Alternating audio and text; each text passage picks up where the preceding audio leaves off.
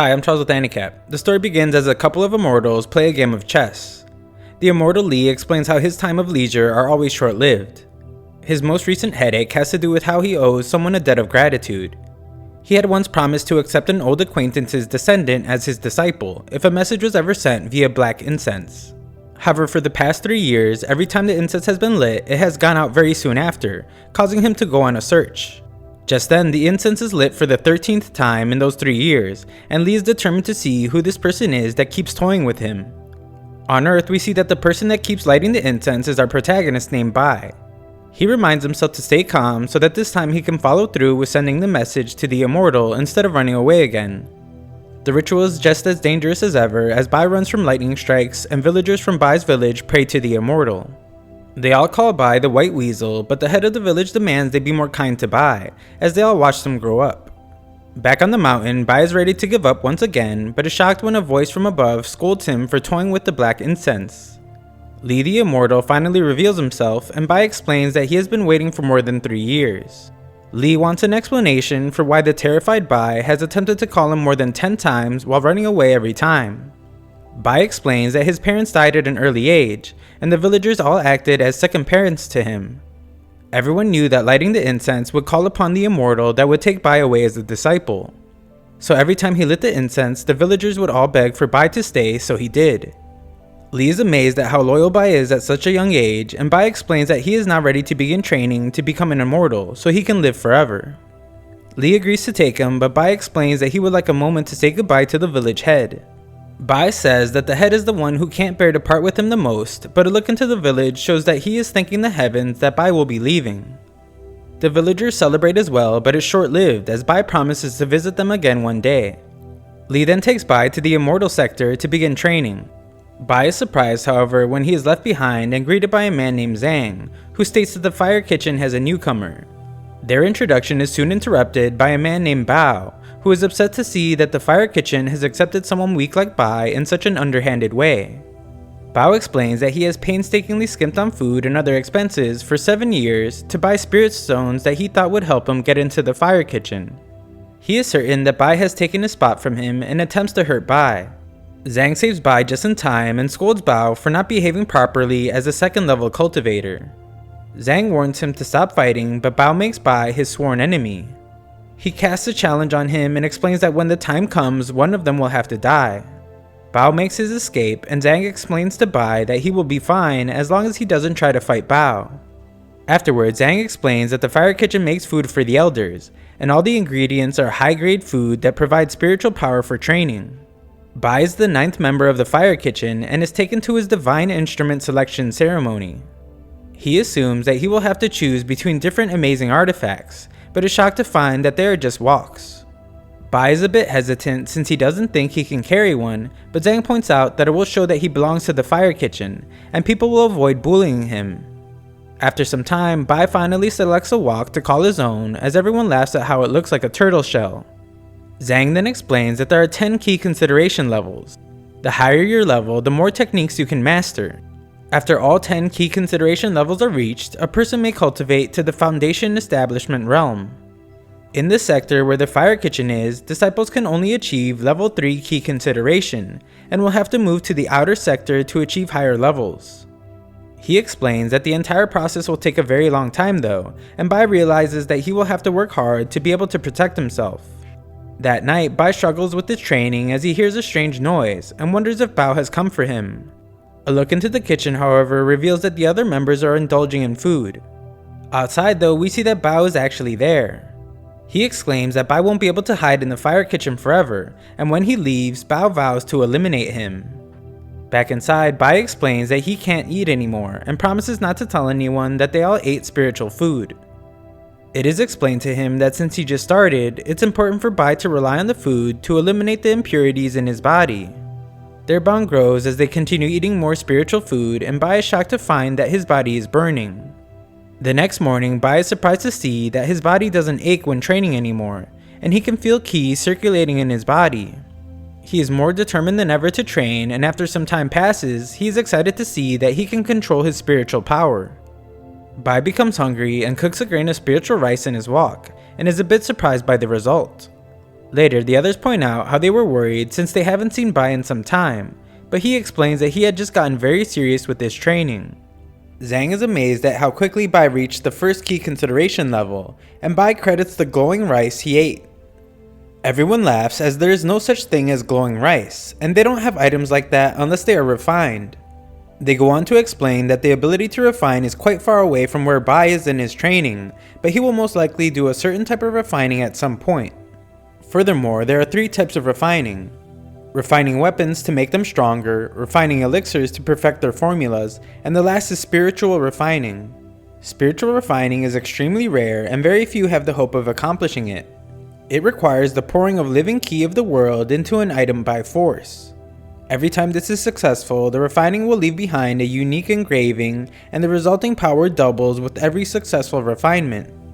That night, Bai wonders if his grain of rice was spirit refined, and if his wok is actually a divine instrument that can perform spirit refinement. He decides that he needs to test it and that he will hide it from everyone. Outside, Bao continues waiting for Bai to step outside. Bai realizes that Bao is only at the 2nd level of key consideration, and decides to train even harder so he doesn't have to hide anymore. Sometime later, Bai is surprised by something and thinks about how he just finished spirit refining his wooden sword twice. However, after doing so, his wok began to float and something seemed to be pulled out of him. Bai is then horrified when he loses a bit of hair, which makes him realize that he must be losing part of his lifespan when refining. Bai has been very cautious his entire life to make sure he would live for as long as possible, but now forsakes his wok for ruining all his hard work. He then surprisingly finds that he is able to absorb and summon his wok at will. As he is called to come out by Zhang, Bai begins to blame Bao for how hard he has been training. The intense training led to him spirit refining, and now he has lost a bit of his life. Bai becomes enraged and calls out Bao as he is ready to fight him now. It is explained, however, that Bao has gone missing and most likely gave up. Bai is upset since he lost his lifespan for nothing, but another member overhears him and reveals that completing a newly available mission will reward a person with a year-long lifespan extension. Afterwards, Bai heads to town to buy supplies for the mission, but he doesn't have enough money. There, he is encountered by Bao, who points out how no one is there to save him this time, but Bai reveals that he was ready to fight anyway. 2 other men join Bao, however, and Bai instantly changes his mind. Bao quickly chases after him, and we see that the other Fire Kitchen members are searching for Bai. One of the men that accompanied Bao explains that they are from the Supervision Department, there to oversee the fight between Bai and Bao. Zhang couldn't care less though, and explains that he can take him out easily. Nearby, Bao initiates the fight with Bai, and Bai finally defends himself with his refined sword. We then watch Zhang fight the supervisor. They are both evenly matched as level 3 key consideration cultivators, and the fight shows it. Just then, their fight stops as they can all tell that someone is about to be killed. Zhang fears the worst as he assumes Bai has lost his fight to Bao, and the supervisor tells him that his Fire Kitchen members need to improve their skills. However, everyone is shocked when they find that Bai had actually won the fight. Bai unleashes his rage as he blames Bao for him losing his lifespan. With Bao now defeated, the spell cast on Bai is lifted, and Bai promises to take revenge once more if he isn't able to regain his lifespan. The supervisor is shocked to see that a new disciple has defeated the powerful Bao, but Bao shockingly reveals that Bai has actually reached level 3 key consideration. Afterwards, it is announced to everyone that there will be an advancement trial for anyone willing to participate. It is the only opportunity to advance to the outer sector, and the competition will be fierce, as they only accept the top 3 candidates. Zhang explains that their Fire Kitchen group never participates in the event, but Bai thinks that it's time for a change.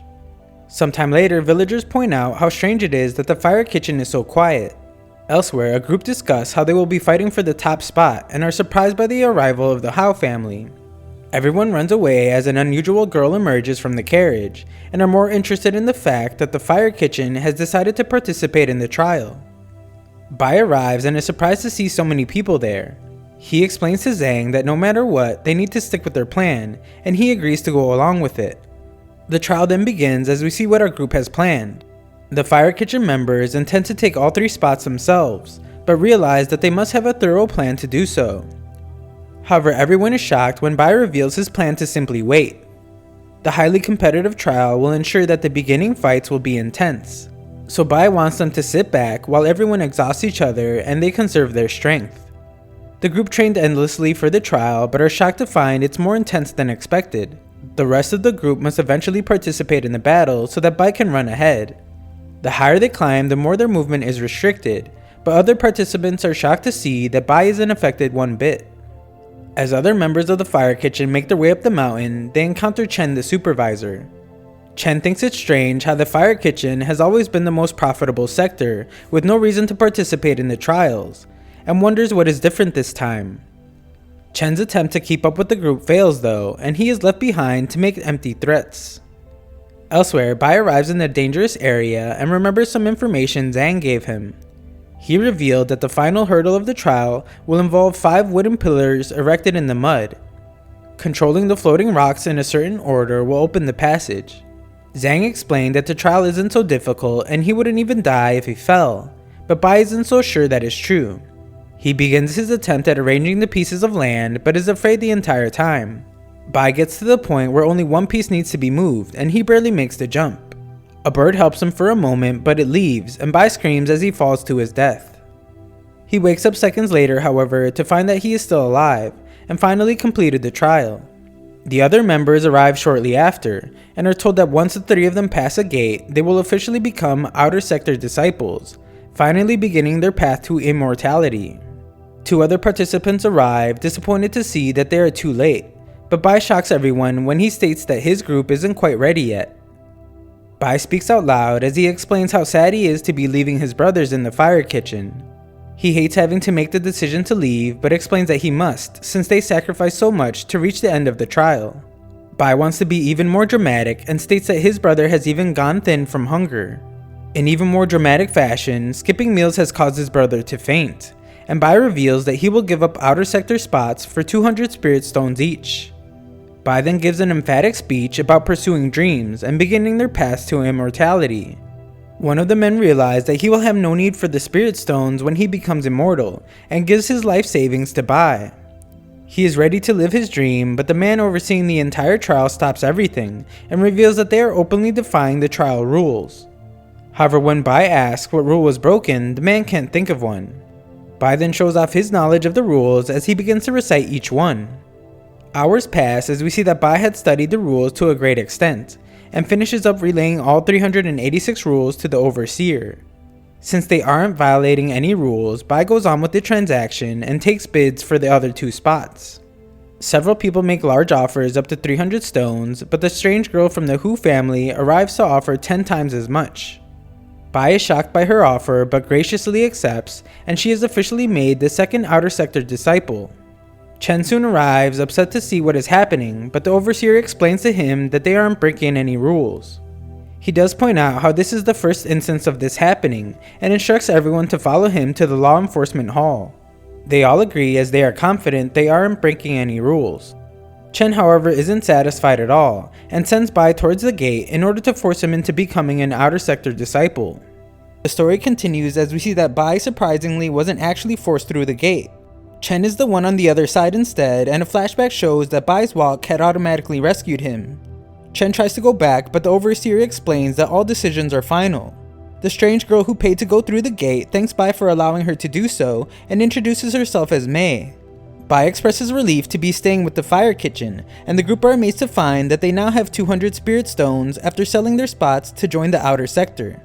They all come up with ways to spend the stones, and Bai states that he just wants a longevity pill. Just then, Bai and his group are picked off one by one by a higher force, and are told that they will be forced to become outer sector disciples anyway. Bai is then momentarily reintroduced to the immortal Li, and he tries to explain that there has been a mistake. Li ignores him, explaining that he must train hard, or he will be sent back to his village. After Li leaves, a man named Yunfei greets Bai. Bai is then surprised to see how well outer sector disciples are treated when he receives new clothes. Yunfei explains that he has never seen the immortal Li so angry at someone before, and acknowledges that Bai must have done something against the rules. Bai defends himself but upsets Yunfei when he refers to Li in such a casual way. Yunfei explains to Bai that he is now an outer sector disciple and must have better etiquette.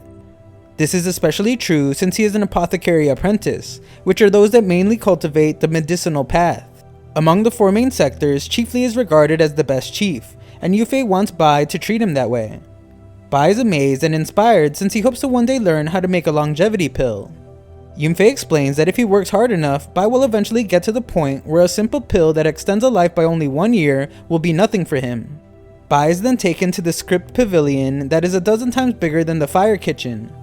He doesn't see any books on refining elixirs, and Yunfei explains that apprentices must first learn 10 volumes worth of plants and spiritual beasts. After that, he will have to pass the 10 giant monuments exam to move on to the next level. Bai notices some scrolls up high, and Yunfei states that those are sealed scrolls that have gone unused for some time. Just then, a man arrives in search of a specific scroll, but the elder working there can't remember where it is. Bai surprisingly steps up and in great detail gives the man its exact location.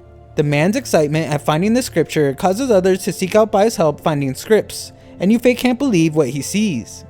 Despite only being there for a very short time, Bai was somehow able to remember everything so accurately. Afterwards, Bai asks for a copy of a script, and the elder is shocked to see that Bai wants to learn the undying power of immortality. The elder explains that the script isn't complete, but it's still very difficult to train. Bai will have to endure bone-piercing acute pain and fierce sensations of extreme hunger, but Bai is determined. The next day, Bai searches for herbs when he is found by Chen. Chen wants revenge, so Bai runs, and accidentally runs into a monument meant for someone taking their 10 giant monument exam. Bai is totally unaware as he thinks it's a good place to hide, and is surprised when a voice announces that the exam tablet has been activated.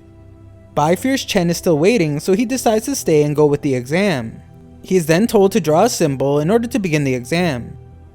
Elsewhere, a crowd celebrates as they wait for the goddess Zhou to masterfully complete her exam. Nearby, Bai finally decides on a unique symbol and the exam begins. He is told that 10,000 plants will be taken apart into their several different pieces, and Bai must put them back together in their original state. After he puts them in the cauldron, the number of correctly assembled plants will be counted. Luckily, Bai recently read about plants and confidently puts them back together. Bai works hard as the burning stick reveals he is running out of time. Exhaustion begins to kick in as he thinks about how he only has a few left to go. Elsewhere, Zhou confidently counts the thousands of animal skeletons she is putting together and emerges from another monument. Everyone is so distracted by her that no one notices Bai leaving his monument. Mei sees him though and explains that the symbol of the person with the highest exam score will appear above the monuments. Everyone expects to see Zhou's symbol, which is a vase, as she will then have placed first in all 10 monuments. Bai then remembers how Yunfei explained this as well. He revealed that out of the 10 monuments, Zhou has placed first in 9 of them. She is challenging the 10th now, and if she places first again, it will be a marvel that the sector hasn't seen in over 1,000 years.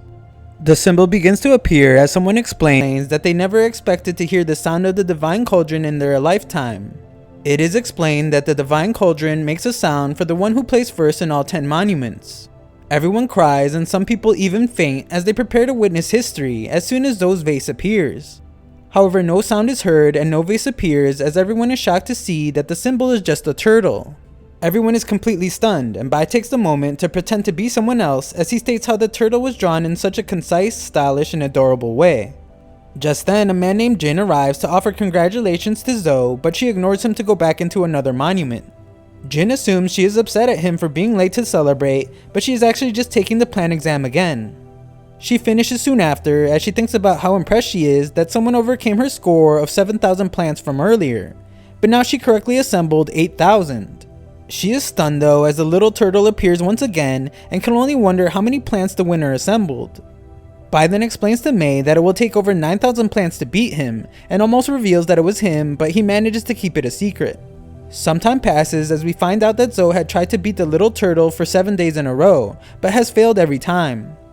People everywhere begin to speculate who it might be and assume it must be some old wise man with tons of experience.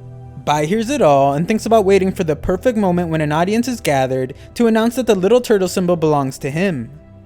His thought is interrupted as Jin offers a reward to anyone that captures the little turtle owner, dead or alive.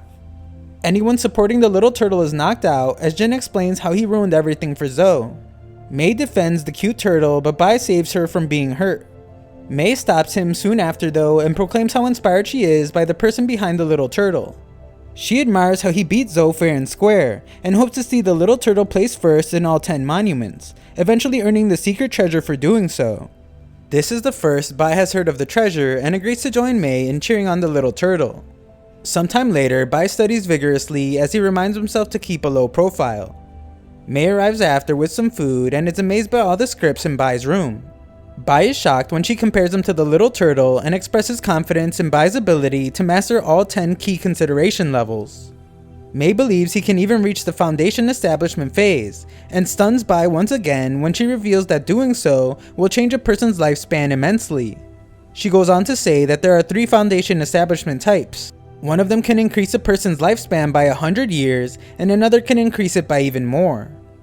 Bai realizes that this might be a long-term goal and plans to pass all 10 monument exams in the meantime. If he can earn the prized treasure, it will help him accomplish his ultimate goal anyway.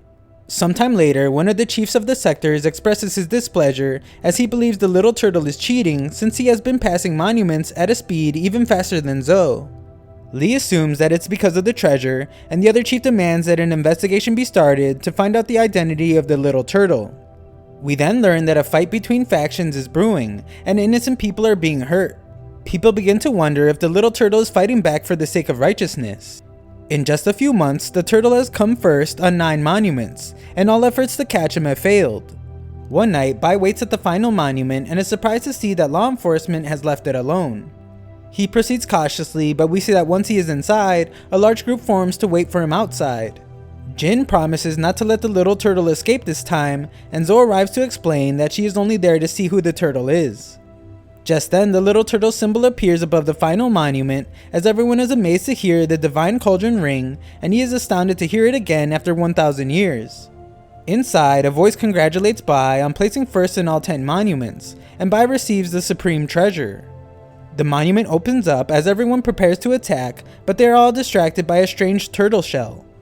The shell is actually just Bai's walk, and everyone chases after him. They can't believe a turtle can go so fast, but are determined to capture him. Mei interrupts them though, and a fight ensues between Bai's fellow sector members and law enforcement. However, just then, Li arrives to break up the fight and instructs everyone to leave. Bai leaves as well, but falls, and takes that moment to admire his supreme prize, an immortality pill. He drops it though and is now at the mercy of a wild chicken.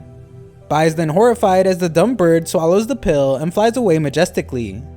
Several months then pass as Bai explains that people stopped thinking of the little turtle as a wanted criminal, and began to see him as a mysterious legend.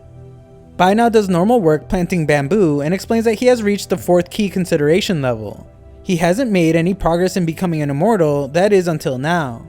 We then watch as Bai trains. He first refines his skin, working the muscles and bones, loosening and tightening everything over and over again. The training is extremely painful, but Bai reminds himself to endure. After passing out, Bai wakes to find that he is extremely hungry. It's the hungriest he has ever been, as he explains that no ordinary person would be able to endure it, and he curses the bird that ate his immortality pill. Bai then vows to make all chickens pay, and we later see that he uses a decoy insect to trick a chicken at a nearby chicken farm. The next day, townspeople are gathered by Zhou to be informed that the immortal Li's chickens are being stolen. They are no ordinary chickens, as they are spirit-tailed chickens that are very valuable for making medicine. She explains that the thief managed to steal dozens in one night. Zhou states that Li is deep in training at the moment and is unaware of the situation. She, being his disciple, will take care of the matter and offers her protective pendant as a reward for capturing the spirit-tailed chicken thief. Bai realizes that things could get bad for him and decides to act fast. Another man jumps ahead of him and makes a suggestion on how to capture the thief. Bai interjects as he needs to earn the trust of Zhou and points out all the flaws in the man's plan. Instead, Bai recommends that everyone team up to form a thief-catching squad. He gives an emphatic speech about how everyone can help whether they are young or old, man or woman. Zhou is impressed as she agrees with Bai and proclaims that he will be the leader of the squad while giving him a ribbon as a sign of trust. That night, Bai thinks about how having his new identity will make it much easier for him to steal chickens and heads to another farm. While he steals, Bai is shocked to hear Zhou's voice exclaim how disappointed she is. Bai thinks he has been caught and realizes that Li will definitely expel him for stealing. He prepares to beg Zhou for mercy, but is shocked to find that she is actually just scolding the farmers for sleeping on the job. Bai is spotted right after though and dramatically states that he stopped training to search for the thief. He says that he was no match for the evildoer though, and sustained many internal injuries fighting him. Bai takes full responsibility as the squad leader for allowing the thief to get away, and Zhou completely buys his story. She explains how he was the only one diligently watching his post, and he is the most deserving of her protective pendant. Zoe explains that Bai shouldn't work so hard and should rest instead, as she wishes that the sector had more disciples like him. After Bai rests, he continues his duty as the leader of the thief-catching squad, as well as his stealing as the chicken thief. One night, Bai buries more chicken bones and laments how there are only a few chickens left in the chicken farm. He realizes that he must expand his operation and heads to the other sectors to find more chicken farms. Bai also continues his intense training, but is surprised one night by a sneak attack in the woods. He dodges the attacks but realizes how out of shape he is since every movement causes him to lose his breath. Bai eventually gets hit by the attack, but celebrates as he notices that his skin has become harder than a turtle's shell. Li finally reveals himself and expresses his amazement at how Bai achieved undying skin and then even surpassed that to reach iron skin. Li realizes Bai must have endured much pain to do it, but is skeptical of something. He points out how besides the pain, a person must endure extreme hunger multiple times, but Bai has somehow grown very fat. Bai blames it on the bamboo he eats, but Li knows it must be the chickens he is eating. Bai states that he has been wrongly accused, but Li isn't interested in hearing any excuses, and unearths all the chicken bones that Bai buried. Bai then screams for help as he thinks Li is going to kill him. Li then takes him away and leaves the overweight Bai in the Valley of 10,000 Snakes. The story continues as an exhausted Bai begs for Li to rescue him. He tries to justify eating all those spirit-tailed chickens by explaining how much he was starving. Bai promises to turn over a new leaf, but Li arrives to wonder if he can trust a psychotic chicken thief. Li then explains that their sector will be having an internal competition. Bai must finish in the top 5 or Li threatens to leave him in the Valley of 10,000 Snakes forever. Bai is a bit hesitant, but fear of the snakes motivates him to agree. When Bai returns home, he reveals that he has spirit refined his sword up to 3 times now, and its speed and power have increased considerably. He explains that he leveled up his protective pendant as well, and he has reached the 5th level of ki condensation, but understands that the upcoming competition will be fierce. Bai studies the scripture with abstract ideas that he is certain others wouldn't be able to grasp, and determines that learning it will give him an advantage. The first concept is lightness in weight, which he attempts to practice by lifting a water tank. He fails miserably, but more studying reveals that he just needs to control his spiritual energy better. Bai learns how to do just that, but finds out that his spiritual energy isn't strong enough when he attempts a move called the throat lock. This being the case, he decides that he must sell bamboo in order to buy elixirs that boost the strength of his spiritual energy. After some time, Bai returns to training and finally manages to lift the water tank. He isn't able to control it though, and realizes that if he can't place in the top 5 during the competition, he will be sent back with the snakes, which means he will never be able to become an immortal. The next morning, Bai wakes up to find a hole in his ceiling, but knows it wasn't a thief since he doesn't own anything valuable. He then remembers that in his sleep, he was somehow able to do the throat lock move, and gains new confidence in his ability to beat everyone at the competition. The story then jumps to the day of the competition, where we see that the overseer from Bai's trial earlier is named Fang, and he will be participating in the competition. Just then, a girl named Fei arrives and is acknowledged as being very powerful. Some believe she will take the top spot at the competition, but others believe Fang will, as he is also at the peak of level 5 ki condensation. The competition is about to start, but the immortal Chief Li is nowhere to be found. Elsewhere, Bai is proud of himself as he finally managed to buy a longevity pill along with some protective talismans to help keep him alive during the contest. However, the immortal Li scolds him as he is almost late for the competition and transports him there. Bai is then dropped in front of the other competitors and he exclaims to Li about how he isn't ready. Fei helps him up though, and Bai determines that he might as well stay since he is already there. Feng watches Bai closely as he is amazed to see that he has progressed enough to participate in the competition in just half a year. Bai is eager to go first, but is told that everyone will draw numbers to determine who will face each other in the first round of the competition. Bai then changes his mind as he is relieved to be fighting last, but is told that what matters most is the opponent he will be facing. The competition then begins as participants 1 and 2 face off. Everyone marvels at the powerful fighters, and soon after, the highly regarded Chen is announced the winner. Contestants 3 and 4 go next, and Bai is shocked by how brutal the fights are, causing him to rush and attach as many protective talismans as he can. Feng eventually fights and amazes everyone as he ends the battle with 1 attack. Fei impresses in her fight as well when she gracefully dodges attacks, and eventually uses a smoke screen to destroy her opponent. Soon after, it's Bai's turn, and we see that he is trying to run away. Li catches him, and Bai's excuse of having to go to the bathroom fails when Li says he can wait for him to go. Bai's opponent explains that they aren't in a culinary competition when he sees Bai's walk, but Bai states that it's for defense. They are told to begin fighting already as Bai asks for his opponent to go easy on him. His opponent doesn't hold back though, and after Bai's walk is knocked from his hand, he is surprised to find his opponent unconscious. A quick memory then shows that it was actually his walk that did all the work, and Bai is announced the winner. The audience is appalled at how Bai won, and is told that he can't use any utensils during the competition moving forward. Everyone is then surprised by the number of items Bai has brought, and he is mocked by all, but Feng knows not to underestimate him. Winners of the first round must now select new numbers, and Bai realizes he only needs to get through the next round to finish in the top 5. He hopes to fight one of the weaker opponents as Feng is called next. Everyone pities whoever has to go up against Feng, and we see that it is Bai. Bai is so scared that he can't even bring himself to face Feng, but observers wonder if Bai has a secret attack he is preparing. Bai uses this opportunity to fake confidence, and it works as Feng becomes more cautious. Bai realizes that he won't be able to delay the fight much longer, but imagines how poorly a real fight will go for him.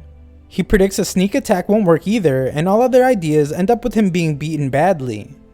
Feng soon realizes that Bai is just putting on an act and attacks him, but is shocked to see that Bai wants to beg for mercy. Everyone mocks him for being a coward as Bai shamelessly asks that Feng let him attack first. Feng can't handle the embarrassment and agrees to his request. Bai prepares his attack, but it becomes clear that he is just buying time. His arms and legs become numb as he moves slowly. The crowd urges Feng to just attack, but he refuses as he is a man of his word. The elder begins to admire Bai's ability to delay when he points out that 4 hours have passed, but Bai drops his sword soon after. Feng considers this a failed attack from Bai and begins the actual fight.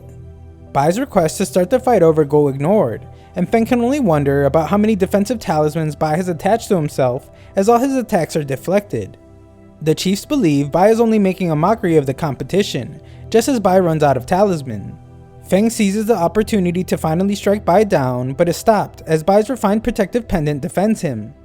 Its defense is so powerful that it hurts Feng, but Feng explains that there is no item that can protect Bai from his next attack. Everyone is shocked to see Feng use the blood spirit technique, and Bai notices that Feng wields a sword that has been spirit refined twice. Bai refuses to die though and uses his own sword to stop Feng's attack. Li observes that Bai's sword has been spirit refined 3 times, and everyone is in disbelief as they have never seen a sword glow with such radiance. Their disbelief only grows as the almighty Feng is defeated, and Bai is announced the winner. Zhou is just as shocked as everyone to see a sword that has been spirit refined 3 times, but is more impressed with Bai's use of the lightness and weight technique. Bai has managed to amaze everyone, but we see that he just celebrates the fact that he managed to survive.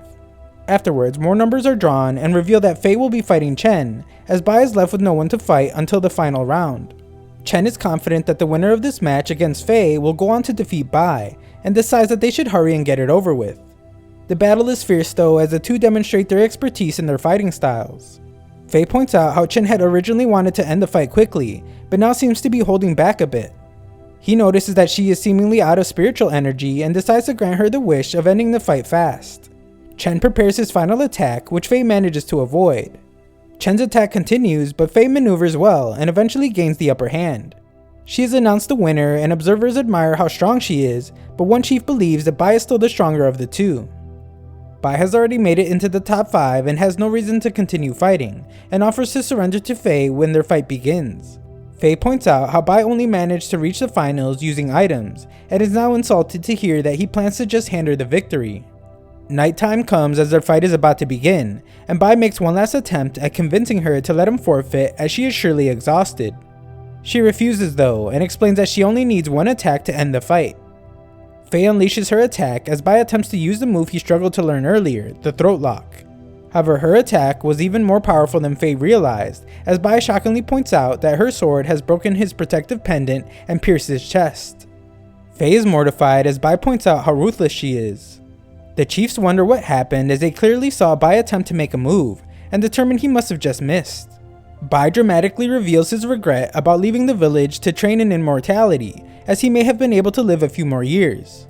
Bai's final words reveal his plans to finally reunite with his deceased parents, and a crowd rushes to his side.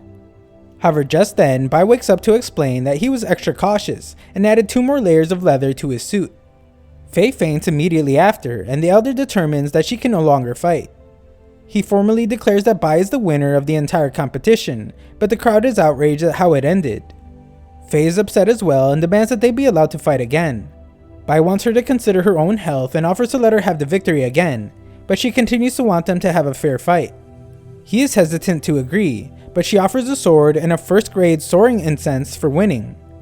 It is explained that she went through much hardship to acquire the incense, and it greatly helps one reach the 6th level of key condensation. Bai is still hesitant to fight her though, so she challenges him to a competition on their knowledge of plants, since they are both apothecary apprentices. Bai accepts, so Li grows a spiritual plant that was created by grafting together many types of spiritual herbs. The one who can correctly identify the most herbs wins.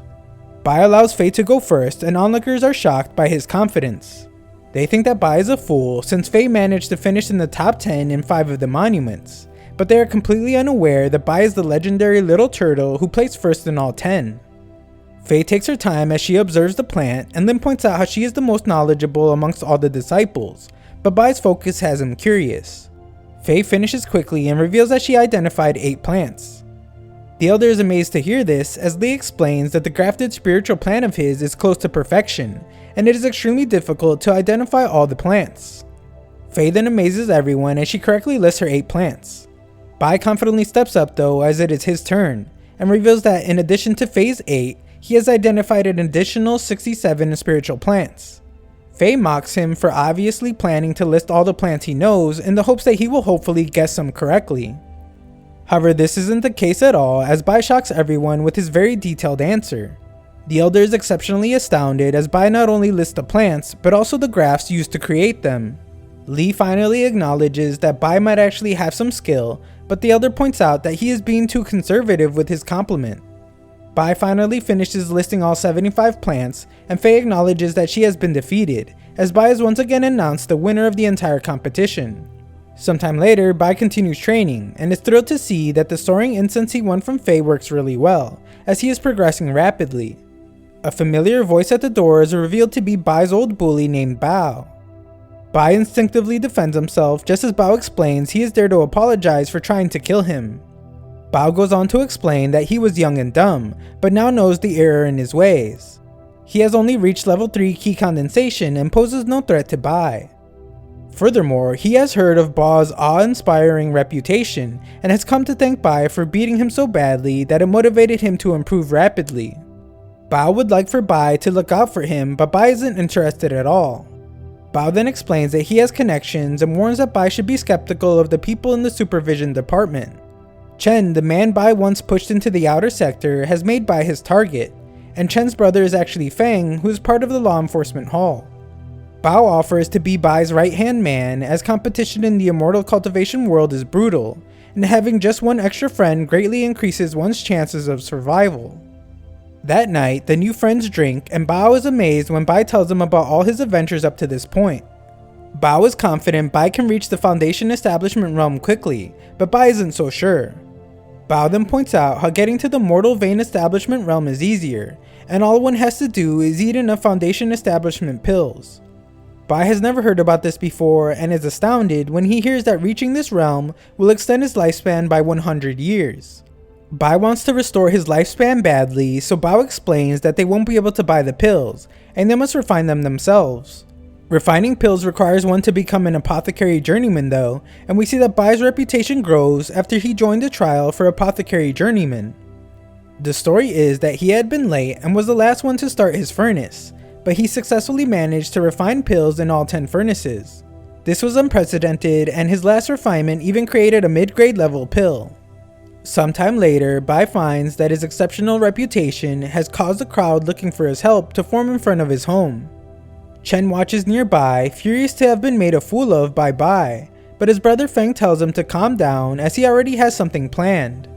Bai then finishes helping everyone just as Mei arrives to compliment him on his good deed. She wants to make sure that if Bai ever travels far away, he will message her regularly, but their conversation is interrupted by Bai's right-hand man Bao. Bai is then confused when Bao warns that he must run away while he still can, as there is a chance he might be able to escape. He is wrong though, since when they get outside, they are met by law enforcement, who explains that Bai must come with them to the law enforcement hall. The story continues as Feng and Fei wait for the third person assigned to their group, and they lament how late he is. They don't know who it is yet, but quickly determine he must be unreliable, and soon find out that it is Bai. Bai greets them as they are both surprised to see that the law enforcement hall has selected him of all people. Feng points out that Bai is dressed for battle when their mission is simply to look for a man named Yongheng, who they have lost contact with. It won't be a dangerous mission, but Bai explains that he would rather be safe than sorry, and Fei mocks him for being too scared to live without an extra layer of protection. Other members of the fire kitchen arrive to bid farewell to Bai, and Zheng gives Bai his walk as a parting gift. However, to Zheng's disappointment, Bai hasn't gained much weight and isn't able to carry the walk.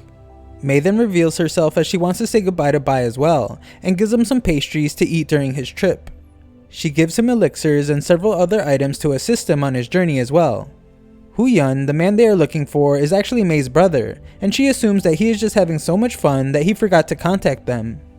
Mei refuses to believe he is in danger, and asks that Bai punch him once he sees him for making her parents worry. Bai assures her that her brother is fine, and promises to bring him back safe.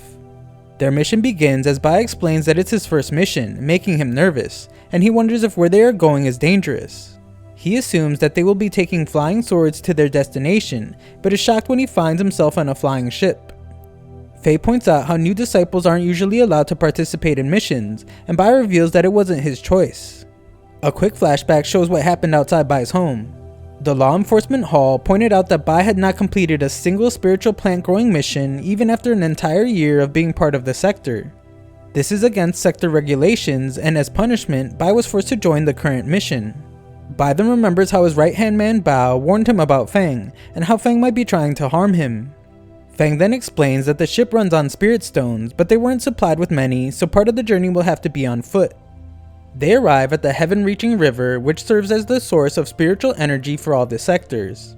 The further downstream you go, the more sparse the spiritual energy is, and Bai can feel the difference as they move. Bai's two companions are then disappointed to hear that this is the first time he is hearing about there being other sectors. Just then, they reach their final destination called the Fallen Star Mountains. Bai can't understand why they don't just wait till the morning to explore, as he fears there might be dangerous beasts lurking around. He becomes even more terrified when Feng explains that the territory of the demonic bloodstream sector is just on the other side of the mountain. Bai then composes himself to prove that he isn't a coward, but loses it instantly when Fei tricks him. Bai explains that he isn't afraid and that he just likes being very cautious, as he nearly gets killed by a hypnotizing flower. The group then stumble upon a rabbit's corpse that clearly didn't die of natural causes, and an evil energy can be felt around it. Feng and Fei both become very nervous as there are clear signs that it is the doing of a two-headed bat. Two-headed bats have poisonous claws and teeth that cause choking upon contact with blood. The trio then tense up as something can be felt approaching, and Fei must save Bai from being crushed. They are all shocked to see that a giant is the cause, and Bai is then the one to save Fei as he explains that he has a lot of experience with snakes. They think they are safe for a moment, but the giant appears above them. The two stay completely still though, and the giant just leaves. Bai can hardly believe what he just saw, and Fei explains that it was a behemoth with strength beyond the Foundation establishment level. If they had been found, then all three of them would be dead. Bai is amazed at the fact that they have already seen the most dangerous thing there, but Feng explains that it wasn't even close to being the most dangerous, and they will likely encounter more dangerous beings. Bai pretends not to be afraid though, and as he walks away, we see that Feng puts something on his shirt that wakes the two-headed bats nearby. The bats are extremely agitated, and the group must do all they can to fight them off. There are too many though, so they decide to separate and meet up outside the forest, but Bai is nowhere to be found. Fei calls him a coward as she uses her immense power to fight several bats. Afterwards, Feng states over a transmitter that no matter how lucky Bai was to escape the bats, it will be impossible for him to make it out of the forest alive. Fei arrives soon after, and Feng says that they can only hope that Bai is okay. Fei refuses to sit idly by though, and wants to look for him. Feng points out that the two-headed bats are most active at night though, and going back would be suicide. Feng takes responsibility for bringing them through the forest, but Fei points out that no one could have predicted the bats being there. She goes on to say that they should eventually go searching though, so that they can at least bring Bai's body back to the sector. Back in the forest, we see that Bai is running from the bats and exclaims that his life is far too valuable to just let the bats catch him, but he has run out of running room. The next morning, Feng pretends to be disappointed that Bai didn't come to their smoke signal, and Faye thinks about when they first met. They feel like they can still hear his voice and realize that it's because Bai is standing right in front of them. Bai explains how terrifying it was for him and wonders if Faye was worried since she has dark circles under her eyes. Feng is in awe to be seeing Bai alive, and Bai states how the bats chased after him relentlessly. He asks that he never be left alone again, and Faye wonders why he didn't come to the smoke signal immediately. Bai is sure Faye was worried sick about him now, and explains that once he decided to fight the bats, things became exciting. The fight helped him realize just how powerful his little wooden sword had gotten, and Feng is stunned to hear that not only did Bai survive, he managed to defeat the two-headed bats. Bai then explains that he also discovered that the tooth of the bat is a rare material for refining the burning blood incense elixir, and so he spent the entire night extracting them. They are about to leave, but before they can, they are attacked by an eye above them. Faye saves Bai, and Feng explains that the eye is an ancient beast that is able to slowly drain a person's true energy with its stare until the person dies. Afterwards, their search for Hu Yun continues as Bai calls out his name, and Feng soon reveals that he has discovered Hu Yun's position. They follow a spirit stream disc which indicates the last place Hu Yun's transmitter emitted its last signal, but Hu Yun is not there. Feng realizes what is going on and reveals a message left by Hu Yun. It reveals that Hu Yun discovered strange clues in the mountains, so he went to investigate. He doesn't leave information on the clues though, so Faye wonders what could have been so urgent. Feng speculates that Hu Yun might have went to see a clan that guards the border of this region, and Bai thinks they should report back to the sector before deciding what to do. However, Faye refuses to alarm the sector over such a small matter, and is not willing to abandon Hu Yun. Bai explains that he is taking everyone's safety into account, but is convinced that they can give a full report after they complete their mission. Just then, we watch as two people run through a forest as they discuss how important and urgent what they are doing is. A force begins to restrict their movement, and a man appears surprised to see two demigods before him, but he tells them that they must leave. Elsewhere, Bai's group arrives at the border that is seemingly desolate, but Bai is startled when someone from the Lucian clan emerges from the building. They are welcomed inside, but Bai points out how the place is clearly strange and suspicious and begs that they not go inside. The decision has already been made though, so all Bai can do is depend on his trusty protective talisman to keep him safe. Inside, Bai can't help but notice how strange the trees are and how incredibly silent everything is. The man explains that the leader teaches that stillness is the best path to cultivation. Feng is eager to meet their leader, but the man explains that they all simply need to just follow him. Eerie singing can be heard in the distance as Bai smells a scent that reminds him of the spiritual food from the fire kitchen. The voice singing can be heard telling listeners that they must be obedient and should not cry. Bai is concerned as always, and Faye tells him to just wait alone. The creepy singing doesn't stop, so he continues following the group, but he considers for a moment just returning and taking his punishment from the law enforcement hall. Just then, Bai hears footsteps and is attacked by a red shadow. He tries to explain it to the team, but they don't believe him. Feng realizes that the man has disappeared though, and the others realize Bai wasn't just hallucinating from fear. Faye warns not to touch the ribbons as they will cause a person to become deranged. The man is the one behind the attack, and Feng explains that they are simply looking for someone. The man doesn't care and explains that if someone did come there, then he is now gone from this earth, and they will be able to join him soon. Feng vows to make the man pay for betraying the spirit sector and begins the fight. The man explains that fighting back is futile, but Feng manages to put up a good fight. The ribbons are overwhelming though, so they must run. Bai attempts to report back to the sector, but the transmitter isn't working, as we see that the man simply watches them.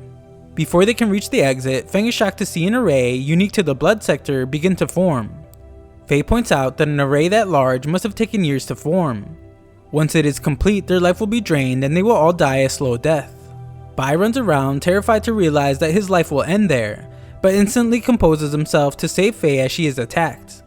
Faye then must search through the rubble to find Bai, and he once again points out how concerned she was for him, but she explains that she just doesn't want to owe him a favor if he was killed because of her. Their moment is interrupted though by the man, who explains what an honor it is for all of them to be a part of the Lucian clan's spiritual sacrifice. Feng can't believe that Bai is running for his life once again, but Bai proclaims that running is better than just waiting to become fertilizer. Bai thinks he has found a way out, but quickly realizes he has been tricked, and Faye points out that the man is using the array's power to cast his illusions.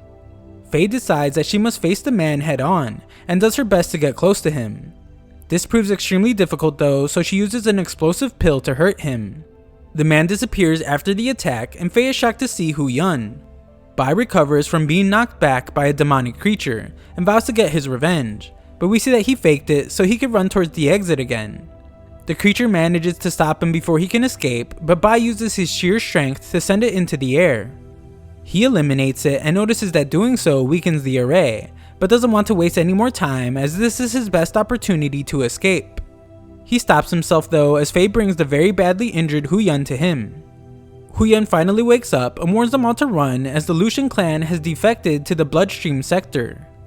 Faye explains that they can't escape as the soul-sucking array is complete, just as roots emerge from the earth to continue attacking the group. Bai reveals that he made a hole in the array and Faye uses it to escape with Hu Yun. Bai is still stuck inside though and is shocked when Feng requests his assistance. Feng had really just used the opportunity to make sure that Bai would fall victim to the attack of the roots. Feng explains that Bai managed to survive the forest but isn't so lucky now as he will remain under the roots forever. Feng is shocked though when he looks at the opening in the array and Faye from the outside points out how their only chance at escaping is closing. Inside, Bai wakes up after realizing what Feng did and vows to not let himself die in such a place. Up above, Feng is being consumed by roots as well and plans to use an explosive pill to free himself. However, he is shocked to see that Bai is still alive when he emerges from the ground. Feng states that he'd rather they die together than let Bai escape and launches the explosive pill at Bai. The explosion is massive and Feng is consumed by roots immediately after. We see that the explosion pushes Bai out of the array and he is surprised that Feng actually tried to blow him up. Luckily for Bai, he trained hard to achieve undying skin and isn't hurt at all. We then see Feng emerge from the roots as he vows to tear Bai to pieces when he gets out, but the man from earlier explains that he will never escape their array. Nearby, Bai pretends to be upset that Feng was left behind and credits Feng with saving him. Elsewhere, we are shown that the Lucian clan is performing some type of ritual, and the man from earlier reports to their leader named Tian Yu. He explains that he only managed to capture one of the intruders, and the intruders managed to escape with Hu Yun. Tian Yu isn't too concerned as they must focus on their goal that is only a couple weeks away from completion, but the man still promises that the intruders won't be able to leave Fallen Star Mountain alive. Elsewhere, Bai laments how the transmitter isn't working, and Faye wonders if they will be able to escape alive. Hu Yun explains that knowing the Lucian clan has betrayed the spirit sector is too big of a secret, and the clan definitely won't let them live. Faye begins to cry when she is overwhelmed by the fact that they likely won't be able to escape, especially since Feng couldn't, even though he had reached level 7 key condensation. Faye points out how Bai has always put his life above everything else, and wonders if he is extremely scared now that they are being hunted. Bai reveals that he is scared, but explains that it only motivates him to try harder to escape. Faye is scared as well, but agrees that they should fight back with all their strength, so the three of them can return to the spirit sector together. Hu Yun then explains that he has recovered a bit, so Bai gives him the punch he promised Mei he would give for worrying their family. Hu Yun then realizes that their group must have flown in on ship since they are unaware of the terrible state that the small villages around the mountain are in. He explains that the Lucian clan partnered with the Blood Sector to overcome spirit power restrictions set by the Spirit Sector. They murdered innocent people to absorb their breath of life and left no survivors. He thanks the two as he surely would have met the same fate and asks that they all leave quickly. However, just then they are struck by a vicious attack and the man from earlier explains that they have unfinished business. Faye doesn't want to hear him talk anymore, so the man prepares to send them off on their final journey. Faye tells Bai that he must run away and report what is happening on the mountain. She demands that he go and do his best to survive, so Bai takes off as fast as he can. He repeats to himself over and over again how he must not die, and will do whatever it takes to survive. Bai runs faster and faster as he thinks about the terrifying power that the man wields. He falls down soon after and tells himself to continue running, but can't stop thinking about Hu Yun and Faye being attacked. Back at the fight, Hu Yun and Faye are in really bad shape as the men of the Lucian clan torment them. Faye puts up a fight, but the group leader just instructs one of his men to kill her. Hu Yun can only beg that they stop as Faye prepares for her death, but the man isn't able to complete his attack. Everyone is then shocked as they see that it's because Bai has returned. He explains that he couldn't abandon them and promises to protect their lives from now on. The story continues as Bai returns just in time to rescue Faye from certain death. She tells Bai to run away once again, but Bai explains that he won't abandon them anymore, and from now on will protect their lives. The attackers are surprised to see that the coward who was the first to run has returned, but determined that eliminating him won't be an issue. They are wrong, however, as Bai finally demonstrates his fighting abilities. Faye watches in amazement as she knows that Bai has always been very clearly afraid of dying, and wonders how he found the courage to come back. She realizes that this must be Bai's true self, just as he finishes taking care of the attackers. Just then, the leader Tian Yu uses his malicious ghost killing ability on Bai, and states that he had to use it since he wasn't going to underestimate Bai again. However, he is extremely shocked to see that Bai is still alive, so he unleashes a barrage of attacks. The powerful attacks hardly affect Bai, and Faye wonders if this is the ancient undying power technique. Tian Yu is completely confused as he knows that Bai is only at the 5th level of ki condensation, but determines that he is still far stronger than Bai. The two then battle it out as Faye is amazed to see Bai actually take hits before he attacks to reduce the disadvantage of his lower cultivation. Bai then lands a devastating punch and explains that it was revenge for what they did to Faye and Huyun. Tian Yu is defeated but refuses to give up and exclaims that he will do whatever it takes for the sake of the Lucian clan's grand scheme. It's clear that Tian Yu has exchanged his life for the ability to take Bai's, so Faye begs him to forget about them and run away. However, Bai stands his ground and exclaims that he will go all out. Faye is then shocked as Bai summons a purple ki transformed cauldron and uses it to defeat the monster. Elsewhere, the leader of the Lucian clan is informed that Tian Yu has died, and everyone is shocked as they believe that he was just fighting 3 disciples. Tian Yu was at level 8 ki condensation, so everyone wonders if their secret has already been found out and if the spirit sector has sent a foundation establishment cultivator after them. The entire clan begins to panic, but one of their leaders named Heng arrives to calm them down, as he explains that he will take care of the problem. Back in the forest, Bai is surprised to find that he is still alive, and explains that he promised Faye they would return to the sector together.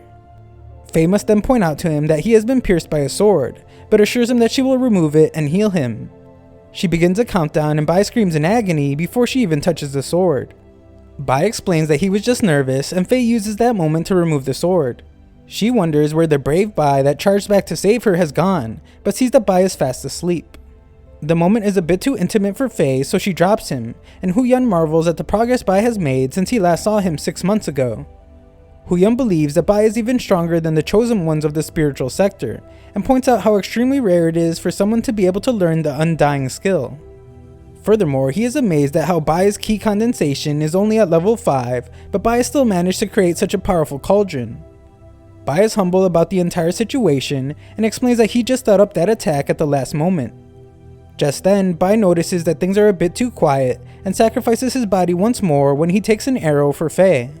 Nearby, Heng arrives to inspect Tian Yu's body and can tell Tian Yu was forced to use their clan's forbidden technique.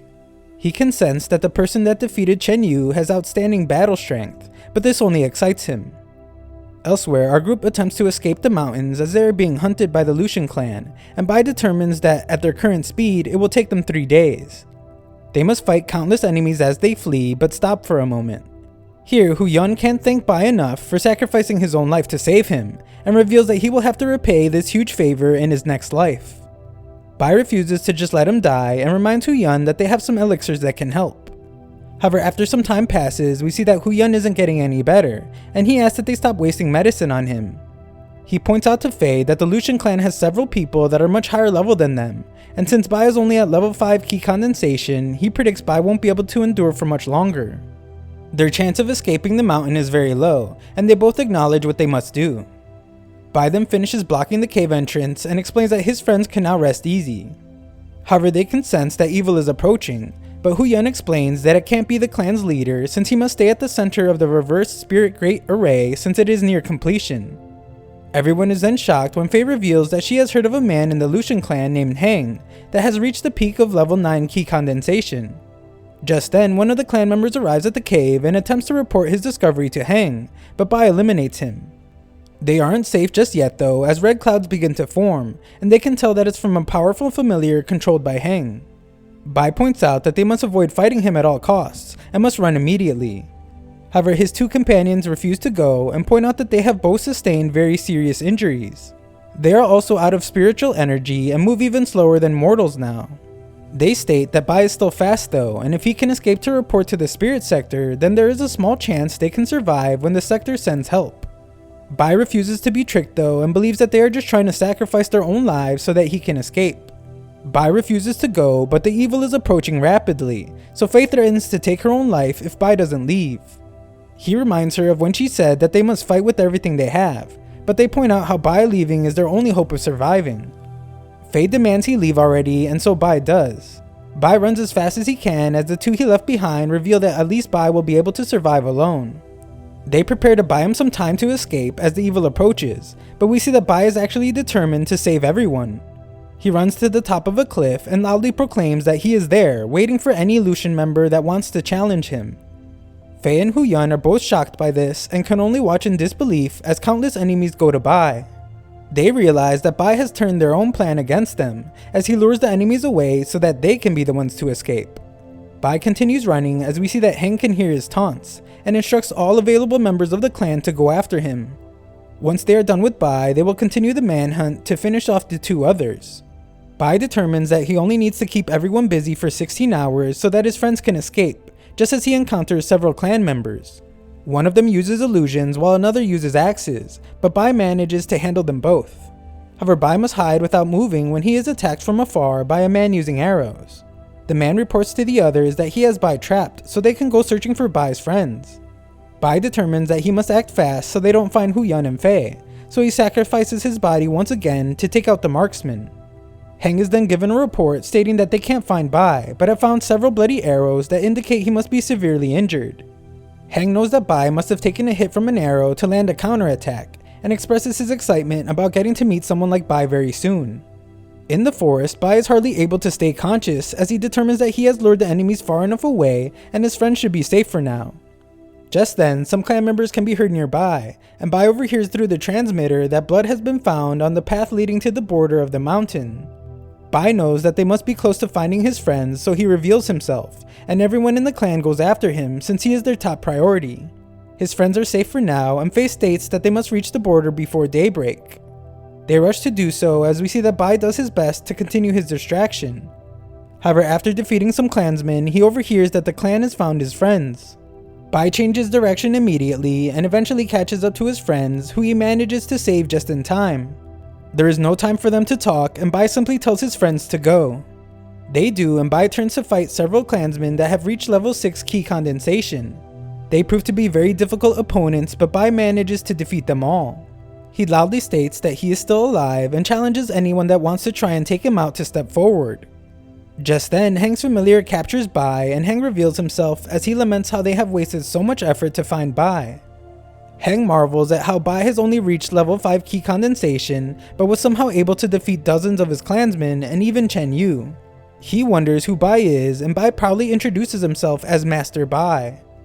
Heng is hardly affected by Bai's attack and begins to crush Bai. Bai refuses to die there, but Heng points out how Bai doesn't have a choice in the matter. We then get a brief glimpse of Bai's fleeing friends as Faye begs that Bai continue to endure. Back to Bai, we see that he has been consumed by Heng's familiar, and he wonders if this is how he will die. Just then, Bai has a childhood memory of when his dying mother told him that he must continue living at all cost. Bai finds the power within himself to force his way out of the snake, and unleashes an immense attack on Heng. Heng shakes as he points out how Bai's spiritual energy feels like it wants to take away all life. He is amazed that Bai was able to break through to the 6th level of key condensation just now, but points out that Bai is still an insect that he can crush at any time. They begin combat, but Heng quickly shows that Bai's sword is too weak by breaking it. Bai's throat lock attack is then stopped, and Heng breaks Bai's arm. We then watch as Bai's friends continue running, but Huyan reveals that he can't go on anymore. He shows Faye the boundary monument and explains that it's the place where she will be able to send a message back to the sector. Huyan makes her promise that she will survive, and she heads off without him. Back at the fight, Heng is amazed to see Bai's formidable regenerative power as Bai's arm heals itself, and thinks about how Bai would be a good opponent if he was at level 8 key condensation. Bai is still in a great deal of pain though, as he must tell himself not to collapse. Bai is driven by the powerful need to save his friends, and summons his purple transformed cauldron to land a powerful attack on Heng. Bai is surprised to see that Heng isn't defeated, and Heng acknowledges that Bai is indeed an opponent worthy of respect. He states that Bai must still die though, and tells Bai to feel honored that he forced him to use his next move, as everyone that has seen it is no longer part of their world. Heng's ability brings forth a deadly sword and causes him to transform, as Bai is amazed by the power of a level 9 key condensation cultivator. Heng prepares to destroy Bai with his immense sword, but Bai uses his walk to stop the attack. Heng pushes his attack further though and manages to break through the walk's defense. The force created by the attack is so powerful that it pushes Fei off a cliff, and she drops her transmitter. Bai struggles to move his body at all, and Heng states that it's time to go finish off Bai's friends. This only drives Bai to continue fighting, and he sends himself and Heng off the edge of a cliff. A quick glimpse shows that Fei is severely injured, but is close to the boundary monument. She is completely unable to walk, so she crawls to the monument as she continues to plead that Bai hold on. Heng is more furious than ever and begins beating down on Bai, as Fei continues to inch closer to the monument. During a pause in the beating, Bai points out that Heng's punches aren't as hard as his bones, and calls Heng a piece of trash. It becomes very clear to Heng that Bai will not be giving up, so he states that Bai will have to seek revenge in the afterlife as he lands his final attack. However, Heng is shocked to see that Bai is holding onto his arm and not letting him go. We then see that Fei finally reaches the monument and just manages to send her message back to the spirit sector. Back at the fight, Heng attempts to pull away from Bai, but Bai won't allow him to, and loudly proclaims that if he is going to die, then Heng will accompany him to death. Bai then pulls the sword further into himself, bringing Heng in close enough for him to punch Heng right through the neck. The fight is over just as day breaks, and Bai proudly acknowledges his own accomplishment right before he collapses. Back at the spirit sector, we see that Fei's message is being heard by all. She stated that Feng had been killed in battle, Hu Yang was gravely injured, and Bai lured away a level 9 cultivator alone, and it is unknown if he is still alive. The law enforcement elder named Ouyang Ji is told about the Lucian clan betraying the spirit sector. He is also told that Bai had lured away the powerful Master Heng, but it is unknown if Bai survived. Ouyang Ji then has the great bell rung and sends a message. He instructs all disciples to abandon all missions, stop all training, and stop all activities to assemble at the center of the village. There, he explains that the Lucian clan has colluded with the Blood Sector and slaughtered innocent mortals to achieve their goals. Furthermore, one of their own disciples, Bai, had fought a fierce battle by himself to save fellow disciples, and his whereabouts are unknown. He explains that it is now time for them to act. Ouyang Ji instructs everyone to set out for battle to annihilate the traitors and rescue their fellow disciples. The crowd is invigorated as they begin to chant those words, and they all prepare for war. The story continues as a transport array is activated, and the sector leader instructs all the disciples to not return without victory. Back at the mountain, the leader of the Lucian clan wonders why Heng has not returned and doubts that he has been defeated. Just then, their ritual to begin the reverse spirit array is interrupted as their cave begins to collapse. Outside, the leader is shocked to see a fleet of flying warships and is horrified when he realizes that they have been exposed. The spirit sector forces begin their attack on the Lucian clan's base, and its leader does his best to stop it. However, he stands no chance at all, and the entire Lucian clan is instantly crushed by the mighty force of the spirit sector army. Chief Li is then informed that Bai and Fei have yet to be found, and he explains that they are now the top priority. Near the monument, Fei is found by two robed strangers, and healed just enough to wake up. Her first thought is to go help Bai, but she struggles to run, and the two offer to go in her place.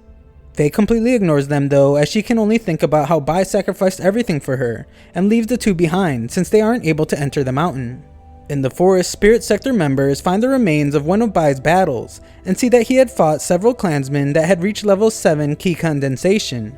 Li points out how not even chosen disciples would have been able to escape unharmed, and can only imagine the horrible pain Bai must have went through. Just then, a clue is reported to have been found, and Li arrives to see that it's a piece of Bai's clothing they found in a pool of blood. Li has a brief memory of when he told Yun Fei to give Bai those clothes. He stated that while Bai is very mischievous, he has innate talent, and Li believes Bai might one day become a great cultivator. They then discover a blade mark that reveals it was from a cultivator at the 9th level of key condensation, and the person must have used a lethal move executed at full strength. Li is told that it would be impossible for Bai to survive, and Li regrets getting there too late. Just then, Fei arrives and explains that as long as Bai's corpse is not found, then he must still be alive. However, she breaks down when the investigator shows her the piece of Bai's bloody clothes, but she still refuses to believe that he has died.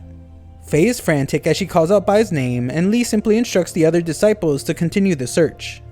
Back at the Spirit Sector, the sector leader of the Spirit Stream Sector, named Yuan, is told that a search for traces of life was conducted, but in this world, there is not the slightest sign of life from Bai.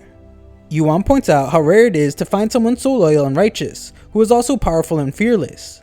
If the Lucian Rebellion had succeeded that day, the Spirit Realm would have been in great danger. Bai was able to buy enough time for a message to be sent, and this danger, with consequences too terrible to contemplate, was avoided. The sector will never forget that Bai sacrificed his life for a righteous cause, and they plan to honor him. Sometime later, a memorial service is held to mourn the genius practitioner Bai. Everyone cries about his death, but Zhang reminds the Fire Kitchen members that they shouldn't cry, since they must calmly send Bai off on his final journey. A speech honoring Bai is told that highlights how good of a person he was. He used his life to spread goodness and eliminate evil, and eventually sacrificed it to save the Spirit Sector. Mei is completely beside herself and begs that Bai be given back to her. Bai is then accepted as a disciple on behalf of the perfected being Ling Lo, and given the title of Honored Disciple, only the 10th one in the thousands of years of the Spirit Sector's entire history. A bell is rung to honor him, and everyone lowers their head to mourn his death. Li is then left to wonder what would have happened if he never brought Bai to the Spirit Realm, or if he had paid more attention to him. The other members of Bai's team are then promoted to the Inner Sector, but Fei asks that her promotion be withdrawn. The Elder is shocked since no one has ever rejected a promotion to the Inner Sector, and the crowd is certain that she has gone crazy. Yuan is curious as to why she would refuse the reward, and she explains that it's because she has another request. She then shocks everyone as her request is that she be stationed at Dongling City. Yuan points out that the city lies on the border of the Lucian territory. It is a desolate and dangerous land that no one is willing to go to. Fei explains that she is of the belief that Bai is still alive, and she wants to go there to wait for him. Yuan honors her request, and we see that Fei stays at the ceremony much longer than everyone else. She wonders if Bai would not like her going to such a dangerous place, but Fei feels like she must since Bai gave up his intense desire to survive just to save her. She realizes that she won't be able to pay him back in this life, but no matter how long it takes, she vows to wait for him to return. Elsewhere, we see that Bai has a dream of being a hero of the Spirit Sector, and surprisingly wakes to find himself completely healed. He begins to wonder if he has died and moved on to the underworld. Bai points out how he has tried to avoid death his entire life, just as a man reveals himself. He is the Tomb Guardian, and Bai asks that he have mercy on him since he is just a ghost passing by. However, Bai is extremely relieved to hear that he is still alive. He instantly thinks about the safety of his two friends and tries to find them, but is stopped by a barrier. The man explains that it is an ancient barrier, and even though Bai has trained using the Undying Power method, he won't be able to pass. Bai is surprised to hear that the man knows about his training, and the man explains that if it wasn't for the Undying Power flowing through Bai's body, then he would have become a lonely wandering ghost. The Undying Power forcibly absorbed the surrounding life forces and healed Bai on its own. The man then gives Bai a pill that will help him recover his spiritual strength, and the man explains that he will return in exactly 15 days. Afterwards, Bai realizes how strange it is that the man wants to help Bai regain his strength, but won't let him leave the cave. This makes him wonder if the man is just trying to fatten him up to eat him.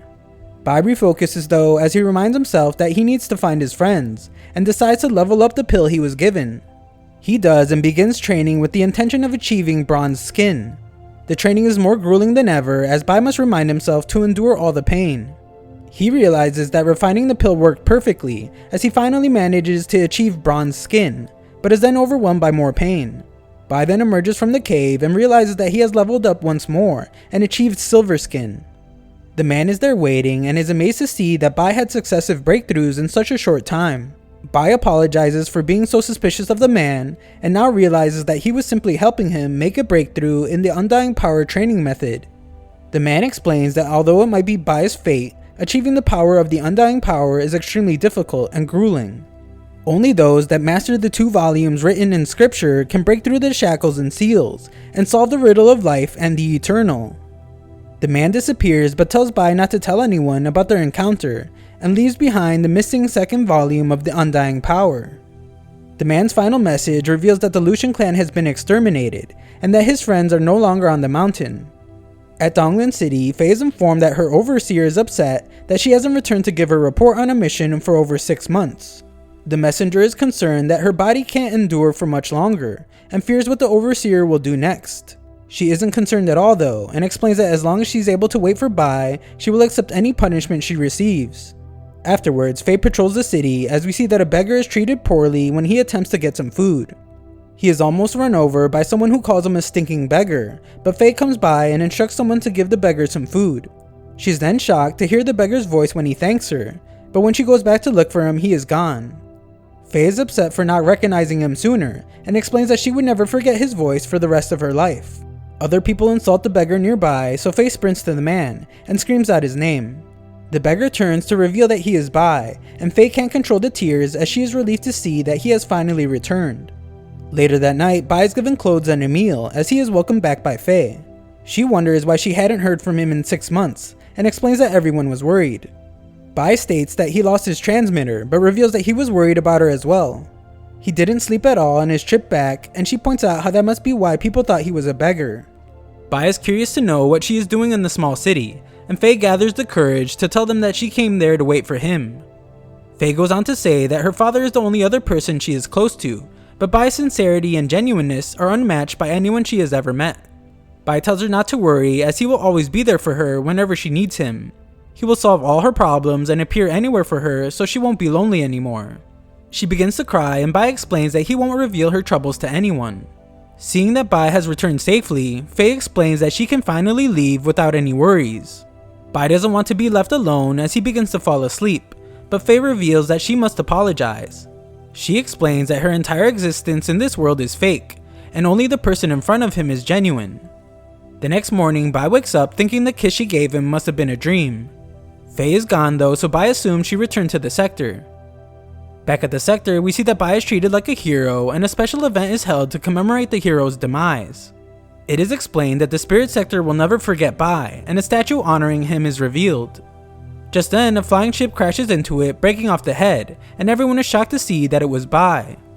Afterwards, everyone is relieved to see that Bai is still alive, but some question how he could have survived such a terrible situation. Bai's close friends wait outside a temple and wonder why the chiefs are keeping him there for so long. Inside, Bai finishes up explaining what happened on the mountain as the chiefs observe how torn his clothes are and determine that he must have endured great hardship. Bai apologizes for not being able to save Feng, but really just thinks about how glad he is that he kept his torn clothes so that everyone can know how much he suffered. Yuan then explains that the sector has already promoted Bai to the inner sector and made him the 10th honored disciple. Bai is then surprised to hear that the other honored disciples are all distinguished individuals, but they have all passed on. Yuan also reveals that he represented his late master, the perfect being Ling Lo, in accepting Bai as his disciple. Bai is pretty disinterested in all that and is just excited to see what his reward is. It is explained to him that he has already received the greatest reward, and that is the ability to pay respects to the master. Bai isn't satisfied with that though and reminds everyone what he has done for the sector. He also vows to spill his blood passionately for the sector again, and will gladly give his life to protect it. Just then, Chief Li arrives and Bai is glad to finally see him again, as he apologizes for making him worry. Li then dramatically states that he would like to give Bai some equipment for protection, but he is only an expert in refining elixirs and cannot protect him. Bai follows along and dramatically states that it's okay. He doesn't want anything and only seeks the righteous path. Yuan can see what they're doing and decides to give Bai the Divine Crane Shield. It has the soul of an immortal crane fused within and can withstand attacks from Foundation Establishment cultivators. Bai is also given the Golden Crow Sword that has the Divine Golden Crow sealed within. It can adjust itself to the user's cultivation level and even enable flight. It's too difficult for him to carry and everyone is upset to hear that Bai wants to trade it for something else. Outside, Bai's friends fight over greeting him and he explains that everything is fine now. Afterwards, Bai states that it's been so long since he has been gone, and everyone spends time catching him up on everything that has happened. Bai also graciously tells everyone the stories he has about the famous battles he had on the mountain. Mei then brings Bai back to the stage where the sector's competition was held, and shows him how large the plant used in the final has gotten. She explains that it was initially a place to pay respects for Bai, but eventually became a place where wishes are granted. Mei reveals that her wish already came true, and runs off to show him something else, but Bai waits as he thinks about Faye. Afterwards, Bai is told that Faye's whereabouts are being investigated, and the search through Dongling City has already been conducted. 2 weeks have gone by without any news, and Bai wonders why Faye left without saying goodbye. Mei interrupts his thoughts to point out how lucky Faye is to have someone like Bai so worried about her. She is confident that Faye simply has urgent matters to attend to, and once she is done, Faye will definitely come back for Bai. Mei promises to always keep him company though, and Bai thanks the silly girl. Later, Bai is shown that he has received several gifts from leaders of other sectors, and is overjoyed to be called Marshal Bai. Around the city, people gossip about how Bai was given the powerful Golden Crow Divine Sword, and Bai decides to let the people have a glimpse of it. The crowd can barely look at the divine weapon, but beg to see it again when Bai puts it away. Bai is then shown much respect as he walks through the city, and we see that the elder is tired of how much commotion he is creating. The chief explains that his ruckus won't reach them there, but finds he is wrong when Bai flies by. After this, we see that Bai's reputation changes a bit when gossip about him annoying everyone spreads. Elsewhere, Bai wonders where else to go so that he can be worshipped, and Bao explains that they have gone almost everywhere and met almost all the disciples. Zhou then appears and Bai explains that he hasn't seen her in some time, and begins to gloat about his new status, but she just leaves. Bai tries to chase after her, but is unable to control the sword with Bao as his passenger, and they crash. Just then, Bai hears a familiar voice and sees that it is Chen. Chen wishes out loud that he would have eliminated Bai when he had the chance before, but promises to do it in the future. Just then, Bai reveals himself to say that Chen should respect his elders, and states that youngsters like him are the future of the spirit sector. Bai states that he should learn from his fallen brother Feng's actions, and Chen attempts to take his leave. Bai explains that he would actually like to have a long talk with him, but Chen fears he might be trying to do something, and explains that his new master is Tian Yu. Bai has no clue who that is, so Chen explains that he is the chosen one. Bai plans to teach Chen a lesson for speaking to him so casually, but Tian Yu arrives to stop him, and states that Bai being an honored disciple is a joke. Bai isn't too happy about this, but is shocked when Tian Yu demonstrates his power. Tian Yu explains that he refuses to let Bai affect his preparations for entering into Foundation establishment. He walks away and Bai is left shaking with anger as he vows to one day get back at Tian Yu. The story continues as a group of men discuss how the major cultivation clans are all on the move. The men are then ordered by the elder of their clan to dispatch as many men as they can to find Bai, and striking first will give him the upper hand. Mei is there as well and expresses her displeasure to hear what her family is planning to do to Bai. Back at the sector, Bai is still upset about being embarrassed by Tian Yu and vows to beat him to Foundation establishment. He is even willing to spend his entire fortune to do so, and goes to a shop to buy the ingredients for making a Foundation establishment pill. The ingredients aren't cheap since the pill is a 3rd grade elixir, but Bai reveals that he is prepared to sell all his belongings. However, Bai is extremely disappointed when the shopkeeper only gives him 1 ingredient, and tells Bai that his stuff isn't worth much. He is told though that an auction is being held very soon, and there's a chance he could become rich overnight if he auctions off something valuable. Bai points out that he can only refine 2nd grade low quality items for now, but he is told that a low quality item has just sold for over 500 spirit stones at the last auction. Bai is remotivated and goes to refine a 2nd grade pill. He pours spiritual energy into the spiritual fire and pays close attention to the characteristics of all the herbs. Bai is confident that he has performed every step perfectly, but finds that all he is able to make are completely useless pills. Bai fails another attempt, and when he goes outside, he finds an ingredient box just sitting there. He attempts to see if it belongs to anyone, but no one responds. However, we see that a couple people hide, waiting for Bai to take the box, as they explain that he won't be able to escape their clutches once he takes it. Sometime later, we see that everyone is excited about the auction. Bai arrives and thinks to himself that he better keep a low profile since his high status might cause a commotion. He notices that everyone there is from the wealthy clans and predicts that the 3 elixirs he brought will earn him a fortune. Huyan is there to participate in the auction and Mei is there as well, but she hides from Bai. The auctioneer prepares to begin the auction as she explains that this year's auction is more special since the spirit sector's war between the northern and southern banks is approaching. There will be a large number of treasures and their scope and quality are unprecedented. The first item is a young green dragon horn which doesn't look very special to Bai, but the bidding starts at 700 spirit stones. Bai is then shocked to see that the item sells for 1000 stones and raises his hopes for his elixirs. Just then, he sees that Zhou was the person that won the item and yells to her, but we see that this only alerts the men that are looking for him. Several items would go on to sell for over 1000 stones, and Bai is amazed to see how frantic everything is. Some time passes and the auctioneer explains that the last 3 items are from the same person. Bai realizes these are his and his first item is shown. It is a purple key spirit ascension pill, a 2nd grade low quality item with a 60% impurity level. Bai is upset to hear that the starting bid is only 100 stones, since the cost of making the pill was 60. The crowd can't believe that someone would auction off such a low quality item at this year's auction, when there were so many other valuable treasures. Bai tells everyone to bid and wonders why his low quality item doesn't sell like the one he heard about earlier. He takes things into his own hands by reminding the people of his status, and explains that he had spent 3 months making the pill. Bai gives an emphatic speech that states the pill will help anyone make the breakthrough in their cultivation, and the people begin to bid over 5,000 stones. Bai is then woken up from his dream and is told that the auctioneer had to move on to the next item since no one bid for the last one. Bai's second item is only a tiny bit better than his first, and the bid once again starts at 100 stones. Bai is determined to sell this one even if he has to bid on it himself, and bids 101 stones. The crowd wonders why Marshal Bai would be bidding on it, and determine that the pill might have some secret unique quality. Bai gets caught up in a bidding war with the crowd and manages to get the bid up to 205 stones. However, Bai is stunned when he wins and upset that he actually bought back his own elixir at a higher price. He composes himself though, as he doesn't want anyone to know that those are his items. The auctioneer then announces that the final item is the same type of pill as the last 2, and the crowd becomes more upset than ever. However, the auctioneer reveals that this pill has the extremely rare quality of having been spirit refined 3 times, making it a superior quality item. Huyan explains that the chances of spirit refining something 3 times is extremely low, and that even a grandmaster rarely has that kind of luck. Bai grows confident once again, but the crowd reveals that they are upset that someone wasted the luck of spirit refining something 3 times on such a low grade item. The auctioneer explains that the pill actually has another hidden surprise though, and reveals the symbol of the little turtle.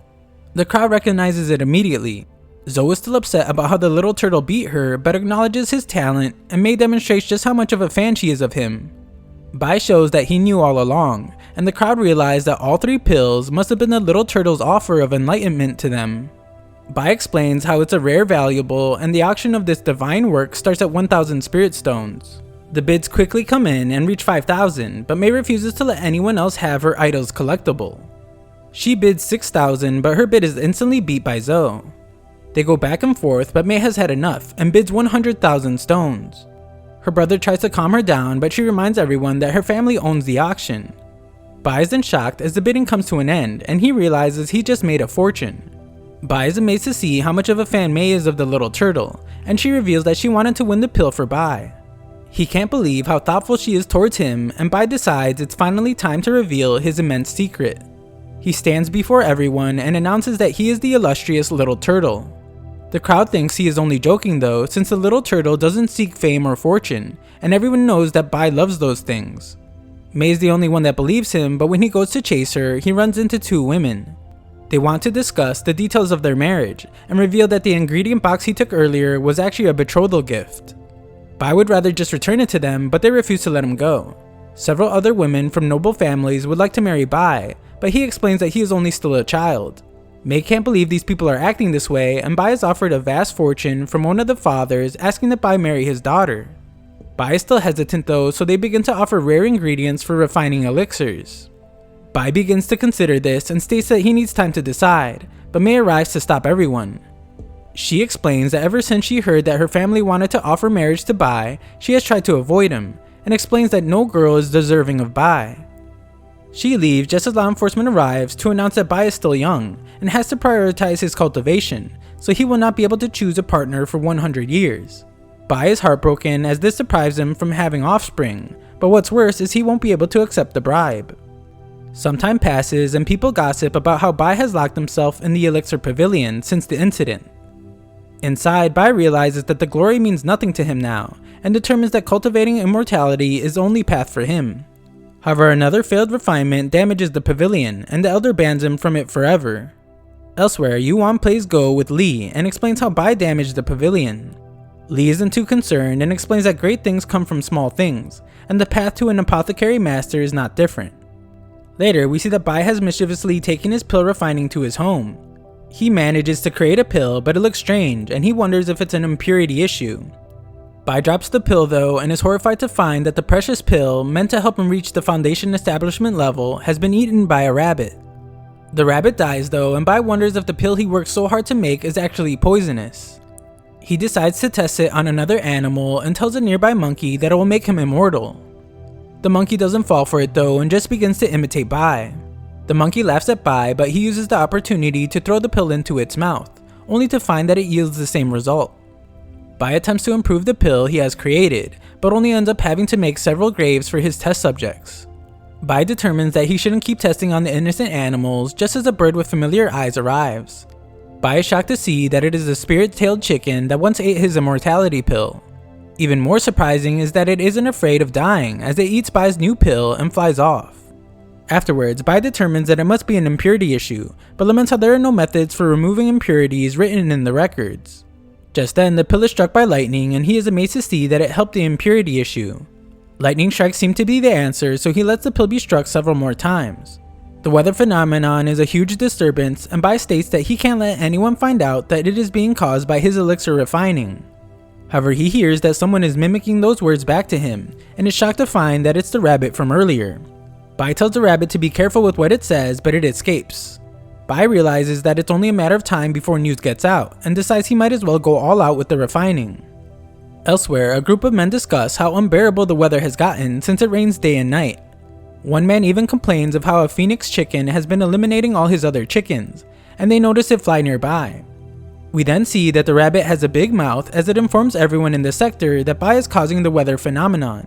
One night, it even causes acid rain to fall, and causes Zoe to hate Bai even more. Days later, a large group gathers and are told that Bai has used his status as honored disciple to get away with causing them harm. They all decide to rally for justice, but end up getting covered in acid rain. At Bai's house, he is delighted to see that the cleansing method he created all on his own works extremely well, but outside men have gathered to confront Bai. The elder arrives to explain that he has tolerated Bai for long enough, and destroys his home. Bai pretends to be innocent, but everyone knows what he has done, and call for Bai to be kicked out of the sector. The elder then shows the phoenix bird that has kept him company for the past 2 years, and explains that Bai has brought harm to it. This, along with everything else, proves to be too much for everyone to bear, so the elder prepares to take Bai's life. However, Li arrives to stop him, and explains that the medicinal path can be very tricky.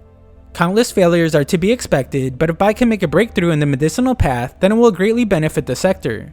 Tensions begin to rise, but the undead rabbit returns to mimic embarrassing words said by the elder. Bai still can't catch it, and it goes on to mimic things Li said about promising to get married once he finishes cultivating. The rabbit refuses to cooperate with Bai, and Li gets extremely upset. Elsewhere, a man named Hong Zong is startled when he hears his master's voice since he passed away a long time ago. His master is uncertain about how he was brought back as well, and wonders if it had something to do with the pill he consumed. We then see that Bai is being punished by Li. Bai blames the rabbit for everything, and explains that Li has a good reputation, so no one will believe the words of a crazy talking rabbit. Bai states that he was just trying to refine a Foundation establishment pill as soon as possible, but Li points out how foolish that is since Bai is only at the 7th level of key condensation.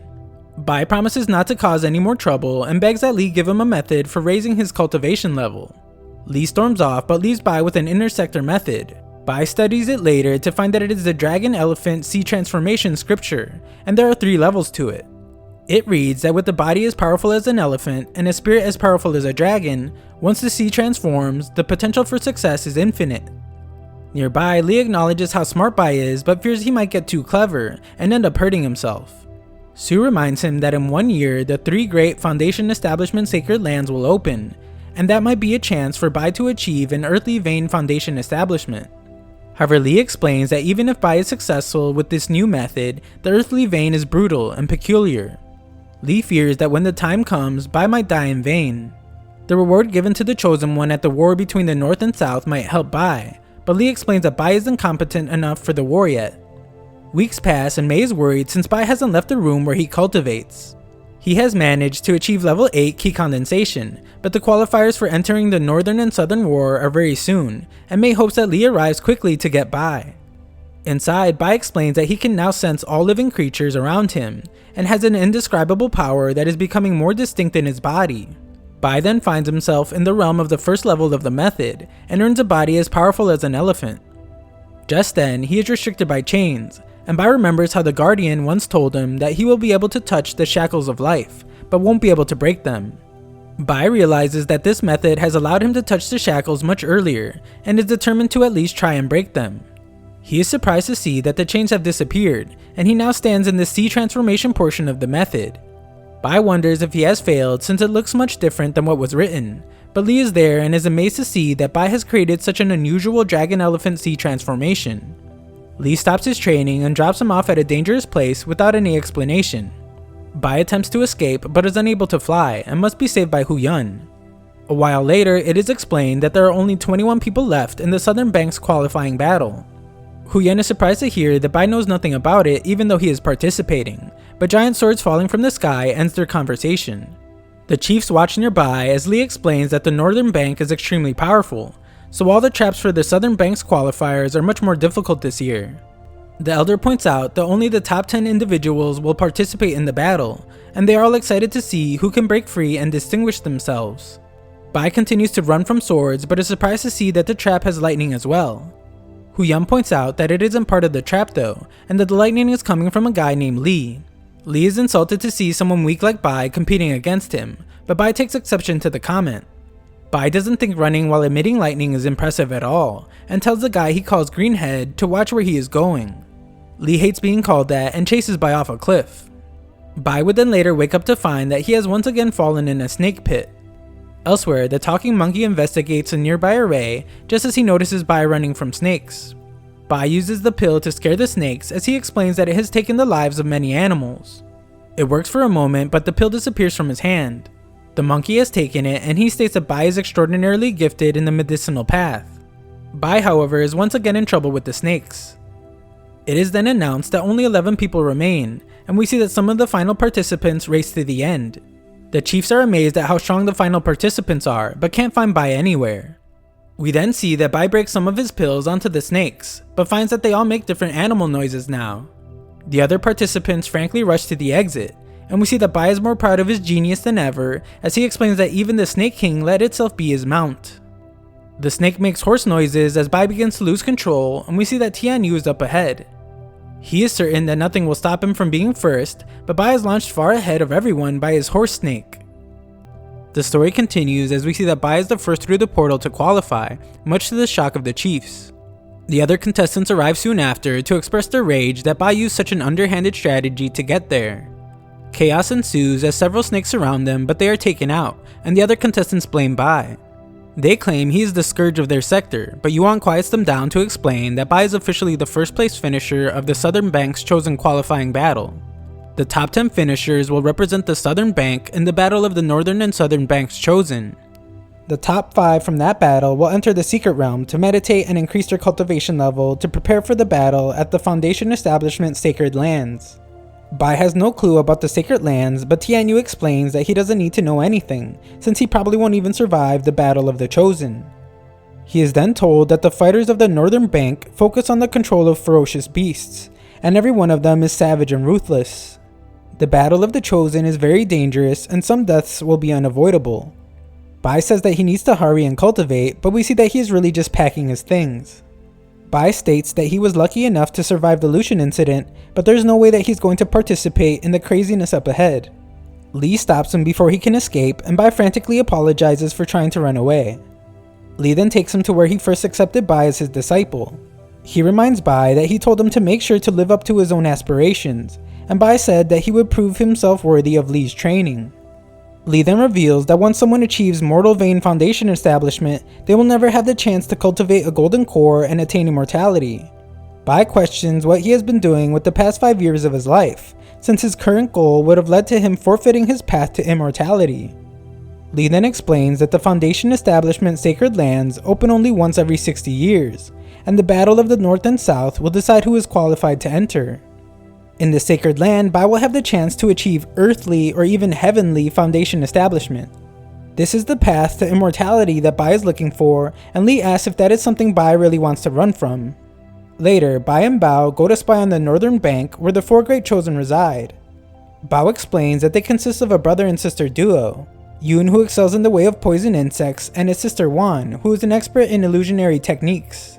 Then there is Beihan Li, whose controlled war beast is a Night Stalker. Finally, there is the man that has lived in seclusion on the mountain peak for years. He excels in the ghost arts and has cultivated one of the most difficult secret techniques of the spirit sector. He is the top chosen of the northern bank, Guya. Bai is certain that he would lose to every one of them, just as Yun spots him. Yun sees that they just managed to escape, and Bai is amazed to have seen Yun's power. Bai refuses to keep running though and goes back to continue spying. He finds Wen practicing what he thinks is a secret technique and states out loud that he must make sure no one sees him watching her. However, he is shocked to find that the undead rabbit is there to hear him, and it mimics what he said. Just then, Wan finds him and chases him down to the Forbidden Land where Bai's sword cannot fly. Elsewhere, leaders of the Northern Bank discuss how they have never lost because they control beasts. However, they are concerned since the most powerful beasts have not reproduced in some time. Furthermore, the beast in the abyss has not been active in several thousand years because it has been drained of its life source, and the other divine beasts are approaching the end of their lifespans. Back to Bai, we see that he wanders a cave and assumes there must be something dangerous down there since the girl didn't follow him. Just then, Bai is grabbed by something with immense spiritual power, and he is shocked to see that it is a dragon. Bai instantly apologizes to the great dragon and offers all his assets if it lets him go. The dragon doesn't want any of it, but does try one of Bai's pills. The dragon is intrigued, and Bai offers to make a pill 1,000 times better in exchange for his freedom. The dragon accepts the offer, but warns that if Bai fails to make one, then he will have to stay there forever. Bai simply states that all he needs are some dragon bone, dragon muscle, dragon horn, dragon scales, dragon teeth. Before Bai can finish his list, the dragon becomes enraged, so Bai just states that he can make one with just dragon blood. Bai begins refining the pill, but laments how little dragon blood he was given. He then gives the dragon the so-called dream pill, which is 1,000 times more potent than the last. The dragon seems pleased with the results as Bai is taken away somewhere by the dragon. He would then wake up to be told that he was unconscious for quite some time, and that if he slept for any longer, he would have missed tomorrow's battle of the Chosen. The next day, the southern and northern banks talk trash to each other as the northern bank explains that the southern has been losing for the past 1,000 years. The battle is about to begin and the chosen of both sides are revealed. The elders of both sides will supervise, and it is explained that since the north won the last battle, they are allowed to have 12 participants, while the south can only have 10. Fighters on either side can freely issue challenges, and any refusal to fight will be considered a forfeit. Just then, a cloud forms over the stage and everyone tenses up as they see that it is the top chosen of the northern bank, Guya. The battle begins and the platform is raised as Tian Yu steps up to arrogantly challenge anyone that wants to fight him. Someone steps up to fight him, and the elders of the north discuss Bai's reputation as an honored disciple. He is also known for creating chaos, but is now nowhere to be found. We then see that he is still back at home as he states that it's better to be fully prepared than to be on time. Back at the battle, Tian Yu is completely exhausted but victorious. The northern participants don't understand why anyone is celebrating though, as Tian Yu barely won against their 6th ranker. They confidently state that Guya will probably come in first once again, but Tian Li hears and decides to challenge him. Of course, Guya accepts, and Tian Li states how beating Guya will make him the first place participant. Just then, Bai approaches, thinking about how everyone will applaud his entrance, but he is struck by Tian Li's lightning. Bai lands on Tian Li, so the two bicker, and Guya offers to fight them both now to save some time. Wen is shocked to see Bai is still alive as he backs away from the fight, and Mai explains that his friends are there to cheer him on. Just then, the fight begins and the elders point out how even the fighters are. The two demonstrate their immense capabilities as Bai watches in amazement.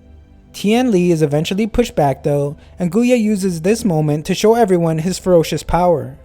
Tian Li thinks it's only a trick, but Guya is insulted by Tian Li's aggressiveness, and the elder instantly realizes that what is about to happen is very dangerous.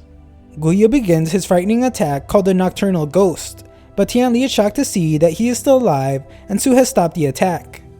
She is disappointed to see someone as gifted as Guya be so malicious, but Guya explains that he had no intention of injuring Tian Li.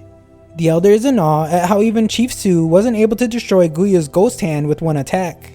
He fears that no other secret technique can compare to Guya's Nocturnal Ghost, but Li reveals that there is one that can. Bao is familiar with it as well and tells Bai that it is a technique called the Wetland Kingdom. It is the highest of the 10 main secret techniques, and the Northern Bank has always been in possession of it. The remarkable power requires studying the 100 beasts to materialize one's innate spirit. Cultivators differ in their natures and understanding of spiritual beasts, so the strength of their inner spirit are also greatly different. The only problem is that no one has successfully cultivated it in 1,000 years. Just then, Bai is challenged to the next fight and he gives his opponent a chance to admit defeat before they start. Beihan Li is insulted by Bai's arrogance and calls upon his Night Stalker beast. Bai marvels at the beast, but Beihan Li wastes no time in commanding it to devour him. Bai runs for his life as the other participants lament how he was allowed to join the battle. Bai is toyed with by the beast, but luckily he has brought his trusty protective talisman. They fail him though, and Bai is forced to use one of his refined pills. Everyone is shocked to see that the beast has become an obedient pet, and Bai can't believe that it wants more of the treat. Bai gets it to do tricks, and the elders of the Northern Bank are stunned at how he was able to tame the Night Stalker beast. Beihan Li gets it back, but is furious to see his war beast influenced by some evil technique. He continues his attempts at getting the beast to fight, but the animal struggles to reject Bai's offer of unlimited treats. Beihan Li becomes exhausted and wonders just how many pills Bai has, but is warned to pay attention to his surroundings. It's too late though, as Bai detonates the pills around the arena, causing the Night Stalker to go after Beihan Li. Members of the Northern Bank can't believe that Bai has won using such an underhanded technique, and the crowd's reaction is split between cheers and calls to have him beat up. Just then, Bai is startled as one of the Northern Bank's elders descends from the tower to attack him, but is relieved when Li stops the elder.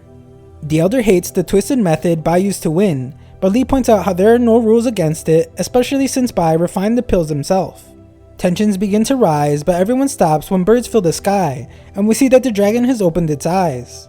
The crowd can't understand what the birds are doing, but Yuan realizes that the fight has unexpectedly startled the one in the abyss. The Northern Elder blames Bai, but another Northern Elder frantically asks Bai if he is the one that refines elixirs that make war beasts go crazy. She demands to know if Bai was the one that created the formula, and he admits to it. The Northern crowd laughs as they anticipate Bai will be severely punished, but the elder reveals that she actually has a request for him. Afterwards, a meeting is held where the elder asks that Bai give them the formula. He is a bit hesitant, but Yuan explains that the decision is completely Bai's to make. Bai gains some confidence and states that as an honored disciple, he is duty-bound to give the recipe. Much to the Northern Elder's delight, Bai begins to list all the ingredients, but stops at the last one and sadly states that it was just at the tip of his tongue. The male elder is furious as he can tell Bai is being crafty, but the female elder explains that she is willing to give Bai something. It's a box containing an elemental magnetic pearl that can affect the operation of artifacts within a certain range. Bai isn't impressed at all, so she offers to give him magnetic wings that will allow him to fly at a speed not even Foundation establishment cultivators can keep up with. Lin interrupts to explain that apothecary masters like themselves know how precious formulas are and won't give them up so easily. They are curious as to what else it will take, and Li shocks them when he recommends they offer the Northern Bank's precious Wetland Kingdom. The elders are furious as it is the highest of the 10 main secret techniques. Li points out how good of a deal it is, since they will be exchanging a secret technique that no one can cultivate for a formula that will help them regain control of their thousands of precious spirit beasts. The female elder accepts the trade and must explain to the other elder that while the secret technique is undoubtedly precious, the war beasts are the foundation of the Northern Bank. Almost all of the divine beasts are nearing the end of their lifespan, and none have any descendants. Bai's profound dream pill can help them avoid the crisis of survival, so she will gladly give him the technique. The exchange is finalized and Bai promises to do his best cultivating the technique. Bao searches for Bai to congratulate him on earning the technique, but we see that Bai is busy descending a mountain. A brief flashback shows that Li told Bai that the technique requires the study of the 100 beasts to materialize the innate spirit. Bai studied what he was given but saw that there was only a map. Bai recognizes the place on the map though and heads to the abyss to confirm. There, the map interacts with the walls of the abyss. Elsewhere, Yuan plays go with Li, and explains that in the entire history of the spirit sector, only Patriarch Tian Yu was able to get a skywing beast from the Wetland technique, and it gave him widespread supremacy. No other practitioner could materialize the innate spirit at all, so he wonders why Li insisted on having the Wetland Kingdom. Li then shocks Yuan when he reveals that Bai was able to enter the Outer Sea Realm when he cultivated the Dragon Elephant Sea Transformation. This has never happened before, and Li points out how this means Bai has already comprehended the Wetland Kingdom power system. Back in the abyss, Bai realizes that the two techniques he has been cultivating are interacting, and watches as the two powers fuse into one. He ends up back in the abyss, where the dragon points out how courageous Bai is. It states that it has been a long while since he has met such an interesting kid, and offers Bai its help. At the northern bank, Yun prepares to go up against Bai, as they are both participants in the match to finalize the top 5. Yun is fearless as long as he has his spirit beasts, but finds that he isn't able to summon them. He isn't the only one, as everyone around town points out how all the birds are flying away and all the war beasts have gone missing. In the abyss, Bai wonders why he is being tortured, as he is reunited with the evolved spirit-tailed chicken. The dragon tells Bai to think about the point of the Wetland Kingdom, and Bai remembers that it is to realize the innate spirit. The form and strength of the innate spirit he will receive is completely determined by his nature and his understanding of beasts. Bai wants to achieve the greatest innate spirit, so he works hard to study the bird in front of him. The next beast is the Night Stalker, and Bai examines it well. Several beasts would then be brought in front of him to be studied, and Bai is relieved to finally see a cute one. Bai is even amazed to see Yun's beasts there. Back at the stage, the other participants continue fighting each other, and we see that the final match is between Yun and Bai. As always, Bai is nowhere to be found, and Wan assumed he ran from fear. Yun wants them to declare him a forfeit, but Bai arrives to explain that the main star can't avoid being late, but he will never be absent.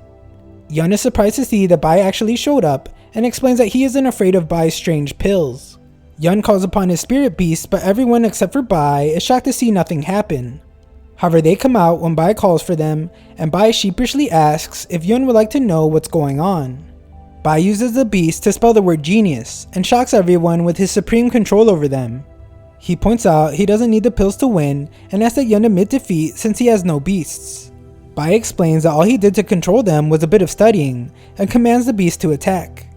Yun can't believe that his precious beasts have been turned against him, just as Bai is announced the winner of the battle, and one of the top 5 chosen. The story continues as Bai wins his match. It becomes clear to everyone that he had something to do with all the northern war beasts going missing, since Bai was somehow able to control Yun's war beast.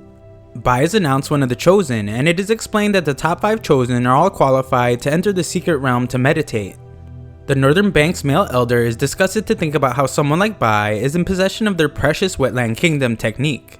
However, the female elder points out that it's been thousands of years since someone was able to use the technique, and they will just take it back when Bai fails to use it. The top 5 chosen then pick numbers to see who they will face in the fight to determine who the top chosen for the entire event is.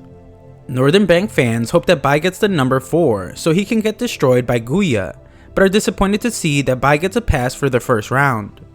Bai then relaxes to watch the competition as it is announced that Wan will be facing Guya. That battle begins instantly, and Wan demonstrates her unrestrained consumption of spiritual energy with a reckless attack. Guya is completely unscathed though, and easily dodges all of Wan's attacks. Wan is extremely confident, but Guya makes the crowd realize the large disparity between their strengths. Wan is completely defeated as Guya is announced the winner, and enters the top 3. Bai is then surprised by his old friends from the fire kitchen who are there to cheer him on, and they all watch as Tian Yu begins his match. Mei is amazed by Bai when he is able to recognize an extremely fast technique used by Tian Yu, and Tian Yu then uses a violent attack to win the match. The Southern Bank fans point out how they were able to take 2 of the top 3 spots already, but Northern Bankers are confident that all they need is Guya to win. Just then, the final rounds to determine the top candidate begin, and Bai is called to fight. He thinks about how he doesn't care about being the top candidate since all he wanted was to earn the right to enter the secret realm. Bai is surprised to see that his opponent is Tian Yu, and he reminds Tian Yu of their past friction. Bai explains that it's all in the past now, and they are both Southern Bank disciples. Furthermore, the Northern Bank is the real enemy, and Bai states that he must look at the bigger picture. Bai proclaims that he wants to help Tian Yu reach the final battle, and begins to admit defeat, but Tian Yu stops him with a surprise attack. Tian Yu then becomes increasingly frustrated as the crowd complains about him using such a sneaky attack on Bai, who was just trying to secure the top spot for the Southern Bank. His frustrations boil over, causing him to attack Bai, but the elders are amazed when Bai remains unharmed. Of course, Tian Yu becomes even more enraged and proclaims that he will teach Bai a lesson himself since Bai's parents failed to raise him properly. Bai becomes more serious than he has ever been as he has a memory of his mother dying. The chiefs are shocked to watch Tian Yu use the innate sword, one of the 10 main secret techniques, since he has never used it in a battle, and begin to wonder if he is actually trying to kill Bai. Bai then approaches Tian Yu as he explains that he doesn't care if Tian Yu uses a sneak attack. He doesn't care if Tian Yu wants to be the #1 disciple in the Southern Bank. He doesn't even care if Tian Yu looks down on him. What Bai does care about is letting Tian Yu know that he has no right to insult his parents. With one powerful attack, Tian Yu is sent off the stage and Bai is announced the winner. Just then, Guya storms the stage, acknowledging Bai as a worthy opponent and challenging him to a fight. Guya's initial attack is devastating. The crowd is amazed at how Guya ended the fight with just one attack, and determines that the Northern Bank is once again victorious. Bai isn't finished though and explains to Guya that he doesn't fear him. Guya doesn't take these words lightly as he unleashes a barrage of attacks on Bai, causing everyone to wonder why Bai doesn't counterattack. Mei must be stopped from interfering as she noticed that Bai has been slow to attack, and he will be in great danger if it stays that way. However, we see that Bai was just waiting for the perfect moment when he sees a flaw in Guya's attack. Bai manages to land a throat lock attack on him, but is impressed at how Guya managed to stay alive, and the Northern Bank is shocked to see that Bai was able to injure Guya. Guya takes this opportunity to respond, but Bai easily avoids his attack. This only infuriates Guya as he explains that he underestimated Bai, but has now decided to use his nocturnal ghost. Bai uses his Ki transform cauldron to block the attack, which the chiefs are amazed to see since the nocturnal ghost attack is comparable to the 9th level of power. Guya thinks Bai is foolish for attempting to use his cauldron to block his attack, but we see that Bai uses his dragon elephant sea transformation technique to increase the power of his attack. Guya is seemingly pushed to the edge and unlocks a steal that causes his attack to overcome Bai's. The crowd is shocked to see Bai defeated, and even the Northern Bank acknowledges Bai's worthiness. Guya wants them to call the fight, but finds that Bai is yet to be defeated, as he had used his divine shield to block Guya's attack. Bai prepares to defeat Guya with his next attack, but Guya prepares an attack of his own, the 100 Ghost World Extermination, which is the ultimate move of the Nocturnal Ghost. The Northern Elders point out how this is a Foundation establishment move and warn Guya not to push himself this far. Bai uses his secret family technique called the Bankrupting Sword Array, but Guya avoids it, causing Bai to bring out his divine sword. Guya is still confident that he will win, but Bai reveals that he was just trying to learn everything he could from Guya's attacks. Bai has done so and proudly proclaims that it's his turn, as he unleashes the top secret technique, the Wetland Kingdom. The attack is absolutely devastating as Guya is taken down, and the elders are in disbelief after witnessing Bai learn the technique that no one has been able to learn for the past thousands of years. Bai has done the unimaginable in just a few days. The attack is awe-inspiring, but the elders point out that while it is the Wetland Kingdom technique, the innate spirit has not appeared, and this is not the final form of the secret technique. Bai has immense talent though, and they determine that when Bai reaches the Foundation establishment one day, he will be able to create the most supreme divine beast of the world. Just then, the water begins to turn black, and Lee is horrified to see that it's a spiritual energy backlash. He instructs everyone to run away and for law enforcement to protect Bai. Everyone does as instructed, but they are running out of time to stop the backlash. It gets worse, but Lee is unwilling to give up, and pleads to Bai that he remember how he promised to do everything he could to continue living.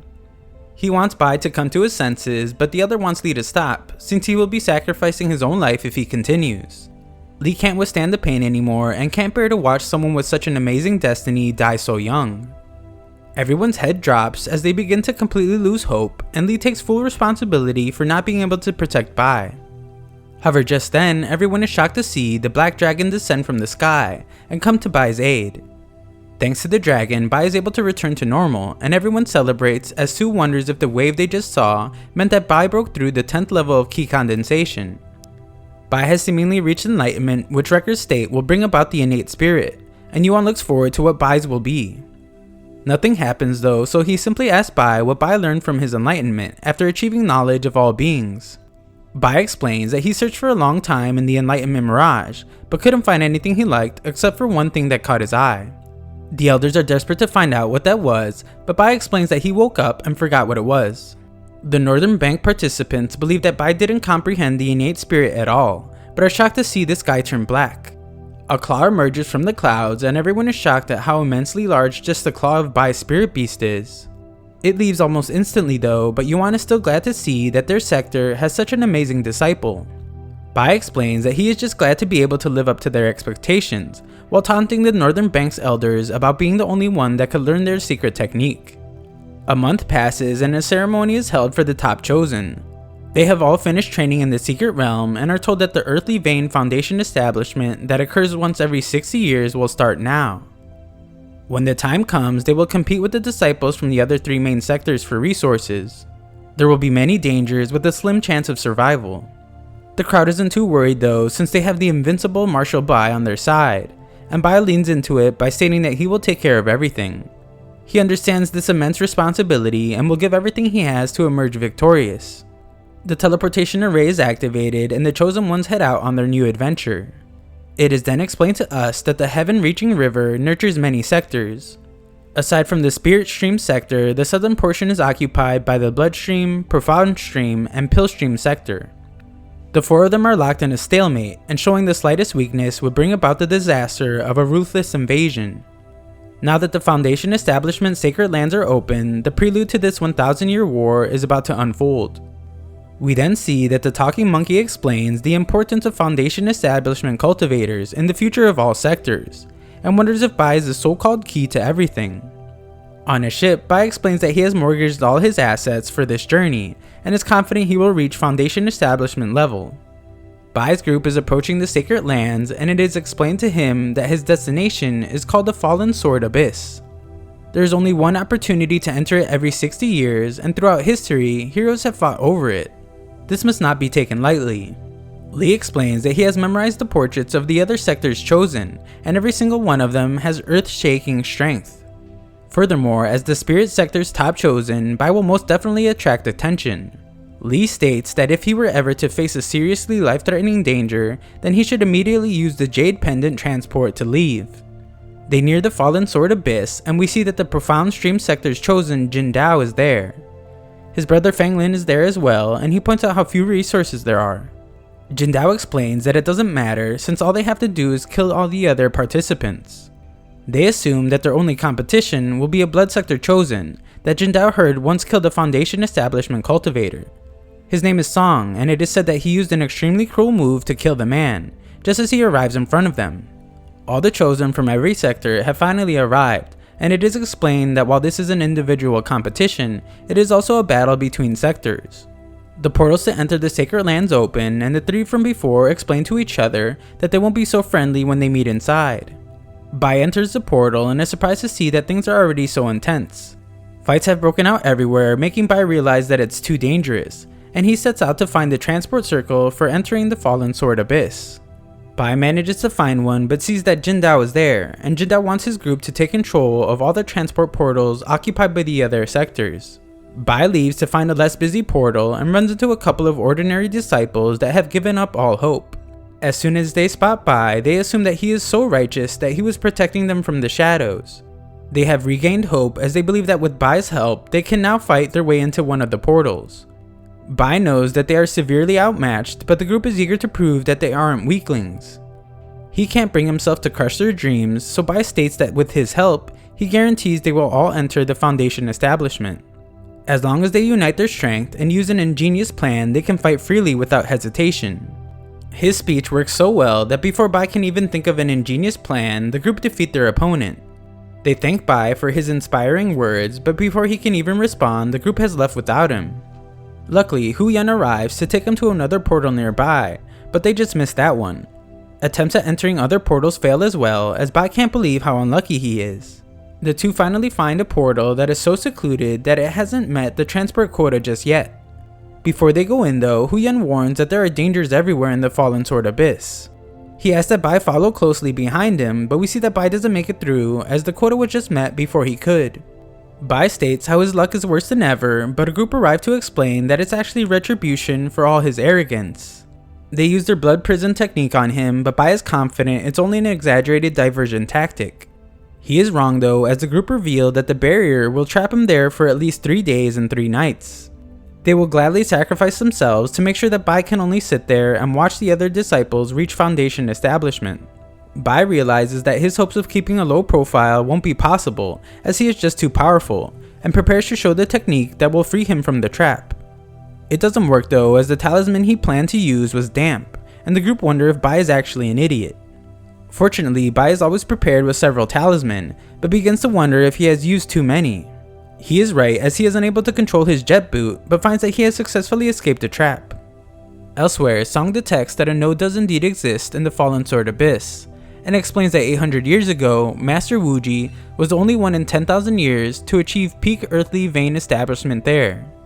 Just then, Bai lands in front of him, and Bai is able to tell from his cold temperament and blood sector belt that the person in front of him is Song. Bai knows that showing weakness by attempting to run will only cause Song to attack him, so he does his best to stay calm. Song thinks to himself that fights between chosen disciples can result in devastating injuries. He just wants to focus on his goal, but as soon as Bai sees him move a tiny bit, Bai takes off. Bai puts on more protective talisman and is surprised to see that the heavens are taking pity on him since he just so happens to be next to a portal. Bai realizes that he is running out of time to get limited resources inside, and decides that even though it might be hell, he must move forward. The story continues just after Bai has entered the Fallen Sword Abyss. Unfortunately, swords are unable to fly inside, but Bai has come prepared. He manages to land safely and determines that his first course of action is to quickly gather Earth Ki. Just then, Bai is shocked to find that he is attacked by a fiend beast. Lee had once explained that these creatures are born from the absorption of the surrounding Earth Ki. Once Bai defeats the beast, he finds that it has provided him with his first drop of Earthly Vein Ki. He announces as loudly as he can that all fiend beasts should offer their ki to him so that he can fill his bottle. When he does, he can induce the condensation of Earthly Vein Ki and start Foundation establishment. Unfortunately for Bai, an entire hour has passed and no other beast has come, making him feel like filling his entire bottle will be impossible. Just then, Bai feels the earth shake and finds that the disciples he helped get into the Fallen Sword Abyss are gravely injured and poisoned. They warn him to run away as it is a trap, but it's too late as poisonous gas fills the air. Bai is able to determine the exact plants used to create it though and stops the attack just before it's too late. The disciples ask that Bai just run away, but he doesn't. He gives them pills to suppress the poison and teleports them back to get healed. Just then, someone compliments Bai on being a medicinal genius for deciphering the poison's formula. This person was clearly behind the poisonous attack, and Bai condemns the man for using innocent disciples as bait to attack him. The man simply states that the weak are merely prey for the strong, and goes in for another attack, but Bai defends it with a wetland technique. This buys him just enough time to cure the poison, but then finds himself having to brace for impact when Wan comes barreling towards him. She doesn't want to be touched by him, but then is also disappointed when he lets go of her. Just then, Bai is glad to see that she was being chased by spiritual beasts, since this is his chance to gain more Earthly Vein Ki. The man behind the poison attack is revealed to be Fang Lin, and he determines that the information he received was false, since Bai is much stronger than reported. We then see that Bai is exhausted after defeating the fiend beast, but determines that it was worth it since the beast earned him a large drop of Earthly Vein Ki. He is then shocked to hear that the beast was the one that actually came after her, since Bai had been wandering around without encountering a single one. He nobly declares that he will protect her from now on, but she still dislikes him from their past encounters. She attempts to leave, but Bai follows her and explains that everything he did in the past was simply an accident. Furthermore, the fiend beasts are far too dangerous for her to fight alone, and some disciples are trying to sabotage other participants. Wan agrees to let him follow at a distance, and Bai explains that he needs to continue collecting ki just as we see that someone is watching them. Sometime later, we get a glimpse of how the other participants are doing as they battle fiend beasts. However, nearby, we see that a group isn't fighting the beasts at all, and are instead killing other participants and taking their bottles of ki. Back with our pair, Bai explains that he needs some time to figure out why the fiend beasts are so attracted to Wan. He asks that she trusts him, but she thinks he might be messing with her. Bai goes on to explain that the beasts are extremely powerful, but their eyes have deteriorated a long time ago. This leaves only two explanations, and Bai has figured out a genius plan to determine which it is. The strategy is to use a sock from one of the elders, which he explains no living being can bear to smell. Wan thinks his idea is ridiculous, but Bai explains that the beast's lack of reaction to the sock means that they don't rely on their sense of smell to detect things. Instead, they must be drawn to the cultivator's spiritual energy, and Wan's spiritual energy must be more enticing. Their investigation is over, and Wan uses her ability to save Bai from an attack. However, just then, they are told by a man named Li Shan to hand over their bottles of Earthly Vein Ki. The pair are in trouble as they are completely surrounded, but are shocked to find that a monstrous sandstorm is approaching. Lishan flees but vows to come back for Bai's key eventually, and we see that a person riding a beast is still watching them. Just then, Bai falls into a sand trap and finds himself and Wan in what appears to be a cave. After surveying the area, Bai determines that there is no way out, and he points out how everything has gone horribly bad since he ran into Wan. Bai was especially shocked by the monstrous sandstorm, and Wan points out that it was a fiend spirit. Bai recalls being told by Li that fiend spirits are the most terrifying beings in the entire Fallen Sword Abyss, and that he should run if he ever encounters one. It is said that these creatures are not of this world, and are actually trapped inside the Fallen Sword itself. They have fused with the earthly vein key, and have become extremely frightening monsters. They madly crave spiritual energy, and once they get close to a living person, they will suck them dry. Just then, the two can sense something in the distance and go to investigate. Bai is worried that it might be a fiend spirit and tells Wan that he will protect her no matter what, but she points out how difficult that would be since he is hiding behind her. Things become a bit too quiet as something startles them, and Bai notices the fear in Wan's eyes as she stares at him. He fears something is sucking him dry and notices an egg on his head. The two panic as Wan attempts to destroy the thing, but Bai ends up getting the worst of the damage. Wan plans to use her ultimate attack to finally get rid of it, but Bai asks for mercy as he can't take any more hits from her. Moments later, the egg returns and the two realize that it can't be a fiend spirit since the egg shows no signs of aggression. The thing has calmed down ever since Bai held onto it, almost as if it is approving of him. Bai decides to give it a face since fate has brought them together and given them the bond of adopted father and son, just as he decides to name it Tidan. Wan wants Bai to focus on what to do about the fiend spirit outside, but Bai asks that she remain calm since he already has thought of a plan. Wan is disappointed to see that Bai is just refining some stupid pill since they have bigger issues to deal with. He ignores her to continue refining, but it doesn't go well and finds himself in a bad spot. Bai explains that he was just protecting her from the explosion, and reveals that he was refining a pill that can attract the fiend beasts. He is simply focused on filling his bottle with ki so he can reach Foundation establishment, but Wan explains that his first attempt at refining the pill nearly buried them. Bai points out that the cave is very sturdy since no earth has fallen, but is proven wrong once again when the roof cracks. It gets worse, so Bai asks that Wan not yell, and she curses the fiend beast for being the reason she has to be stuck there with Bai. The cave begins to collapse even more, and Bai gives up all hope as he explains that their lives are going to end and the two of them will have to continue their great friendship in the next life. Luckily, the two manage to survive and climb their way out of the cave opening made by the collapse. They have ended up in a strange place, and Wan points out how Bai doesn't seem to want to leave as he might be interested in finding the fiend spirit. Bai notices that the key in his bottle has decreased and is certain that there isn't a leak. Wan considers it to just be his bad luck, but Bai ignores her to continue refining a pill that will attract a large number of fiend beasts. Wan plans to leave him, but Bai warns that he won't be able to protect her from the countless fiend beasts like earlier, not to mention the terrifying fiend spirit. She agrees to just give him a small amount of time, and Bai guarantees that his next attempt will work. Elsewhere, Jindao is met by Song, who demands that he give up his bottle of ki. Jindao prepares to defend himself, but a weather disturbance stops the altercation. Others nearby wonder if this means a supreme treasure has appeared somewhere, and we see that it is being caused by Bai's refining. Wan can't believe he is able to cause such a huge disturbance, and Bai points out how gifted and intelligent he is after finishing his pill. Wan wishes he would be more humble and has her wish granted when an hour passes with no fiend beasts in sight. Moments later, the two prepare themselves as a fiend beast approaches. Song and Jindao are shocked to see that the normally hard to find fiend beasts have grouped together and chase after them as it is the perfect opportunity to collect tons of earthly vein ki. Several other disciples would notice the same, and Bai states that Wan must surely believe in the strength of his pill refining now as they are surrounded by an absurd amount of fiend beasts.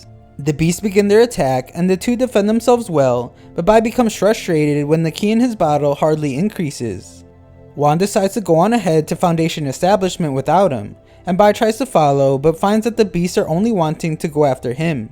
With nowhere left to run, Bai decides it's time to fill his bottle with ki, and kills all the fiends within a 100-mile radius. Bai's bottle is finally full, but he is shocked when Fang Lin appears and takes it from him. However, Song shows up to take it from Fang Lin, and Bai wonders why they are ganging up on him. He is then shocked to see that they are actually fighting each other for his bottle, and his first attempt at taking it back fails. He gets a second shot at it, but finds that the pill he refined seems to still be attracting fiend beasts. Bai has the genius idea to use the pill to have the fiend beasts attack the others, but stops when he sees that Wan is thrown behind him. Everyone is then shocked to see that the one who threw her is actually a little girl, and wonder what a child is doing in the fallen sword abyss. They realize that she is actually a fiend spirit, and Wan blames Bai's pill for attracting it. Bai's smokescreen allows everyone to escape for the time being, but the girl calls out to Bai so that he can come play with her. Bai does his best to hide, but the girl pursues him relentlessly. He finds a moment to escape, but is then confronted by Li Shan and his group. Li Shan demands Bai's bottle once again and promises to leave Bai's corpse intact if he complies. Bai notices that the air is still cold and wonders if the girl is still nearby. He pretends to agree to give up the key from his bottle, but throws the refined pill into Li Shan's mouth and runs away. The girl is interested to see that Bai has fed the man the pill, and we see that Bai has run as far as he could. He is determined to reach Foundation establishment and get out of there as soon as possible, since he is sure the girl won't be able to follow him out. She appears before him though, and Bai must once again run away. Elsewhere, Li Shan's group looks for Bai as they discuss how he is famous for being treacherous and cunning. They think they have found Bai after he changes his clothes, but after beating on him for a while, the poor guy reveals that he is actually Yi Zhang from the Bloodstream sector. Nearby, the girl has once again caught up to Bai and he begs her to look for someone else as he is very busy. He's then shocked to see Li Shan, but notices something is different about him, and the girl explains that she has turned him into her puppet. The girl attacks Bai using her new toy, but stops when Bai agrees to play with her. He explains that they will be playing hide and seek, so she should go hide from him to find her. The girl agrees to play, but decides that she will be the one seeking Bai, and if she finds him, then he will have to become her puppet. The instant she begins her countdown, Bai sprints away as fast as he can. Nearby, Song finds the aftermath of the girl's rampage, and notices that she eliminated Li Shan's group with no care for their bottles of Qi. Bai flies by him, and Song acknowledges how the fiend spirits seem to be drawn to Bai. Song's bottle is full of Qi though, so he has no reason to stay and prepares to head towards Foundation establishment. Moments later, Bai is easily found by the girl, but he attempts to flee, explaining that he wasn't ready. The girl won't give him another chance though, and reminds Bai of their agreement. She begins to take Bai's life, but he reveals that he hasn't lost yet, and summons his cauldron. It causes massive destruction, but the girl is unfazed, and explains that she is having more fun than ever. Bai uses pills to create another smokescreen, and the girl asks that he hide better this time. Elsewhere, a man named Shan demands another disciple's Qi bottle, but his threats are interrupted by the fleeing Bai. Shan's artifact is able to detect that Bai has filled his bottle with Qi, and Shan chases after him as we see that the disciple is convinced that the Admiral Bai sacrificed himself to save him. Nearby, Bai is exhausted and determines that if he doesn't give the girl his last pill, then she will surely continue chasing him. But if he does give her the pill, then she will surely take his life. His thoughts are interrupted though when Shan arrives to explain how he is the famous genius puppet Razor, and owner of countless artifacts. Bai has no clue who he is, which shocks Shan, but he still demands that Bai give him the key he has collected. Bai just gives him an empty bottle though, and Shan is startled by the fiend spirit.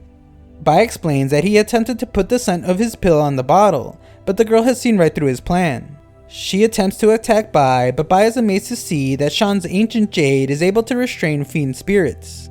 Shan doesn't want to be near anyone that attracts fiend spirits like Bai, and Bai mocks the famous genius for being so scared. Bai threatens to never leave him alone unless Shan gives up his jade pendant, but Shan defends himself with a powerful attack. Bai easily blocks it with his divine shield, but Shan then uses his ancient jar of worm poison and bloodwood coffin. The coffin is created from the bloodthirsty dead tree, and once someone is imprisoned by it, they'll be drained into a carcass instantly. The jar, on the other hand, contains 100 types of toxic poisons, brewed in heaven-reaching water for 10 years, and just one drop will instantly turn someone into a pool of black water. Bai pretends to fear Shan, but reveals that he is not the only one with precious treasures. Shan is amazed to see that Bai is wealthier than he is, but explains that he anticipated this outcome after studying Bai earlier. Bai then shows him a knife that he claims to have been made from refined iron from the Path Cultivation Mountain's peak, and it once sliced countless supreme quality ingredients on an ancient chopping board. Shan points out that it is just a cooking tool, as his little helper attempts to take Bai's pouch. Unfortunately for him, the little corpse is knocked out cold, and Bai explains that his pouch is spirit refined, so it will harm those that don't handle it properly. The two then go back and forth, showing off their rare and unique artifacts. This would go on for hours, but Bai finally ends it by showing his sword that he has spirit refined 3 times, and astonishes Shan with several others. Shan explains that he has never submitted to anyone before, and gives Bai the jade pendant. Bai is grateful and allows Shan to keep all the swords, but Shan runs to his side when the fiend spirit returns. Bai confidently uses the jade pendant, but it fails him. They are just about to be attacked when Shan reveals another piece to the pendant, and the fiend spirit is successfully repelled. Bai is grateful for Shan's help, and out of gratitude, explains that he should throw out the swords he gave him, since he coated them in a toxic powder. Shan leaves feeling betrayed, and Bai warns the girl not to follow him when he leaves. Elsewhere, Song comes closer to his destination and proclaims that he will certainly be the first to reach Foundation establishment. Nearby, we see that Bai is also heading to the same area, as he laments how they are not able to use their swords to fly in the Fallen Sword Abyss. He takes a quick break, but is extremely upset to see that the bottle he is certain was full just minutes ago is now completely empty. Bai notices that the key is going into his pouch, and is shocked to see that Tian has been consuming all the earthly vein ki. Bai disciplines the egg as he explains that it's the father's fault if the child isn't well taught. Bai demands that Tian spit out all the earth ki, but shocks Bai when the little egg burns his father's beautiful hair instead. Bai determines that he must use his most powerful move, which is begging. He states that he has taken care of the egg the best he could, and begs that Tian not cut off his path to Foundation establishment. Something happens to the egg, and we see that Song is nearby doing something as well. Onlookers are amazed to see that someone has already activated the tide so soon, and Song calls upon the power of the tide. He proudly awaits the power, but it goes somewhere else, and he is surprised to see that Bai is the actual recipient. The story continues moments before Bai receives the power of the tide, and we watch as other participants fight for nearby resources. They all hope to be the first to reach Foundation establishment, but are surprised to see that someone has seemingly beaten them to it. Everyone is certain that it is Song since he is the most powerful amongst them, but Song himself is shocked when he realizes that Bai is the one merging with the first tide level. Song won't allow him to gain the upper hand though, and uses a mysterious technique. Onlookers are amazed to see that another tide has formed, and Jindao points out that it is Song's blood sector technique. Under the first tide, we see that Bai is confident since merging the earthly vein ki with his own spiritual energy isn't too difficult at all. The two will become whirlpools that gather together to form a tide, and all he will have to do is temper the tide into a spiritual sea. He gets a bit overconfident about being the first to reach Foundation establishment, and is shocked to see someone else's tide absorbing his earthly vein ki. He then remembers that Li warned him not to become complacent once he began his Foundation establishment, since tides will compete with each other for earth ki. Furthermore, the number of tides he manages to activate will determine the level of the Foundation establishment that he will receive. The higher the tide level, the more advanced the skill needs to be in order to activate it, and every move needs to be perfect or the entire process will be ruined. Bai uses his purple ki transformed cauldron, and then his dragon elephant sea transformation technique, which makes everyone realize that the person receiving the golden tide is Bai. Other cultivators nearby use their secret techniques as well, and others notice that the first batch of tides inside the fallen sword were all activated by the top chosen of the 4 sectors. Bai states that he just completed the 4th level of the tide and will now begin the 5th, but finds that he is held in place by shackles. He struggles to free himself, but decides that it's time to use some earthly vein ki, and tries to absorb some. However, he notices that someone next to him is using this chance to steal his earthly vein ki, and Bai demands that they stop. Shan watches as Bai's ki is completely drained away, and acknowledges Bai's strength, but points out that this time his opponent is Song. Shan plans to let everyone else use up all their energy before making his move, but is interrupted by Tian. Nearby, a second batch attempting to reach Foundation establishment starts, and Shan thinks about draining them with a tide of his own, but quickly finds that he isn't the only one with the idea. Song continues taking in earthly vein ki as he explains that Bai's tide is done for. However, just then he realizes that something is wrong, and notices that a small creature has taken some earthly vein ki from his tide. Back at the golden tide, Bai attempts to break free from the shackles, and reminds himself of his goal to become immortal. He is more motivated than ever and proclaims that even without any earthly vein key, he will break free. This proves to be far more difficult than he thought, as he is about to faint, but lucks out when his adopted egg son arrives to provide him with some earthly vein key that he stole. With his newly restored power, Bai breaks free from the shackles and praises the little egg for the help. Just then, Bai notices that the 5th level of his tide has come to an end, and Song points out how weak Bai's 5th level was since he didn't use a secret technique during it. Bai's foundation establishment won't last much longer if he doesn't use more techniques.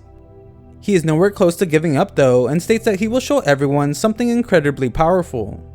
Bai uses the technique he believes will help him achieve a perfect level 6 tide, but everyone seems disappointed when it doesn't look very special. Fanglin points out how Bai's cauldron activated his 2nd and 3rd tide levels. Bai's dragon elephant technique activated the 4th, and now his wetland kingdom should activate the 6th and 7th tide levels. Those are all the techniques Bai knows though, and it's clear that he won't be able to go any further. The other disciples mock Bai for not making the best of the top secret technique in the spirit sector, and Tian Yu explains that he would have reached the peak of the foundation establishment in just one move if he had the wetland kingdom technique. Bai wrongly assumed his dragon elephant would get him into higher levels of the tide, and he remembers how Li told him that higher levels will require stronger techniques to activate. Bai confidently states that it is now time, and astonishes everyone when he shows the true strength of his wetland kingdom technique. The move is extremely powerful, and the other chosen are stunned when they realize that their key is being taken away by Bai. The Fallen Sword Abyss has very limited supply of earthly vein key, and Tian Yu is furious about Bai draining other people's tide power. Even more shocking is that Bai's 8th tide level is beginning to take form, and Song reveals that if he manages to do it, then all the earthly vein key will be absorbed by him. None of the other chosen from the other sectors will allow this to happen, so they all instruct their groups to immediately kill Bai. They all refuse to let Bai reach foundation establishment, and all the disciples begin to swarm him. Sean is nearby, and his attempt to steal some earthly vein key is interrupted when he is startled by the sheer number of disciples going after Bai. Bai's lookalike is heading to him as well, but notices that traps have been set everywhere. The poison seems to be making everyone lose their minds, and Yizan can only wonder how many traps Bai had set. Some disciples finally manage to reach Bai, but are surprised to see that he used 1000 superior quality talisman seals as a defense. Bai watches comfortably from inside, but realizes that the barrier won't last long, and he must speed up the flow of his technique to complete the 8th tide level. He attempts to do so by using his undying power, and shocks everyone when he achieves the 9th tide level, the peak of the earthly vein. Bai's fellow sector members are surprised to see that Huyan has stopped his own foundation establishment so that he and the others can protect Bai together. Nearby, some disciples point out that reaching peak earthly foundation establishment can cause a person to lose their rationale, and they begin to wonder if Bai will end up like Master Wuji, who went on a rampage. Jindao is furious as his 7th tide level was taken away by Bai, and Fanglin is mad for a similar reason. Just then, the disciples successfully break Bai's barrier and charge to kill him. Bai points out that his undying power has activated the 9th tide level, and he still can't control his body. He begins to think waiting to die is his only option, but we see that Huyan has arrived to help protect him. Jindao explains that his brother is headed for Bai as well, but we see that Fanglin is stopped by Wan. She plans to defend her fellow Spirit Sector member, but Fanglin is ready to send them both to the underworld. Jindao has easily defeated the group he was fighting, but Huyan swears to live or die together with his comrade Bai. Bai is concentrating as much as he can, but can also sense Huyan and Wan somewhere close by. Back at the fight, Huyan is gravely injured but refuses to give up. Fanglin points out that Bai is simply a living target now, and the only difference between him and Bai is that he will be the first to die. Huyan finds a power inside himself as he remembers how Bai sacrificed his life to save him during the Lucian incident, and proclaims that this time he will protect Bai. Huyan prepares for his frightening attack as Fanglin points out how he is burning his life energy to do so. Huyan is about to sacrifice his own life with a move called Soul Destruction, but stops when Beihan Li surprisingly arrives to join the fight. He is a northerner, which are known for hating Bai, but he explains that anytime someone wants to kill a fellow Spirit Stream Sector disciple, they must ask for his permission first. Nearby, Wan has also taken a beating, but warns that Jindao shouldn't even think about killing her fellow sector members. Jin Dao easily stops her though, telling her not to throw away her life, and explains that he is doing them all a favor. He is certain Bai will lose his mind if he completes the 9th tide level, and achieves peak earthly vein, just like Master Wuji did 800 years ago. Wuji's intelligence was wiped away by the power of the 9th tide level. He fell into madness and slaughtered everyone in the abyss.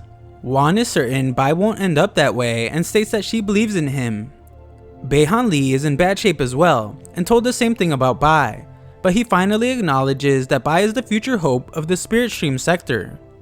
Beihan Li pays the price for speaking up, and Wan does as well when she is thrown off a cliff. Bai struggles with his emotions as he is unable to move, but can sense that his comrades are being killed. Fang Lin finally reaches Bai and unleashes a massive attack that breaks Bai's divine shield.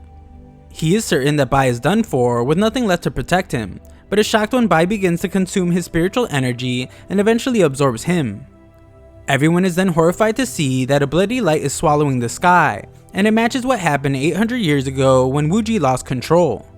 Just then, Bai reveals himself, and Jin Dao instructs all the disciples to attack him now when his foundation has yet to stabilize. Bai explains that savage beasts like them have no right to kill him, and demonstrates unmatched power that has never been seen before. Something about Bai is very different though, as he violently eliminates all his opponents, and fleeing disciples are certain that a demon has entered their world. Jin Dao is frightened to see what the power of peak earthly vein actually looks like, as Bai ruthlessly eliminates anyone in front of him. Bai explains that he has only ever cultivated to extend his life, and doesn't want to fight or kill people. However, Jin Dao and the others have cut off his foundation establishment and hurt his friends, so now they must all die. Jin Dao's feeble attempts at attacking Bai are pitiful, and Bai devastates him with a ferocious attack. Jin Dao prepares his most powerful attack, but Bai moves at an incredible speed to stop him and completely end his life. Bai is completely victorious in battle, and we see that Yi Zhang watches, exclaiming that history has somehow still managed to repeat itself, as Bai is the second Master Wuji. Just then, Bai calms down and goes to check on his friends. Beihan Li reveals that Hu Yan burned his own life force to stop Jin Dao, and it's a miracle that he is still alive. Bai takes responsibility for what has happened, and begins to immediately heal his friend. He notices a Blood Sector disciple attempting to escape and attacks him, but is surprised to see that Ziyang turned into a mask. Huyan finally wakes up, but gives Bai the bad news about how all their comrades had fallen in battle, including Wan. Bai tells Huyan to leave everything to him as he needs to recover, and turns to look at the main culprit, Song. Song wants to complete his 8th tide level, but Bai explains that there are consequences for evil deeds. Bai vows to cut off his tide and absorb Song's ki to temporarily re-establish his foundation. Song states that it's too late though, and no one can stop him now. Everyone is shocked to see Song attempt to forcibly activate the 9th tide level, since there clearly isn't enough ki left in the Fallen Sword Abyss. If he is successful, there will definitely be bloodshed, so Beihan Li asks Bai to stop Song while he protects the others. Song is very close to his goal, and the little girl from earlier watches as she is surprised to see someone finally get this far after 800 years. However, Bai arrives and calls Song a despicable creature for interrupting his foundation establishment several times and for brutally hurting his innocent sector members. Bai severs Song's foundation establishment and is glad to see that his fellow sector members are now able to continue theirs. Bai isn't finished with Song, but Song shows that he has a trick up his sleeve. Song uses his compass and shocks everyone as he begins to activate the Heavenly Vein key. The disbelief continues since the legendary Heavenly Vein has finally been confirmed to actually be real.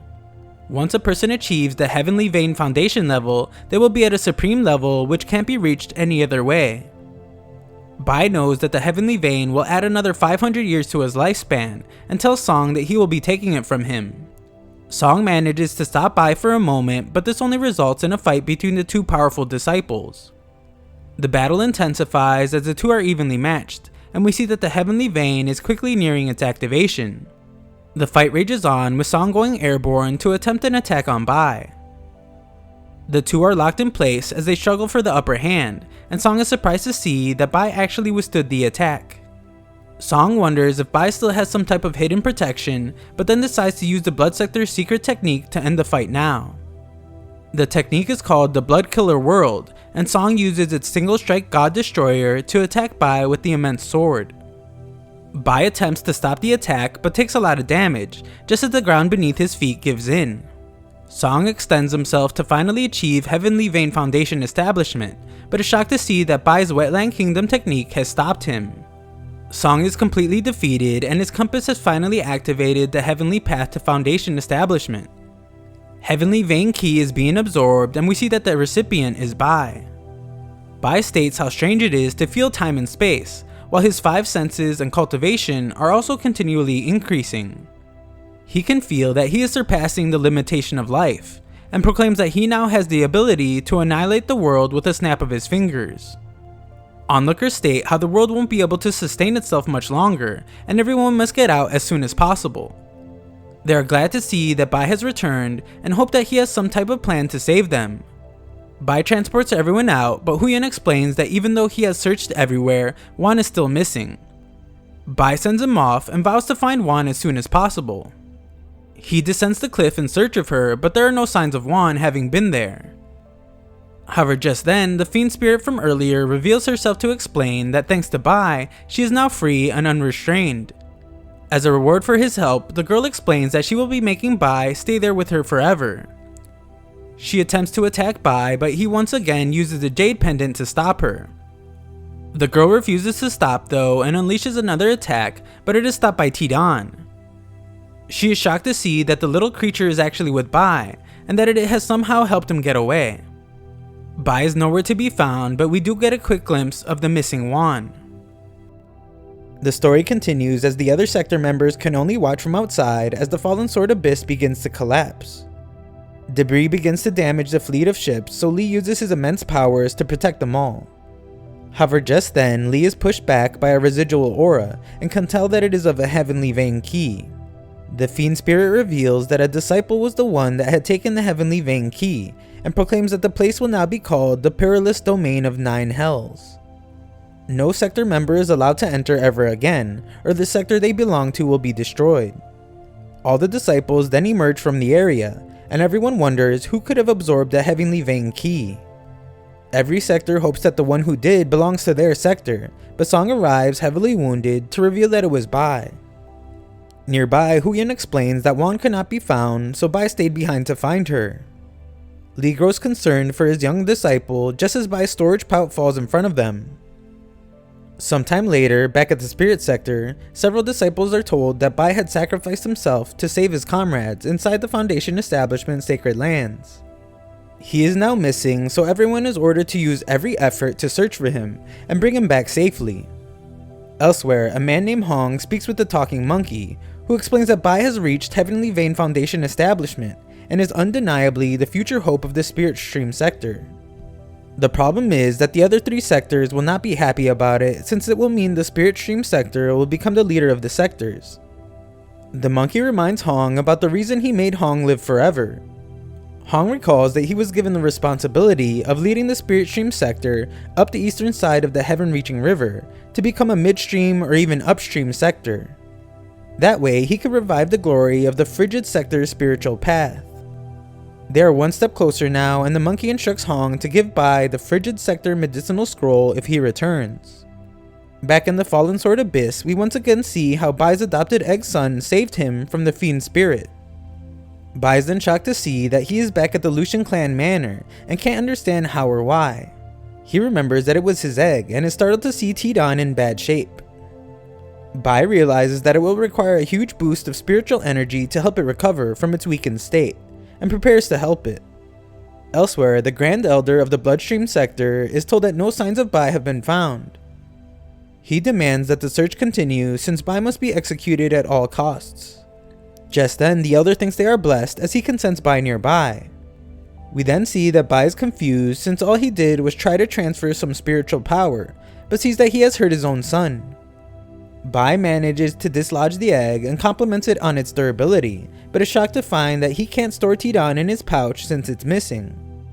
Bai is worried since all his equipment was in there, but calms down when he reminds himself that he now has the heavenly path of Foundation Establishment. Sometime later, Li is informed that the search for Bai has gone on for 5 days, and there have been no signs of him in any of the areas around the Fallen Sword Abyss. Li knows that Bai doesn't have his sword, which means he can't fly, and must be on foot, so he instructs everyone to head to Donglin City. At Donglin City, we see that Li is correct, as Bai has arrived there.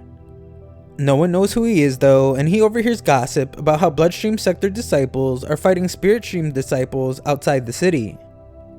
Just then, Bai thinks he sees Faye but is wrong, and is confronted by a group that explains that the other 3 sectors want him dead. Bai prepares to use the Heavenly Veins for his form, but it's actually just a smokescreen.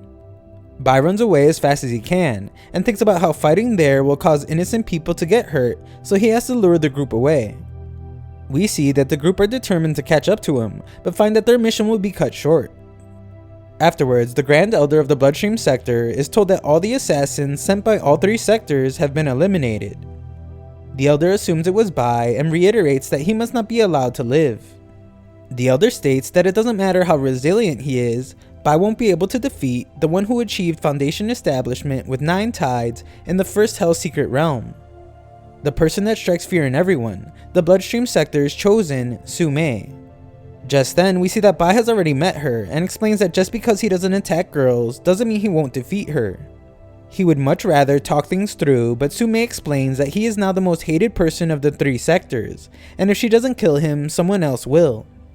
Bai flees as she attempts to go after him, but before Su Mei even realizes what happened, Bai is already claiming victory.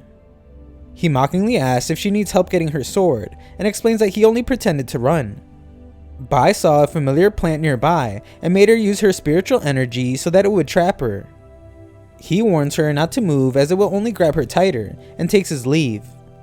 Afterwards, he is amazed at the masked girl's strength and thinks about how she revealed he was being hunted by other sectors.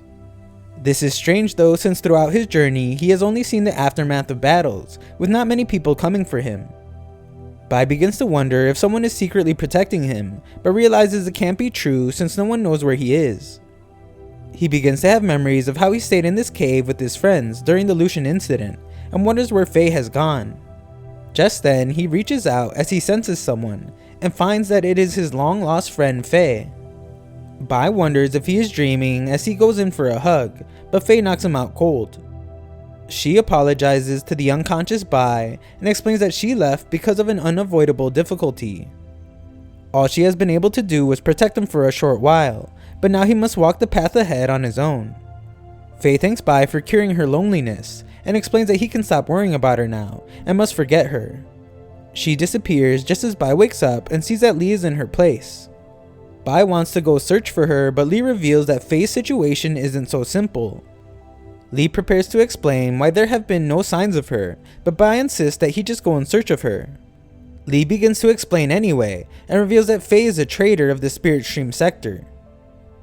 Sometime later, Bai has locked himself inside Li's home, and his friends grow increasingly worried about him.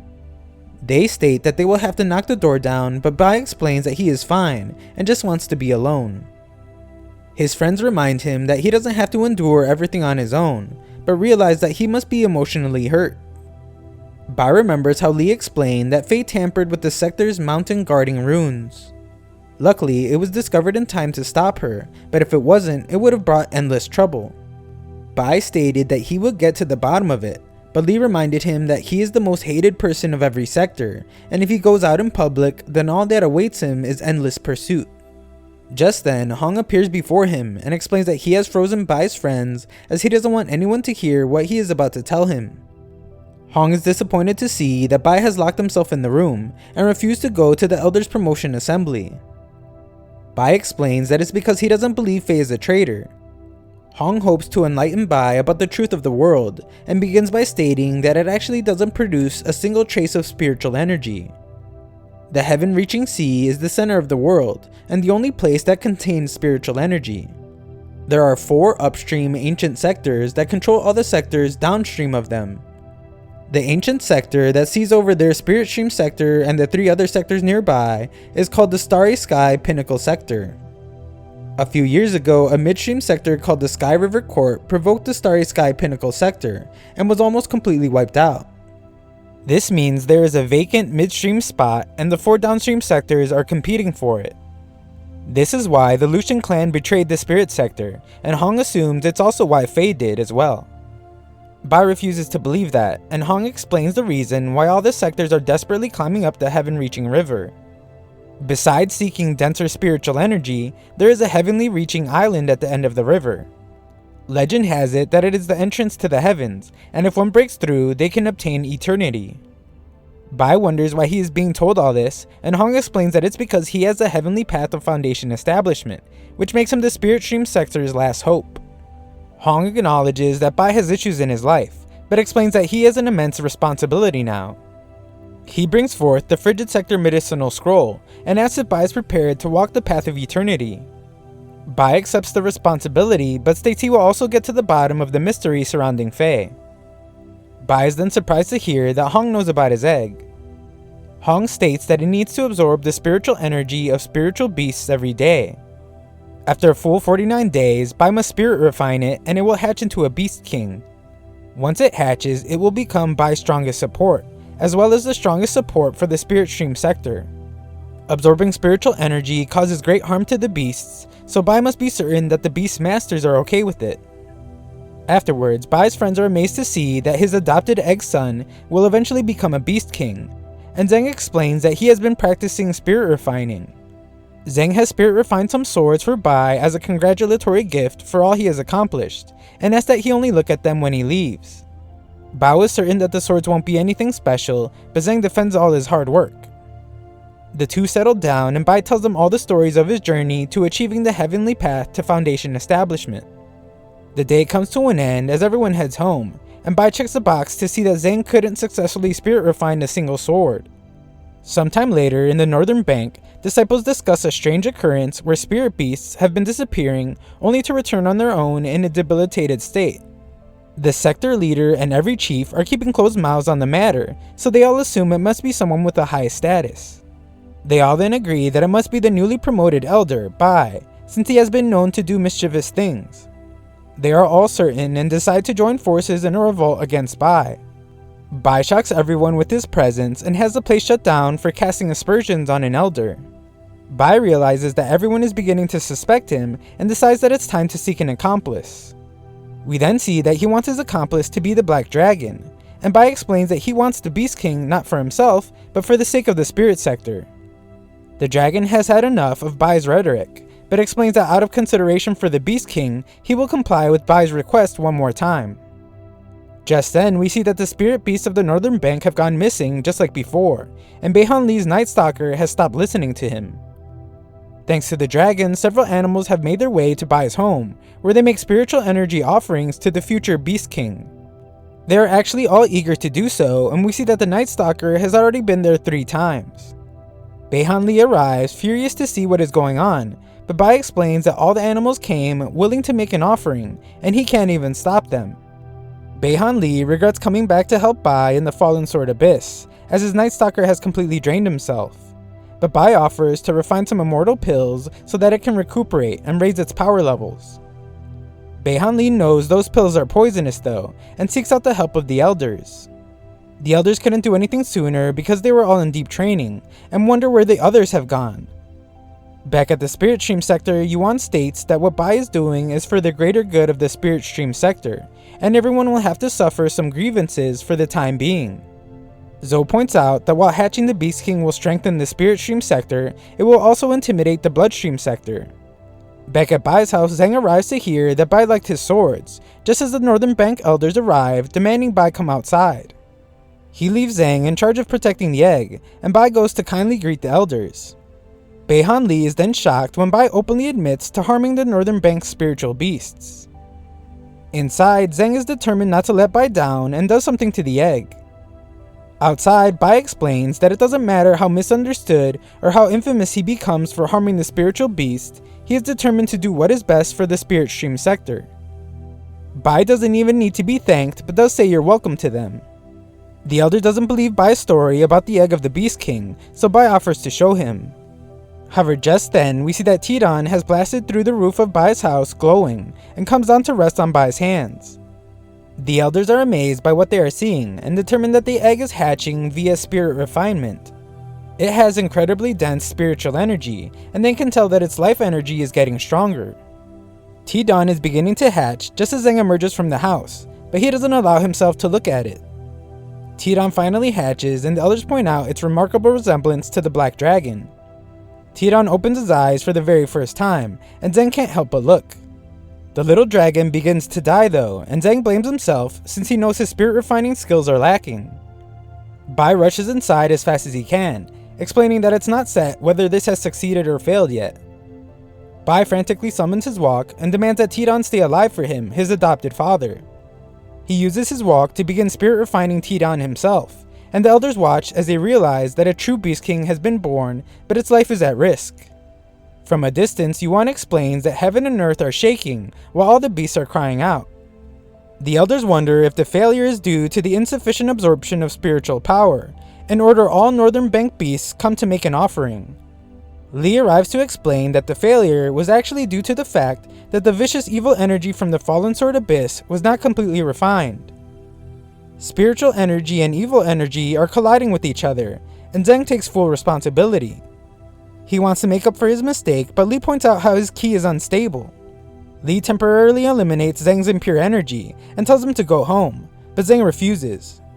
Li explains that this event is far too dangerous for someone of his level, and there is only a slim chance of survival. Whether or not the Beast King will live depends on its fate. We then watch as Bai works hard at spirit refining the Beast King, but Zheng expresses concern as it has been 3 days already. Bai begs Tidon to open his eyes, and explains how he did not fear death all that much before his parents died. What he fears most is losing those close to him. Bai states that he can't stand to lose his little egg, just as he finishes the spirit refinement. Elsewhere, the talking monkey points out how Bai already had the heavenly path to Foundation establishment, and now has the Beast King, so the sector's revival is imminent. Tidon's birth is complete as everyone celebrates, but Zheng can only think about how he almost ruined everything. Bai explains though that he actually helped a lot, and all Bai really did was refine the last evil parts. Later, the sector's annual cleansing festival is set to be held over the next 3 days, and everyone becomes more relaxed. Li talks to Zhou and explains how annoyed he is with Bai's overly relaxed attitude. Zhou, however, points out how incredible Bai is, as it took immense talent to hatch the King of Beasts. Li can't deny Bai's immense potential while already achieving such a high status, despite his young age. Bai has become the most famous person in the spirit sector, along with having the strongest powers. Tidon is also very popular for being adorable, much to the disappointment of Beihan Li. Bai insults Beihan Li for being hideous, and Beihan Li reminds him that he still wants revenge for what Bai did to all the spirit beasts. Mei points out that what Bai did was for the good of the entire sector, but Beihan Li doesn't care. He prepares to get revenge, but Tidon stops him with one exhale. Just then, everyone is shocked to see 20 inheritances, and realize that it's because of Guya. Disciples who reach Foundation establishment will all go to the Forbidden Ancestral Land to receive a unique inheritance. It's Guya's turn right now, and this is the first time in 100 years that someone has received 20 inheritances. Bai explains that he is disappointed that Guya only received 20, and loudly proclaims that if it was him, then he would have gotten 200. Afterwards, Bai is scolded for being so arrogant. Bai explains that his talent and dazzling temperament are to blame for causing problems, and promises to be more humble. Li is furious though, and states that if Bai wants to enter the Forbidden Ancestral Grounds, he will first have to practice abstinence for 1 month, while not leaving his room. Bai then reads scripture stating that he must abstain from killing, abstain from desire, abstain from alcohol, abstain from stealing, and abstain from lying. While he does this, women would begin to notice that their undergarments are being stolen by someone. News would begin to spread, and the culprit would be giving the name Undergarment Psycho. The law enforcement hall will be capturing this person soon, and he will be severely punished with no leniency. We then see that Bai is doing very well as he meditates on abstinence, refining pills day and night as an apology to the sector's spiritual beasts. Bai wonders where Tidon has been going all the time, and Tidon surprises him with a gift. Bai can't wait to see what Tidon got him, but is shocked to find that his young child has stolen undergarments. Just then, Tian Yu arrives outside to explain that the sector is conducting a search, and Bai instantly knows that he is in trouble. Bai desperately tries to hide all the undergarments, but Tian Yu grows impatient and opens the door. To his surprise, Bai is simply meditating, but Tian Yu is skeptical since Bai didn't open the door. Tian Yu states that nothing can be hidden from him, but ends up not finding anything. Bai states how innocent he is again, but Tian Yu vows to keep an eye on him. As Tian Yu leaves, the cauldron Bai hid all the undergarments in explodes, and he pleads to the elders that he was wrongly accused. He was seemingly caught red-handed, but Li points out how although Bai is mischievous, he knows the difference between right and wrong. An explanation is needed, so Bai tells them that it was Tian. No one believes him, and Li states that if Bai continues speaking nonsense, then not even he can protect him. He continues pleading and lucks out when Tian appears with more undergarments. Tian gives it to Bai though, so Bai attempts to tell everyone that Tian meant it as a gift to Li. The story continues as news has spread rapidly about the Beast King being the culprit behind the stolen undergarments. Stories would be told about the psycho undergarment thief, and they end with the thief getting the punishment it deserved. After causing such an absurd disaster, Chief Li sent the Beast King Tian into the Valley of 10,000 Snakes to reflect on its mistake.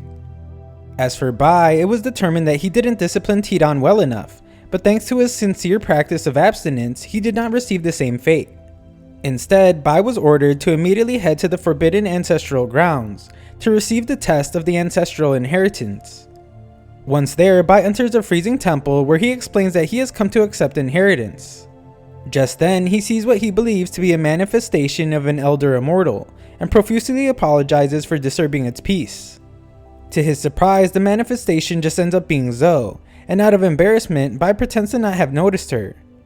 She demands more respect out of Bai since they are now both elders of the Spirit Stream sector. Zhou ignores Bai's taunts and explains that Guya managed to activate 20 inheritances, so she fully expects Bai to do the same. Bai is confident he can do more as he makes his way further into the temple, but is surprised to see nothing happen after he asks to be enlightened. He does it more respectfully the second time and watches in amazement as something begins to happen. Onlookers can see from afar that an inheritance has been activated at the Forbidden Ancestral Grounds, and Beihanli mocks Bai for only being able to activate one single pillar of light. However, everyone including Guya is astonished when Bai triggers a sight that no one has ever seen until now. Yuan can't believe that Bai was able to stir up such an intense response from the inheritances, and determines that it can only mean that the depth of Bai's latent abilities has reached an unimaginable level. The talking monkey joins in the amazement as he explains that Bai has activated an absurd 100 pillars of light, and points out how that means all the inheritances have opened up to him. Unfortunately, Bai can only choose one, and the monkey hopes that he will be up for the test.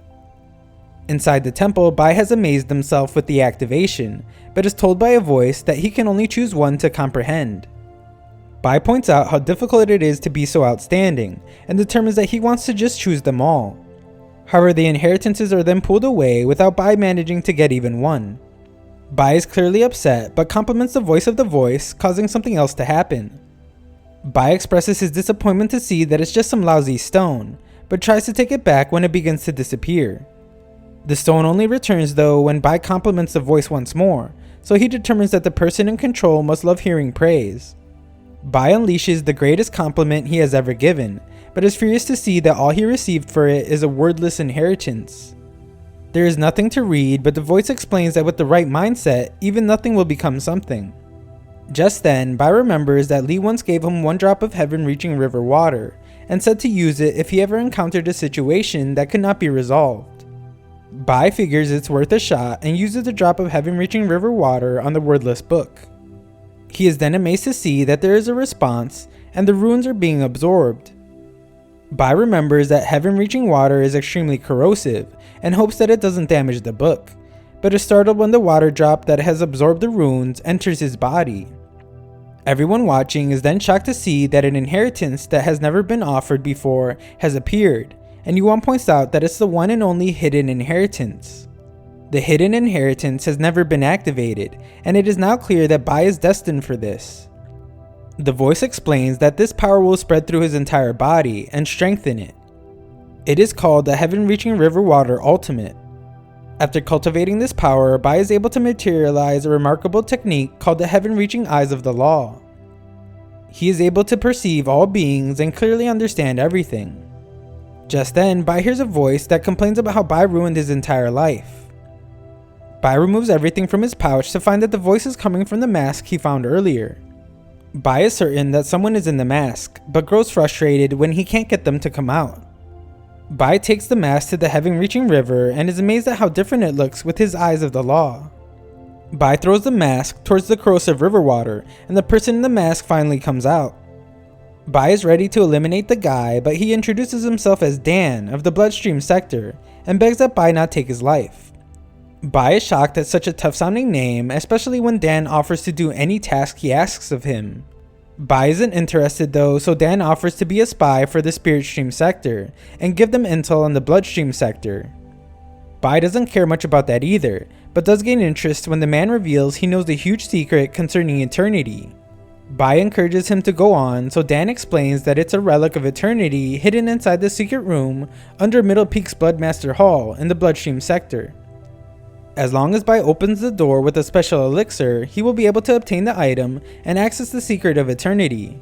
Bai doesn't believe Dan could know this stuff when he states that not even the patriarchs know this information, but he reveals that he isn't actually part of the Bloodstream sector. He was given the mask by a mysterious person, instructing him to disguise himself as the dead Yi Zhang, and told about the relic of eternity. Furthermore, there's only a 50% chance of success to refine the elixir to open the door, and the ingredients are extremely hard to come by. Bai is then glad to hear that one of the most rare ingredients is actually Beast King blood. Bai then questions how Dan was able to go undiscovered, and he explains that the mask is able to change your entire body's appearance while also hiding your power level.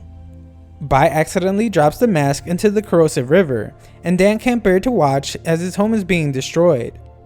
His soul won't last without shelter, so Bai offers to let him stay inside his pouch for the time being.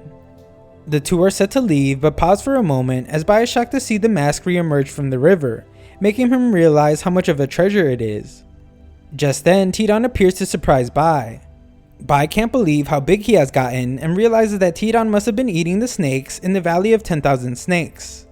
That night, Bai treats him to a delicious meal, and Tidon wastes no time devouring it all. Bai has run out of spirit stones to pay for the rest of the food and attempts to use credit, but the restaurant doesn't accept that, even from elders. Bai takes off as fast as he can while proclaiming that he is going to get some spirit stones, but they don't believe him and kick out Tidon.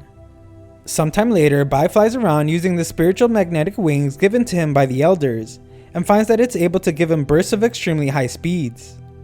He is glad to have finally refined the wings, but is unable to fully control them at the moment, as he crashes into some chickens. Just then, we see people make a large commotion as the missing Wan has finally returned to the spirit sector. Bai accidentally comes crashing into her and expresses relief to see her as he couldn't find her in the Fallen Sword Abyss.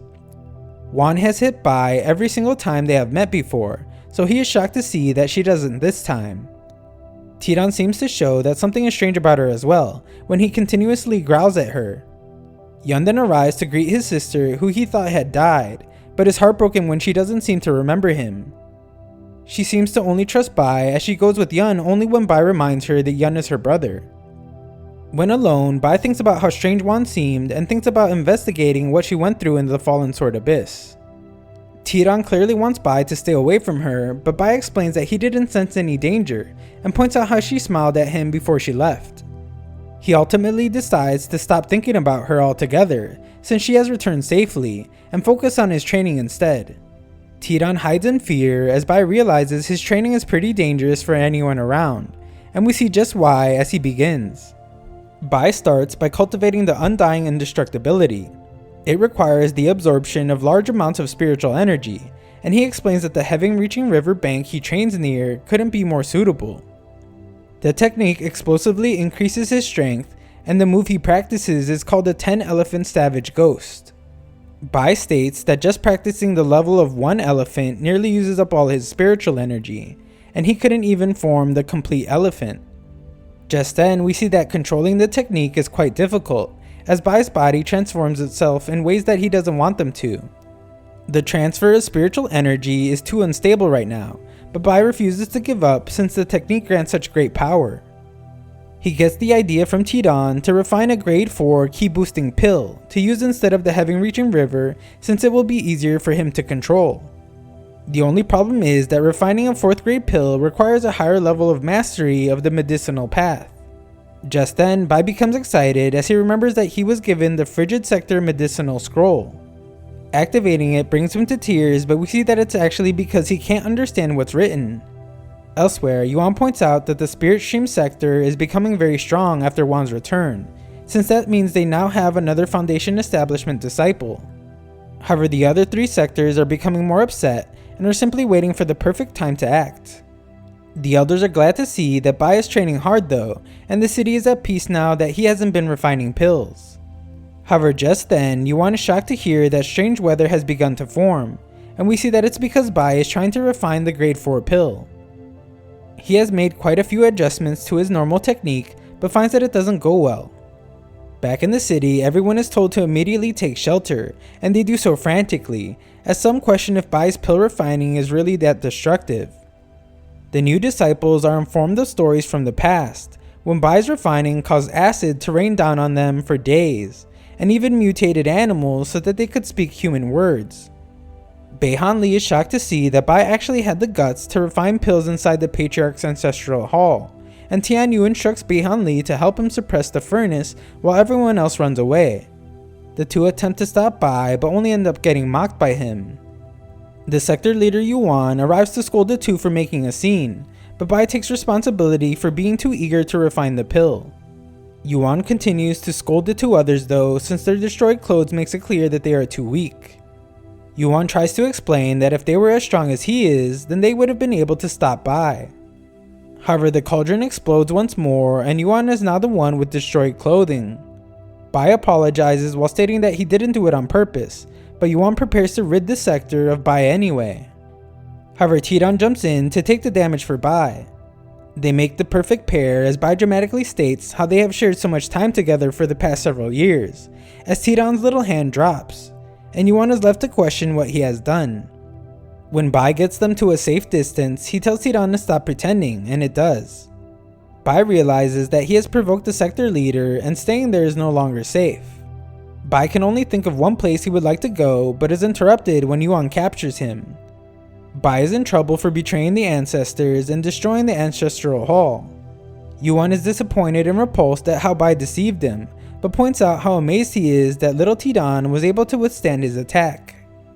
Yuan wants Bai to set a better example for Tidon, instead of tarnishing its pure young heart with acts of deceit. Yuan begins to tell Bai what his punishment will be, but Bai states that his own punishment should be that he has to leave to gain experience.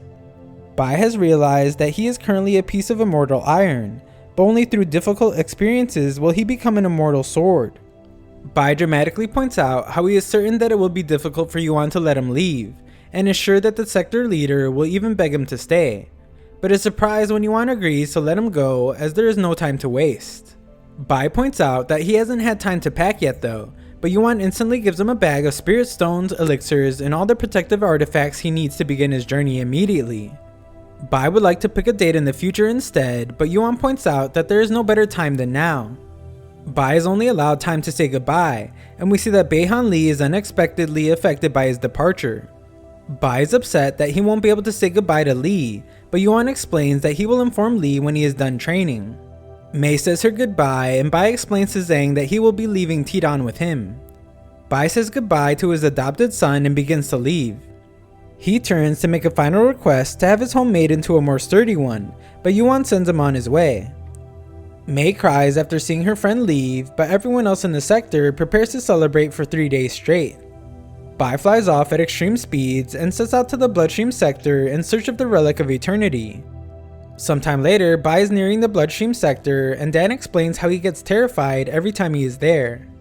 Bai questions if the mask really works, and Dan reiterates that it's able to change a person's entire appearance, their voice, aura, and everything else.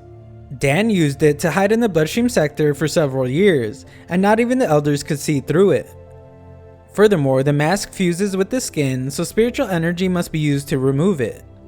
Bai is confident that he won't be recognized now, but realizes that he needs to learn some background on the Bloodstream sector. According to legend, during ancient times, a mysterious giant perished in the heaven-reaching river. He was full of rage and vengeance, so in that moment, he shook his palm at the heavens. Bai doesn't believe any of what Dan is saying, but is then shocked when they finally arrive at the Bloodstream sector, and he sees a hand-shaped mountain. Dan heads back into the pouch as they approach the gate. He explains that the Spirit and Bloodstream sector are currently fighting non-stop, so the identity checking array at the gate has been strengthened. Dan wants Bai to be careful, but reminds him of the saying that nothing ventured, nothing gained. Bai finally makes it to the gate and is glad to hear that his identity as Yi Zhang has been confirmed. Something is a bit strange though, as Bai gets a feeling that he felt once before when fighting Song. He notices that his undying power is reacting to the Bloodstream sector key and begins to wonder if they must have some special connection. Bai is shocked as he gets carried away, but Dan explains that it's simply the transport array taking them past the 5 peaks and straight into the inner sector. Dan warns him though that at night the entire land turns into a nest of demons. When he arrives, Bai immediately notices how rude everyone is there, and it is explained that the Bloodstream sector focuses on individual strength. The weak are bullied and the strong are feared. It's clear that the Bloodstream sector is much more dangerous and a lot less cheerful than the Spiritstream sector. Nearby, it is explained that the situation around the border is becoming tense, so everyone needs to undergo an examination before heading home. Furthermore, anyone who fails to do so will be considered a traitor to the sector, and an accomplice of the Spiritstream sector's elder, Bai. Disciples are insulted to even hear Bai's name, and proclaim that they would skin and eat Bai alive if he were there. Luckily, Bai is in disguise, but unfortunately he runs into a man that turns him into the elder for behaving suspiciously. Bai is then shocked to see that the elder is Shan from the Fallen Sword Abyss. Shan notices that Bai looks very familiar, but luckily another disciple arrives to point out how this person is Yi Zhang. He explains that Yi Zhang was with them when they attacked Bai, but everyone died except now for Yi Zhang. They begin to think that Yi Zhang made some type of deal with Bai, but Shan explains that the elder Bai is a ruthless monster that would never leave any survivors. Shan does want to know how he managed to survive, so Bai continues acting as Yi Zhang and dramatically explains that he actually was prepared to die fighting Bai, but just ended up being tortured by him. After waking up amongst a pile of corpses, he decided to live on in disgrace, with the goal of one day avenging his fellow sector members so that they can rest in peace.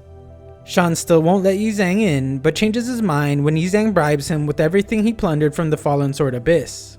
Yi Zhang is admired as someone willing to do anything to get into the inner sector, and Bai thinks about how different everything is from the Spiritstream sector. Before he can enter though, a noble girl named Su Mei arrives, and onlookers are amazed at how she has achieved Earthly Vein Foundation establishment.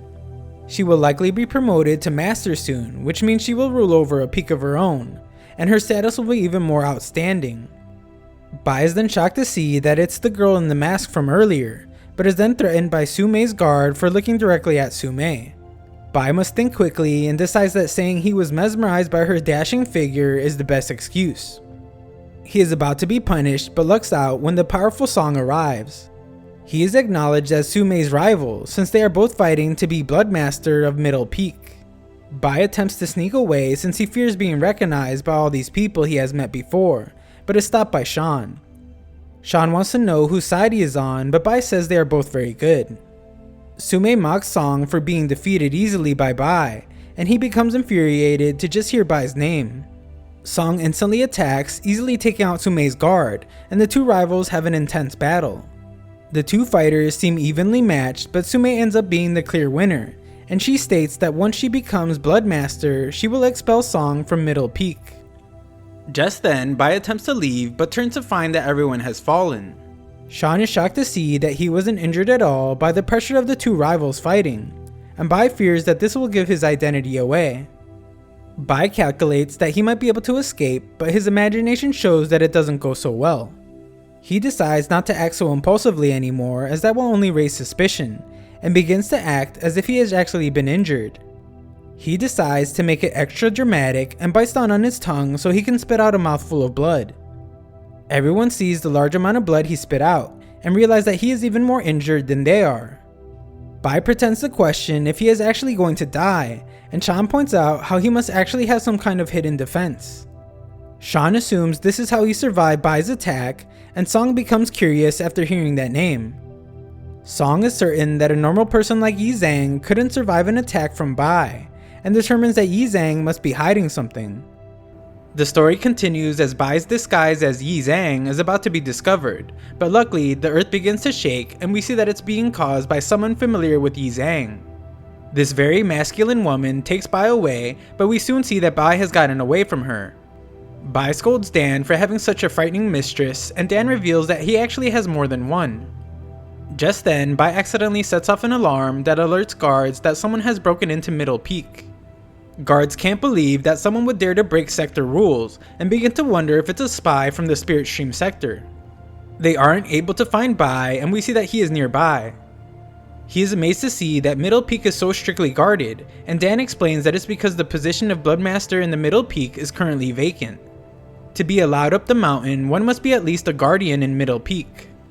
The bloodmaster hall is located at the top of the mountain, and there are probably double the guards than normal. The other problem is that they must still make the elixir that will open the bloodmaster hall's secret chamber. Making the elixir will be very difficult as it must be connected and blended with the sector's heirlooms. Dan explains that the path to retrieving the relic of eternity is harder than ascending to heaven, but Bai is confident that they can do it. He states that all they have to do is pretend to have Mortal Vein Foundation establishment and get promoted to Middle Peak Guardian. Dan likes the plan and explains that the sector will be holding a Mortal Vein trial, but Bai must first complete a mission to obtain enough contribution points. Out of the 5 peaks of the Bloodstream sector, Corpse Peak is set to pick the mission this year, and it will definitely be about refining puppet corpses. This is because disciples in Corpse Peak cultivate secret blood for puppet refinement. For this reason, the workshops for raising corpses and refining puppets on Corpse Peak are enveloped in blood ki all year round, and usually refining puppets on Corpse Peak can take months or even years. Bai arrives at Corpse Peak soon after and hears Sean state that the corpse raising workshop is his territory. He has invested all his assets into it and now he makes all the rules. Sean is then surprised to see Yi Zhang, who explains that he is there to take the mission for the Mortal Vein trial. Sean agrees to let him go and gives Bai a jade slip for the mission. Just then, the Corpse Peak Grand Elder arrives and explains that tensions are beginning to rise between the 4 sectors. Because of this, only the most elite will be selected for this year's Mortal Vein Foundation establishment. The mission this time will involve refining white puppets, which shocks everyone since it's a superior item. Those that succeed will join the Mortal Vein trial in 3 months. Sean explains that of the 5 superior items, refining the white puppet is the easiest. All they need to do is fuse puppet seed with secret blood and skillfully stimulate it. The higher their cultivation level, the better chance of success they will have, but it will take half a year to do it. All the disciples complain about it taking too long, so Sean reveals that the underworld blood pill will cause it to directly evolve itself into a puppet comparable to the Patriarch's unchanging bone in only 10 days. The disciples then complain about that pill being impossible to get, so Sean tells them to simply rely on their own ability to refine it instead. Bai thinks about how refining is his specialty, and only now gets to show it off since he was so misunderstood in the Spirit Stream sector. Bai, disguised as Yi Zhang, is then taken to the secret blood pool for refining puppets. However, he is startled by a small person and told that it is the puppet seed that he will be refining. Just then, Bai's body interacts with the blood key again, and he wonders what the origin of Corpse Peak's secret blood is. The blood is clearly the base for all the peaks, and it must be connected and blended with the heirlooms. Bai realizes that these are the characteristics required for the gate opening pill, and decides that he will refine the puppet and the pill now. Dan would like for Bai to focus on refining the puppet since he only has 3 months to do so. Bai assures him that he has a plan and reveals that he will also be making pills to accelerate the puppet's transformation into a white puppet. Bai tosses the spirit pills to the puppet and decide that they will come back to get it in 3 months. They then move on to more pressing matters as Bai amazes Dan with Beast King blood and explains how difficult it was to get it.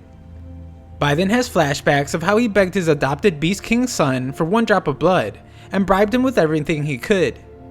Bai continues refining the gate opening pill, and after some time it's done. Dan points out that Bai now has a 50% chance of opening the door, but Bai reveals that he plans to spirit refine it 4 times to make it more reliable. Bai still needs 4-leaf grass to do the spirit refining, and Dan explains that it grows on the 10,000 blood cliffs. Just then, the color of the liquid shockingly begins to change, and everyone panics as this is not normal. Nearby, Sean states to the Grand Elder that he has rented out his corpse raising workshop for a year, and guarantees that after 3 months, the first batch of refined puppets will be born. Sean plans to give them to the Grand Elder as payment, but is shocked to hear that something serious has happened. He is told that the total amount of secret blood for refining puppets was just instantly reduced to 30%. Back with Bai, Dan explains that he has seen many puppets in the bloodstream sector, but has never seen what he is seeing now. Just then, Bai begins to hear something like rushing water, and Dan is shocked to see that Bai's puppet seems to have drawn all the secret blood to their room.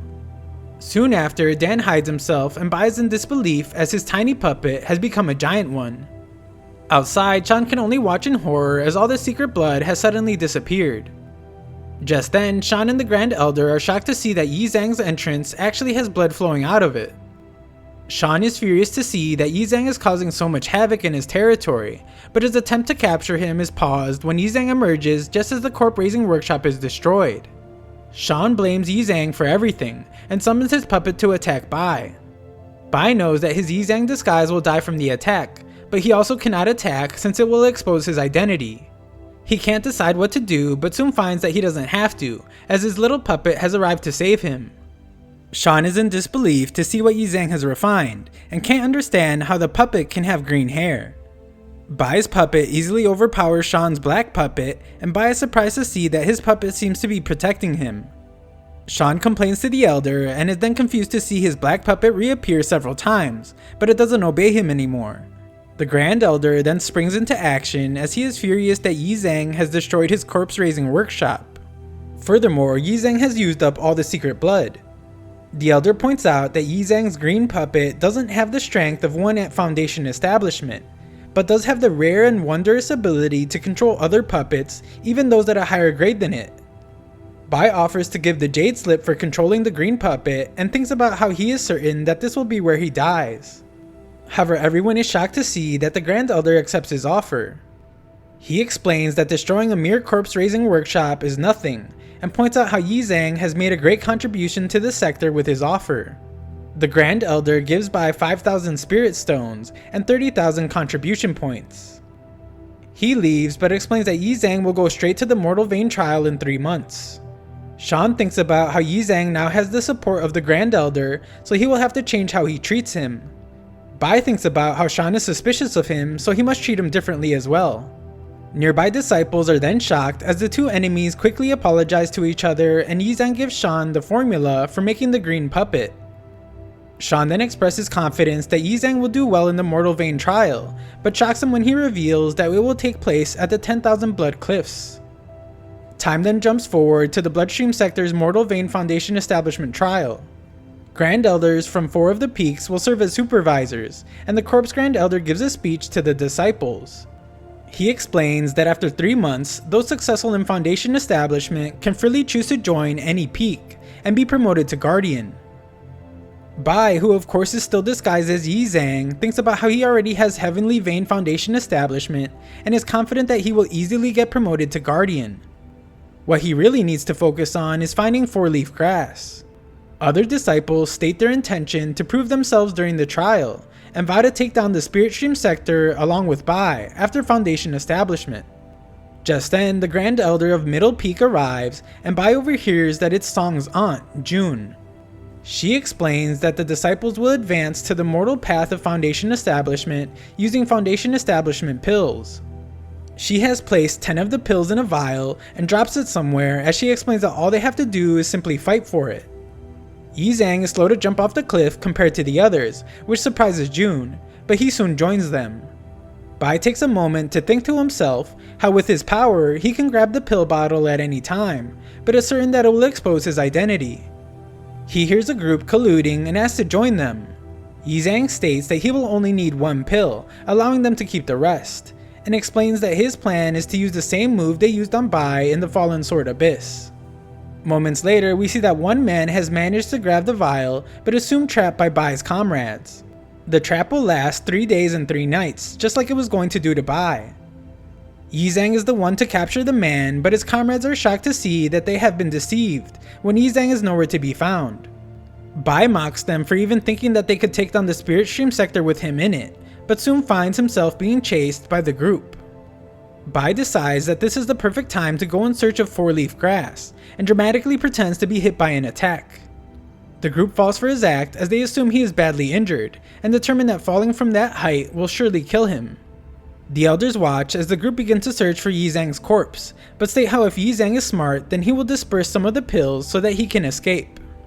Yi Zhang has piqued Jun's curiosity, and she wonders how long he can survive. The group continue their search, and Bai watches them nearby, as he is more concerned with finding 4-leaf grass. He is curious to see if a blood beast will show itself next to him, but is shocked to see that it's actually the talking rabbit. It startles Bai as it seems to recognize him, but his attention changes when he realizes that he has stumbled upon a patch of 4-leaf grass. However, before he can get to it, Bai encounters a large blood beast, and his fight with it creates a sound that can be heard by everyone. Bai defeats the beast and finds that they are made of blood ki. It's the same blood of the 4 peaks, and it has the deep aura of the bloodstream sector. The blood ki there though has not been processed, and its vitality is much stronger. Bai's undying power reacts with the blood ki much faster now, and he begins to wonder if the story of the fallen giant is true, and if it possessed the peak realm of undying power. If this is true, then Bai predicts that if he cultivates the second scroll of undying power there, he will be able to achieve double the results with half the effort. He does exactly that and finds that his strength explosively increases yet again, making his body much more difficult to destroy. Nearby, Song wonders who Jun would like to see become a guardian after the trial. She explains that there are many guardians in the middle peak already, but none are skillful in the medicinal path. This makes her think about Bai, who is considered a genius in the medicinal path, but this only infuriates Song. Song vows that Bai will one day die by his hands, but Jun explains that those destined for great things must understand when to let go before they can advance further. Nearby, the group searching for Yi Zhang assumes he has been eaten by blood beasts, since there are no signs of him, but we see that he is nearby, finishing up spirit refining the gate opening pill 4 times. Just then, the ground begins to shake, and the elders are shocked to see that the 10,000 Blood Cliffs volcano that has not been active for thousands of years is erupting. Yi Zhang manages to make it out alive, but finds himself being chased soon after. He gives up the pills to the group, but they become upset when they realize that the pills inside the vial are fake. Yi Zhang finally makes it outside the secret realm where he sits in front of the elders. They are all shocked by his behavior as Yi Zhang took all 10 foundation pills for himself, cutting off everyone else's path to foundation establishment. Furthermore, he caused the volcano to erupt, left all the blood beasts in chaos, and brutally injured his fellow disciples. Yi Zhang explains that he did it all to make a pill, but Jun realizes that Bai took 5 of the pills himself and used the rest to make this pill, but she is unimpressed by the useless grade 3 item. Bai admits that the pill has no medical use at all, but explains that there are very few people in the bloodstream sector that can refine a grade 3 pill. He dramatically states that even if it means making an enemy of everyone around him, he is determined to one day be able to make a rare grade 5 pill for the bloodstream sector. One of the elders frightens Yi Zhang when he points out how much he has changed since going to the Fallen Sword Abyss, but is relieved when the elder just thinks Bai triggered his viciousness.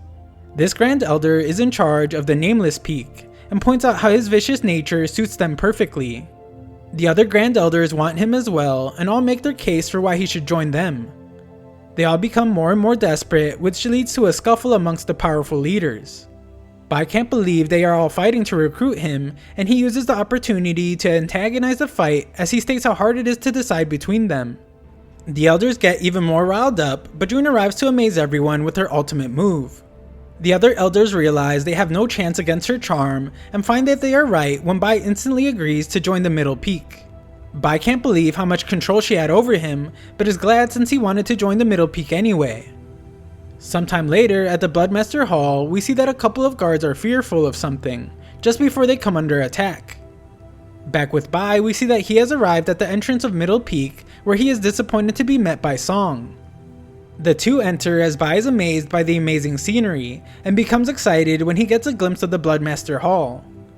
Song puts Yi Zhang down for coveting the Bloodmaster Hall so much, and Bai thinks about how he had Song crying for his parents when they fought at the Fallen Sword Abyss.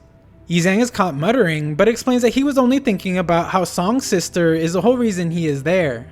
Song brings Yi Zhang to his sister, who has summoned him, but Yi Zhang greets her a bit too casually for Song's liking. Yizang dramatically claims to never have any improper thoughts about Jun, and points out that Song is always just picking on him. Song must take his leave, but warns Yizang to be careful with his words and actions towards his aunt, as failing to do so will result in him cutting off Yizang's tongue. Jun is curious as to why Yizang admires her so much, and he explains that it's because she is the most powerful and good-looking person he has ever seen. Jun explains that Su Mei is just as admirable as she is, and those that oppose her have taken Su Mei's side. Jun has chosen Yizang herself though, and he swears to only follow her as he would risk his life to protect her.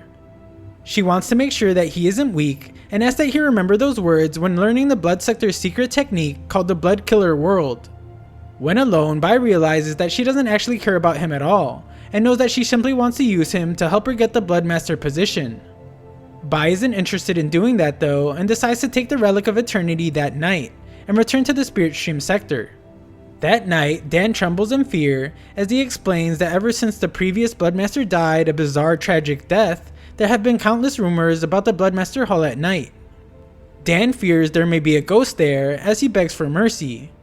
Bai explains that he need not worry, as he has Heavenly Vein Foundation establishment, but finds that Dan has already fainted. Bai makes his way into the hall, but is instantly attacked by someone, and wonders if he is also after the Relic of Eternity. Bai wants to avoid a fight and heads to accomplish his goal, but is stopped by the other person as he seemingly wants to kill him to silence him.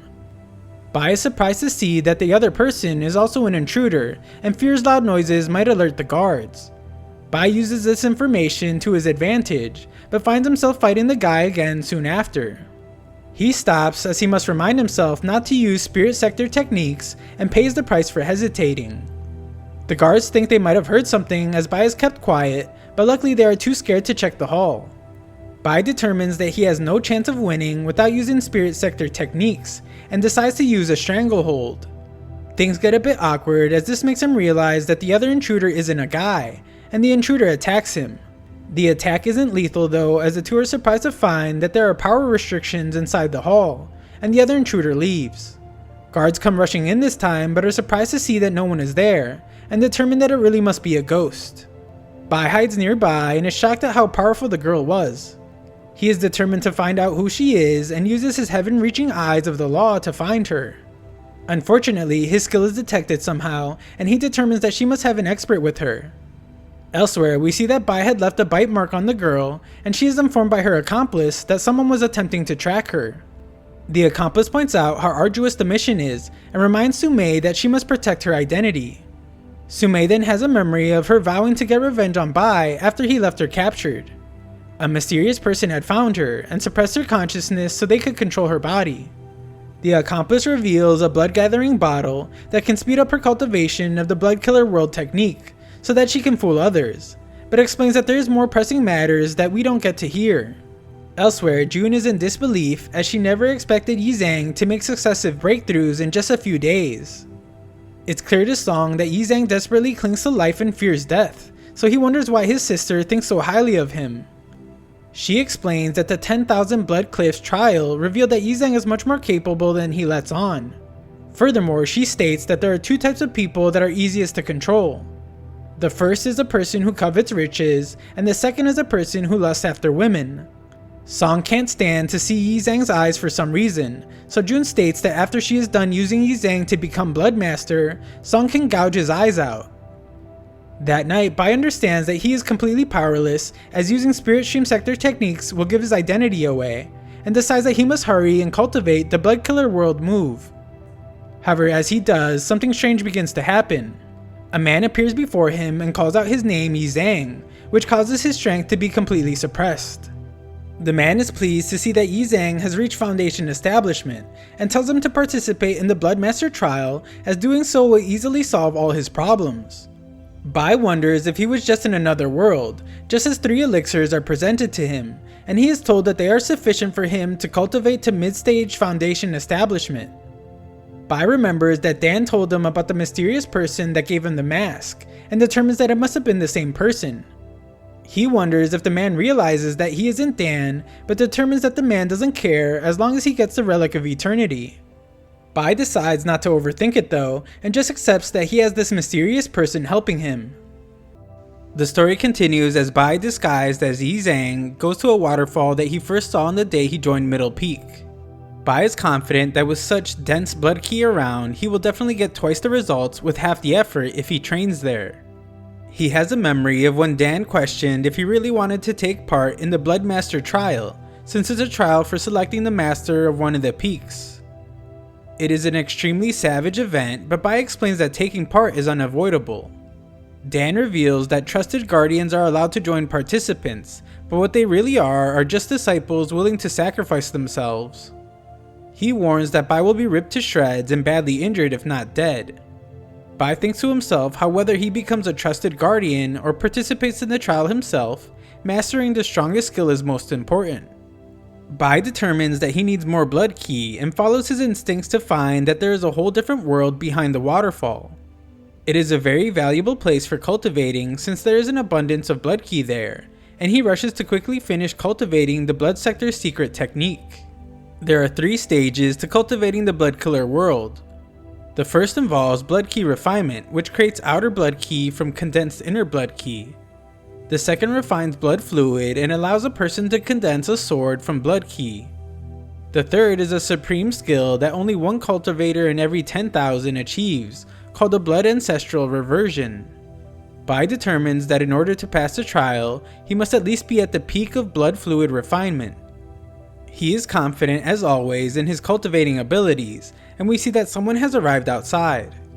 Bai is then amazed to see that his hard work was not wasted, as he did manage to summon a blood sword. His hopes disappear just as fast as the sword does, and Bai can't understand what went wrong. Just then, another sword almost hits him as Song reveals himself. He says that the sector rules state that things must be taken by force, and if Yi Zhang wants to have the waterfall for cultivating, then it will depend on whether or not he has what it takes. Yi Zhang can't believe how unlucky he is and tells Song that he can just have the place as he leaves. This isn't enough for Song though, as he is upset to see Yi Zhang think he can just come and go as he pleases in Song's territory. Bai manages to summon a short sword as he prepares to fight Song, but is disappointed to see it become a small dagger.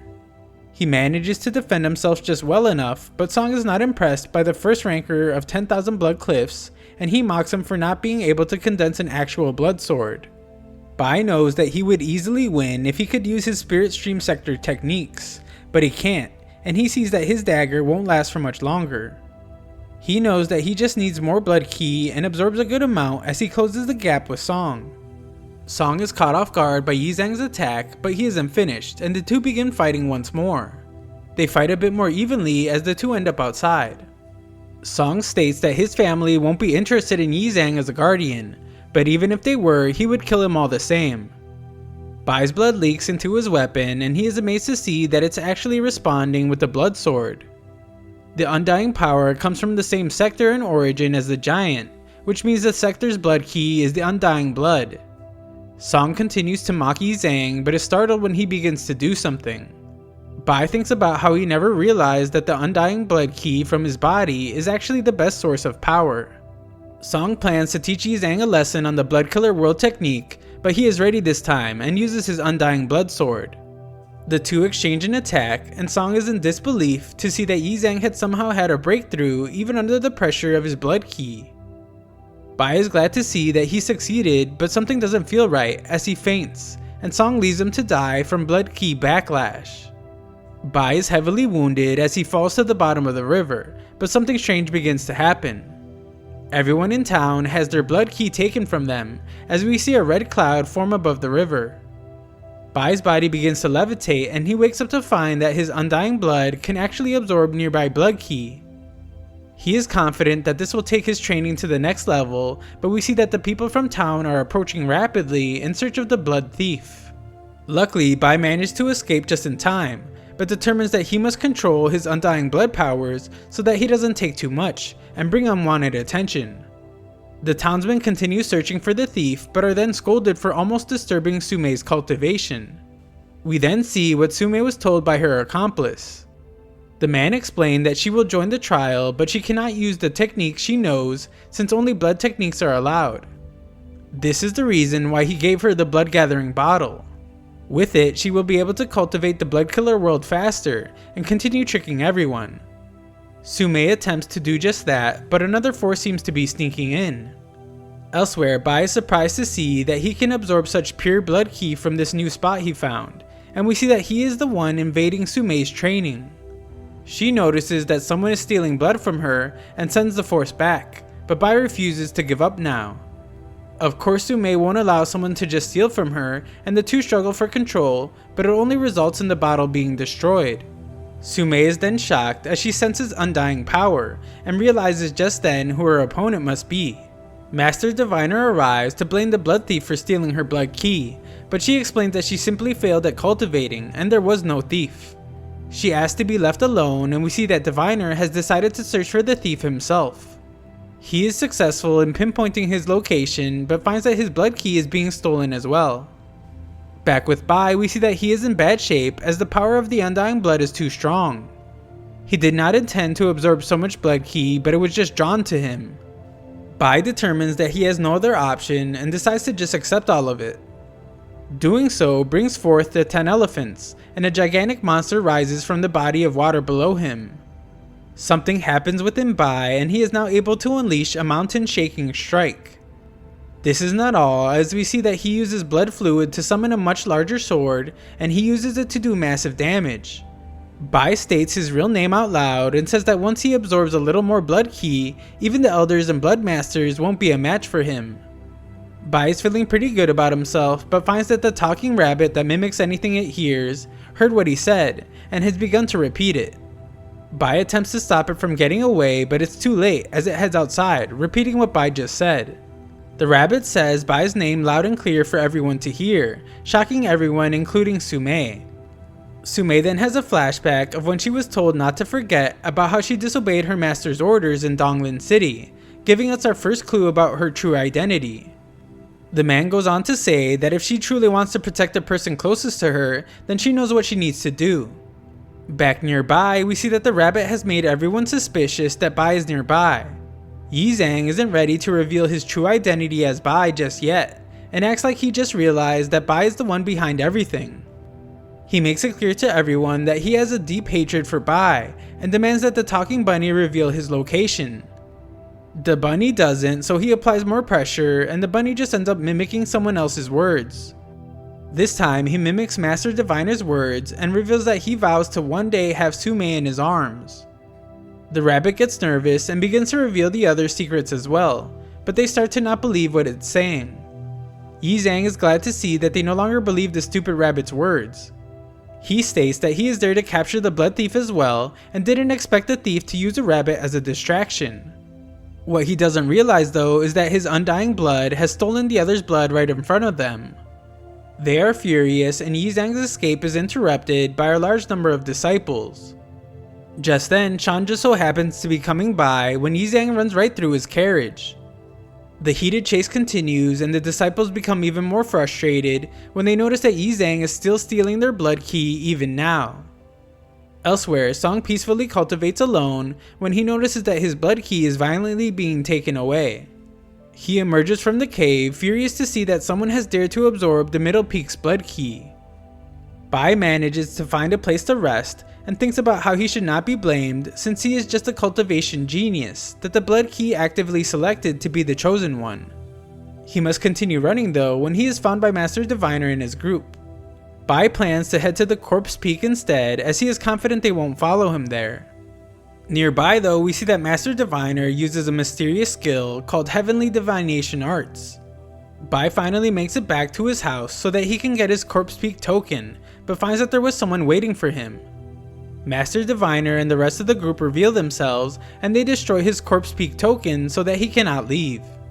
The group then ambushes him, but are shocked to see how strong Yi Zhang's body is. They realize that he must have secretly cultivated the body refinement technique, and defeating him will be difficult, even when he is severely outnumbered. Master Diviner isn't too worried though, and commands everyone to attack Yi Zhang at once. They unleash a devastating barrage of blood swords on Bai, but are shocked to see that Yi Zhang is still standing. Yi Zhang declares that he is done running now. They have repeatedly tried to kill him, even though he has never thought of harming anyone, and he is finally tired of being bullied. The group couldn't care less though, and attempt to attack him together once more. This time, Yizang fights back and beats on them all mercilessly. The fight is nowhere near close, as Yizang demonstrates just how much of a difference there is between them. He doesn't hold back one bit and loudly questions if they actually thought he feared them. Bai shows just how amazing he is, as he manages to take them all on without having to use any spirit stream sector techniques. He is able to do all this with only the bloodstream sector techniques that he has just learned in the last few days. However, Bai seems to be losing control as his attacks become more primal and gruesome. Shan can't believe that he is watching the same Yizang, and we soon see that the fight is over. Yizang doesn't seem satisfied yet though, and demands that more of them attempt to kill him. Everyone is clearly too afraid, so Yizang just laughs and continues to demand more fighting. Just then, the disciples look to the sky as a red cloud has formed, and see that it's Song. Song is more furious than ever, as Yizang is to blame for interrupting his cultivation and stealing his blood key. Yizang is seemingly seeking death, so Song proclaims that he will give it to him. Onlookers realize that Song is preparing to use last stage blood refinement, but Master Diviner explains that it's actually peak blood fluid refinement. Yizang doesn't seem fearful at all as Song releases his immense attack, and he proclaims that he can do the same. Onlookers are in absolute disbelief as they see that Yizang has blocked a powerful attack, but decide to try and take him down during this opportunity. Yizang is not to be messed with though, as he manages to fend off both attacks with one move, and Shan can't understand how Yizang has become even more powerful than Song now. Song points out how Yizang wasn't even using the Blood Killer World at all. Bai admits that he's right and prepares to show everyone what the Blood Killer World technique truly is. Blood Key begins to be pulled from everywhere, and Master Diviner wonders how Yizang is able to control all of the Blood Key in Middle Peak. They wonder what kind of monster he has become, as he has clearly gone berserk. Bai's body is constantly consuming massive amounts of Blood Key, and we see that a huge ruthless savage demon has been summoned. The disciples are shocked to see that Yizang has somehow fused the body refinement technique with the Blood Killer World. Yizang loudly states that if they all want to kill him, then he will simply just kill them all first.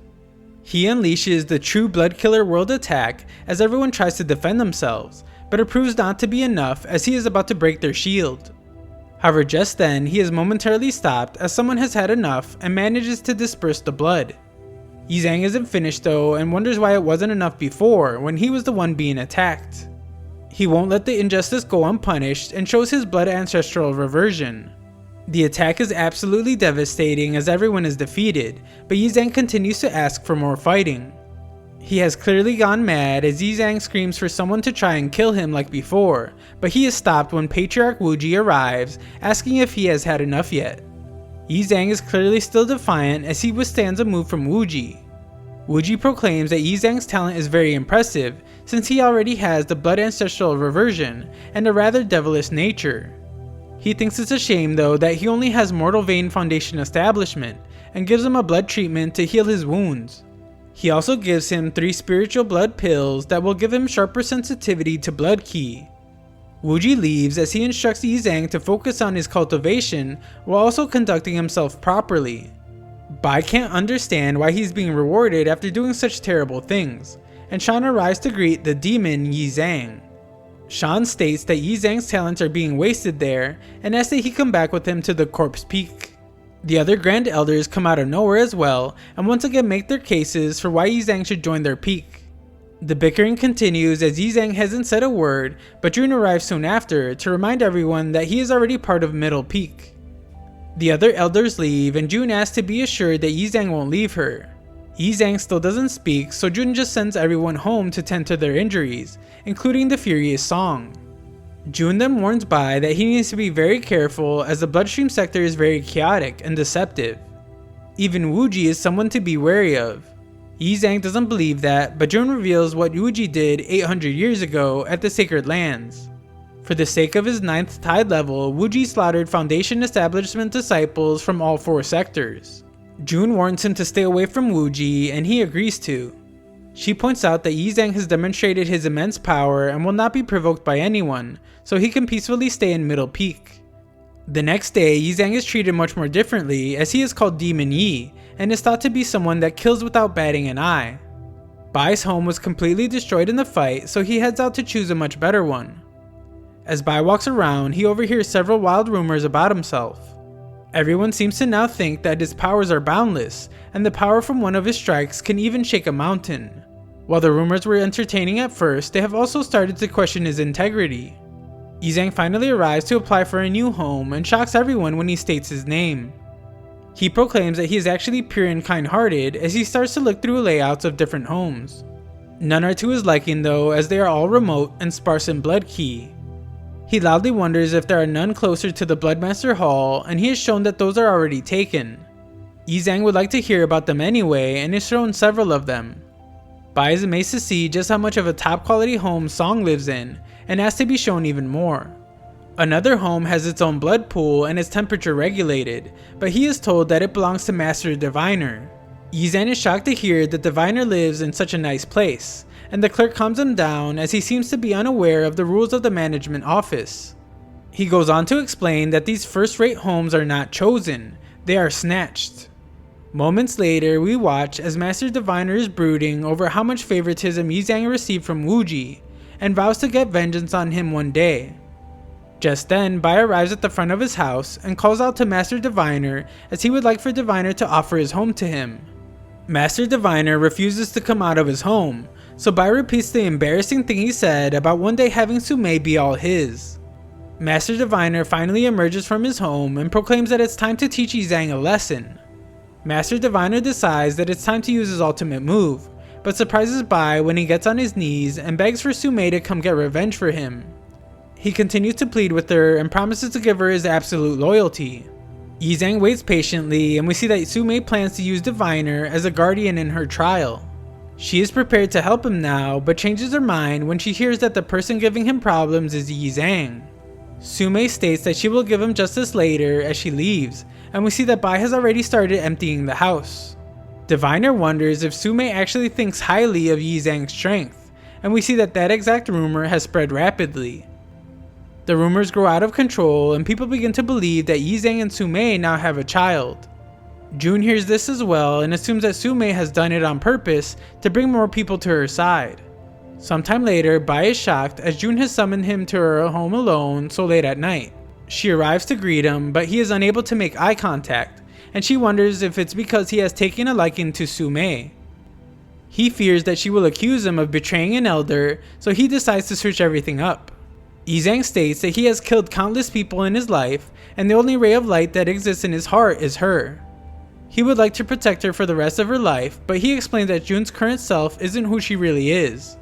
Jun has never been told these words and is in disbelief to have found someone that understands her so well. He doesn't realize she is being genuine as he thinks about how evil she is, as she must be playing some kind of game. However, she reveals that she would like for Yizang to one day become her peace advocate. Jun explains that the Blood and Spirit Stream sector have been fighting non-stop since the Lucian incident. To resolve the conflict, the Bloodstream sector has divided into one faction for war and one faction for peace. Wuji and his daughter Sumei are strong advocates for war, but the Song family is doing everything they can to advocate for peace. He is glad to hear that he is on the right side, but is then shocked as he is told to get things ready. In 3 days, he will join a diplomatic mission to the Spirit Stream sector. The first goal will be to investigate the strength of the Spirit Stream sector's Elder Bai. The second and most important goal though will be to find a resolution to all the fighting, so that a war is avoided. The problem is that all the sectors want the vacant spot in the middle stream. The Profound Stream sector is very ambitious and will soon finish a takeover of the nearby Pill Stream sector. After doing so, their strength will grow and they will definitely invade their Bloodstream sector. Furthermore, the Spirit Stream sector is waiting for this exact moment so that the Bloodstream sector can be attacked from both sides. This is why their diplomatic mission is of utmost importance. War is completely unavoidable at this point, but they can still try to affect who their opponent is. These matters are for the patriarchs to deal with though, and she asks that Yizang not think about it too much and just get ready to head to the Spirit Stream sector. The story continues as Bai disguised as Yizang is on a ship headed to the Spirit Stream sector in search of peace. Jun gives a short speech reminding them of their mission, but Bai can't understand why she is staring at him so much. Just then, the patriarch of the Song family arrives, and Bai is amazed by his powerfully savage energy.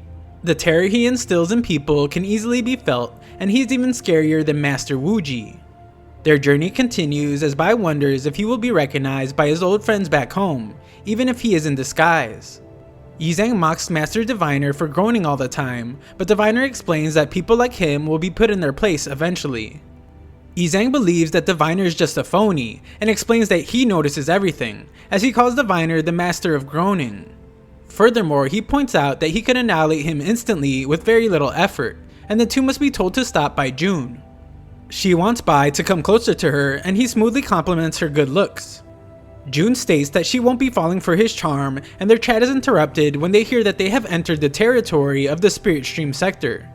Bai stares at Lucian Mountain as he thinks about the battles he fought there. Patriarch Song is then surprised to see that the ships of the Spirit Stream sector have come so far out just to greet them. Yizang has the biggest smile on his face as he sees his master Li, but Li obviously has no idea it's actually Bai. Wan also watches nearby, but she seems to instantly know who Yizang really is, and Bai gets a strange feeling from this. Just then, the Bloodstream sector ships are being tossed around by the water below, but Patriarch Song demonstrates just how powerful he is by calming the waves. Patriarch Song meets with Lizimo of the Spirit Stream sector, and the two go on ahead. Chief Su of the Spirit sector has been tasked with greeting their guests, and will also be showing them around. June compliments the Spirit Stream sector for being able to produce unmatched chosen disciples, but Zhang and the others clearly dislike her. Stories about Yizang have even spread to the Spirit Stream sector, as he is also known as Demon Yi there. Bai thinks about how adorable Mei still is, but she is frightened by him as he is still in his Yizang disguise. Zhang becomes angry to see Yizang stare as he is aware of how dangerous he is, but is shocked to see Yizang give him a big smile. Bai attempts to calm his friends down with a wave, but realizes that his disguise must just be too good. June continues her long-winded compliment and eventually asks to see the legendary Bai, who her disciples admire greatly. She must let her down though, as she explains that Bai is currently in seclusion, and Bai revels in the fact that no one actually knows that he is right in front of them.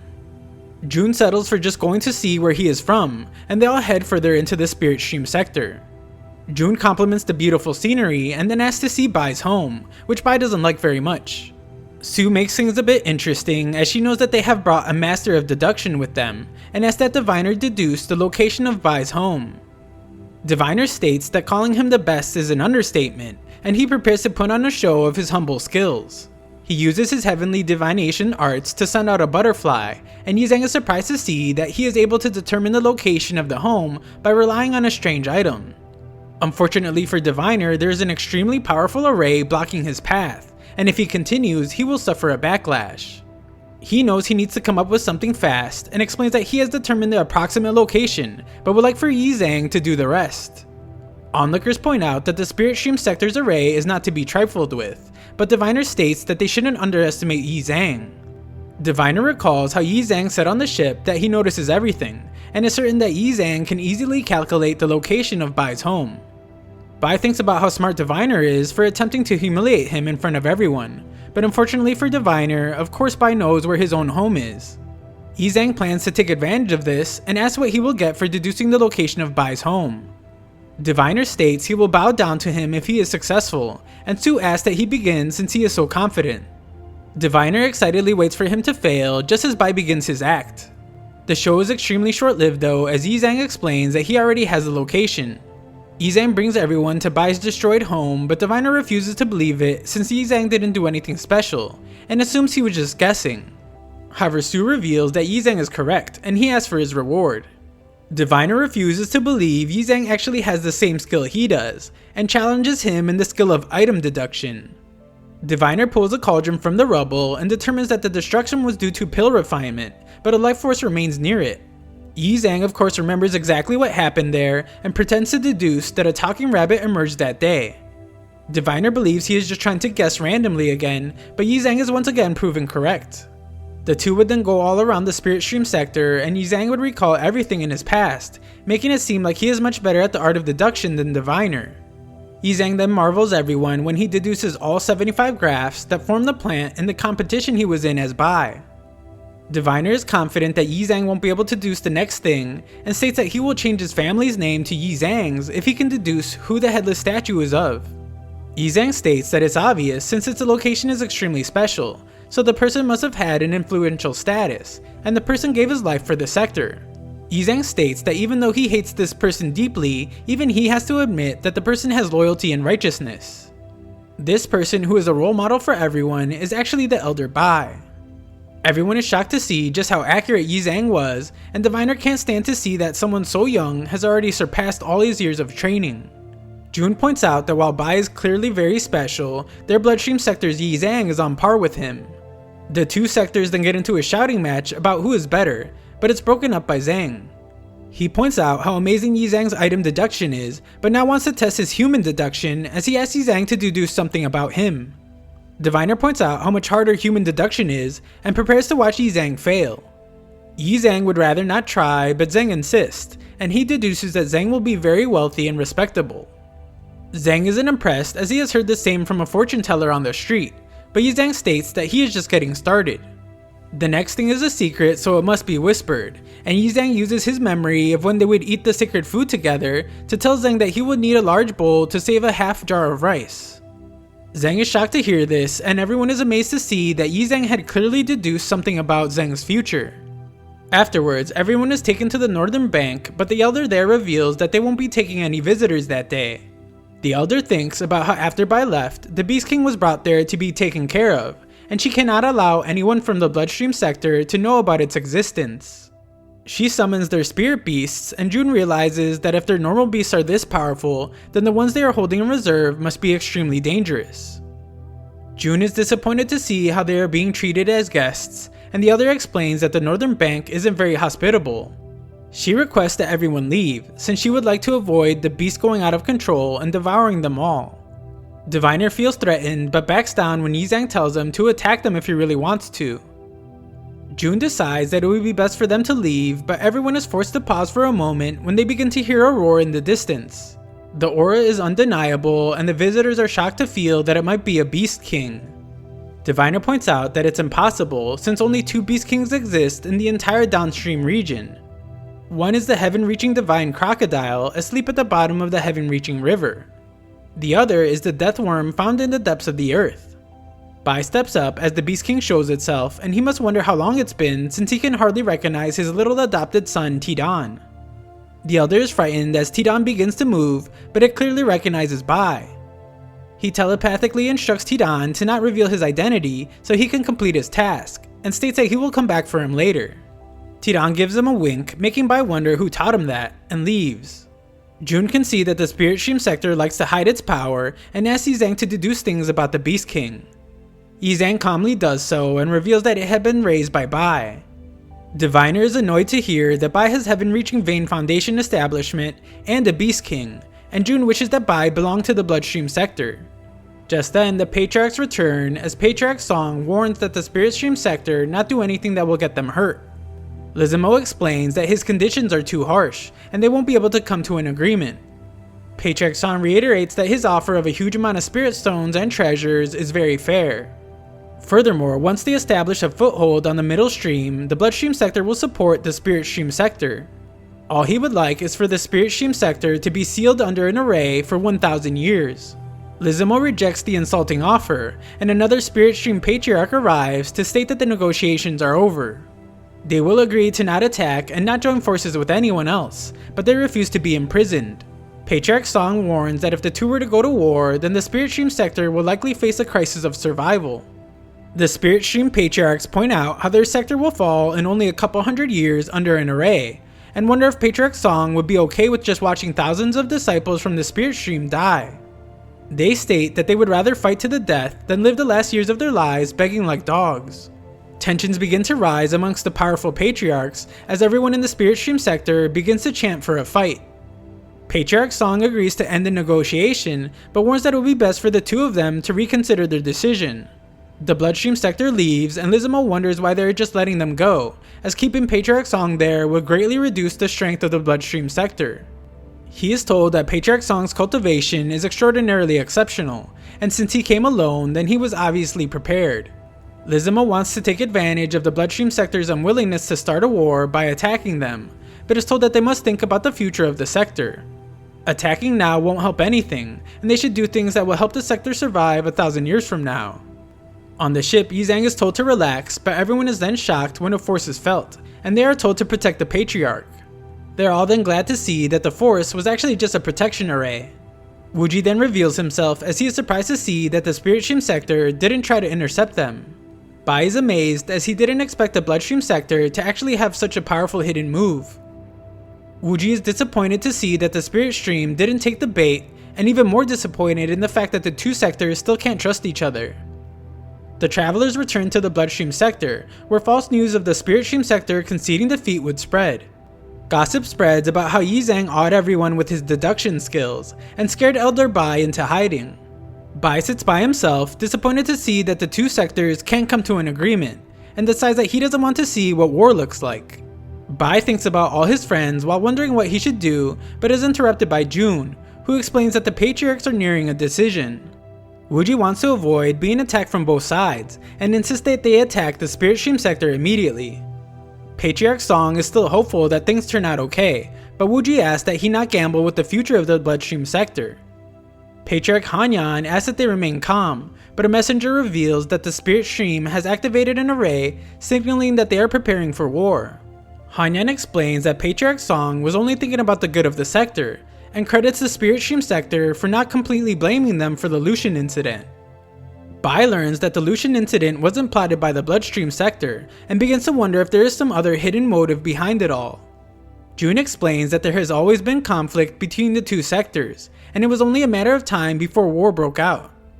She is confident that they can defeat the Spirit Stream sector, but realizes that they have a reckless abandoned attitude, and they must be careful to not be taken down with them. Wuji is done talking and ready to face their enemy head on. He orders all disciples to return to the sector, and administers martial law so that they can all prepare for war. Later, Bai trains hard as he remembers how Jun asked that he become strong to fight for them in the war. However, Bai can only think about how weak the Spirit Stream sector is right now. He determines that he must quickly become Jun's trusted aide so that he can take the Relic of Eternity and return to the Spirit Stream sector. He trains for quite some time as the seasons begin to change, and he states that he is nearing mid-stage foundation establishment. Once he does, he will become 10 times stronger. Even more time passes as we see that Bai has aged a bit, and he finishes intense cultivation. Afterwards, Bai reads that after reaching mid-stage foundation establishment, blood swords can condense at a faster rate. He currently has crystallized 3 Cs in his cultivation, and it allows him to summon 3 large blood swords. If he progresses even further, then he will also be able to use the Blood Killer World at the same time. Once he can crystallize all 9 Cs, he will be able to condense 9 blood swords, and it will be the day he reaches Foundation Establishment. He entered mid-stage Foundation Establishment so quickly, and is sure Jun will see him differently now. Bai reminds himself though that he is still pretending to be Yizhang, and Yizhang only has Mortal Vein Foundation Establishment. This means that he must pretend to only have 1 level of crystallization, and can never reach core formation nor undergo any fundamental change at all. He realizes that if he wants to show everyone in the Bloodstream sector just how indispensable Yizhang is, then he still has a long way to go. Later, Jun wonders why Yizhang wants to go to a certain place, and explains that only one person has managed to successfully cultivate there in the entire history of the sector. Yizhang is well aware of this information, but reveals that he doesn't care. He only wants to master the medicinal path, and wishes to comprehend the sacred pill of ruin to repay her appreciation and protection of him. She is taken aback by his words, and he reveals that he has another request. They head to the ruins, and she explains that the sacred pill of ruin hides the secret of the medicinal path. What lies before them was obtained by ancestors 10,000 years ago. Everyone is amazed to see these 2 high-status cultivators there, and Bai is glad that he chose to become Jun's guardian. Everyone is then told that Yizhang will be comprehending the pill wall, and not to disturb him. They all leave, but Bai thinks about how if everyone leaves, then his plan won't work. Jun expresses her confidence in him as she explains that she only made him her guardian because she saw how determined he was. She sets up an array so that no one can disturb him, and states that he better not disappoint her. Spectators outside are amazed to see everything she is doing for Yizhang, and Yizhang decides to act fast before the spectators leave.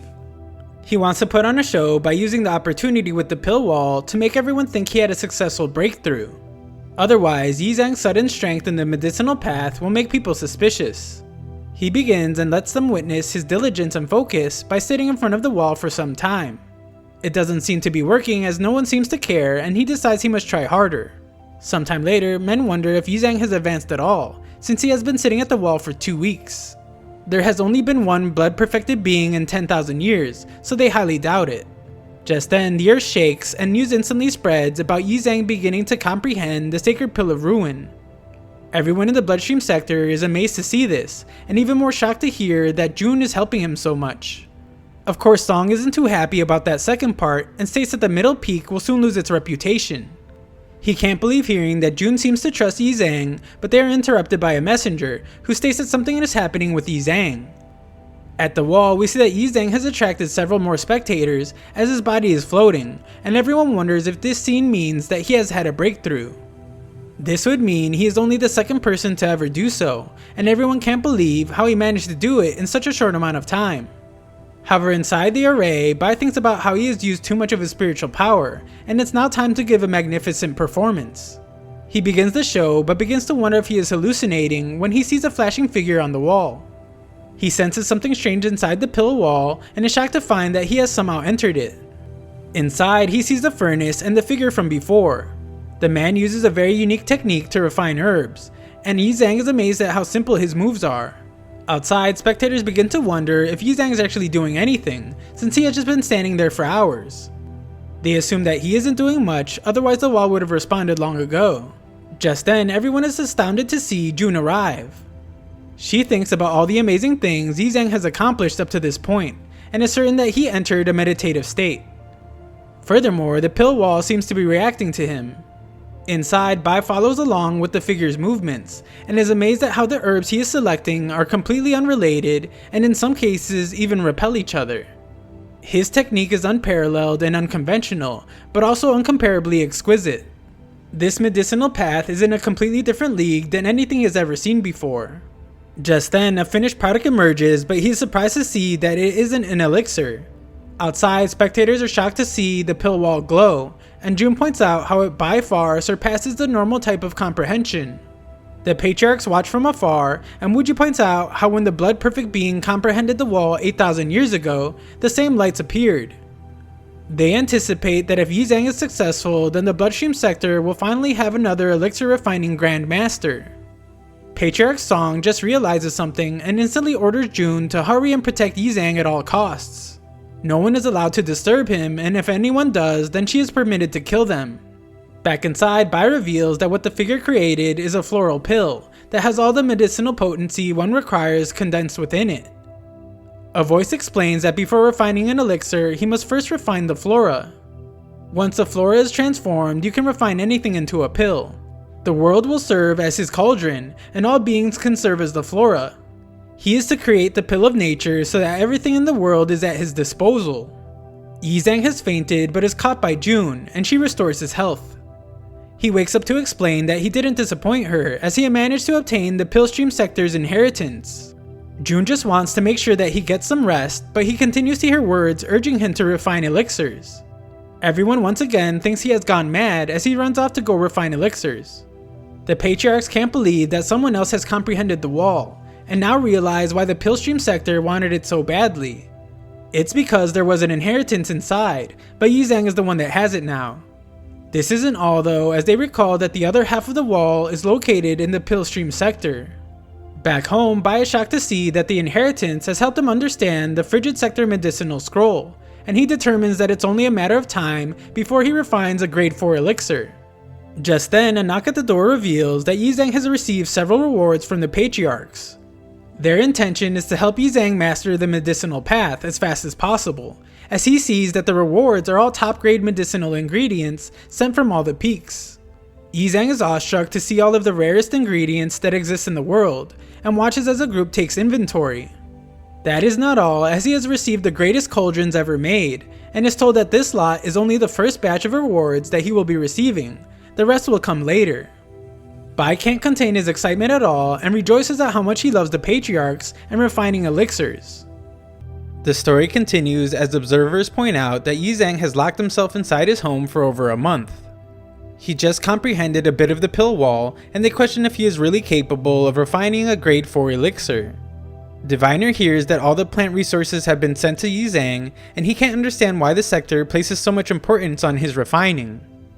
Just then, things start to go wrong and Yi Zhang's refining backfires, as Jun watches and is shocked to see that elixir refining can be this terrifying. Bai, who is still pretending to be Yi Zhang, points out that he just barely managed to survive the failed refinement, and begins to wonder what went wrong. He is certain that there was no mistake during potency refinement, and thinks the problem happened when the elixir was taking shape. He realizes that the pill crumbled from the inside out this time, and determines that it has something to do with the air it absorbed. Bai gives it another shot, but this time he uses some other herbs to neutralize the air. He is much more confident this time, but is shocked to see that the furnace is going to explode again.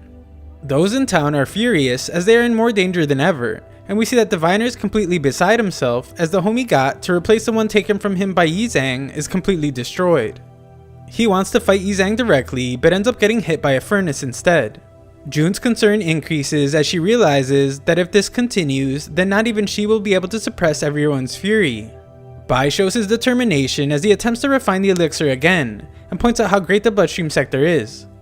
Not a single person has come to vent their frustration, and he points out how different that is compared to the spirit stream sector. He is certain that this next refinement will be the one that makes the grade 4 elixir, but he is wrong. The vicious cycle of him failing and the resulting havoc that it creates goes on several times. The chaos reaches its peak as we see that Song's cultivation at the waterfall is interrupted, and he decides it's time to act. Wuji wonders if Yi Zhang is going a bit overboard, but the patriarch Song thinks that this is how a blood sector disciple should behave. It's so different. When other refine elixirs, it's like lukewarm water, but when Yi Zhang refines elixirs, there is continuous thunder in the sky and astonishing energy. Jun is credited with taking Yi Zhang under her care, as the patriarch is glad to see how unorthodox he is. Bai continues refining and thinks that he has a good chance this time, as long as he does exactly what he's doing for another hour. However, he isn't able to as he comes under attack by Song. Bai manages to avoid the attack while also protecting the cauldron. Song doesn't allow Yi Zhang to speak at all though, and just goes in for another attack.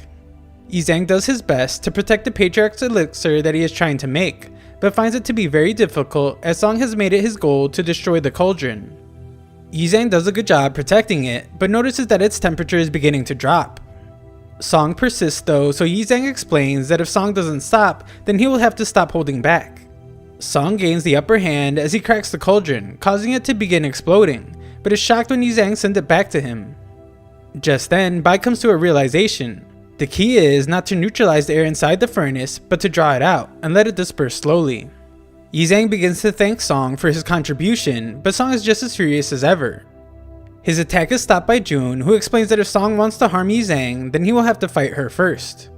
Song can't believe that his sister is protecting someone who has brought so much destruction to the bloodstream sector, but she explains that Yi Zhang isn't doing it on purpose. This is all just part of the difficulty in refining elixirs, and she explains that the patriarch thinks the same thing. Yi Zhang is elated to hear that he is so well understood in the bloodstream sector, and Song is sent home. He leaves for now, but explains that he will be back to defeat him once the patriarch's patience runs out. Yi Zhang points out his innocence, but Jun explains that Song is right about the patriarch, and warns that Yi Zhang must hurry to make the grade 4 elixir. Sometime later, Bai is of course still refining, and the people in town are delighted to see that the rain falling has an unexpected fragrance. The rain also has unexpected side effects though, as people begin to have to run to the bathroom. A little while later, all the toilets have been ruined and the only one left is in Song's house. Song is more miserable than ever now and vows to get his revenge. More time passes and Jun warns Yi Zhang that they are close to the deadline the patriarch has set. Furthermore, Yi Zhang has caused severe damage to the sector, and if he has nothing to show for it, then he will be severely punished. Yi Zhang keeps trying to say something, but she interrupts him once more to state that everything will be okay, since no matter the result, she will always protect him. He finally gets to speak though, and reveals that he has managed to refine the elixir. Just then, the patriarch arrives to examine the pills, and determines that all 5 of them are high quality grade 4 elixirs. He is extremely pleased with Yi Zhang's immense talent for pill refining. He points out how amazing this contribution to the sector is, and announces that from now on, Yi Zhang will have the same status as the Song family's direct descendants. Nearby, Diviner overhears everything, and announces to everyone that the plague demon Yi Zhang has finally finished refining elixirs. Since it's all over, they all rush to return to the peak. That night, Yizang feasts with Grand Elders from the other peaks, as they want to bond as fellow sector members. Yizang acts like an honored guest, but chooses not to drink with the others. Just then, another Elder reveals that the pills he refined are greatly beneficial to every peak. The reason they are meeting is to explain that a great war is coming, so they all want to unite as a clan, and Yizang agrees. Yizang explains that he needs to meet with Jun later that night, so he cannot drink much, but we then see that he couldn't resist. Yizang barely manages to make it to his meeting with Jun, but she seems a bit upset since he is late. She goes on to say that she is aware of the other elders being interested in him joining them, but reminds Yizang that he belongs to Middle Peak. He now has the same status as Song family direct descendants, and as long as he doesn't betray the sector, that will never change. She gives him an item to prove it, but they end up in each other's arms. Their moment is interrupted by Song, and Jun instantly states that Yizang must be taught about the dignity of a Grand Elder. He has disrespected a superior, and she orders him to clean up Middle Peak as punishment. Afterwards, Bai does just that, as observers say that he is getting what he deserves for flirting with the Grand Elder, and are glad to hear that he even has to clean the toilets. Diviner joins in on the mockery, but Yizang has had enough and shows them all the amazing pill that caused hair growth and cured everyone's constipation. Everyone takes off running, and Bai reveals that it was actually just a normal ki boosting pill. Yizang grows more upset as he states that he didn't do anything, and that Jun went too far. The other Grand Elders reveal themselves, and Yizang wonders if they are there to mock him as well. The Elders laugh as they explain that they are not there to make fun of him, they are there to save him. They explain that there are certain matters that they should have told him earlier. Sector members who tried to be indecent with Jun were all castrated alive by her. Even the bloodmaster of the Nameless Peak had almost become her victim. Yizang wonders if they simply came there to frighten him, but they state that they are all close friends of his.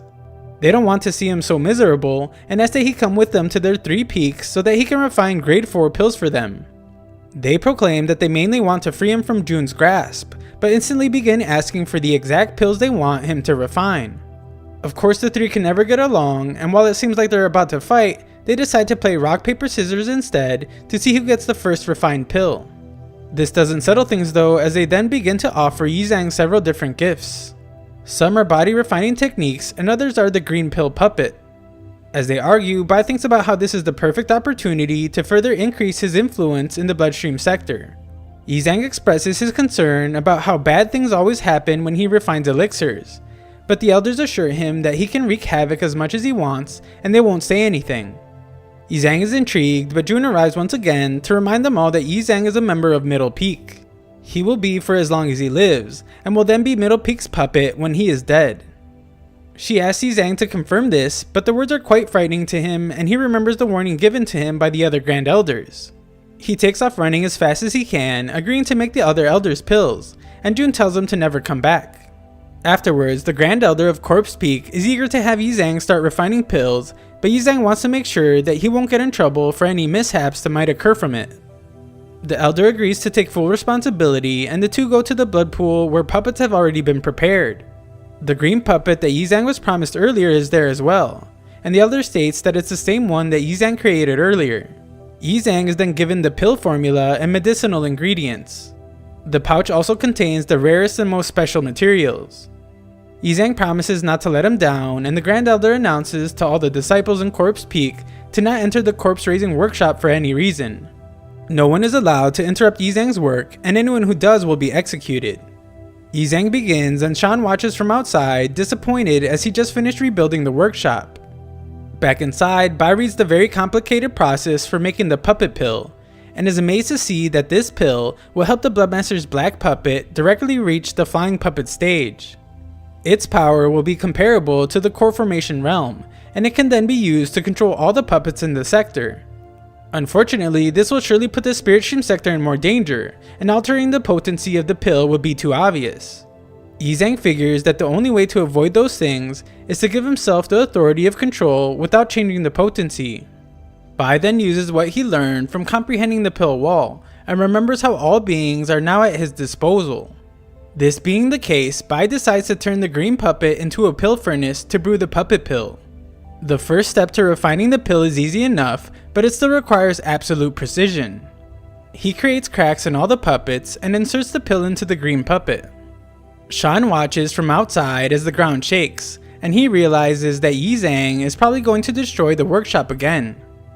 Inside, Bai notices that something is wrong and determines that the blood liquid is contaminated. He is currently on the final step, so he must rush to purify the blood. He manages to do so just in time and finishes the first stage of refinement despite all the obstacles. However, just then, he realizes that black energy has begun to disperse out, and he wonders if Corpse Peak will be okay. It isn't okay as the black smoke spreads and spectators begin to have visions. Shan determines that the smoke is causing everyone to hallucinate regardless of their power level, and determines that the Grand Elder will have to handle it. He issues orders to have the Elder informed, but doesn't realize that he is talking to a rock. The Grand Elder would eventually return on his own though, and wonders if Yi Zhang's pill refining really could have caused all the chaos. He doesn't think it's that bad, but we see that he is about to inhale the smoke as well. The other Grand Elders hear about the situation and realize that the rumors about Yi Zhang's refining really are true. Back in Middle Peak, Jun is furious as she believes Yi Zhang never appreciated her efforts. She explains that he was flourishing and getting carried away with his success, so she quelled his magnificence to stop others from being jealous of him.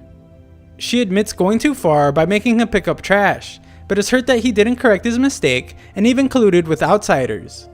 She hopes he never comes back and states that she doesn't need him anyway. Back with Bai, he comes to the most crucial part and begins to perform puppet refined blood reversion. He will separate the blood reversion puppet raising pill into primary and secondary pills. The process is a bit taxing, but he manages to do it. He states that he will give them the secondary pill and keep the primary pill for himself. Bai exits to tell the Grand Elder that he is finished, but is startled to see that a hallucinogen has spread through Corpse Peak. He realizes it was due to the black smoke and does his best to save as many as he can. Shan is the first to wake up and realizes that he was just talking to a rock. He explains that Yi Zhang is the only one unaffected, so he needs to report back immediately that everything is connected to an eagle in the sky. Of course there is no eagle, and Bai looks to the sky to see that it's actually the Grand Elder that is hallucinating. Shan uses his undead friend to attack the eagle and states that he has eliminated the evil for the good of the sector. Just then, the Elder seems to have a clear mind again as he angrily approaches Yi Zhang, and Yi Zhang reminds him of his promise to not hold him accountable. The Elder attacks anyway just as Jun arrives to stop him, but Yi Zhang does it himself by showing the elixir he made. The Grand Elder stops his attack and begs for the elixir, but Yi Zhang explains his concern that the Elder will turn against him once he has it. Yi Zhang threatens to destroy the grade 4 elixir, but the Elder apologizes and agrees to stop. The Elder is concerned that the pill might be fake though, so Yi Zhang simply gives it to him. The Elder is in awe of the legendary grade 4 blood reversion puppet raising pill and is certain that his peak will rise above all others. Bai, however, thinks about how once the secondary pill is used, he will consume the primary pill himself and all the puppets in the sector will obey his orders instead. He watches just as Jun leaves and realizes that she came to protect him. Sometime later, Yi Zhang returns to Middle Peak and Jun wants him to acknowledge his mistake. Yi Zhang refuses as he gives her an elixir, but she rejects it as she thinks he relies too much on his refining skills. He points out that it's not an ordinary pill, but she explains that even if it was a grade 10 pill, she would reject it. The two begin to fight as Jun states that she will not be manipulated by him. He made a fool of her by going against her and she refuses to forgive him. Jun regrets putting her faith in him and the two break the bottle, revealing the elixir inside. She is amazed by the spiritual fragrance pill and Yi Zhang explains that it's the perfect grade 4 pill for her. He had run out of herbs while making pills for the blood sector, so that is why he went to get ingredients from Corpse Peak. He did all this to refine this one pill for the person he wished to offer it to the most. They have hurt each other too much to continue the relationship, so Yi Zhang states that from now on, she is the Grand Elder and he is Yi Zhang. She stops him from leaving, but can't put together any words, so he simply says his farewell. The story continues after Bai, disguised as Yi Zhang, had given Jun the spiritual fragrance pill and walked away from the relationship. He thinks about how it's already been half a day and wonders why she hasn't made her move. Bai has run out of ideas, but is surprised when Jun barges into his home. He greets her formally as the two aren't on good terms. June explains that the pill he gave her was dirty, so she threw it away, and now wants him to make her the charming fragrance pill.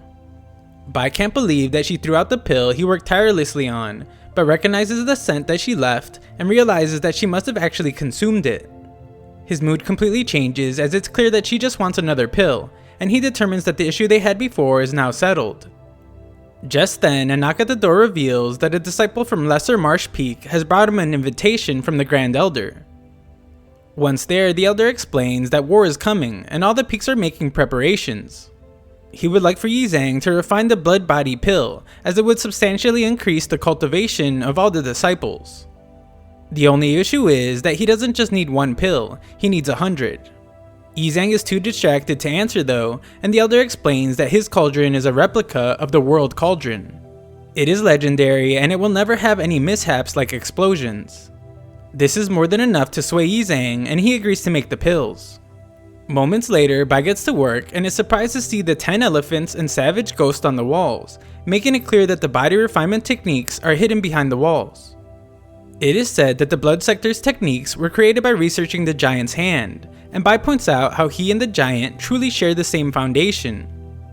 With this information, Bai is now ready to increase his strength in both the undying power and the medicinal path. He begins and questions if the cauldron will really not explode. To test this, he attempts to make an elixir with 10 times the potency, and is amazed to see that the cauldron stayed intact. Bai is extremely excited now, as he usually has to play it safe when refining, but now he can finally practice more intense medicinal methods. Time would pass as he goes all out, and we see that he uses body refinement to fuse the body with the external blood key. He states that the undying power doesn't change the body's structure, but it does bring out unlimited power from inside the body. He would like to adopt its best features and neutralize them, as it will help him achieve faster breakthroughs in the undying power method. Bai accomplishes his goal just as the cauldron seems like it's about to explode. He is certain that if such a large cauldron were to explode, then his life would surely be in great danger. Bai leaves as the Elder questions him about the pill, but Yi Zhang explains that he already refined it, and it just needs to incubate for some time. He explains that he is going to the next peak to make pills for them as well, but the Elder is concerned about the change in weather from the refining. Yi Zhang reminds him about how he was promised that he would not get in trouble for whatever happened, and instructs him to not let anyone inside the room with the cauldron. At the Nameless Peak, disciples are frantic as they warn that the plague demon Yi has arrived to refine elixirs. They consider going into hiding, but the Elder tells Yi Zhang that they are prepared to give everything to have the undying blood pill refined.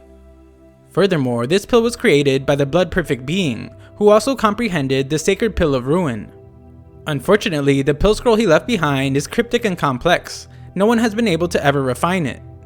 Yi Zhang warns that he might not be able to make it either, so the Elder shows him a demon of the Nameless Peak.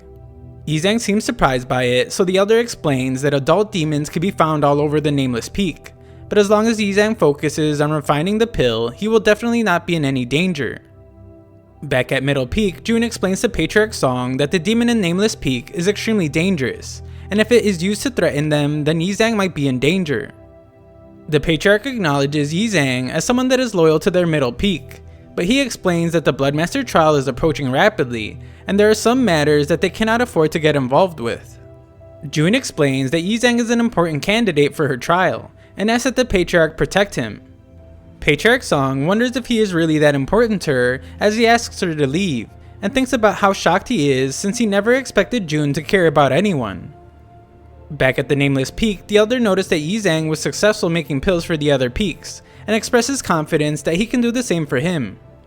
The Elder leaves him and tells the guard to watch the place, but Yi Zhang can tell that the Elder is just afraid he will leave. Yi Zhang realizes that not only must he make an elixir, he must make it without any mishaps, and decides that he will use this opportunity to wash away his reputation as the plague demon. The Undying Blood Pill contains 97 kinds of herbs, and they all present different challenges.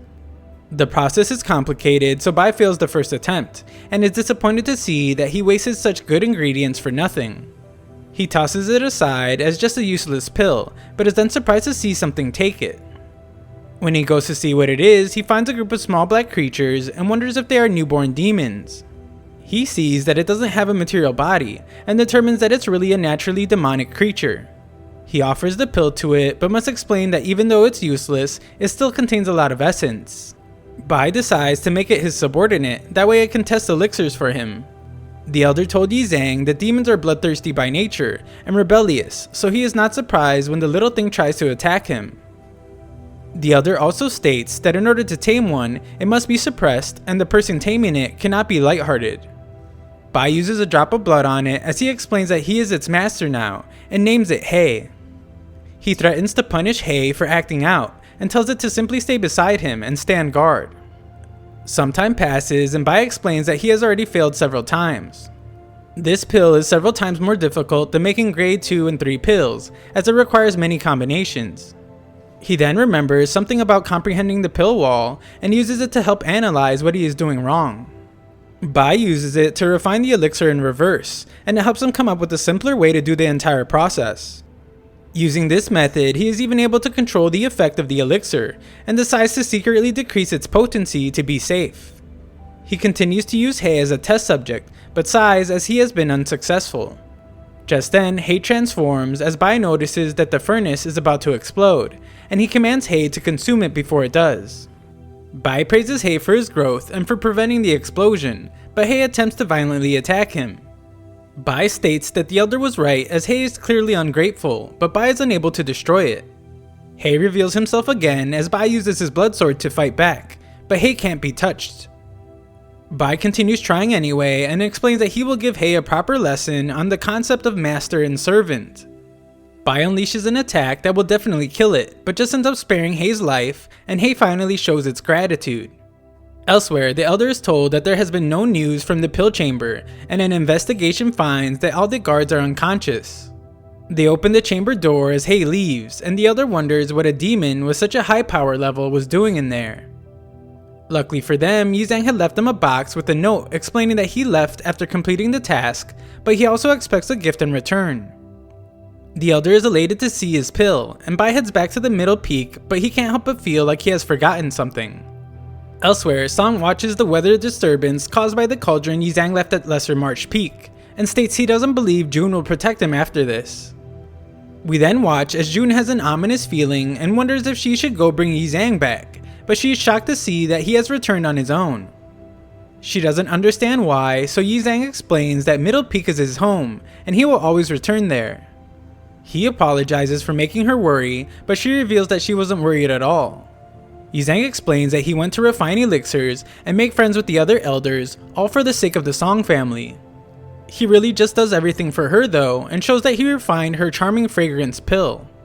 June thinks about how she only asked for it in a fit of anger, so surprised to see he actually made it, and he states that he will always fulfill his promises to her. Song arrives explaining that this is the perfect opportunity to get rid of Yi Zhang, but is stunned to see him with her. Song attacks him thinking that he is doing something to June, but is even more shocked when June defends him. Song can't believe what he is seeing as June checks on Yi Zhang and then scolds Song. Song states that Yi Zhang will bring disaster sooner or later, and he shouldn't be allowed to stay in Middle Peak. She scolds him further, explaining how disappointed she is in the Song family's legitimate son being so narrow-minded. June defends Yi Zhang further, stating that everything he has done was to help prepare the Song family for the bloodmaster trial. Surprisingly, Yi Zhang is the one to stop her punishment of Song, which surprises him more than anyone, and June states that no one understands the pain Yi Zhang has gone through. Song begins to lose his mind as he hears Yi Zhang say that he is still young, and June orders Song to apologize to Yi Zhang. We see that Yi Zhang is actually doing it all on purpose, and his taunt is working perfectly as Song begins to lose control. He releases an angry roar as explosions happen behind him.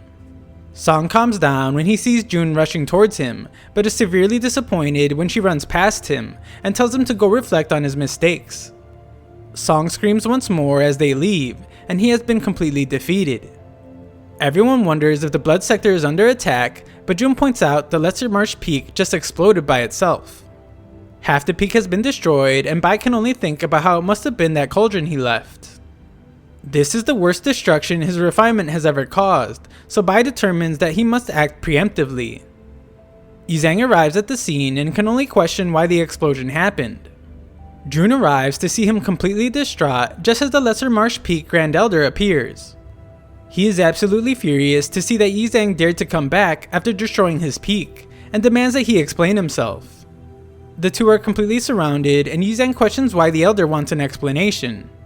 The Elder states that it's all because Yi Zhang refined elixirs there, and Yi Zhang agrees. He says that he spent several tireless months refining a nearly grade 5 elixir there, but is upset himself since the Elder lied about the cauldron not being able to explode.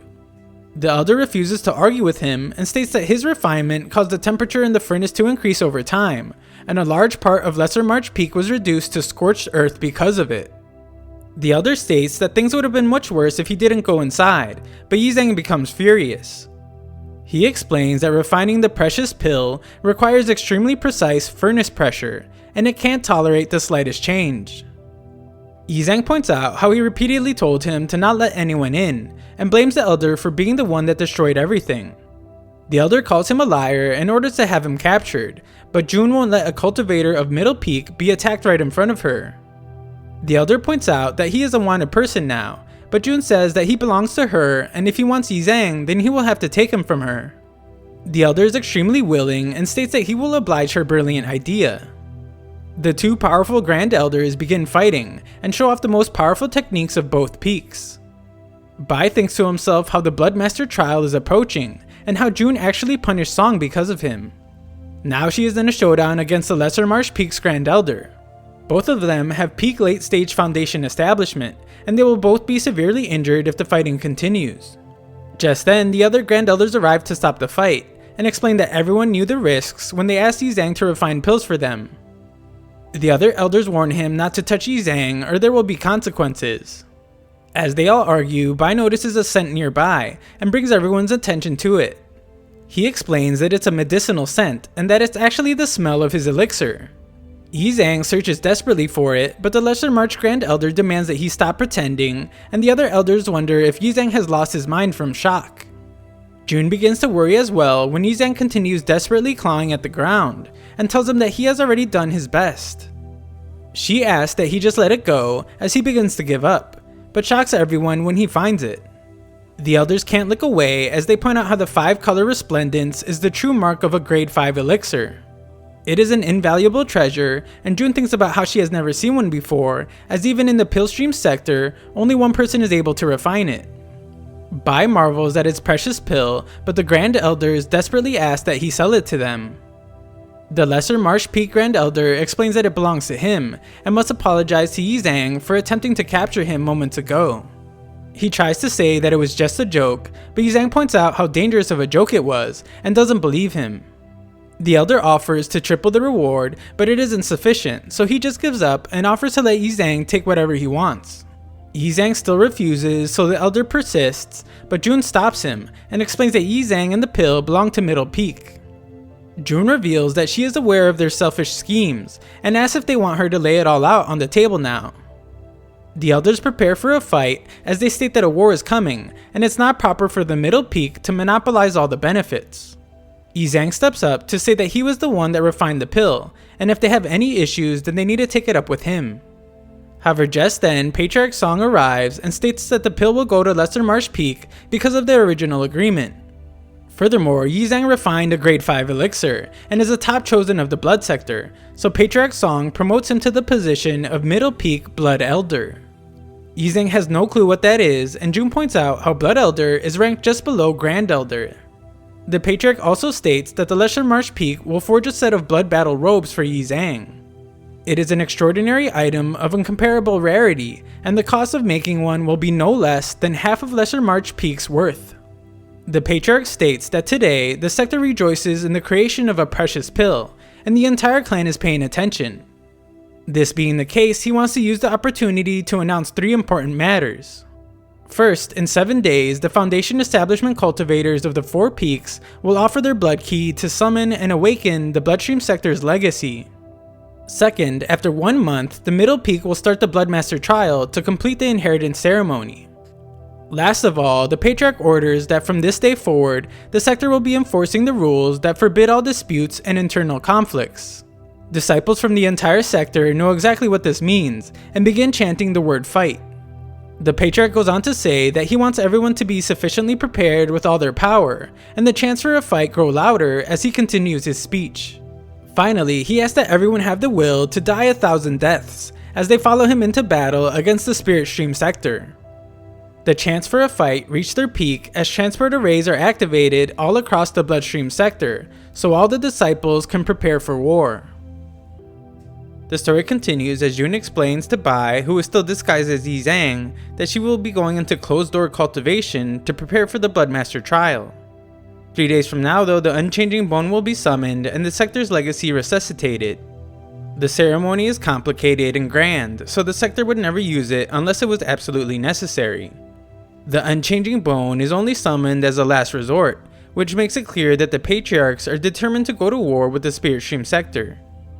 3 days later, Hanyan speaks from the sky and explains that he is in charge of the summoning ceremony. He asks all the disciples to give everything they have to the sector and instructs them to release their blood key. Everyone from all the peaks do just that, and their combined blood key is used to open the blood gate. The gate appears above the clouds, and Hanyan explains that he now needs 9 chosen disciples to assist by meditating on the blood altar. Song, Su Mei, and Shan are some of the chosen he picks, and the final chosen disciple is Yi Zhang. They all arrive at the gate, and everyone is surprised to see how much Yi Zhang has grown. Shan greets his old friend but gets distracted when he sees Song, who is finally out of confinement. Yi Zhang innocently asks Song what he did to get punished, but he is too enraged to answer. Yi Zhang looks around to see that the others are elites just like him, that have also earned the trust of the patriarchs. Hanyan explains that the first step of the ceremony will awaken the peak guardian spirits of the 4 peaks. They begin as a bright light covers the sky, and Hanyan instructs everyone to witness the power of their Bloodstream sector's legacy that strikes terror in the other 3 sectors. Just then, Bai is shocked as his undying power activates by itself, and he notices that the pressure he feels is comparable to a nascent soul-staged patriarch. The Unchanging Bone appears before them as it is the first peak guardian spirit. Its corpse peaks supreme treasure, and it's wrapped in lightning and dead ki, with power comparable to the nascent soul stage. Black smoke appears before them, and spectators wonder why the demon is so big since it's never happened before. The smoke then becomes Nameless Peak's peak guardian, the thousand-faced demon.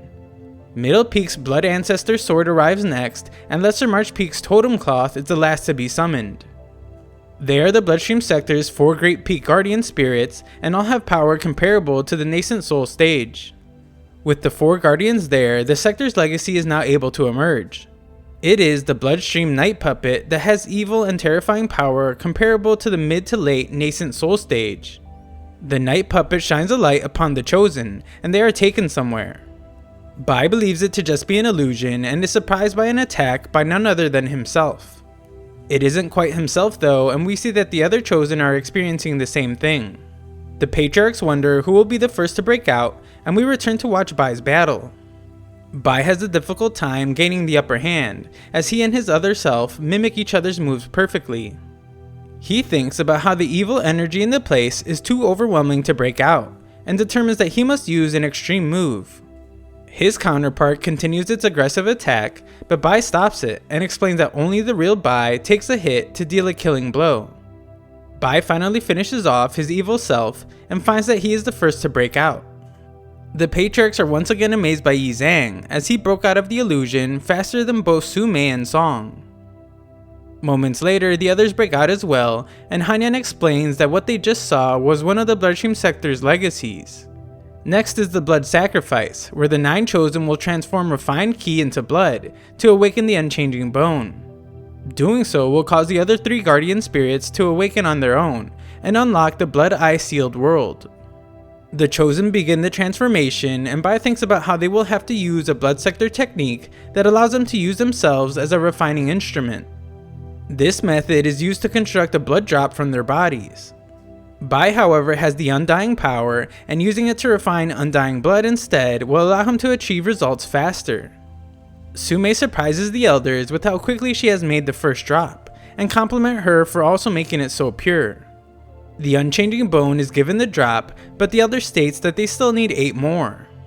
Bai thinks about how he will be done soon as well, but realizes that he shouldn't be so eager since he is really a member of the Spirit Stream sector. This being the case, he determines that with such an abundance of blood key around, it would be best if he kept some for himself to increase his own cultivation. He looks at the other chosen to see that they are taking too long and realizes that they are keeping blood key for themselves already. He thinks it's disgusting that they would do that, and he praises himself for at least waiting. Bai reminds himself that he is a spy, so he should try to blend in with the crowd, and immediately begins taking in key for himself. Of course, Song hates to see that and states that Bai isn't as good as him when it comes to absorbing blood ki. Yizhang says that he wants to humble him a bit and begins to absorb even more blood ki. Song refuses to back down, and Sumei's father, Patriarch Wuji, wonders why she hasn't taken action. Sumei explains that she isn't willing to fight either of them, and points out that their ruthless competitiveness even during the ceremony is truly disgraceful. She confidently states that even if they manage to increase their strength from this, they still won't pose a threat to her in the bloodmaster trial. Wuji lets it go, but tells the other patriarchs that if they don't at least issue a warning to them, then the ceremony will be hindered. Nian states that he originally wanted them to use the blood key to increase their cultivation level, but points out that Yizhang has absorbed more blood ki than anyone, but not even a trace of it is contained in his blood drop. Because of the two rivals, the others can't absorb blood ki, so Shan begs them to stop. Wuji is furious to see such an arrogant disregard for others, but Patriarch Song has yet to give his opinion. The two continue their struggle for more blood ki, and Bai decides that he will condense the 5th savage ghost with one burst of effort. He does it, and everyone is shocked to see that even though he had condensed 90% of the blood drop, he absorbed it back by force. They think he is a lunatic for absorbing the absolute most he could, and everyone is startled when they sense strange movement by the unchanging bone. This is not good, as it is seemingly upset, so Nian tells all the chosen to have their blood drops completed by sunset. There are no exceptions, and anyone who doesn't will be severely punished by him. Sunset approaches rapidly as we see that the chosen have continued the ceremony. All the others have worked extremely hard and finally turn in their blood drops, but we see that Bai is busy cultivating the 5th savage ghost. He manages to finish forming it and declares that he can now work on the blood drop. They are all waiting for him to finish, but Bai is still hesitant. He realizes that awakening the unchanging bone is what will start the war with his spirit stream sector, and he wonders how many of his fellow disciples will die at its hands. Bai doesn't want to just hand it over, but Nian explains the deadline is approaching, and Bai comes up with an idea that he isn't so sure will work. Bai turns in the blood drop he formed, but also inserts a tiny bit of his undying blood. He assumes that it won't be detected since his undying blood is authentic, and everyone else's is an imitation. Bai hopes that even if Nian can detect the difference, he will just assume that Yizhang worked harder on it.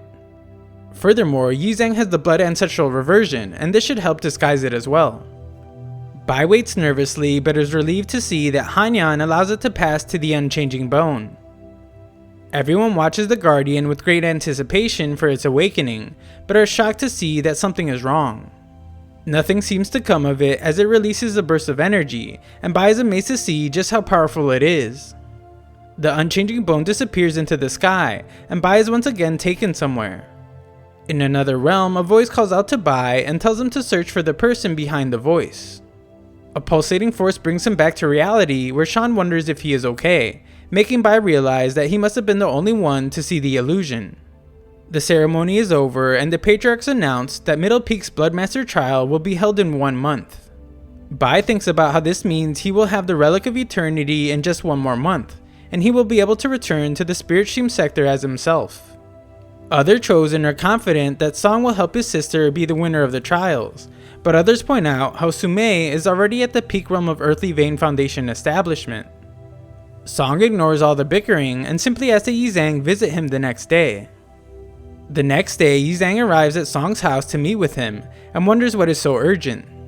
Song explains that if it weren't for his sister's orders, then Yizhang would never be allowed into the Song family's important base. They finally arrive and are greeted by people that Bai recognizes as elites who are direct descendants of the Song family. They aren't able to speak much though, as Song explains that he brought everyone there to share important information about the Bloodmaster trial. There isn't much time left, so he begins by explaining the rules. The Bloodmaster trial has 3 rounds. Candidates from both sides will each take dozens of guardians into the trial. The only duty of a guardian is to do their best to escort the respective leader into the Blood Ancestor heart chamber. They must do it before the other party to seize the blood crystal and become the bloodmaster. In the first round, the Blood Ancestor's approval has to be obtained.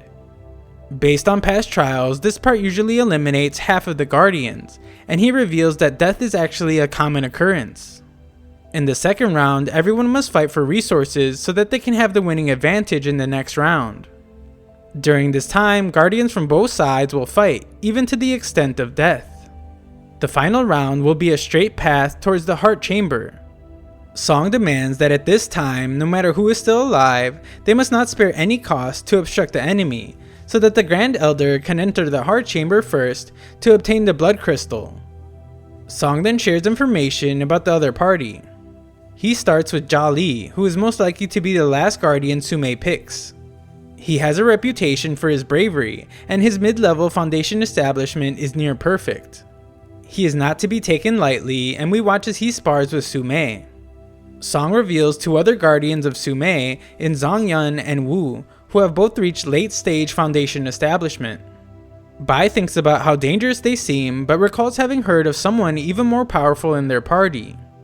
He is correct, as Song reveals the person they need to pay attention to the most, named King.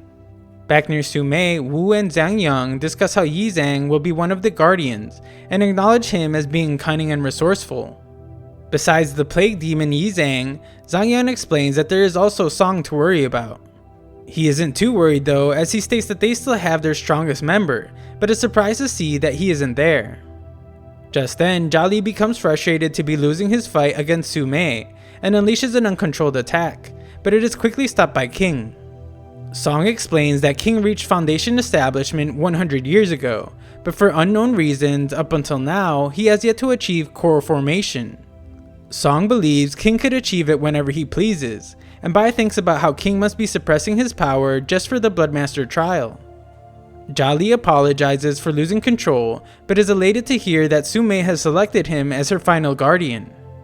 King explains that Master Wuji has already laid out a perfect plan, and Sumei's path to victory is guaranteed. Song reiterates that their group can't be careless, but one of the guardians believe they have nothing to worry about since they have Yi Zhang on their side. He states that Yi Zhang is only a tiny bit weaker than King, but explains that Yi Zhang has also achieved so much more. The other guardians plan to leave King to him, but Bai realizes they are trying to trick him, and he thinks about how he has played these games before. Yi Zhang explains that he cannot bear such a burden, since a mid-stage cultivator defeating someone near the core stage is unheard of. He takes full responsibility for shamefully not having a strong enough cultivation and not being able to create a miracle. However, he has thought of someone else to do it and selects Zen. Yi Zhang expresses great confidence in him as he explains that he is best suited to fight King, since he is at late-stage foundation establishment. He also points out Song as another candidate to fight him, and says that they must do everything they can for the Song family. Elsewhere, Sumei is told that the Blood Ancestor is already in eternal sleep, but there are still some restrictions in his body. It's impossible to enter by force, but Sumei is given a pill to help with her mission. Back nearby, we see that he is practicing his 6 Savage Ghost technique, and is glad to see that in a month he has finally mastered it. Jun barges in and assumes that Yi Zhang has already been updated on the trial. Yi Zhang wonders if becoming Bloodmaster is so important to her that it has caused her to be so breathless. Jun explains that for many years, the Middle Peak has always been under the control of the Song family. Generations of Bloodmasters were the chosen from the Song family. However, this year, because of a trade, Sumei was granted the right to fight for the Bloodmaster. The trade was made for information on the heavenly path of foundation establishment, but unfortunately Song failed to achieve it. Sumei managed to reach earthly foundation establishment though, so Jun is the only one with a chance to defeat her now. She pleads for Yi Zhang to help her achieve her goal, and promises to recommend him as the next Grand Elder afterwards. This way, a lot of matters between them will no longer be impossible. Yi Zhang promises to be at the Bloodmaster Hall for her the next morning, but points out that the relationship between them doesn't require any conditions. The next day, all the participants arrive at the Bloodmaster Hall, and both sides do a lot of trash talking. Sume explains her intentions to win the position of bloodmaster and asks that June give up now rather than throw her life away. June promises to humble Sume as she believes that she is speaking far too arrogantly. Sume has no interest in listening to her and explains that June is already at a disadvantage since she is short one guardian. Song explains that it doesn't matter as they will win anyway, just as the patriarchs arrive. Wuji points out how the Song family has controlled the Middle Peak for far too long, and it's time for a change. Patriarch Song warns that he not be overconfident, as Hainan is astonished to see that they are already bickering. He then points out that June's party seems to be missing a person, and Wuji explains how hard it must be to find a chosen willing to sacrifice themselves for a lost cause. Just then, Yizang arrives wearing the legendary Blood Warrior robe forged for him, and spectators are amazed to see the artifact that is able to resist an attack from a core foundation expert. Just then, we get a glimpse of when Jolly was told that Yizang would be his greatest opponent, and given an item that will help him clear all obstacles in the trial. Jolly thanks the man, who explains that he is on good terms with Wuji, and we shockingly see that this man is Patriarch Hainan.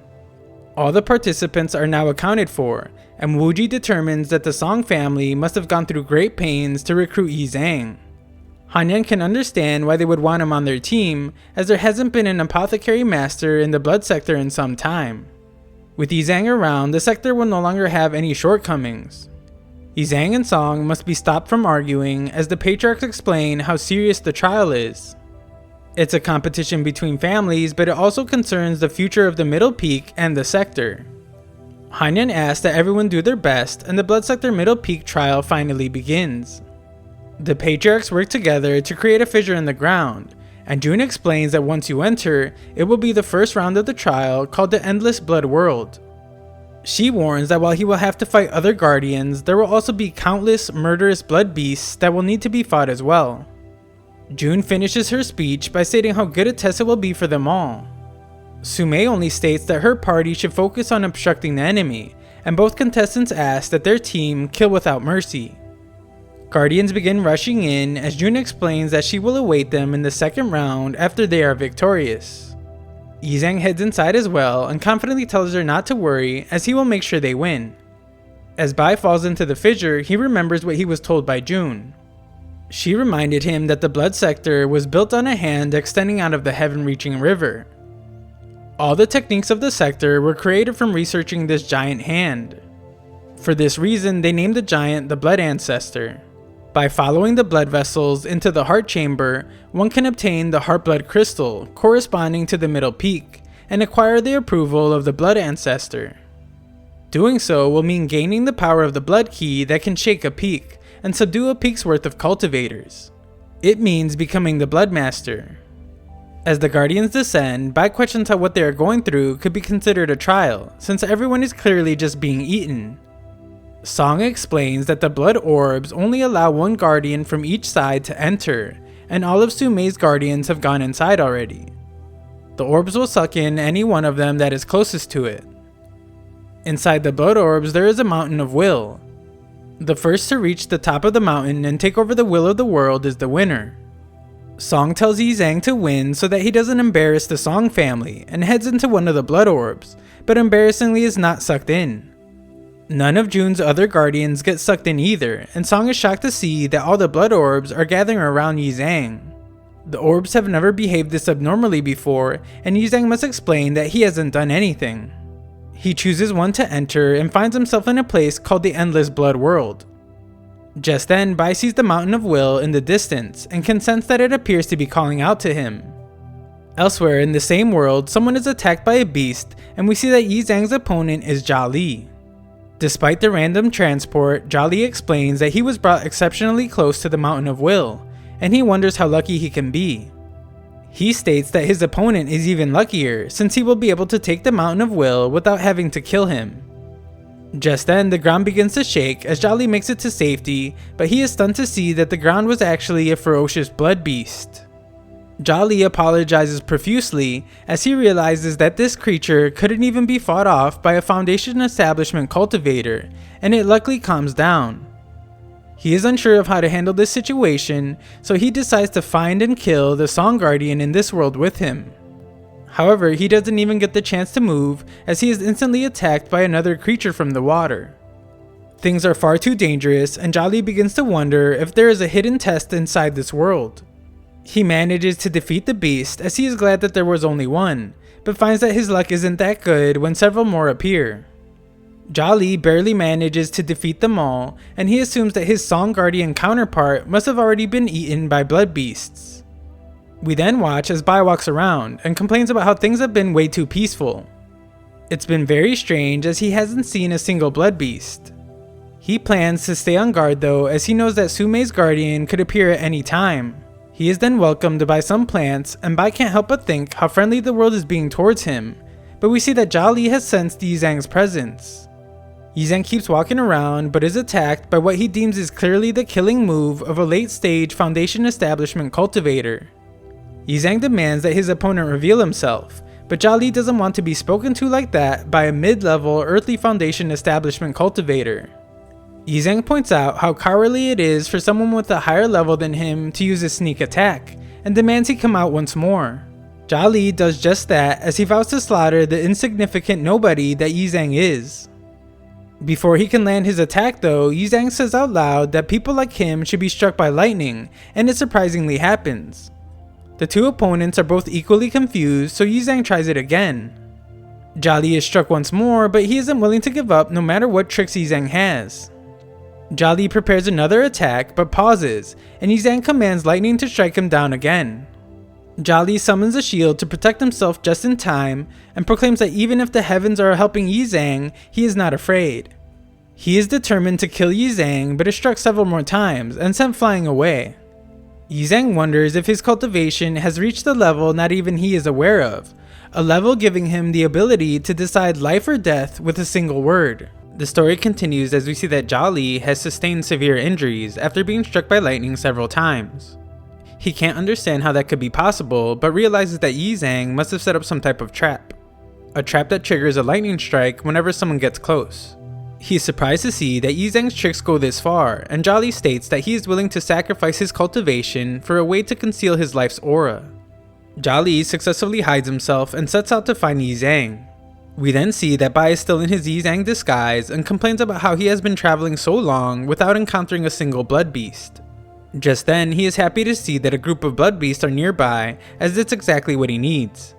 They seem to be trying to avoid him, so Bai calls out to them, but it becomes even more clear that they are running away from him. One is left behind, so he calmly asks that it stay, but it doesn't, and Bai loudly screams all he wants is to experience the brutality of the Blood Orb world. Just then, Bai senses someone nearby and is glad, since he wants to test out a theory he has about the world. Jolly reveals himself and attempts to attack Yizang, but is instantly stopped by a simple point of Yizang's fingers. Even though Yizang barely moved, he is shocked to see such a powerful attack hit Jolly. Jolly himself is completely confused as to why this is all happening, and conceals himself once more to get away. It's clear to Bai now that the world must be granting him this power, and he wonders if it's because he cultivated the undying immortal power that has a common origin with the blood ancestor. Bai doesn't question it anymore and proudly declares that with the snap of his fingers, he can annihilate any insignificant Foundation Establishment cultivator. Elsewhere, Jolly shows that he barely managed to survive Yizang's attack, and wonders just what kind of move he used. First it was lightning, then it was a fierce wind. He is certain that Yizang doesn't have such godly abilities and begins to wonder if the world is protecting him. He refuses to believe that, and much less accepts it, so he decides that he must use the ghost body given to him by Patriarch Hanyan. It will allow him to recover his cultivation in a short time, so much so that it will even advance it by one step. The ghost body will also help him evade the dangerous lightning and fierce wind. It comes at a cost though, as his body completely transforms, and he reiterates that he doesn't believe the world is protecting him. Even if that were the case though, Jolly vows to defy the world and kill Yizang. Near the mountain, Bai thinks about how Jolly already felt his wrath twice, and wonders if he will return. Yizang hopes he does come back, as he can't wait to see what amazing power the world will let him use next. Just then, Jolly shows himself as he warns Yizang to prepare for death, but before he can get anywhere near him, he is completely destroyed by a wave. Jolly then finds himself back on an island, and thinks about how he has a higher cultivation level than Yizang, has been with the sector longer, and trained harder than him, but the world treats Yizang so much better. Jolly says that he completely regrets coming to the blood trials. If he never came, he would never have fought Yi Zhang, and if he never fought Yi Zhang, then he never would have been humiliated. If he was never humiliated, then he never would have realized the injustice in the world, and he could have stayed the happy-go-lucky Jolly. Back nearby, we see that he has reached the mountain, but the beast that scared Jolly away stays inactive for Bai. Jolly is shocked to see Yi Zhang arrive, and Bai thinks about all he has to do is get to the top of the mountain, as that is where the will of the world is. Once he does, he will pass the first stage. However, before he can do so, Jolly is delighted to see that Yi Zhang is no longer being favored by the gods, as he is stopped by the several blood beasts. Yi Zhang is confident that the world does not wish to harm him though, and puts away his weapon. Jolly can't understand why he would do such a thing, but is then amazed to see the blood beast move out of Yi Zhang's way. Jolly assumes that the way to prevent the blood beast from attacking is to approach without showing any murderous intent, and with this information, he is now confident that he can walk past the beasts too.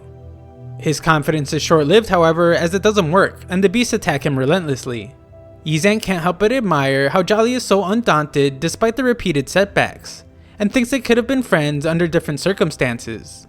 Jolly fights for his life, but still finds the time to call Yi Zhang a coward. He believes that if not for the bias of the Blood Orb world, then Yi Zhang would have died a long time ago. Jolly proclaims that even if he were to die, he will never acknowledge Yi Zhang.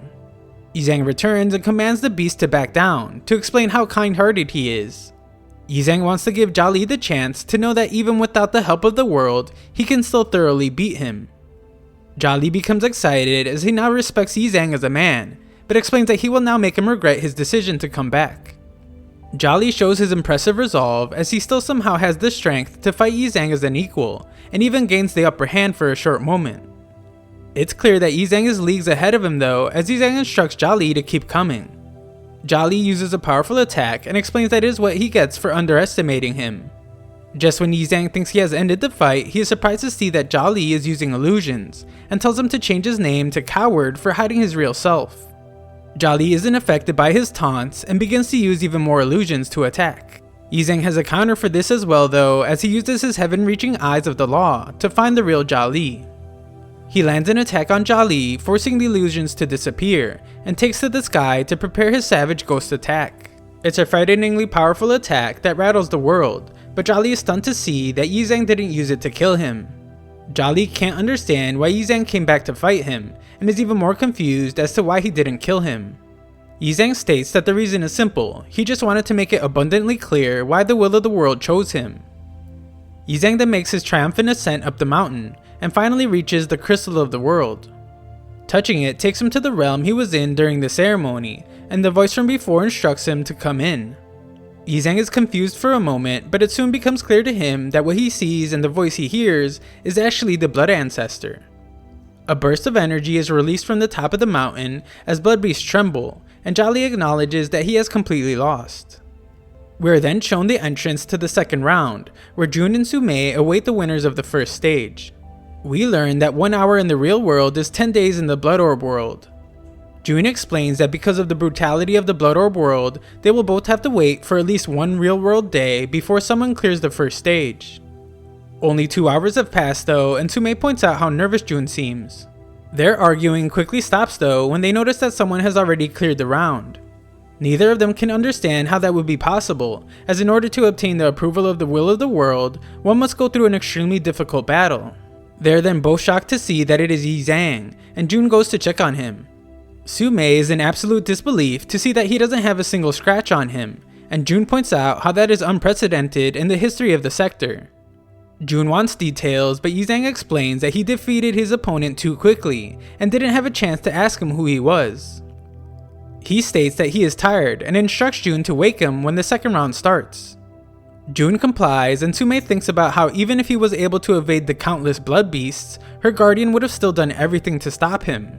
She just can't comprehend what happened in the blood world. Later, we see that the next person to pass the first round is King, and Sumei warns him about Yi Zhang. Song passes soon after, and is frustrated to see that Yi Zhang was once again 1 step faster than him. Sometime later, we see that a few other disciples have passed, and they are astonished at how fast Yi Zhang was able to pass. They think his power is an enigma, and determine that they need strict precautions, otherwise Yi Zhang will become their biggest threat. Sumei's guardians notice that Jia Li is nowhere to be found, and determine that the only one that could have defeated him is Yi Zhang. Bai thinks to himself how having his strength acknowledged at this point is not good, and plans to keep a low profile in the second round.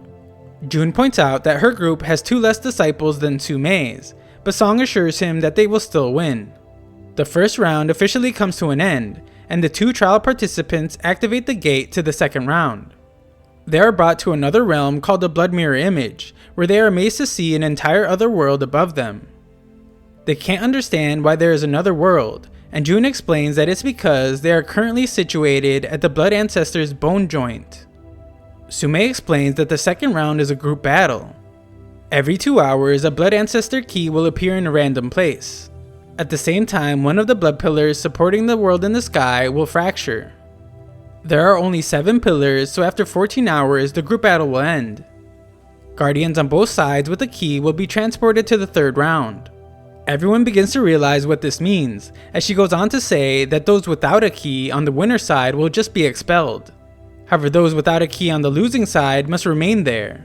All the pillars will be destroyed by then, so the other world will come crashing down, crushing the defeated, turning their bones to dust, obliterated forever. Song points out how they are at a disadvantage in numbers, but states that they will work together to do all they can, just as the earth shakes, indicating the trial will begin soon. Jun then explains to her guardians that she will leave the task of collecting keys to them. This way, she can lure Sumei into a death match. If she can kill her in one go, then they can obtain victory right away. Everyone agrees with her plan and vow not to let her down. Moments later, Jun finds Sumei and puts a barrier around the 2 of them. She explains that it will only disappear when she brings it down, or she is defeated. Sumei instructs her guardians to leave to find the keys, and warns Jun that trapping her was a bad idea. Just then, the first pillar breaks, indicating the start of the first 2-hour period, and all the guardians begin the search for the key. While everyone searches frantically, one man named Hua in Sumei's group remains calm, and proclaims that he will not allow Yi Zhang to live past the first 2 hours. Bai thinks to himself how those that want the first keys can just have them, since they will very likely be hunted down instantly. He decides that he will just conserve his energy, as the later rounds are definitely what will determine victory. Just then, the energy wave disappears, and red dots emerge to show where the keys will appear, as everyone waits in anticipation. As the red dots converge, Bai thinks about how the person closest to the key will likely die instantly, and he is shocked to find that the key will be appearing next to him.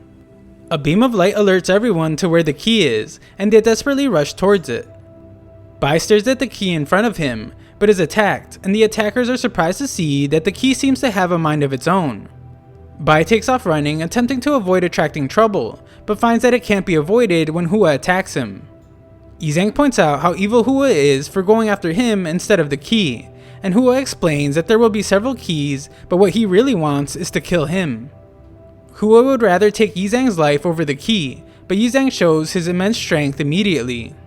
He makes it clear that he is the stronger of the 2 of them, and instructs Hua to relay a message explaining that he is not to be trifled with. Just then, Yi Zhang notices that the key is coming towards him once again, and Song arrives to make sure Sumei's guardian doesn't get it. He almost fails, but then manages to kick it to a teammate, and determines that he must convince another guardian to focus on just fighting their enemies. Yi Zhang volunteers himself as the one to fight, and instructs Song to take the key and leave. However, just then, the second pillar collapses, and Song warns everyone to look out as the key could appear anywhere. However, they are all shocked to see that Yi Zhang's luck is just too good, as the key appeared next to him again. Yi Zhang just wants the key to get away from him, as he explains that he isn't the one becoming the bloodmaster. Elsewhere, Zhang Yang points out how strong Yi Zhang must be since he was able to defeat Hua so easily. However, he explains that Yi Zhang is burning so much energy so early on, and will only exhaust his strength before the later stages. He thinks they have overestimated Yi Zhang, since he is clearly a poor strategist, but King warns that they must still be on guard. We then watch as Sumei and Jun continue their fight. These are the 2 fighting for the spot of Bloodmaster, and they show why as their fight is very intense. Meanwhile, everyone chases Yi Zhang as they all point out how strange it is that the key is following him. Jun notices this as well and tells Yi Zhang to just take the key while instructing all the other guardians to protect him. Bai thinks about how this is going to really mess up his plan, but he can't go against her orders since he still needs Jun to get him into the Bloodmaster Hall in the future. Bai then stops running to capture the key, and Jun's guardians clash with Su Mei's in order to protect Yi Zhang. Yi Zhang is then startled as he realizes that the key has a consciousness, and it actually wants to drill straight inside his body. The key gets exactly what it wants as it enters Yi Zhang's body and overtakes his crystallizations. No one can understand what's happening as the key's energy wave has disappeared, and Yi Zhang's body has begun to glow. The glowing ends as everyone is completely speechless, and Bai just thinks, oh crap. He has just absorbed the key, and if anyone finds out, even the people on his side will want to punish him. Bai thinks fast and tells everyone to calm down, as this is just his own secret technique. He goes on to lie and say that after taking the key, he is able to conceal its energy wave. This shocks everyone as well, since without the energy wave as a pointer, the enemy won't be able to track it. Realizing this, Su Mei instructs her group to swarm Yi Zhang and not let him get away. Song does his best to fend off the attackers, but there is too many, and Yi Zhang must fight as well. Attacks are seemingly coming from everywhere as he must dodge swords left and right. These seem to only have been a distraction though, as Yi Zhang soon finds himself captured by Spirit Binding Silk, which confines Blood Key. Escape is impossible, so his opponents ask that he just obediently die, but luckily Song comes to his aid. The enemies are defeated as Yi Zhang compliments Song on his reliability, but he doesn't want to hear it. Just then, the two find themselves surrounded yet again and again fight for their lives. While fighting, Song explains that he only helped him for the sake of his sister Jun, and the two bicker as they battle. They must refocus as even more enemies appear, and determine that they should find opportunities to escape separately. They do just that, but Song finds himself at a dead end. Enemies rapidly close in on him, but luckily he is pulled away and they can't find him. We see that it's because Song was saved by Yi Zhang, and Yi Zhang explains that there are just too many enemies, so they will sit out the second 2-hour period in a cave. The search for them moves elsewhere as Song demands Yi Zhang gets his stinking pig hooves off him, and Yi Zhang points out how Song has some serious issues. The next pillar begins to collapse, meaning it's no longer safe in the cave, and the two are chased once again. Unfortunately, the two are separated by a fissure in the ground. The enemy is quickly approaching Song, and he instructs Yi Zhang to go on ahead and find a place to hide. As long as Yi Zhang can hold on until the third key arrives, he believes Yi Zhang will be safe. His words make Yi Zhang question what he is about to do, but Song just tells him to leave as he prepares an attack. Yi Zhang explains that they are not at the point of having to take their opponents down with them, but it's too late as Song has already initiated his own plan.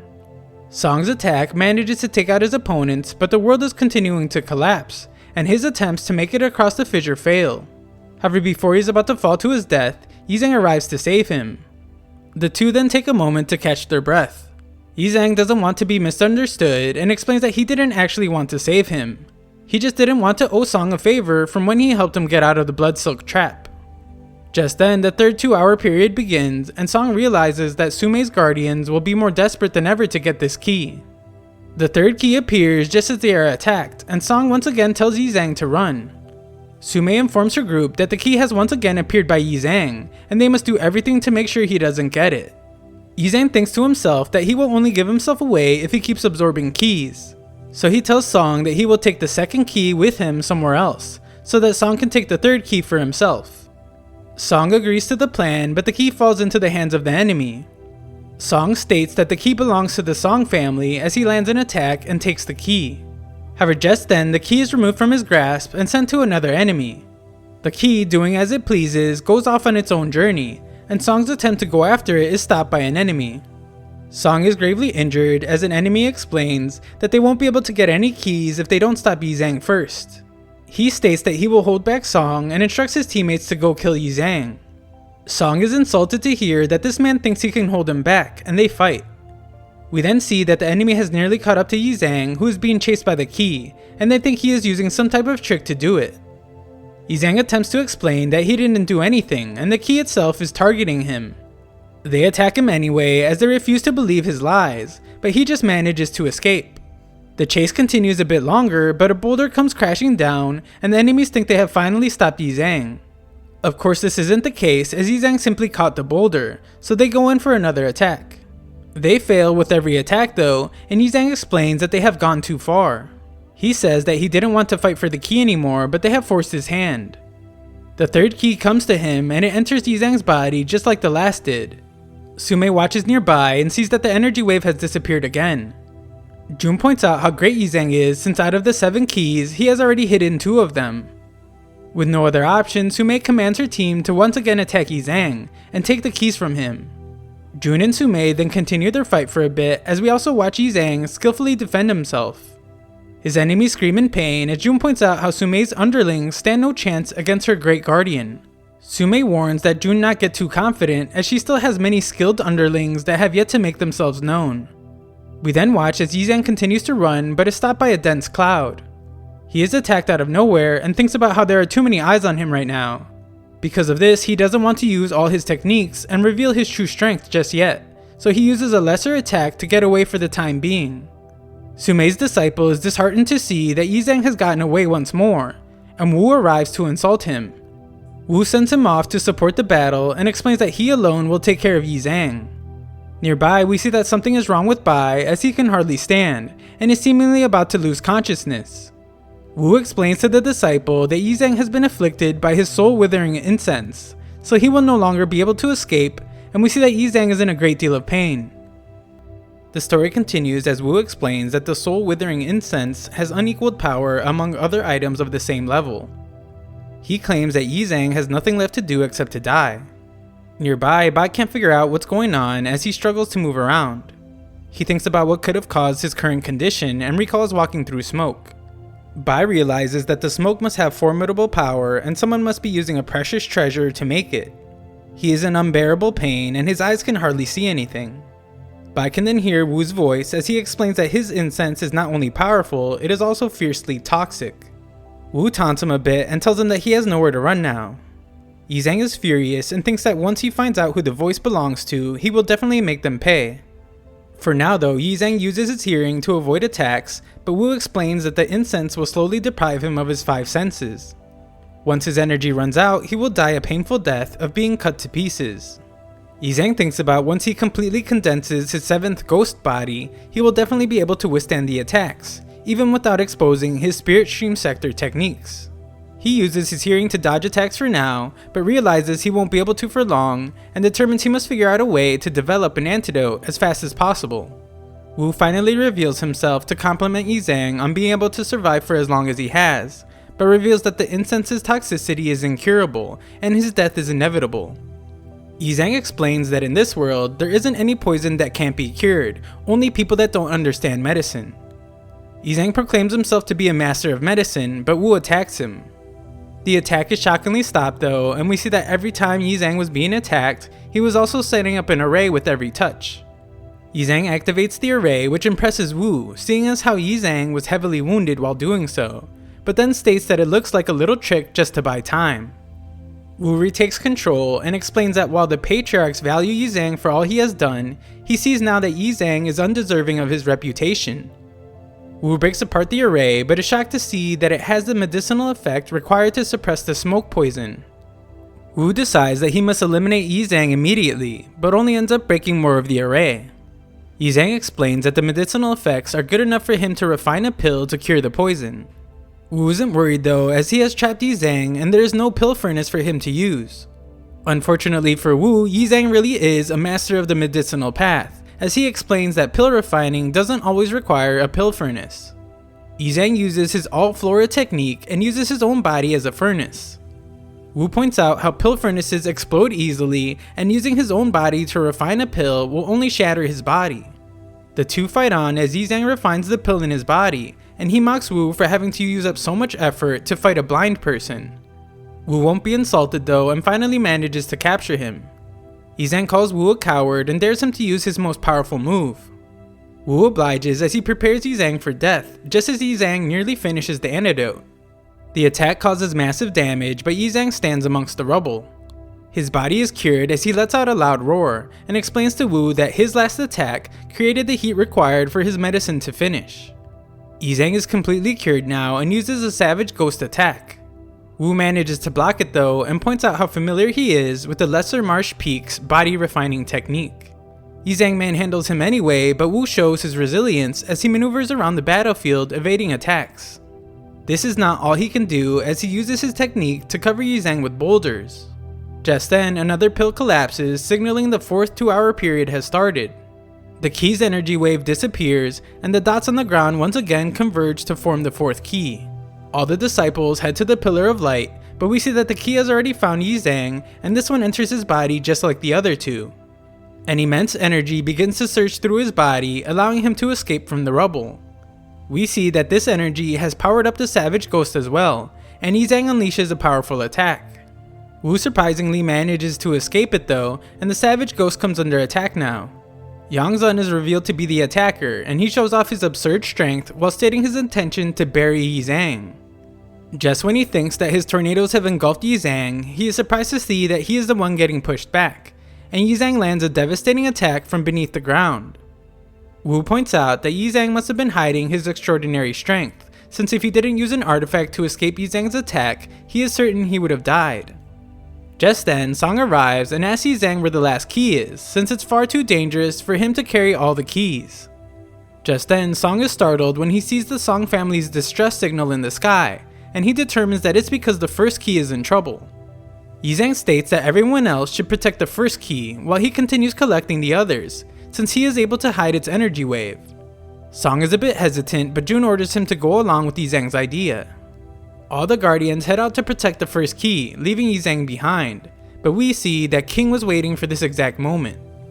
King points out how Yi Zhang alone possesses 3 keys, and he states that he admires this kind of courage. King says he has been in seclusion for many years, and when he came out of seclusion, he heard many rumors about Yi Zhang. Yi Zhang is in awe as he can tell that King's spiritual sea is just a thread away from complete crystallization. He determines that he must not rashly fight against him, since his spiritual sea isn't even close to complete crystallization yet. Just then, another pillar collapses and the 5th key appears near Yi Zhang. He realizes that the key is his only chance at a fair fight against King, and attempts to grab it. King attacks but is impressed as he sees that Yi Zhang used the key's energy wave to cancel his attack. Yi Zhang has disappeared before his eyes, but this just piques King's interest in him. We then watch as Yi Zhang runs away and complains about how King is actually abusing his strength to bully the weak. One of Sumei's guardians wonders what Yi Zhang will do now that he is up against King, who has a semi-gold core. King calls out to Yi Zhang for not having the courage to face him, and questions how the blood sector produced someone so incompetent.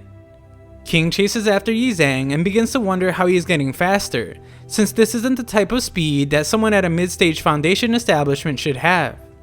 King decides that he should end the fight as soon as possible, and calls out to Yi Zhang once more. Yi Zhang thinks about how he has always been chased, going back to when he was young, and the old man King doesn't have nearly enough experience to catch him. King appears right behind him though, and Yi Zhang thinks to himself that it's almost time. Just then, the next pillar collapses, and this time Yi Zhang wastes no time in grabbing the key. His body is infused with overwhelming power, and Yi Zhang uses it to awaken the 9th ghost. King can feel it nearby and determines that the force is close to the late stage Foundation establishment level. Yi Zhang becomes concerned though as he realizes that he absorbed too much blood ki and his body is about to fall apart. Things begin to go out of control as Jun can tell that something is wrong with Yi Zhang. He states that he must make use of external forces to stabilize by consuming some of the blood ki, otherwise his body will explode. With immense amounts of power surging through his body, Yi Zhang calls out to King for a fight. King is glad to see that he is ready for battle and grants him his request. King's barrage of swords is stopped by Yi Zhang, so he uses a stronger attack, but that is stopped as well. Yi Zhang then goes on the offensive as he explains that a golden core is nothing impressive. Yi Zhang plans to end King's life with one strike, but King states that he will tear Yi Zhang to pieces for being so arrogant. The two clash swords and King is dumbfounded as to how Yi Zhang is able to fight him evenly. As if that wasn't enough, Yi Zhang uses even more power and manages to push King back. Yi Zhang isn't done yet and instructs King to continue fighting. King acknowledges Yi Zhang for having unfathomable power, but still realizes that he is definitely still hiding some of his abilities. Furthermore, King can tell he has a subordinate secretly in position. All things considered, King determines that if he were to continue fighting, then he would end up ruining Sumei's grand plan, and he decides to leave instead. Yizang is relieved to see that the old man fell for his trick, since the initial burst of power he got from the key has worn off. He asks for whoever was following him to come out, and a teammate reveals himself, impressed at how equally he fought King. The man's name is Zen, and he explains that he followed him because he was worried. He states that Yizang has 5 keys now, and has also sustained several injuries. Yizang is a huge target right now, so Zen offers to protect him from now on. Yizang states that as a team, they will overcome all obstacles together, and that when the next key appears, he will retreat so that Zen can have it. Yizang decides to heal his injuries and asks Zen to stand guard. While he does so, Yizang thinks about how Zen came at the perfect time. He points out that he used the spiritual energy wave to trick King into leaving, but if he came back, then the brute strength of his savage ghost and other blood sector techniques won't be enough to defeat him. Since Zen was so eager to protect him, Yizang decides to help him in return by allowing him to have the next key. He also thinks about how great it is that the battle has completely stabilized his half-demon body. He isn't sure if the keys he has absorbed will still count, but he does have a deep connection with the blood ancestor, and no matter what happens, he shouldn't be obliterated. He then attempts to ask the blood ancestor to give the next key to Zen to assure that Jun will win the position of bloodmaster. We then watch for a brief moment as Song and the other disciples guard the first key so that Sumei's group will end up with none. We then jump to another fight where Sumei is eventually captured by Jun. She isn't captured for long as she uses an item to escape and warns Jun not to get too confident as the fight isn't over. Just then, the next pillar begins to collapse, so Zen makes sure to remind Yizang to keep his word, and Yizang explains that his word is all he has. The key once again emerges near Yizang, and he tells Zen to hold onto it tightly since the keys like to follow him. Zen states that he doesn't need to be told that, but for some reason he doesn't grab it and just watches as it goes towards Yizang. He is then shocked to see the key disappear, and Yizang struggles as the key attempts to enter his body. Zen is completely confused but seems to begin understanding when he sees that Yizang's cultivation level is increasing rapidly. This is exactly when Zen realizes that Yizang is not hiding the keys, he is absorbing them. Yizang wonders why the key appeared directly in his body this time just as Zen attacks him. Zen accuses him of deceiving everyone, but Yizang attempts to explain that it was an accident. The two fight as Zen explains his plan to cut him open and take the keys back. Nearby, guardians of the Song family claim victory as they have successfully protected the first key. However, just then, the key leaves Song's hand and they begin the chase. Yizang attempts to calm Zen down by explaining that his intention was never to absorb the keys, but Zen refuses to listen. Zen leaves him with no choice but to fight back, and Yizang explains that he has no intentions of passively waiting for death. Yizang's power manifests itself, and Zen realizes that Yizang does indeed hide his true strength. Zen states that if he has to be obliterated on this day, then he will take Yizang down with him, and he manifests his power as well. The two powers clash, but Yizang is clearly stronger, and Zen is completely defeated. Zen tells Yizang that he will one day be the cause of everyone's demise, and instructs Yizang to end his life, otherwise he will tell everyone about the evil thing Yizang has done. Yizang attacks, but explains that he didn't kill him not because he couldn't, but because they are both part of the Song family. He won't kill somebody on the same side as him, just like he wouldn't intentionally absorb the keys. Just then, Yizang and the others chase the first key as they realize it's heading for Yizang. Zen attempts to stop it and explains to the others that they can't let Yizang touch the key. He reveals that Yizang's secret technique was actually a lie, and all the other keys had actually been absorbed by him to increase his own power. Song instantly believes it as he demands that they grab the key, but it's too late since it has already forced itself inside Yizang. Inside his mind, Bai thinks about how all 7 keys have been absorbed by him, and even the final savage ghost is close to taking form. Outside, Song is in disbelief to see what is really going on, and everyone realizes that without any keys, none of the Guardians will be able to go on to the 3rd round. This means once the 7th 2-hour period ends, the other world will come crashing down, and they will all be obliterated. Yizang wakes up to see everyone upset, but Sumei thinks about how this will actually simplify everything for her plan. Song orders everyone to group up in order to kill Yizang, and Jun can only wonder what Yizang is doing. Yizang runs for his life as he is chased by everyone and attempts to explain that he isn't absorbing the keys on purpose. All the disciples chant that they must kill the plague demon Yi, and Zen points out how good Yizang is at running away, almost as if he has trained for it by being hunted down all the time. Bai can't understand why things always end up this way. Whether it was at the Spirit Stream sector or the Fallen Sword Abyss, he is always blamed for everything. He thinks he is clearly innocent as he throws back everyone's swords and makes his escape. Yizang finds a place to rest and thinks about how he luckily has golden skin for protection and can rely on it to escape. Unfortunately for him, he cannot rest for long as he sees that the other world has begun falling. All the Guardians are terrified to see this as well, since there isn't much time left before the 2-hour period is over. They all face certain death, and Yizang realizes that the two families definitely won't spare him, and a battle for survival will be unavoidable. He still doesn't want to reveal his true identity as Bai though, which limits his power. He can only use his undying power, but all he needs is an opportunity to condense the final savage ghost so his heavenly demon body can be completed. However, just then, swords rain down on him, and Song explains that escape is futile since the Blood Cage Array is a secret technique of the Song family, and those at Foundation Establishment level or below will never be able to escape. Yizang attempts to explain that he isn't absorbing the keys on purpose, but Song has heard enough and regrets letting Yizang live for this long. He considers Yizang to be the biggest hidden danger to the Song family and restrains him. Yizang pleads with him, explaining that they have gone through life and death situations together and they are both part of the Song family. He points out that they have an immense task before them and asks how they can be fighting each other now. Song reveals that he has never acknowledged Yizang as part of his family and explains that killing him is the only way that they have a chance to reform the keys.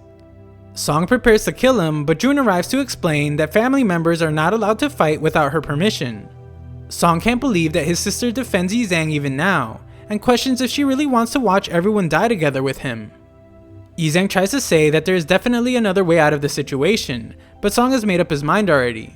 He disobeys his sister's orders as he begins to eliminate Yizang, and the other Guardians follow his lead. They begin to form a combined attack with enough pressure to bring Yizang to his knees, and he acknowledges the powerful Origin Blood Sword. He is amazed to see that they have brought out their own inheritance just to kill him, and Song explains that he can die in peace knowing this. Sume keeps June busy as everyone else unleashes their attack on Yizang. Yizang states that since they all want him to die so badly, he will ignore their safety and use all their blood ki to condense the 10th and final savage ghost. Sume manages to push June back, and she points out how clumsy June has gotten. Sume knows it's because of Yizang, and she says that there is something strange about his body. She is certain that June knows this as well, and explains that if she doesn't kill him, then this hopeless situation cannot be resolved. June shockingly lowers the barrier and states that she will take the gamble. We then see that Yizang is under immense pressure and barely manages to hold on. The ground shakes and Song assumes that the fight is over, but is shocked to see that Yizang isn't done yet. He wishes that Yizang would just die already and applies even more pressure. Yizang thanks them for their help as now he can finally activate his peak power, 10 ghosts merge into one. He begins to do it and calls out the 10 ghost heavenly demon body. Everyone is startled by the explosion and Yizang confidently stands before them. Song uses the same attack as before, but Yizang easily defeats their inheritance with his demon body. Absolute disbelief overwhelms everyone as they wonder just how many hidden moves Yizang actually has. Yizang still stands before them, and Song thinks about how it's impossible for him to have broken his Origin Blood Sword. June then arrives to explain that anyone that continues fighting will be punished according to family rules, but Song is determined to kill Yizang. Sume orders her guardians to do the same, and Yizang once again comes under attack.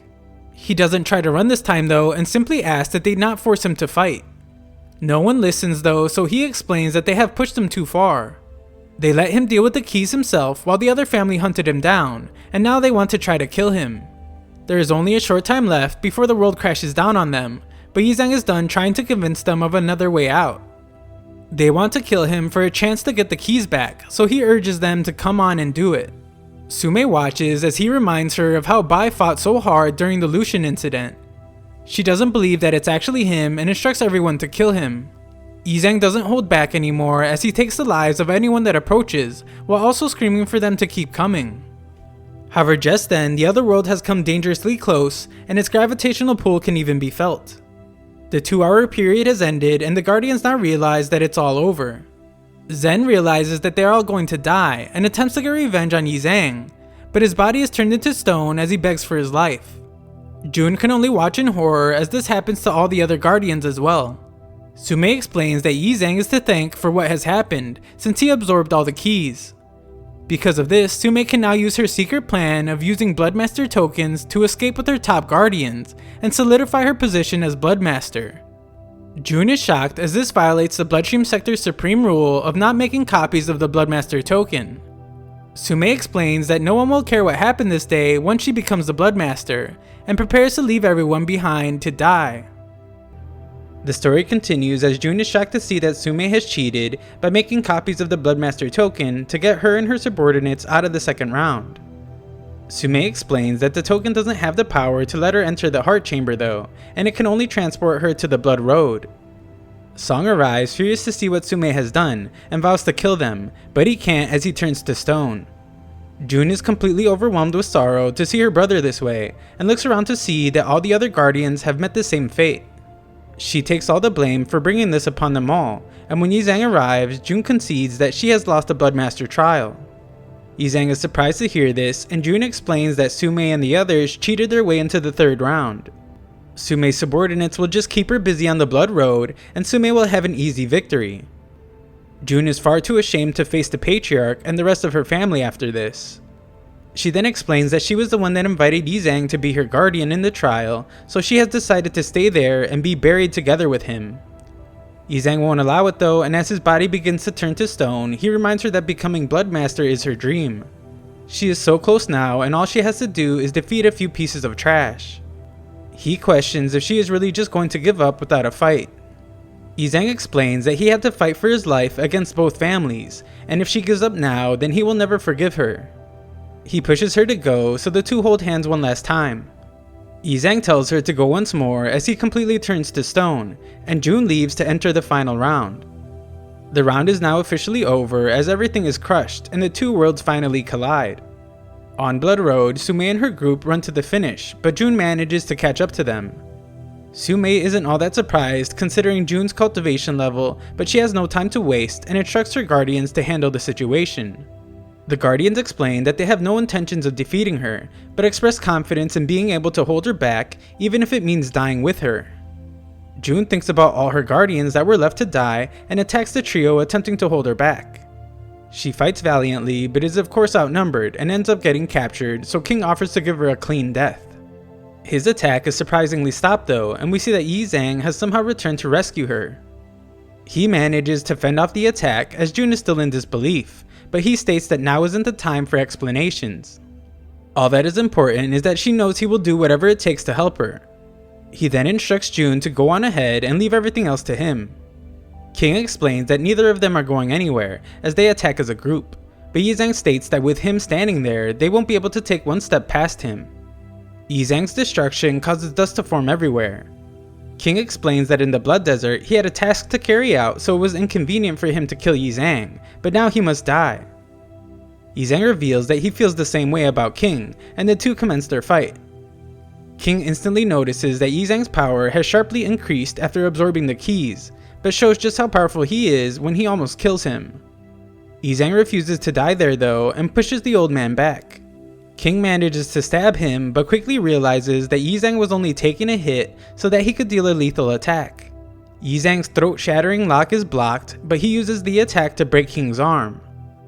Their fight pauses for a moment as King realizes that something's not right about Yi Zhang. King instructs the others to help him attack Yi Zhang at the same time and immobilize him. Yi Zhang thinks about how he has only relied on his undying power this entire time, and has just barely managed to survive. But now his opponent is going all out, even using valuable treasures to fight. He realizes that he can't hold back any longer, and his opponent is shocked to see so many spirit-refined flying swords, as Yi Zhang finally, after all this time, unleashes his purple key heaven-reaching technique. Wu realizes that this man isn't Yi Zhang at all, but it's too late as Bai destroys him. The others wonder who he is as well, but it doesn't matter as Bai summons his purple key transformed cauldron. King instantly realizes that he is using Spirit Stream Sector techniques and tries to stop him. Bai isn't phased at all though and pushes him back while simultaneously defeating Zhang Yun. In Zhang Yun's last moments, he realizes that the person they thought was Yi Zhang is actually the Spirit Stream Sector's Elder Bai, and Bai ends his life. King is enraged at how someone from the spirit stream infiltrated the bloodstream sector, and thinks about how Bai has successfully defeated those above his level many times. King determines that he can't hold back either, and Bai remembers that King had been known for holding back leveling up to core level for 100 years. King explains that this is correct, and he will now, after all these years, condense a golden core right before his eyes. Bai realizes that he can't let King have a breakthrough, but King points out that Bai is only at mid-level foundation establishment and won't be able to do anything. Bai uses a combination of blood sector and spirit sector techniques, but King pushes it back. Bai is undeterred though and explains that even if he forms a golden core, he is still going to kill him.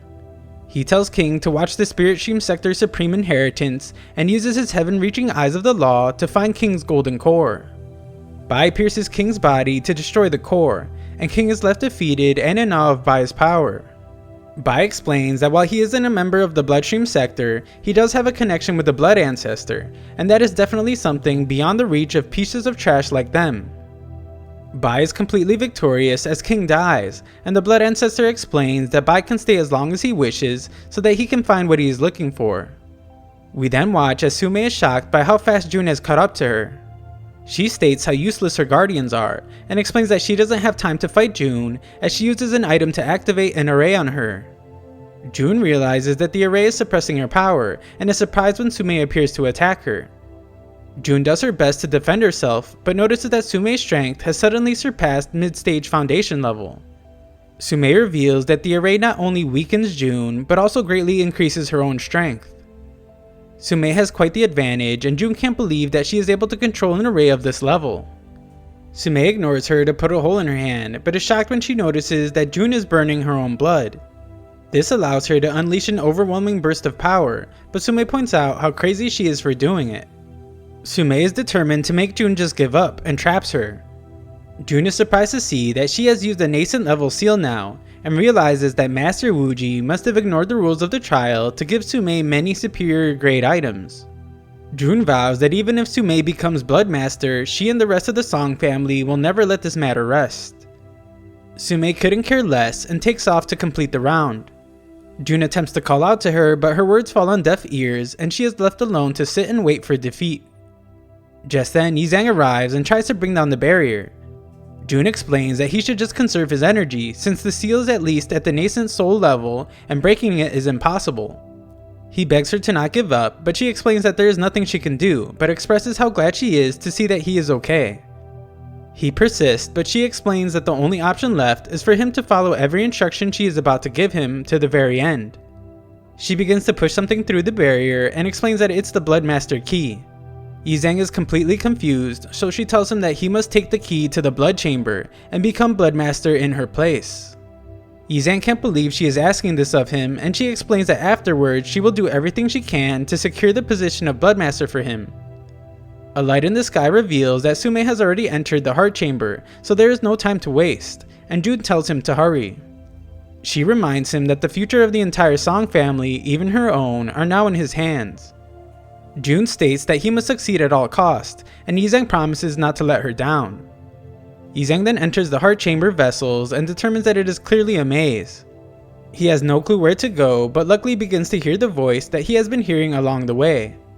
It repeatedly calls to him, and Yizang's luck shows even more when a red string shows him the way. We then see that Sume senses someone enter the heart chamber with her, and notices that the person is able to move at extremely high speeds. She attacks Yizang just as he arrives, and is surprised to see that he is still alive, as she determines that he must have used tricks as always. Sume notices that Jun has given him the Bloodmaster token, just as Yizang points out how despicable Sume has behaved by cheating, and states that she doesn't deserve to be Bloodmaster. Their fight intensifies as Sume explains that Yizang is even less deserving of becoming the Bloodmaster. She continues to run ahead of him though as he attempts to attack her, but she has several powerful items at her disposal. She manages to block several of his attacks, but he eventually breaks through and summons his heavenly wings. They allow him to easily catch up to her, and as he passes, he explains that compared to his speed, she doesn't have a chance. Yizang instantly leaves her behind and is amazed when he finally enters the Blood Ancestor's heart chamber. The place is a bit eerie, but he makes his way deeper inside, and is in awe of what he determines is the blood crystal. Before he can reach it though, Sume jumps ahead of him and begins to take the blood crystal. However, we see that Sume seems to wake up from being unconscious as she wonders where she is. She is surprised to see Yi Zhang approach her and stops him with the golden crystal she carries with her. This doesn't last for very long though, and the two once again find themselves in a fight. The two battle for their lives only to pause for a moment as Sume prepares for her next powerful attack. Bai then finds himself frozen as he notices that her attack is very familiar, and recognizes it as the flying immortal sword once used by his long-lost friend Fei. Memories of their past instantly fled his mind, as he remembers how she told him that nothing could ever match his sincerity or genuineness. Bai refuses to believe it's Fei as her attack comes closer, and he stops it with his bare hand. He demands to know where she learned this spirit stream technique, but she has no clue what he is talking about, and wonders if he has gone crazy. Yi Zhang is then shocked to see that she has used a flesh-devouring counterattack, and condemns her for using such an insidious move. This makes it very clear to him that the person before him is definitely not Fei. Yi Zhang states that if she wants his blood so bad, then he will give it to her, as he forms several blood swords and attacks her with them. The swords end up only hitting the ceiling though, and Sume points out that the blood crystal seems to be reacting. She refocuses on Yi Zhang as he makes his way to the blood crystal, and a voice from Sume's golden crystal instructs her to kill him immediately. Sume uses the power of the golden crystal to pull Yi Zhang back, and he can only wonder how the force can be so strong. He counters the force with the power of his own, but Sume uses an even stronger technique that she had been waiting to use. Yi Zhang states that the hand is even more powerful than the fallen sword's evil soul, and more terrifying. He is certain that he cannot stop both attacks at once, but determines that if he takes the strike of the first attack to strike back, then he might have a chance of surviving. That's exactly what he does to get close to Sume, and he uses his throat lock technique. Sume recognizes this attack instantly, telling her that it must be Bai, just as we see that her mask has been destroyed by the first wave of his attack. Bai is clearly able to see her face now, and realizes that it is actually Fei, and breaks his own wrist to stop his attack. Fei's other attack hits him as well, and causes his heart to explode. Fei sits at his side as he begins to die, and she wonders how things ended up this way. Bai explains to his long-lost friend that he used a mask to hide his identity. She explains that she felt as though he was by her side all along, and should have noticed it was him sooner. Bai assures her that none of that matters now, and explains that after being able to see her one last time, he no longer has any regrets. He asks her not to cry as it took so much just to see her again, and falls into her arms. Bai can't bear to watch her cry as his life begins to fade away, but Fei explains that she will not let anything happen to him. Fei begins to use an ability on Bai, but the voice from the gold crystal explains that Fei's previous move surpassed the limits of her mortal body, and she must not expend a huge amount of spiritual energy again. The crystal determines that Bai is hindering Fei's mission and attempts to land a fatal attack on him. However, Fei surprises the voice by taking the attacks instead.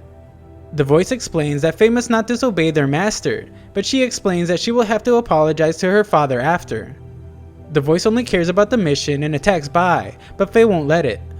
The voice exclaims that the master will never forgive Fei, but Fei crushes it and explains to Bai that all she wants is for him to continue living.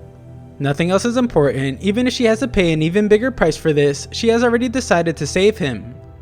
Fei's disguise is then completely destroyed as she gives everything she has to create something that will save Bai's life. She explains that she thought there would never be a chance to see him again in her life, so she can't understand how he somehow ended up before her in this moment. Bai then begins to wake up and he begs Fei not to do anything foolish for his sake anymore.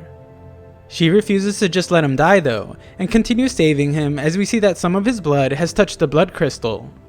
The blood crystal reacts and enters Bai's body. Fei realizes that it not only restored Bai's heart, but it also perfectly fused with his entire being, almost as if it's returning to its original body. Bai then wakes up and reaches out to his friend that he has been waiting to see for the longest time, only to find that he is being pulled away. He tries his best but is unable to resist as he explains that it's the blood ancestor summoning him. Bai asks that she wait for him and tells her not to leave him behind this time. The two manage to touch hands for a moment, but Bai is taken away as he once again asks that she wait for him. Once he is gone though, Fei explains that she can't wait for him, since the longer she stays by his side, the more danger he will face. For this reason, she has decided to sever all thoughts, and touches the mark on her shoulder as she forcibly forgets the past. Bai arrives at his destination and thinks about how he must not let Fei wait for too long. He hopes to leave quickly, and the voice reveals itself to congratulate Bai on getting what he desired. Just then, Bai has a flashback to the second round where he refused to die, and exclaimed that he didn't want anyone to be obliterated by the world either. Bai realizes that he should have died just then, but determines that it was the blood ancestor who heard his thoughts and helped him escape.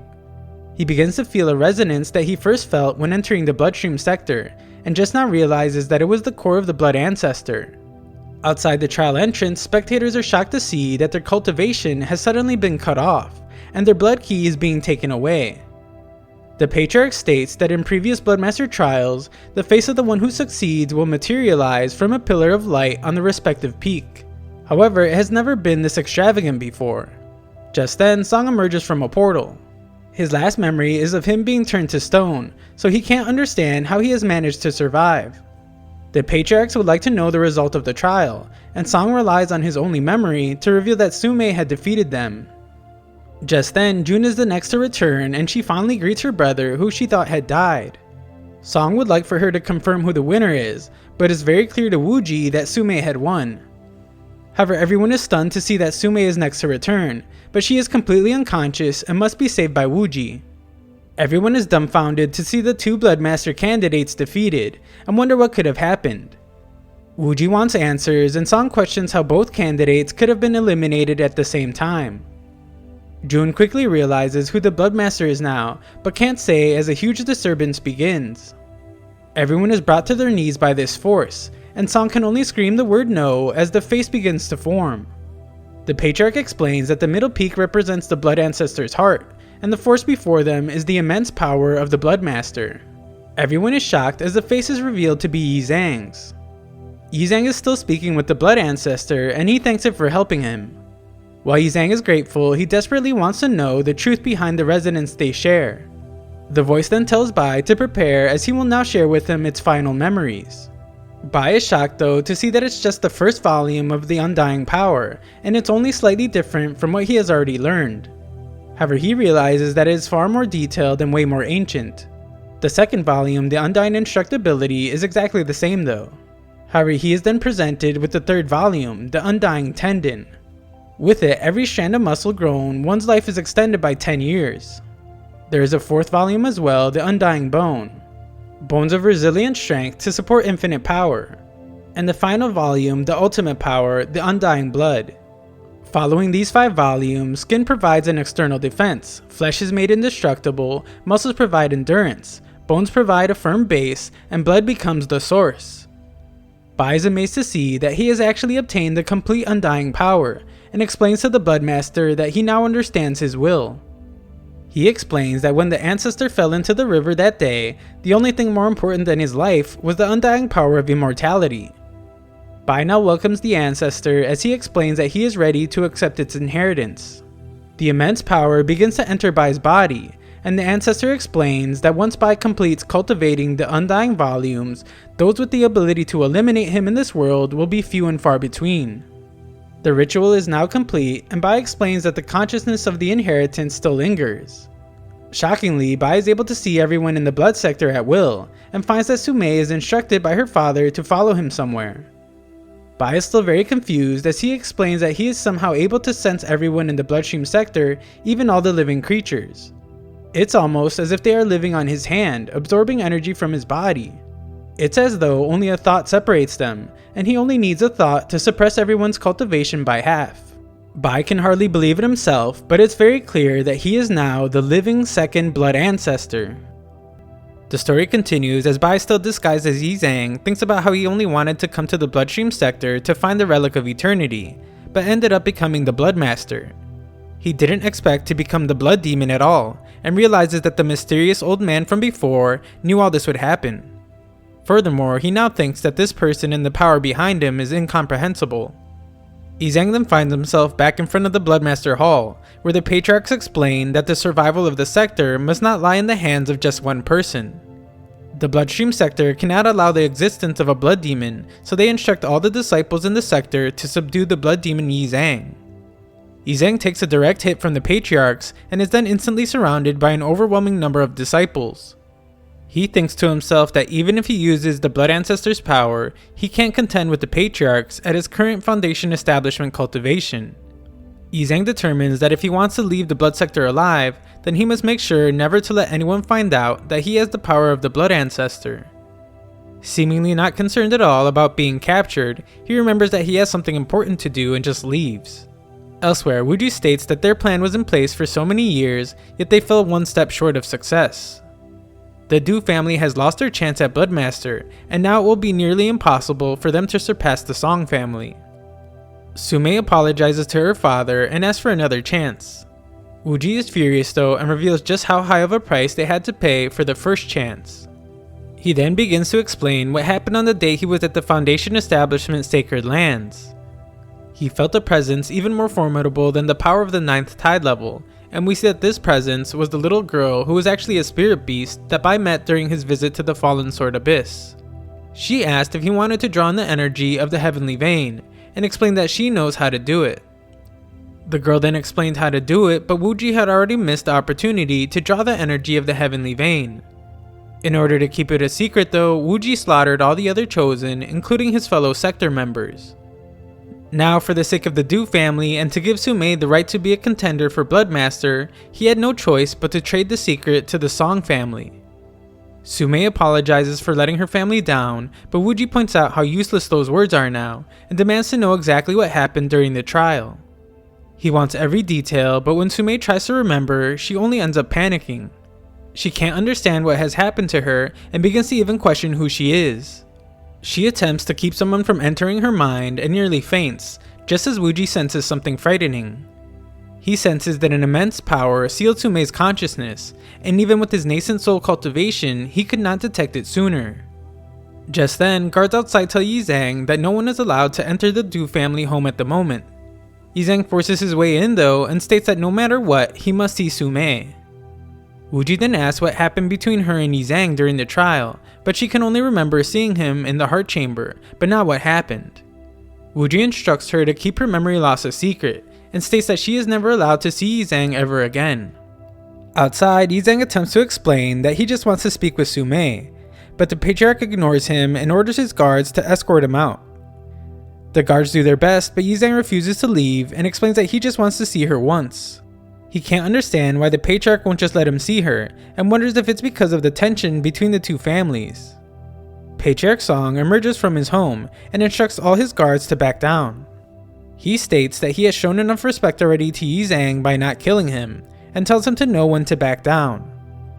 Furthermore, even though Yizang has become Bloodmaster, that does not mean he can come to his home and do as he pleases. It also doesn't matter what happened during the trial. As long as he does not allow it, then Yizang and his daughter have no chance of being together. Yizang fights to stand against Wuji's immense pressure, and states that he has too much prejudice against the Song family. Furthermore, this matter has nothing to do with the Middle Peak or the conflict between families. It only has to do with him and Sumei.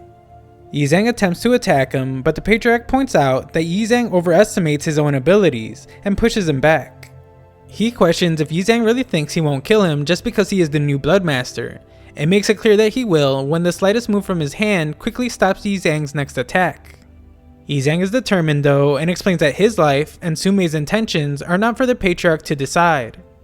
His power shows itself in the form of a beast, but Patriarch Song easily stops that as well.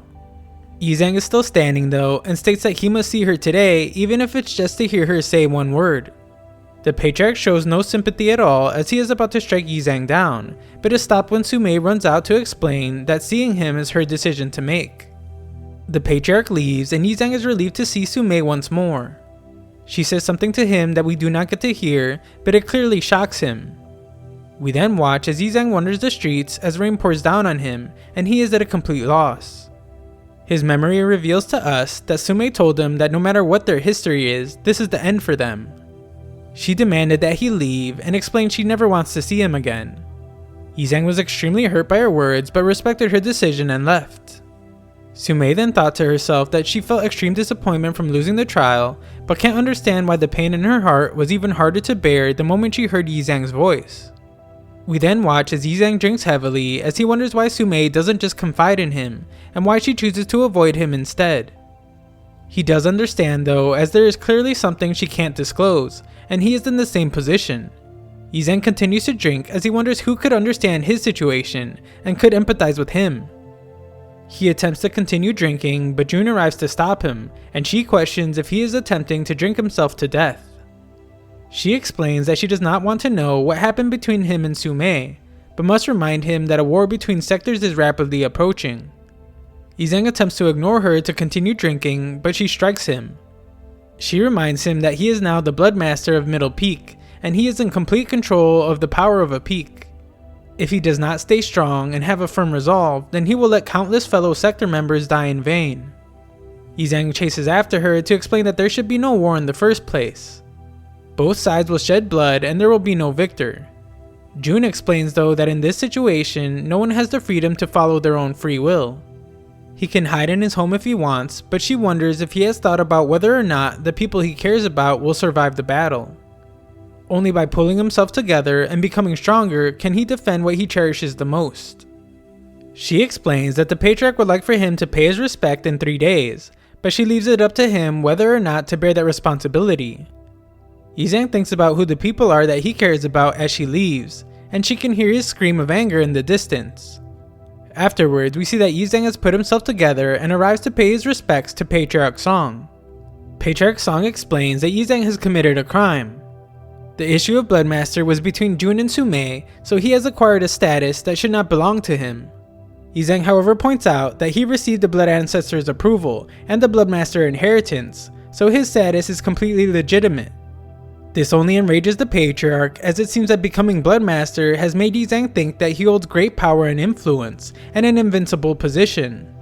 He brings Yizang to his knees to remind them that he has the lives of many people in his hands, and wonders if he can bear the responsibility. Yizang states that as the Bloodmaster, his blood is infinite, and his will inextinguishable. While his cultivation level isn't high, he believes in his abilities, and is confident that with time, he will surpass everyone. The Patriarch continues to put pressure on him as Yizang exclaims that he also has the resolve to shoulder the heavy responsibility of protecting all that he cherishes in his heart. He reveals that if he hadn't acquired the status of Bloodmaster, then it would have been fine, but now that he has, he won't give it up. After applying more of his powerful force onto Yizang, the Patriarch finally decides to release him. He is satisfied to hear everything Yizang has just said, and June goes to check on him. While he heals Yizang, the Patriarch explains that him controlling the power of a peak will play a very important role in the coming battles. He makes sure that Yizang knows that his intentions just then were not to make things difficult for Yizang, but to make him understand that fact. The Patriarch is about to comment on Yizang's character, and Yizang correctly guesses that the Patriarch compares it to his own when he was younger. Patriarch Song then makes it clear that his intentions are to adopt Yizang as his son, and Yizang thinks for a moment about how this status might be useful in the future. Jun points out that the Patriarch is awaiting his answer, and Yizang accepts. He states that he is currently only at a foundation establishment and has no valuables, but he vows to be a sharp sword for the Middle Peak and will repay the Patriarch with his life. This pleases the Patriarch further, so he gives Yizang his beloved blood flame lamp for protection. It can emit blood flames that burn everything, and it's comparable to an attack at the core formation level. Patriarch Song then issues an order stating that in 3 days, the Bloodmaster Ascension ceremony will be held to announce everything to the world. 3 days pass and we arrive at the ceremony where the 3 other Bloodmasters are introduced to us. Here it is announced that Yizang, Guardian of Middle Peak, will now carry on the Bloodmaster legacy by becoming the leader of Middle Peak and the master of the Bloodmaster Hall. The crowd begins to chant for the new Bloodmaster, and we see that the other Bloodmasters discuss how they can be on good terms with him. Sean explains to his Bloodmaster father that he actually already has a close bond with him. All Bai can think about though is that just as long as he can smoothly complete the Ascension ceremony, then he will only be one step away from what he really wants, the Relic of Eternity. Just then, Guardians surround Yizang and explain that once he completes 3 stages, the ceremony will be over. The Guardians represent the first stage and begin their attack. Yizang easily subdues them, and they state that all Guardians pledge their loyalty to him for life. He is given the bloodmaster token, but Song then arrives requesting to be enlightened as well, as he represents the second stage. Spectators point out that the ceremony is only supposed to be an exchange of skills, but Song is very clearly preparing to fight seriously. Yizheng is well prepared as the two fight an intense battle. Song, never being one to hold back his anger, does well to keep Yizheng busy, but it eventually becomes very clear why Yizheng is now the bloodmaster. Song acknowledges his defeat and announces that the elders also pledge their loyalty to Yizheng for life. He gives Yizheng a sword but warns him to not become complacent, as he has not yet actually admitted defeat, and plans to surpass him one day. Yizheng heads to the final stage where he is met by June, who explains that she would like to be enlightened as well. The two begin their fight, but Yizheng refuses to draw his sword. June does it for him and the real fight begins. Yizheng quickly gains the upper hand though, but goes easy on June, and all she can do is admit defeat.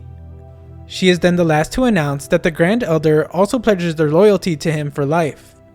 Yizheng puts on the Bloodmaster robe, and all the disciples of Middle Peak pledge their loyalty for life to him. The Patriarchs then give orders to the Bloodmasters of the Four Peaks as the war between two sectors is approaching. Starting tomorrow, the sector will confine itself to prepare for war. No one is to enter or leave. The Bloodmaster and Grand Elder of every peak will lead their disciples and deploy troops to the borders. Yizheng agrees to the orders, but secretly thinks that he will have to leave before the confinement tomorrow. He does plan to return at some point though, in the hopes that he can stop the war. Yizheng then notices June leaving just as the other Bloodmasters arrive to congratulate him. They all compliment him as the hope of the Blood Sector, but Yizheng tries to be humble about it all. When June is alone, she thinks about how much things have changed now that they have different statuses, and things aren't the same at all. Yizheng arrives soon after and expresses his concern for her health, but is surprised to see that she bows to him for his gratitude, as he is now the Bloodmaster. He would like for her to behave normally, but she is determined to adhere to formalities. He wonders if it's just because his new role as Bloodmaster, but June doesn't want to reveal why she is behaving the way she is, and just wants him to know that she does have her reasons. Yizheng points out though he is only where he is because of her. When he was indecisive, she made him understand what was most important to him, and he will never forget that. He then gives her the Bloodmaster token as he reminds her how he promised to give her whatever she wanted. June is shocked to hear that he remembers those words from so long ago, but he explains that no matter how much things change, no matter how much he changes, he will always care about her. Yizheng says his goodbye as he tells her to take care and leaves. Once he does, June states that he didn't really need her help at all. Yizheng always clearly knew what he wanted and what he should do. Just then, preparations for the next day's confinement begin as guards are told to strictly check all entrances and exits and to stop anyone behaving suspiciously. In the forest, demons behave restlessly, and one of them ambitiously stands before the others to exclaim that the Nameless Peak has enslaved them for too long. He declares that it is now time to fight against the oppression and overthrow the Bloodstream sector. Back at the Bloodmaster Hall, Bai speaks with Dan, who has been in his pouch this entire time, and states that they have no time to waste as he must leave before dawn. Dan questions if they have enough time, but Bai explains that how long it takes depends on how accurate Dan's information on the Relic of Eternity is. Bai uses his heaven-reaching eyes of the law and breaks the ground, as that is where the secret chamber should be. However, just then, Master Diviner knocks at his door and requests to speak with the new Bloodmaster. As he enters, Diviner can't help but think about how rapidly Yizheng increased his power, and now understands that his small body can only take a few of Yizheng's punches. Yizheng rushes him to speak and is surprised when Diviner falls to his knees to apologize for offending him so many times. He states that he was ignorant for so long, but now has decided not to leave until he is forgiven. Of course, Yizheng wants him to leave, so he explains that it's all in the past, and he holds no grudges towards Diviner. Yizheng tries to send him on his way, but Diviner is in disbelief to have been forgiven so quickly. Yizheng assures him that it's okay, so Diviner gives him an ancient divine talisman as a show of loyalty. Yizheng accepts the gift quickly, sending him on his way again, but Diviner reveals that there is one more thing. He screams loudly for everyone else to reveal themselves, and we see that several disciples have brought gifts for Yizheng as a congratulations for his new position. They want to give their gifts one by one, but the first disciple is very slow at speaking. Yizang becomes impatient, but the disciples explain that they only became like this after the toxic rain from earlier. They desperately beg for his help to restore their health, but it's chaotic, and Yizang is running out of time. He quickly makes note of their horrible disfigurements and promises to give them all elixirs along with other things if they just leave and wait patiently. Someone else knocks at his door, and Yizang is surprised to see that it's the other bloodmasters. They have an urgent matter and explain that they made an oath to the patriarchs to eliminate the Spirit Stream Sector's Heavenly Path Foundation Establishment cultivator, Bai. They have just received a report that Bai has not been secluded these past few years, but is suspected to have infiltrated the Bloodstream Sector. They believe it's the perfect opportunity to take him down, and don't want to miss the chance. As a Bloodmaster, they offer Yizang an opportunity to share the glory. Yizang thinks about how they just want to use his strength though, and how the storyline with him eliminating himself will never happen. He agrees to sign the oath, and they admire him for his courage. The Bloodmaster of the Nameless Peak explains that he must leave immediately, since a rogue demon cultivator stirred up trouble on his peak and he must handle it.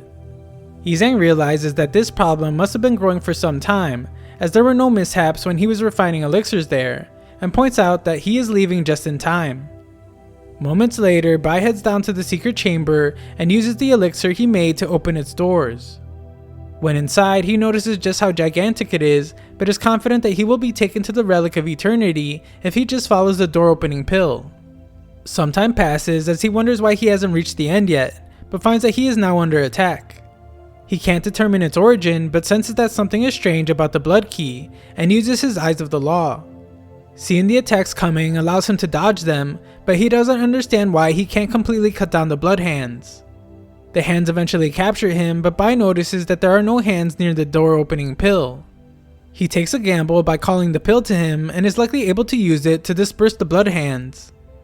An image appears before him, making him realize that he is on an endless path, where the start and end are connected. The path begins to collapse though, and Bai falls down, but is surprised to see that he has woken up in the real Blood Ancestor's secret chamber. Bai makes his way deeper into the chamber to find a chest, as he determines that this is where the Relic of Eternity must be. This is what Bai came to the Bloodstream Sector for, and what he has sacrificed his life for these past few years. Surprisingly though, he opens the box to find the feather that he thinks looks nice, but that is clearly not a treasure. He wonders if the Relic of Eternity is the other thing in the box, but that's just an ordinary looking shell. Bai assumes that it must be a test and tries to activate it, but it doesn't do anything. He is overwhelmed with disappointment to realize that he just wasted 5 years of his life to get a turtle shell. Dan points out that Yizang no longer has a use for him and requests that he be set free, so Bai kicks him out of his pouch. Dan points out that the mysterious elder never said what the relic would look like. Yizang determines that even though he worked so hard for the relic, he must leave empty-handed and return home. He makes his way to the transport array, but is shocked to see that it's already being sealed off. His attempt to make it before it closes is stopped, as it is explained that it's too dangerous to go through now, and it closes. A guard notices how much of a hurry he is in, making Yizang concerned, but the guard just assumes he was going to look for Bai. The guard explains that he just received orders to let Yizang through, as capturing Bai is of utmost importance. Everyone bids farewell to the well-respected Bloodmaster, and they express their confidence that he will succeed in his mission. They ask that he return safely, but Bai thinks about how he may never have the chance to return again. Yizang takes the transport array outside, and thinks about how he originally came for the Relic of Eternity. He managed to get there, but can't understand why he feels so much agony. It soon becomes clear though, as he begins to think about all the people he met that were sincere to him, and all the honors he fought for with his blood and sweat. He then remembers when he was first told about the hand of the Blood Ancestor when arriving. Yizang feels like the hand has mysteriously and inevitably connected his soul and tied his blood with the people and everything else there, but unfortunately he has no choice but to leave. The story continues as Yizang approaches the border of the Bloodstream Sector. Once he crosses, he will be in the Spirit Stream Sector's territory. Yizang points out that every clan and every beast he has met on his journey has shown him a great deal of respect, and it's all because of his status as Bloodmaster. Bai then compliments himself for being far too upstanding and principled, as he is giving up all of it for the Spirit Stream Sector. Yizang is then upset to see that he is being attacked, as his attacker explains that there is a war approaching, and anyone trying to cross the border is a spy. They attack him, and Yizang recognizes a strange singing tree as it attacks him as well. Unfortunately for the tree, Bai isn't the same weakling he was over 5 years ago. He explains that this has been the only clan that dared to attack him since leaving, and slices their tree in half, just as we see that its essence goes to Bai's turtle shell. Just then, the elder of the clan begs Yizang to stop, as the tree is a unique treasure of his clan, and is needed for an important task for the sector. If it were to get destroyed, then his clan would be punished severely. Yizang asks that if this task is more important than showing respect to a bloodmaster, and the elder apologizes while exclaiming that it isn't, as they have made a grave mistake. The tree is currently serving as a defensive campsite, and it thought he was an intruder. Yizang is curious, since if the tree is so unique, then why did the Lucian clan have the same tree? The elder then furiously explains that not everyone was on board with allowing the Lucian clan to defect to their side. However, Patriarch Nian insisted, and his clan was even forced to offer one of the tree's seeds as a gift. Yizang accepts this answer just as he notices that the relic of eternity is responding to something and leaves. When he is alone, Bai thinks about how if he hadn't left as quickly as he did, they might have detected the relic's spiritual energy fluctuation. He can't believe how amazing the fog around the tree was, since it seems to be what has caused the boring turtle shell to show some signs of coming back to life. Bai is surprised to see that a look inside the shell shows the universe, but then a turtle comes out. It returns immediately though, so Bai shakes it until it comes out again, but this time something strange happens. Spiritual energy bursts out of it and makes Bai's crystallized spiritual sea show signs of expanding. Bai then stimulates the spiritual sea and shockingly discovers that spiritual energy from the turtle is better than cultivating for an entire month. Bai finally realizes that the turtle really is a treasure, as cultivating with it will allow him to achieve double the results with half the effort. Back in the spirit stream sector, Yuan explains that he had put some of Bai's aura into a spiritual energy sensing pendant to be able to detect his location. However, for some reason, not long after he left, the pendant lost its effect, so all Yuan can do is ask that the ancestors in heaven watch over him. Just then, the pendant begins to react, and we see that it's because Yizang has reached the entrance of the spirit stream sector. He wonders if he will be resented for being gone for so long, and tests out a few different ways to greet his old friends. Yizang wonders why he is more nervous now than when he entered the bloodstream sector, and remembers that he can't return to the spirit stream sector without removing his Yizang disguise first. Then, for the first time in over 5 years, the spirit stream sector's elder Bai returns. Just then, Zen's pendant cracks and he realizes exactly what it means, as it's a bad omen. Bai walks along and is glad to see that his efforts in putting up a fence back in the day were not in vain, as it saved the ecological balance of the spirit stream sector. However, the chickens inside still remember him as the chicken thief. As he continues walking, he gives some advice to some younger disciples on the medicinal path, and they wonder who he is. Walking past the 10 monuments, Bai thinks about how he didn't mean to create a legend so carelessly back then, when he created his little turtle alter ego. It seems to now have put a lot of pressure on the younger generation of disciples, so he encourages them by stating that they can definitely surpass the little turtle one day. Bai then continues walking through the spirit stream sector, as everyone wonders who this mysterious person is that walks so confidently through the sector. The man that loves spreading rumors hands out collectible portraits of the legendary elder Bai, and Bai himself shockingly arrives to sign them. He makes sure to tell the kids to treasure this moment, but the kid has no clue who he is and cries about his portrait being ruined. Bai then speaks to the spirit stream sector as a whole, and proclaims that its Heavenly Path Foundation establishment genius of the medicinal path, its living honored disciple Bai, has returned. Everyone in the sector hears the announcement, but it isn't received well. Disciples cry out that there must be no justice in heaven, as the elixir refining psycho has returned. Bai reaches the market center to greet his fellow disciples, but finds that it has been abandoned. The reality begins to set in that even though so many years have passed, it still can't erase the gloom in their hearts. Bai feels like he can still hear the laughter from the past, and finds that it's actually because the people of the town have rushed back to see the legendary Marshal Bai. Bai is glad to see everyone so happy and is taken away by an old friend. It's Mei, who is all grown up now. She asks if he will ever leave again, but Bai assures her that he won't. Mei points out how he has been gone for so long and would like to hear all the stories from his journey. Bai tells her just a couple stories and she is immediately worried about him, but Bai explains that there is nothing to worry about. Since when someone like him swings a sword, cultivators of any realm kneel and swear allegiance to him. With one look, countless strong individuals bow in fear of him. Nascent level patriarchs praise him and even want to adopt him as their son. Mei then points out that on such a long journey, he surely must have met a girl he liked. Bai tries to explain that it's a long story, but Mei then just encourages him to take his time. Luckily for him, the Spirit Stream Sector's patriarch summons him to the Ancestral Hall immediately.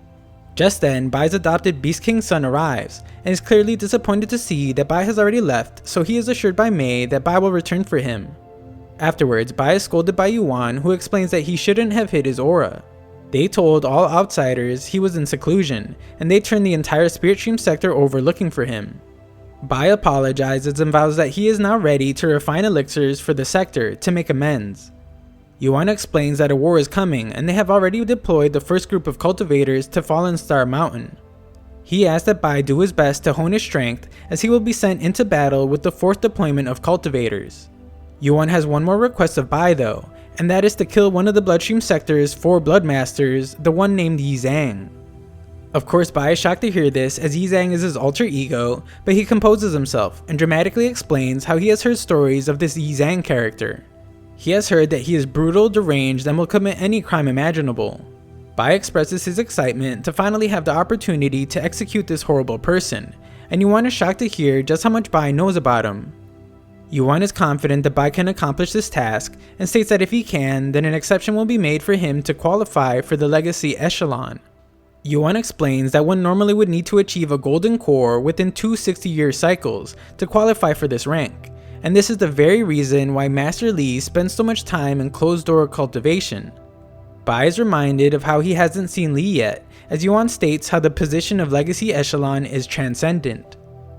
They head outside where the tribulation clouds have appeared, and Yuan explains that it is a sign of core condensation. Li has reached the critical point where he will either have a promising future or his cultivation will collapse.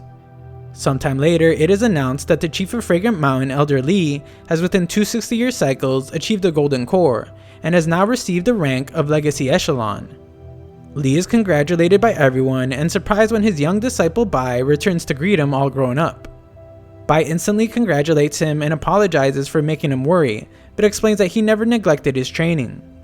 Li points out how tall he has gotten and is amazed to see that Bai's cultivation is at the 3rd level of spiritual seed crystallization, but thinks to himself how that won't be enough. Li is then informed about the status of the war and how their first batch of cultivators has already been deployed. An update of the Profound Stream sector's invasion of the Pillstream sector reveals that they have already subdued half of the Pillstream's cultivators. The Pillstream's final gate is currently under siege, and if the Profound Stream completes their takeover, then their power will expand unprecedentedly. The Bloodstream is headed towards the Spirit Stream to begin a war with them, and Bai wonders if there is something they can do to stop it, but Li explains that the battle is unavoidable. Li then reveals to Bai that he had just sensed his cultivation level, and requests that Bai come with him somewhere. Bai is curious as to why they're in such a rush, but Li just begins to explain that the heaven-reaching river overflows in all directions, but the spiritual power and where they are going seems to be concentrated in one spot. Li is surprised to see that Bai has already noticed it, and Bai uses his Eyes of the Law to reveal Purple Mountains. He moves a bit further and is amazed to see the hidden peak of the 9th mountain reveal itself. Li explains that only those with the Spirit Stream's inheritance has seen what he just saw, and the two greet the Patriarch. The Patriarch is furious though, as he states that Bai has not reached Legacy Echelon, and has seen something he has no right to see. This is Bai's first time meeting the Spirit Stream sector's Patriarch, known as the Perfect Being named Timu. Timu plans to make Bai pay for his crime, but Bai apologizes, and Timu is amazed to see how with just a Foundation Establishment cultivation, Bai was somehow able to withstand his pressure and even had spare strength to speak. Timu lets Bai off with a warning, but Bai realizes that the old man was just testing his strength. Bai realizes exactly what he must do and apologizes once again while offering the Patriarch an elixir he refined. Timu points out how someone of his status has no use for elixirs, and Li explains that people can't just offer any regular elixir to a Patriarch. Bai explains how he only used the finest ingredients while maintaining the furnace with earthly fire for several months, and the elixir's potency is so strong that even the Patriarch must exercise caution when taking it. Bai explains his devotion to the Spirit Stream sector, and so Timu agrees to accept the elixir. Timu acknowledges Bai's intelligence and explains to Li that his repeated messages begging him to grant Bai an inheritance will not be in vain. Bai is then given a scroll explaining the Patriarch's special power called the Flora Weaponizing Arts. Once Bai cultivates it properly, all the flora in the world can be transformed into battle power. Bai stares at a pendant hanging from the Patriarch's belt as the Patriarch explains how learning the technique will take time. Bai continues to stare as he explains that he will be going to war soon and may not survive. Timu can tell exactly what Bai is getting at and graciously decides to give Bai the Jade Pendant for defense. It is a core formation grade defensive spiritual treasure. Anyone below the nascent soul level will not be able to break through its defense. As he leaves, Timu explains that Bai's cultivation is still shallow, but if he infuses it with heavenly vein energy, then he can use it ahead of his level. Lee wonders what elixir Bai gave the Patriarch, and he explains that it was his most precious and celebrated elixir in the Spirit Stream sector that he painstakingly created by himself. However, when Lee realizes that it's Bai's profound dream elixir, he takes off, calling Bai a stinking brat. That night, Lee explains that Bai won't be punished, but points out that he will have to master the secret technique quickly. Lee prepares to help Bai master it and explains that the Flora Weaponizing Arts is a remarkable method that transforms the life force of Flora into battle power. Roots emerge from the ground as he explains how to transform the Flora into a formation, and states that every formation becomes a weapon. The formation pulls Bai inside, and Lee explains that hidden under the tree's roots is a spiritual core. Bai must shatter it and merge it with his own cultivation. His first attempt at shattering the core fails instantly. On his second attempt though, Bai pushes much harder as the roots pull him in, but he eventually overcomes them and destroys the core. After destroying the giant tree's spiritual core, Bai then integrates the power of the flora with his cultivation, and further understands the fundamentals of flora weaponizing. Lee asks that Bai give complete focus as he wants him to learn all 18 methods of medicinal warfare contained in the scripture.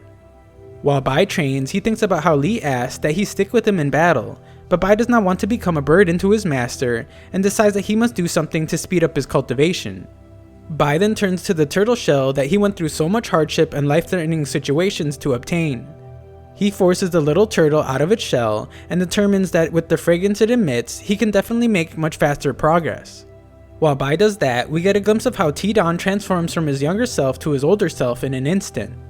Thanks to his sped up cultivation, Bai is able to crystallize the 4th sea level, and is surprised to see that his adopted Beast King's son has come to see him. Bai points out how his son's cultivation seems to be catching up to his, and praises Tidon for diligently cultivating every single day. Bai can't help but notice that Tidon's face has an expression of being wronged, but is surprised to find that Tidon was actually very well taken care of. Tidon directs Bai outside, where he is shocked to see all of the Northern Bank's war beasts just standing there, and realizes that Tidon must be controlling them all. Just then, a pillar of light reveals that the second batch of Spirit Stream disciples will be setting out to the Lucian territory to fight for their sector. The next day, Bai searches for a way to increase his strength in such a way that he will be able to stop the war from happening. His search leads him to the river-defying pill. It stimulates life force inside the body, providing formidable strength for a short period of time. It is refined from heaven-reaching river water, doesn't require any plants, and doesn't need a pill furnace. Bai is now very confident that this pill will help his cultivation improve. Just then, Xingqi arrives nearby to ask Tian Yu for advice on overcoming a bottleneck in her training. Tian Yu assures her that he can help and explains that she is doing far better than the laziest person in the sector, Bai.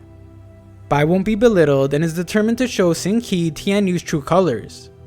Tian Yu brags to Xingqi about his latest breakthrough, but Bai arrives to explain that no matter how skilled someone is, there will always be someone better. Bai then begins to reach into the heaven-reaching river, but Tian Yu points out that Bai is merely at Foundation Establishment, and someone as weak as him won't be able to touch the water without being dissolved by it. The two are then shocked to see that Bai has successfully done it, and he arrogantly states that at their current level, it's still too early for them to understand the secret behind what he did. Bai states that he will one day share his knowledge with Xingqi, and regurgitates something he had heard the Patriarch say. Xingqi is amazed by Bai's growth and points out that he has an aura similar to the Patriarch's. Bai then returns home very proud of himself, and asks his son to stand guard as he will now begin refining the river-defying pill. Inside, Bai attempts to change the water into gas, and then the gas into a pill. This doesn't go well at all, and since Bai was using his body as a furnace, it begins to expand rapidly. Bai heads outside where he asks that his son take cover just as his body explodes. This is when Bai realizes that he won't be able to refine the pill at his current stage, and decides to search for another way to protect everyone. Just then, his old friends return to greet him for the first time in 5 years, and they all celebrate that night. They all drink and catch up on what's happened over the years, but Zheng then brings up Yi Zhang of the Bloodstream sector. He explains how Yi Zhang had come to show off his deduction skills, and Zheng was so shocked at how much he knew that he began to think Yi Zhang actually was Bai. They continue to reminisce about the past and bring out Bai's favorite meal, spirit-tailed chicken. Mei arrives soon after with snacks as well, and they all remember how the psycho chicken thief had almost eaten the spirit-tailed chicken out of existence. They all continue to drink the night away, but a fight over a jug of wine ensues. Bai and Zheng chase after the jug, and the two use their powerful hand-to-hand combat to fight over the wine. Bai easily takes control though, and Zheng gives up as he realizes that Bai is now the most powerful person in the sector, and fighting against him is boring now. Zheng thinks Hu Yan would be a more formidable opponent, so Hu Yan steps up to make his attempt at taking the jug away from Bai. Hu Yan does far better than Zheng, but still falls short of defeating Bai. Hu Yan admits defeat, but Mei is next to go after the jug. Bai is temporarily caught off guard, and Mei manages to destroy it. She explains that he clearly let her win, just like always, and explains that her cultivation is not yet strong enough for war. She has always hid behind their strength, but no longer wants to be a burden, and now wants to fight alongside them. Bai acknowledges her determination and declares that they will all fight alongside one another to protect the sector. At one of the camps bordering the Bloodstream sector, the sector's patriarch Nian explains that he has dispatched men to gather information. Even if they have been captured by the spirit stream, he does not believe that they would execute them. Instead, they will likely use them to stop the Bloodstream sector's attack. His plan is to rescue them before that happens, but reveals that their spy is actually Wan. We then get a glimpse as Jun stares at the sun and wonders where Yi Zhang has gone. Elsewhere, Bai thinks about how he was told by Zhang that he is like the fire in the kitchen stove, he must never be distinguished. Zhang then must go as he is part of the next group of cultivators being sent into battle. Before he does, he explains that he isn't like Bai. He is an uncouth person without much talent, and in this battle, he will be on the front lines. Zhang states that as long as he can shed blood to protect the Spirit Stream sector, then he did not live his life in vain. His last request to Bai is sadly that he remembers to place a jar of good wine for him in front of the matriarch's monument. Bai then thinks about how everyone's goal is to protect their sector, but he can't help but wonder how many people from both sectors will die because of it. Bai himself is uncertain if he will even survive the war, as he notices that Mei is hiding her fears so he doesn't get worried. He realizes that everyone is being considerate of his feelings, but he is determined to protect all of them. Bai urges himself to not be afraid and hesitate anymore. He proclaims that he will stand up this time and stop the war, even if it means that he will have to face the wrath of both sectors. The story continues as several spectators are amazed to see that the legendary Marshal Bai has arrived, as he is set to go into battle with the next batch of disciples. Several of them point out how they were saved by him at the Fallen Sword Abyss and beg him to allow them to join him in battle. Bai accepts and instructs them to follow his lead. Just then, the transport array for the 4th batch is activated and everyone marvels at the amazing display. It is said that if one's cultivation is inadequate, their body won't be able to withstand the transport. Tian Yu points out that none of them should be afraid and that the Spirit Stream sector has no cowards. Spectators point out how someone with extremely high cultivation like Bai doesn't have to worry about it, but those at lower levels must first focus on surviving the transport before even thinking of entering battle. Bai assures Mei that she will be fine and reminds her that he is there for her. The transport begins and everyone in the array is taken to their destination. We then watch as the other transport arrays are activated as well, and all disciples eventually arrive to the battlefield. Bai finds Mei to show that she is just fine, but the other disciples point out how just going through the transport is so uncomfortable. They wonder if they will even be able to fight in the war, but Bai heals them and reminds them that they need to believe in themselves more. He goes on to point out how this discomfort they feel is nothing compared to the havoc he used to create when refining elixirs. Furthermore, he has seen how much they have grown in strength, and he assures them that they have far surpassed the other sector's disciples. They are all inspired by his speech and state how much they believe in Bai. Bai, however, thinks about how he would rather them believe in themselves. Mei realizes how much effort Bai is putting in to prepare everyone for war, and decides to help out. She explains that the rest of them are limited by their low cultivation, but they should still do everything they can and fight to the death. Doing so will allow them to protect their home while Bai focuses on defeating the demon Yi Zhang. Mei's speech does just as she intended, but Tian Yu arrives to proclaim that he will actually be the one to take down Yi Zhang. Elder Zhou arrives to explain that as the 4th batch of disciples, they will be assigned to various positions to prepare for battle. Tian Yu is assigned to be the core leader of one of the 3 arrays, and Xingqi is as well. Surprisingly though, Bai won't be participating as the leader of one of the outer arrays. Instead, he has been ordered by the sector leader to manage the core region of the Great Array of Path Cultivation Mountain. This is quite the task, but Bai is told that he is the only one capable of doing so since he has the Heavenly Path Foundation establishment. Bai is ordered to go with the Elder, and Mei thinks about how the gap in strength between them is no longer something she can cross by just summoning all of her courage. Bai realizes that he will be leaving Mei alone and turns to give her some advice, but she stops him. She points out how he must no longer look back since he has such a daunting task to accomplish, and explains that he cannot be distracted by worries. Mei promises to take care of herself, and Bai assures her that he believes in her just as the two say their farewell. Bai leaves Tiran under her care, and she reiterates how everyone will protect the sector together. Elsewhere, Li is reminded that the Path Cultivation Mountain's Great Array is the core of the entire sector's defense, and it is far from the front lines. Nearby, Bai approaches and surprisingly sees that the northern and southern bank systems are being combined together. He is also amazed when they pass a giant stone war puppet outfitted with high-quality spirit stones. Elder Zhou explains that no matter how many secrets their spirit stream sector has, this war will reveal them all. They arrive at their destination, where Zhou explains that every array of Path Cultivation Mountain is arranged according to the system of 3 components on the inner side and 8 divinatory trigrams on the outer side. Bai realizes that this simply means that there are 3 main positions, and Zhou reveals that that means Bai is the only one that can lead this array all by himself. On this lone mountaintop, there is an array within an array, and the future of the Spirit Stream sector is in Bai's hands. Bai is then left to do this immense task, and he activates the array. Back in the Bloodstream sector, we see that the leaders of all the peaks are making their own preparations for war, and the bloodmasters of all the peaks show off their power. Aboard a warship, Patriarch Sun points out that since Yi Zhang has left, the middle peak lacks a bloodmaster, and since they are down such a powerful individual, their chances of victory have gone down. Furthermore, among the younger generation, only his adopted son Yi Zhang has the ability to fight against the Spirit Stream sector's Bai. He explains that he can only rely on Jun now, but she expresses confidence that Yi Zhang will return in time. They continue to make their approach to the battlefield and release their death puppets in preparation.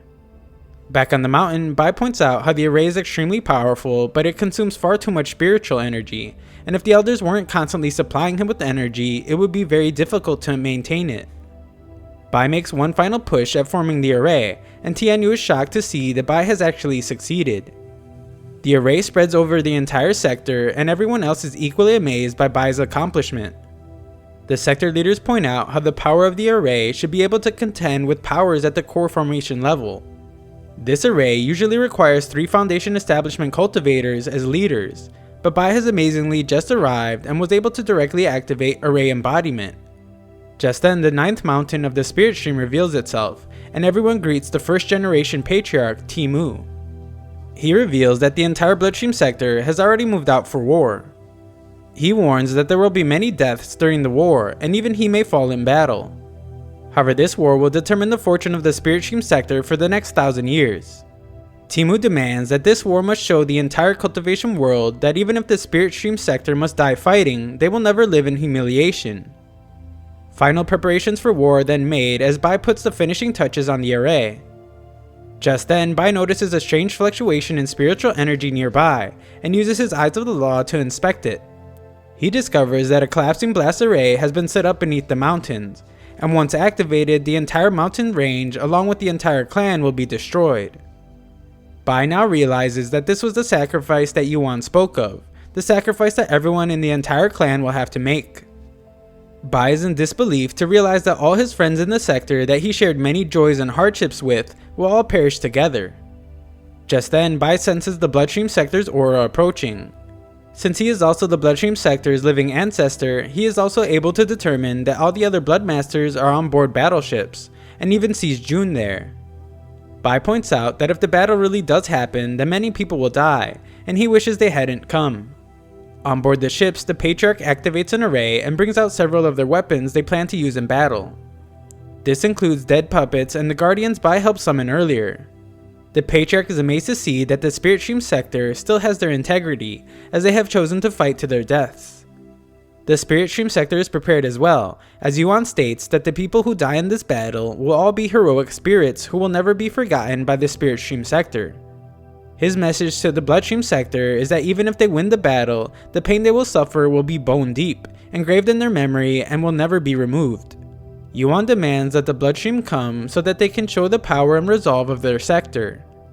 If they want to defeat the Spirit Stream sector, then they will have to pay an incomparably heavy price.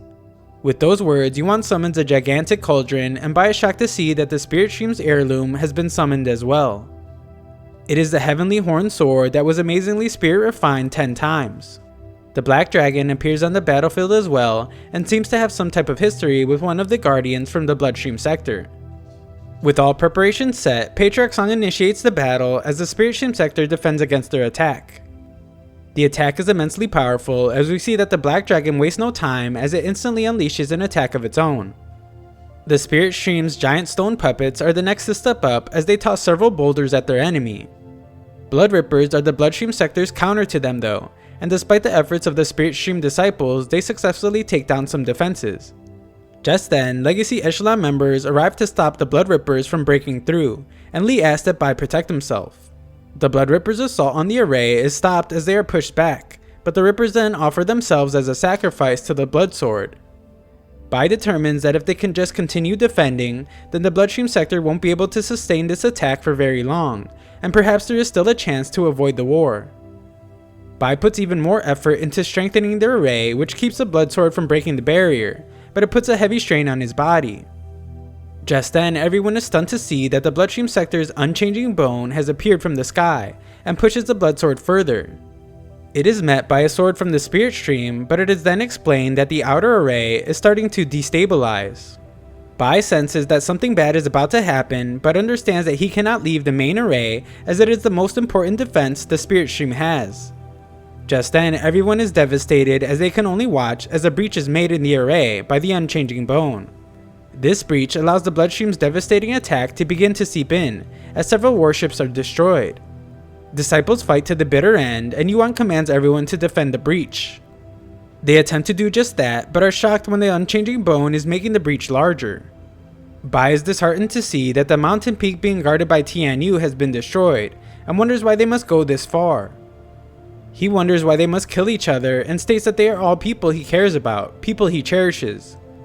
If the fight continues, there won't be a way to reverse what has already happened. Bai determines that he cannot wait any longer, and must do something in this very moment to stop the war. On the front lines, the unchanging bone continues to make its push, but is still barely being held back by the Legacy Echelon members. It is in this moment that everyone is shocked to see Bai step in between everything. Bai remembers the drop of blood he used when he helped summon the unchanging bone, and uses it to command that it back off. Bai takes off outside the barrier, and Lee worriedly follows after him.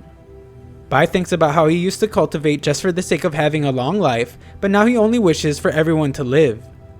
Bai unleashes a blinding light as onlookers point out how it's the energy of the heavenly path. No one understands what he is trying to do, but Bai makes it clear when he demands that everyone stop and asks to be heard. Song watches and makes it clear that this is just an easy opportunity for him to finally eliminate Bai. Jun thinks the same and commands everyone to behead Bai. As they approach him, Bai reiterates that they must back down, but Song questions what makes him think that he can just order them around. Lee fears for his disciple's life, but Bai confidently reveals to everyone that he can order them around because he is actually the bloodmaster of the Middle Peak. Bai demonstrates this easily as he destroys all the blood swords in their attack with very little effort. Song is shocked to see that the Spirit Stream's Bai use blood ancestral reversion, and every single person in the Bloodstream sector is speechless. Still dumbfounded, Bloodstream members can clearly see that the person before them is the Spirit Stream's Bai, but realize that the blood keep pouring from his body does have the aura of the Bloodstream sector. Bai emerges from the cloud to further shock everyone as we see that he has put his disguise back on, and everyone is in disbelief to see Yi Zhang once again. Bloodstream sector members still struggle to understand what is happening, but Yi Zhang doesn't care. He only wonders why now that they have seen him, why are they not paying their respect? They all act instantly and kneel before him to greet their great bloodmaster of the middle peak, Yi Zhang. Everyone on both sides are frozen as they can't believe what they are seeing before their eyes, and Jun wonders if it is actually Yi Zhang or Bai she is looking at. Yi Zhang finally reveals to everyone that he is actually both. Jun finally begins to realize what has happened and now believes that their every interaction was just fake.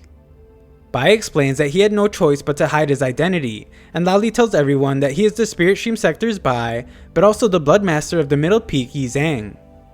The kindness shown by both sectors has been engraved in his heart, so he refuses to turn his back on either sector. For this reason, he asks that they not fight anymore and explains that war isn't the only way to solve their problems.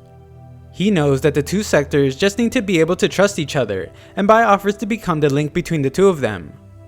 Patriarch Song is furious to see what is happening, as he believes the shameless Spirit Stream sector is holding Yi Zhang captive.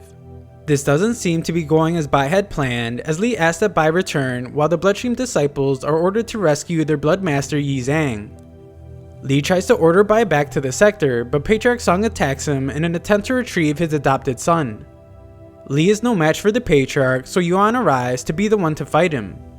The war then quickly becomes a fight amongst Patriarchs, as Yuan explains that Bai was only led astray by their demonic methods. Yuan commands his Spirit Stream disciples to escort Bai back to the mountain so he can handle the demonic methods of the Bloodstream sector. The fight between Patriarchs continues as we see that the other Bloodmasters unleash their attack. Bai sees the nearby battle taking place and does his best to stop them from fighting more. They seemingly aren't able to hear him, so he gets more aggressive with his demand. Just then, Bai is surprised to see that Song is there and must stop his attack. Song explains how naive Bai is for trying to stop the war with just his Foundation Establishment level strength, and states that it's useless for him to say anything else. The Patriarchs say pretty much the same thing as they both call him to their side and explains that he will not be able to control this war. Bai finally begins to realize that they are right and he is just a Bloodmaster. He can only watch as the war rages on, and he determines that he is not strong enough to stop the war at all. Now that things have gotten this far, Bai determines that he has no other choice, and will have to disappoint the Bloodstream sector. He unleashes a burst of energy and instructs the Bloodstream sector to heed his command. Just then, the dead puppets and demons stop attacking as Bloodstream sector disciples are shocked to see that their blood key is being taken away. Every Bloodstream member begins to fall to their knees as they explain that their cultivation has been suppressed by half. The Bloodstream sector Patriarchs are in complete disbelief as they realize that even they are being suppressed by him. Bai is now more furious than he has ever been, and states that if the Bloodstream sector is determined to destroy the Spirit Stream sector, then they must do so over his dead body. Song can't understand how he is able to suppress every person from every peak of the Blood sector, and the Patriarch reveals that this could only mean Yi Zhang has the Blood Demon inheritance. Not a single person can believe that it's true, and Jun realizes that this person before her actually managed to become the living second Blood Ancestor. Bai is confident that the war can end now that he has suppressed the Bloodstream sector, and offers to speak on behalf of the Spirit Stream sector. However, he is stunned to see that the Spirit Stream side is the one to continue the attack, as Tian Yu sees this as a perfect opportunity since the Bloodstream has been weakened. The Spirit Stream sector as a whole then joins in to continue the assault on the Bloodstream sector, as Song begins to wonder if Yi Zhang really is on their side now. Bai attempts to calm the Spirit Stream sector down now as they are the aggressor. They don't listen to him and even go as far as to release a devastating attack from a turret. Bai heads to stop the attack and uses the undying heavenly demon body to do so.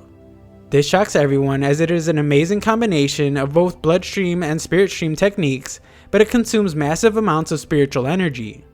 Song can't understand why Bai is going this far as everyone expresses concern for his well-being.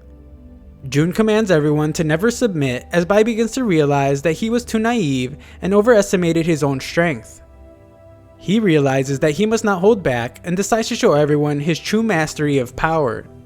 He unleashes a burst of energy that catches the attention of the Black Dragon, and we see that Tidon even transforms to a more powerful Beast King.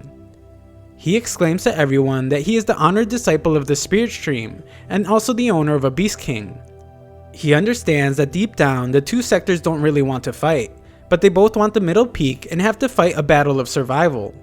Furthermore, the results of the war don't matter since it will undoubtedly be a miserable victory for whoever is the winner. Whoever is victorious will surely be depleted and will eventually have to fight against the Profound Stream sector. Even if they are victorious against them, then they will have to start a war against the midstream Sky River Court.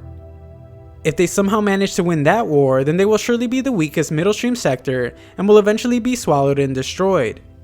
Bai is aware that many of the disciples are still willing to fight, but he points out that dying as a sacrifice for this battle between sectors is meaningless. He doesn't want to see his family and friends die for nothing, and is determined to stop everyone even if it means that they will resent and hate him.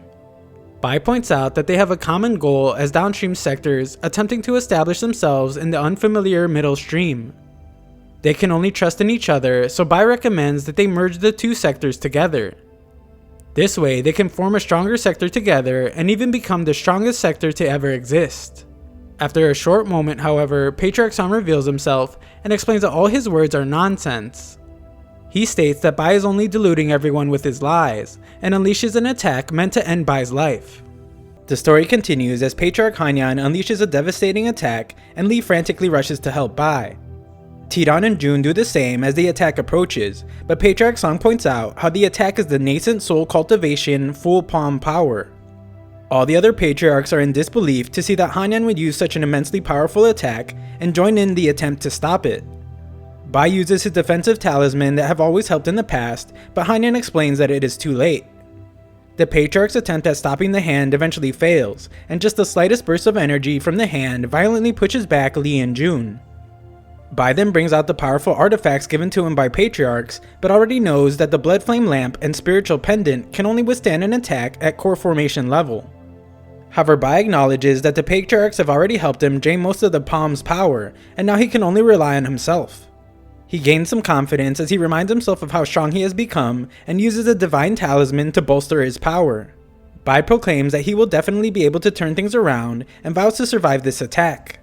He attempts to counter the attack with his demon body, but Li is concerned for his young disciple. Hanyan then makes the final push of his attack as he demands that Bai just die already, and everyone is devastated as they watch Bai get engulfed by the immense explosion of the nascent soul level attack. Jun wakes for a brief moment to find that Bai has been defeated as his heavily wounded body descends from the sky. Bai's body crashes to the ground, causing the Bloodstream disciples to regain their blood key, and this makes everyone wonder if Bai has actually died. Hanyan announces to all the Bloodstream disciples that the traitor has been destroyed and their power has been restored. It is now time that they slaughter the Spirit Stream sector. His lead is instantly stopped though as Patriarch Song questions why he thinks he can command the Bloodstream army. The Patriarch would like to know how Hanyan was able to use full palm power when attacking Bai, and why his cultivation wasn't suppressed like everyone else's. Hanyan manages to get away from his questioning, but only to be caught by other Patriarchs who want answers as well. They attempt to question him further, but are shocked to see him transform, and then can only wonder who exactly this person is. The man reveals his true identity to be the Profound Stream Sector Patriarch, Master Kion, just before leaving. One Patriarch from each side is sent to chase after Kion, and Patriarch Song calls him despicable for murdering his good friend Hanyan. Timu realizes that the Profound Stream Sector provoked their two sectors into a fight, and gravely injured the honored disciple of the Spirit Stream Sector, Bai. The two Patriarchs are furious and command that no matter how far away it is, the evil Profound Stream Sector must be annihilated. All the disciples of both sectors unite in stating that they swear to destroy the Profound Stream Sector, and will not return without victory. The talking monkey watches from afar and points out how an alliance between the Spirit and Bloodstream Sector has never existed before. This war has rewritten history, and the young disciple Bai is destined to be the one that leads it. Just then, Li and Tidon rush to Bai's side as they are glad to see that he is beginning to show some signs of life. Several scenes from the war are shown, and we see that Bai finds himself inside his own consciousness. He can hear Li speak as he points out how Bai is a lucky brat since he somehow managed to survive yet again. Li is glad to see how much Bai has grown since the Lucian incident, but states that if he has to put his life at stake in order to grow, then he would rather Bai be a nobody at the bottom of Hood Mountain.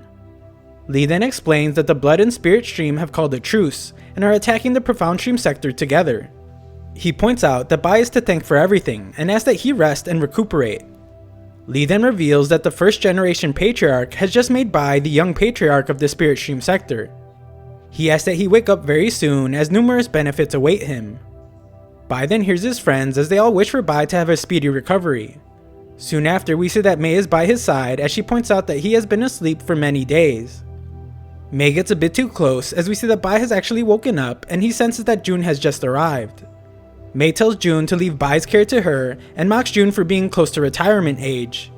Jun explains that Mei must not be familiar with the relationship she has with Bai, and we see that he just wants to do his best to stay out of the bickering. Mei points out how she has been friends with Bai since childhood, and Jun is just a demon seductress who showed up along the way. Jun explains that they have fought several battles together and entrusted their lives to each other countless times, so Mei could not possibly understand the kind of bond they share. Bai stays out of it still as he points out how fights between women are terrifying and the tension quickly rises. However, the two stop as they realize that Bai has caught fire and are upset to see that he has been pretending to be unconscious. They both request to speak with him alone, but Bai explains that they don't have time for trivial things. They must tend to more important matters, so he just runs out of the room as fast as he can. Outside, Bai is greeted by the Spirit Stream as the newest patriarch, and by the Bloodstream as the bloodmaster. The messengers for both sectors then unveil scrolls that list several precious herbs only found in ancient records that have been given to Bai as gifts of congratulations. Bai thinks about how he didn't expect the patriarchs of both sectors to care so much about him, as the messengers tirelessly read off the endless lists. Bai stops the two from bickering and explains that the herbs from both sides are great. The girls then want Bai to state which sector is the best, but he refuses and runs from the situation. Sometime later, Patriarch Song is shocked to see that after waking up, Bai has been continuously absorbing the spiritual energy of the world these few days. What is even more unbelievable is that he has accumulated so much in a very short time. Just then, the Patriarch is amazed to see the key of the heavenly path, and we see that Bai is reaching all new levels of power. A monstrous creature appears out of the clouds, and the Spirit Stream Patriarch must be told that it's the true manifestation of Lesser Marsh Peak's body refinement technique, the Heavenly Demon Body. He points out that Bai's Heavenly Demon Body seems to be far stronger than Lesser Marsh Peak's. The Patriarch states that this is the era of the new generation, and they should not probe the secrets of the youngsters. The outlook on the war is getting better, and the fact that Bai is safe and approaching late stage foundation will help boost morale. Bai finishes cultivating for the time being, as he has reached late stage foundation, and explains that the elixirs he was gifted helped him greatly. He intends to aim for peak foundation establishment next, and then the golden core. Bai dreams about how achieving the golden core is said to increase one's lifespan by 500 years, but becomes concerned when he finds the two girls waiting for him outside. He can't figure out why they are there once again, but determines that he better not provoke them. Things get more tense, so Bai uses his only move and collapses to the ground. He states that he just used too much energy and would like some peace alone, but finds that they assumed peace alone included them. The two girls then fight over who gets to take care of Bai and even go as far as to hurl powerful insults at each other.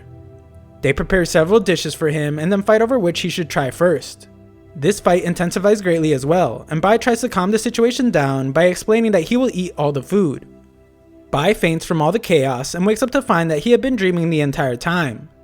Once he gets outside though, he finds that the nightmare continues as the girls have brought him some snacks. Bai is amazed by the display but is completely overwhelmed and faints once again.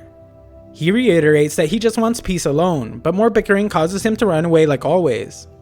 Bai finds the patriarchs and explains that he has already changed into his battle robes in preparation of joining the front lines. The patriarch agrees to let him go once he has made a full recovery, but Bai explains that his injuries are insignificant compared to the great cause they are fighting for. The patriarch points out that one can easily lose their life on the battlefield, and questions if Bai is afraid. Bai explains that he can't just stand by while his fellow disciples risk their lives, and sees that the girls are concerned about him. Bai assumes they won't follow him into battle and reiterates to the patriarch that he is ready to fight for the cause. The patriarch agrees to activate the transport array for him to enter battle tomorrow, but Bai explains that there is no need to wait till then as he is ready to risk his life for the two sectors right now.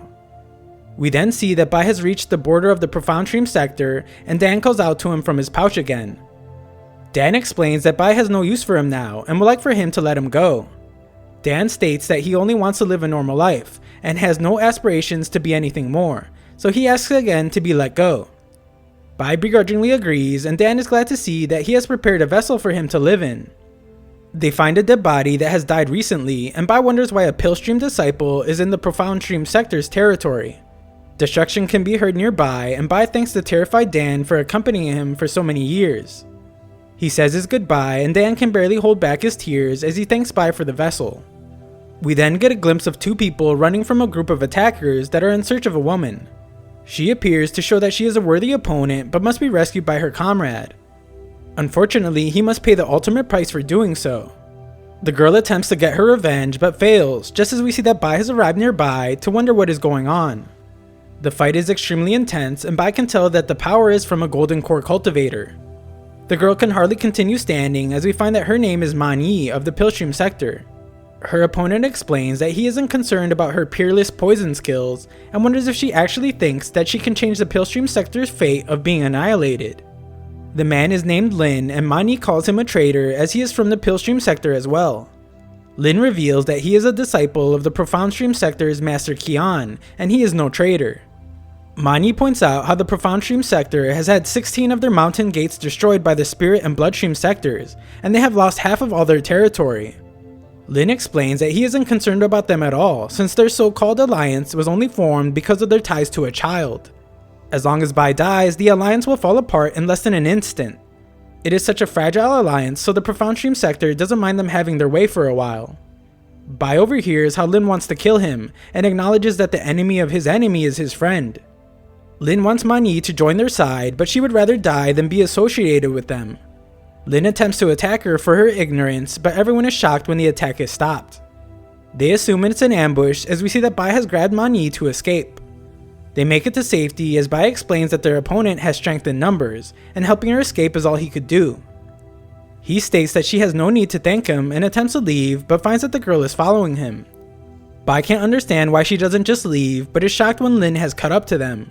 Lin calls out to Bai, but Bai tries to pretend that he has the wrong person. Lin explains that he will never be able to hide again, as everyone in the 4 sectors knows his name and what he looks like. He expresses how lucky he is, since once he kills Bai, his sector's unification efforts will be half complete. They attempt to attack Bai, but one golden core cultivator from each the Spirit and Bloodstream sector arrives to explain that they had been ordered to protect Bai. Bai is surprised to see how well he is being treated since the Patriarchs ordered him to be protected. Yi is even more amazed and introduces herself to Bai while also paying her respects to the young Patriarch of the Spirit Stream sector and Bloodlord of the Bloodstream sector. It's clear that she had been waiting for this moment and explains that she led a team that desperately broke through the siege and sneaked into the Profound Stream sector. Her Pillstream sector is at the point of destruction, so she begs that Bai's 2 sectors save the Pillstream sector from disaster. Unfortunately, Bai explains that it's not up to him to decide such a huge matter, but she persists, so Bai agrees to grant her an audience with the Patriarchs. Elsewhere, the Bloodstream sector and Spirit Stream sector argue about which sector Bai has done more for. The Spirit Stream believes that Bai's affection for them is unbreakable, but the Bloodstream points out that the Bloodlord Yi is connected to them by blood. The argument rages on whether Bai is more important as the Spirit Stream's young Patriarch or the Bloodstream's Bloodlord, just as Bai arrives. He explains to Yi that it's time for him to do what must be done, and appears before everyone to explain that they are all family, and there is no need to fight as he will always be with them all. Bai wonders if they have all gone mad as they all continue to argue. Elsewhere, at the Profound Stream sector's underground palace, the leader of the Hunyang clan gives a report to Qi. He is told that the Spirit and Bloodstream sectors have begun to mop up the rear forces, and they will reach the Hunyang's clan border in just a few days. Qi explains that there is only 3 days left before the secret transport array is complete, and it will take them to the rear of the Spirit and Bloodstream sectors. Qi instructs the leader to relay orders to his clansmen to activate the mountain ceiling Great Array immediately. He warns that if he misses the opportunity for victory, he will make this entire clan pay for it with their lives, and so the array is activated. Elsewhere, we watch as Bai gives a speech about mopping up the rear of the Profound Stream sector. The Blood and Spirit Stream sector disciples continue their bickering as the 2 sides can't make their peace with each other. A Patriarch explains that the 2 sectors' founders have specially ordered young Patriarch Bai to personally lead the disciples to clean up the rear and eliminate the survivors of the Profound Stream sector. The Spirit Stream sector disciples point out that cooperating with the Blood sector will be impossible. However, the Blood sector explains that they should be honored to be able to cooperate with them. Bai explains that he didn't travel thousands of miles to deal with trivial matters such as the quarrel between 2 groups. The Patriarch explains why he asked them to come, and starts by stating that the decisive battle of the 4 sectors is approaching. The Legacy Echelon members have taken the War Beast to the front lines, but now there is still underlying turmoil in the rear battlefield with the evil remnants of the Profound Stream sector. This group that has been formed is not only extremely important for the battle to come, but it also needs someone with a respectable identity to unite and lead them. Bai humbly points out that he has always tried to keep a low profile, so the Patriarch assumes that he is against leading the group, but Bai shows that he is up to the task as he steps up to give them a speech. He jumps right into action as he stops Beihan Li, the Master of Groaning, and Jia Li from arguing with each other. Bai explains that as the young Patriarch of the two sectors, he is duty-bound to kill the enemies at the front lines. The Confrontation sector survivors will undoubtedly regroup and attempt a surprise attack. It will surely damage the strength of their two sectors and increase their casualties, so Bai asks if there is anyone willing to eliminate these troops with him. Beihan Li wants all the glory to be for the Spirit Stream sector, so he attempts to destroy the array set up earlier, but Jia Li refuses to let them have the glory and jumps ahead of him. Jia Li only gets hurt during his attempt, and Beihan Li mocks him mercilessly. Jia Li refuses to give up though, so he and Beihan Li attack it together. Shockingly though, they find that their attacks were swallowed by the mountain sealing array. It looks like an ordinary array, but it's internally supported by spells that draw on the power of the mountain. Bai then loudly calls out to the Hanyan clan and explains that he wants to incorporate their clan into his troops. Unfortunately, they decline and demand that everyone leave their territory or intruders will pay with their lives. Beihan Li demands everyone attack, but Bai stops them and thinks about how a large attack on the array will only bring too much unwanted attention. The group are then shocked when Bai instructs them to station themselves there and guard him, as he has a plan of his own. At the hidden base, Qi explains that preparations are nearly complete and he orders the Hanyan clan to prepare to support the frontline reinforcements when launching their surprise attack. He asks for Bai's current location, which is in front of their array, and is strangely told that he has just been refining elixirs all day. He wonders what elixirs could possibly do to their great array, and we see that Bai's group is terrified of his refining process. The others wonder why Beihan Li has gone so overboard with his protection, but he explains that those of the Bloodstream sector don't know about what Bai put the Spirit Stream sector through when he used to refine elixirs there. Just then, one of the pills Bai refined rolls out and everyone is shocked to see one that hasn't exploded. Bai explains that they can all calm down though and reveals that he has temporarily sealed every type of poison fog into this light sphere. It is clearly an extremely dangerous artifact. Bai explains that once the light sphere hits the array, its shell will disintegrate and all the poison fog within it can seep through the array. Everyone is amazed to hear Bai's plan and he instructs them to form into groups of 3 so that they can help refine more of the elixirs. Everyone does just as Bai instructed, but the group of Diviner, Beihan Li, and Jia Li struggle to work together. Bai explains to them that they are the strongest 3 in terms of cultivation among the group, and he purposely grouped them together. He wanted them to take the lead in refining as many elixirs as possible to set an example for the others. Bai expresses his disappointment, but the group explains that they want to try it again. The 3 try harder to work together as they do not want to disappoint the Bloodlord and guarantee that they will succeed this time. The 3 celebrate moments later when they are successful, and Bai instructs everyone to place all the light spheres in position. Hundreds of elixirs are then launched at the array, and the clan leader is informed that the city has suddenly been filled with a great amount of miasma. The leader isn't afraid of just a little bit of smoke, but is shocked to find that the miasma has caused serious hallucinations. He is in absolute disbelief to see how things have turned so bad so fast as acid rain falls from the sky. Diviner compliments Bai's powerful elixir as it has caused the array to become unstable in less than a day, and it won't be able to hold up for much longer. Bai isn't satisfied though, as he believes it's still taking too long, and shows his group a grade 3 elixir. He explains that this is simply a small reward for how well they have done so far, and more rewards await them if they can take down the Hanyan clan in one day. The newly motivated group intensify their attack on the array, which causes more chaos inside, and the clan leader begins to realize that this must be the doing of the legendary plague demon Bai. Just then, Qi is informed that the Hanyan clan has surrendered. Qi isn't too concerned as he is certain that they wouldn't dare betray him, and explains that everything will be fine as long as they can hold out until the frontline reinforcements arrive. Unfortunately for them, we see that Bai can see them with his eyes of the law, just as the Hanyan clan pays its respects to the Patriarch and Bloodlord Bai.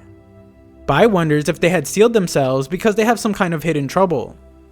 The leader explains that the war between the 4 sectors is rampaging through their area and they simply wanted to survive. He didn't realize that the Spirit Stream sector had someone as powerful as Bai, and he apologizes for picking the wrong side.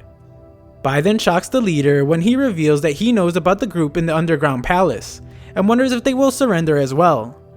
Just then, those underground reveal themselves to attack Bai, and Ki tells some of his group to finish with the transport array. The attack between the two groups ensues, and Ki instructs everyone to protect the stone tablet. Unfortunately for him, Bai is way ahead of him, and their attempts to stop Bai fail miserably. Bai destroys the tablet right before his eyes, and Ki vows to get his revenge even if it costs him his life. Bai stops him easily though, and wonders why Ki prefers to sacrifice so many lives and stubbornly resists to the end. Ki explains that he does it all for the sake of the profound stream sector.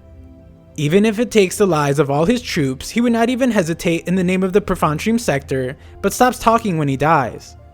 Afterwards, Bai's group finishes up the profound stream group in that area, and Bai explains to the Hanyang clan that they are now officially part of their sector.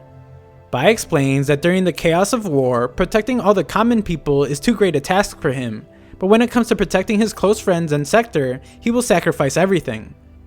The Hanyang leader can't believe to see how Bai kindly spared his small clan when he easily could have dealt with them harshly.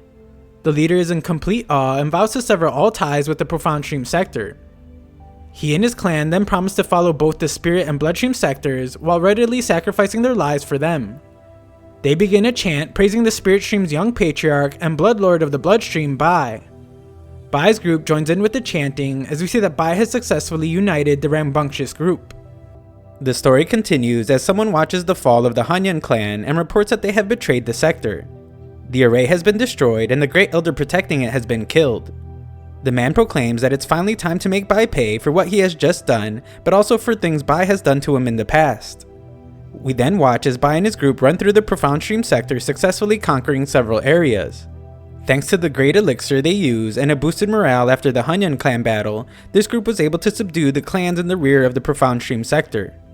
After foiling the scheme of the profound stream sector survivors several times, his group's reputation spread impressively.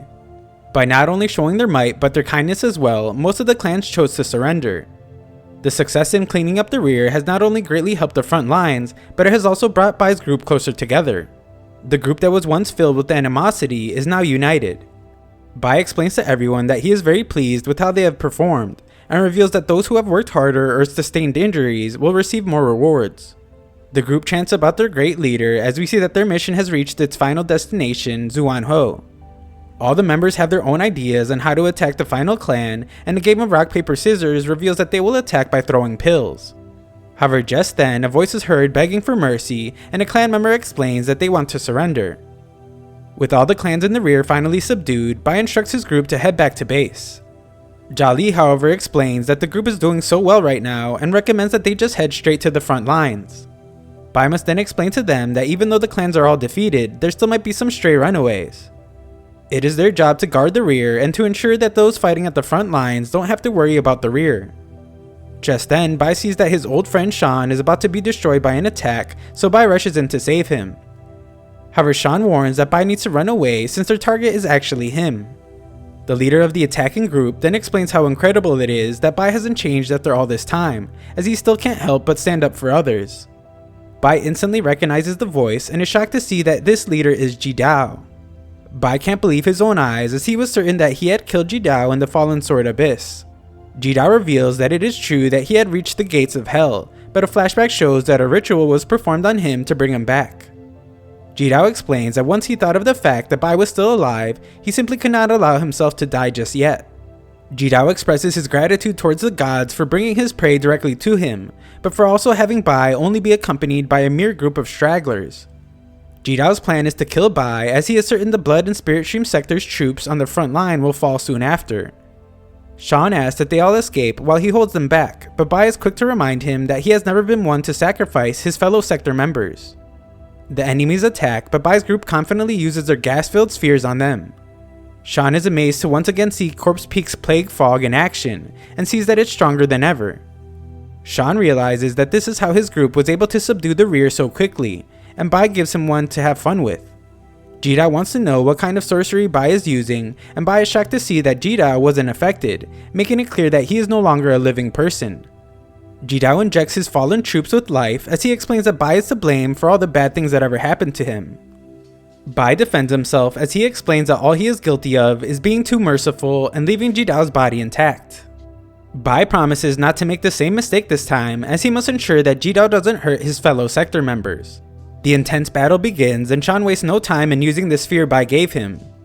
Bai notices that Jidao's attacks do extremely powerful but reckless damage, and fears fighting there might hurt his sector members. Jidao explains that being revived has made him much stronger than before, but Bai tells him that he really only became a monster. Bai then manages to take the fight airborne and away from the others, as he demonstrates his superior strength. Jidao isn't afraid though, and explains that Bai can't do anything to him as his body is able to heal itself rapidly. Jidao wants to give Bai a taste of death as well. Bai manages to land his attack, but Jidao once again explains that he is completely unharmed. Bai however lands a few more powerful attacks, and Jidao is left wondering how he is once again being defeated by Bai. Bai continues his assault and explains that he is simply stronger than him. Bai's onslaught of attacks makes it much harder for Jidao to heal, and he can't believe that Bai is doing what he thought was impossible. Jidao makes a last attempt at fending for his life, but Bai explains that if he could kill him once, then he surely can do it many more times. Jidao is still clearly outmatched and just barely manages to get away as Bai rips off his arm. Shan arrives to report that the group of Profound Stream Sector survivors have finally been defeated, and is shocked to see the severed arm. Bai explains that Jidao managed to escape and is told by Shan that he is likely headed to Majestic City. Shan explains that 28 of the 29 mountain gates of the Profound Stream Sector have been captured, and Majestic City is the last one standing. Just then, we see that Jidao did in fact go to Majestic City as he apologizes to the Patriarch for failing to kill Bai. Patriarch Kion is furious at his useless disciple, as this means they have missed the best opportunity to break up the alliance between the Spirit and Bloodstream sectors. However, Supreme Patriarch Hun explains that he needs to calm down, as they can make up for deficiencies in physical strength, but if the defenses in their heart crumble, then he will really lose. As long as the will of the Profound Stream sector lives on in their hearts, the Majestic City will remain invincible. Bai is then told that the three sectors have been in a stalemate at Majestic City for some time. Majestic City is a natural stronghold with an impregnable pass, puppet raiders, and the Pilstream sector's forces it has absorbed. Bai's group then expresses their determination to make those at Majestic City pay for making an attempt at taking Bai's life. They begin another chant for the young Patriarch and Bloodlord Bai as they vow to protect him to their dying breath. Bai is convinced. Since they are already there, they cannot as cultivators be cowardly and afraid of death. He instructs his troops to kill their way to the front lines and fight the Profound Stream sector to the death. He commands them to make preparations now so that they can head to the front lines first thing in the morning. Elsewhere, the sector leader states that it is normal for sectors to rise and fall over the course of time. However, this particular change is advancing at a snail's pace, and it is not interesting enough. The sector leader has lost his patience and brought forward the time frame for attacking the Sky River Court. Patriarchs from the Spirit and Bloodstream sector discuss how they are running out of time and must capture the Profound Stream sector as soon as possible. They are not to be taken lightly though, and they will surely try to drag the battle out as long as possible, as it is their only chance at surviving. There is only one person now that can break the deadlock, and Lee is shocked to hear that Wu Ji has already sent someone to inform Bai to head to Majestic City. We then see that Bai and his group has set up camp somewhere near Majestic City. Diviner wonders why the surface level of the river has decreased so much, but Baihan Li explains that he is just worrying about nothing. They move on, but we see that Diviner had a right to be concerned. In his tent, Bai thinks about his mission to bolster the strength of the front lines. He understands that the front lines are extremely dangerous, and since he has been tasked with breaking the deadlock, he will be exposed to double the danger. Even if the disciples of both sectors will be protecting him as the young Patriarch and Bloodlord, he must still work hard to increase his own power. To do so, Bai calls upon the power of his turtle, but is surprised to see that it doesn't have much spiritual energy left. Bai assumes he was just being too easy on the turtle and must work harder to activate its powers. His idea works perfectly as he absorbs its energy, but fears the dead turtle might not be completely used up. Surprisingly though, the turtle comes back to life, and Bai assumes he revived it by shaking him. He takes credit for benefiting the world after bringing it back to life as the turtle begins to cry. The turtle seems to have anger issues though, as it attacks Bai, and the others in the group rush to his aid since they think he was ambushed. They arrive to find Bai, but he rejects their attempts to look at him. Diviner is afraid to have insulted the Bloodlord, but Bai just shoos them away, and Diviner explains that he won't let anyone come near the tent. They leave, but Diviner can't help but wonder if the Bloodlord Yi Zhang is cultivating some kind of profound skill.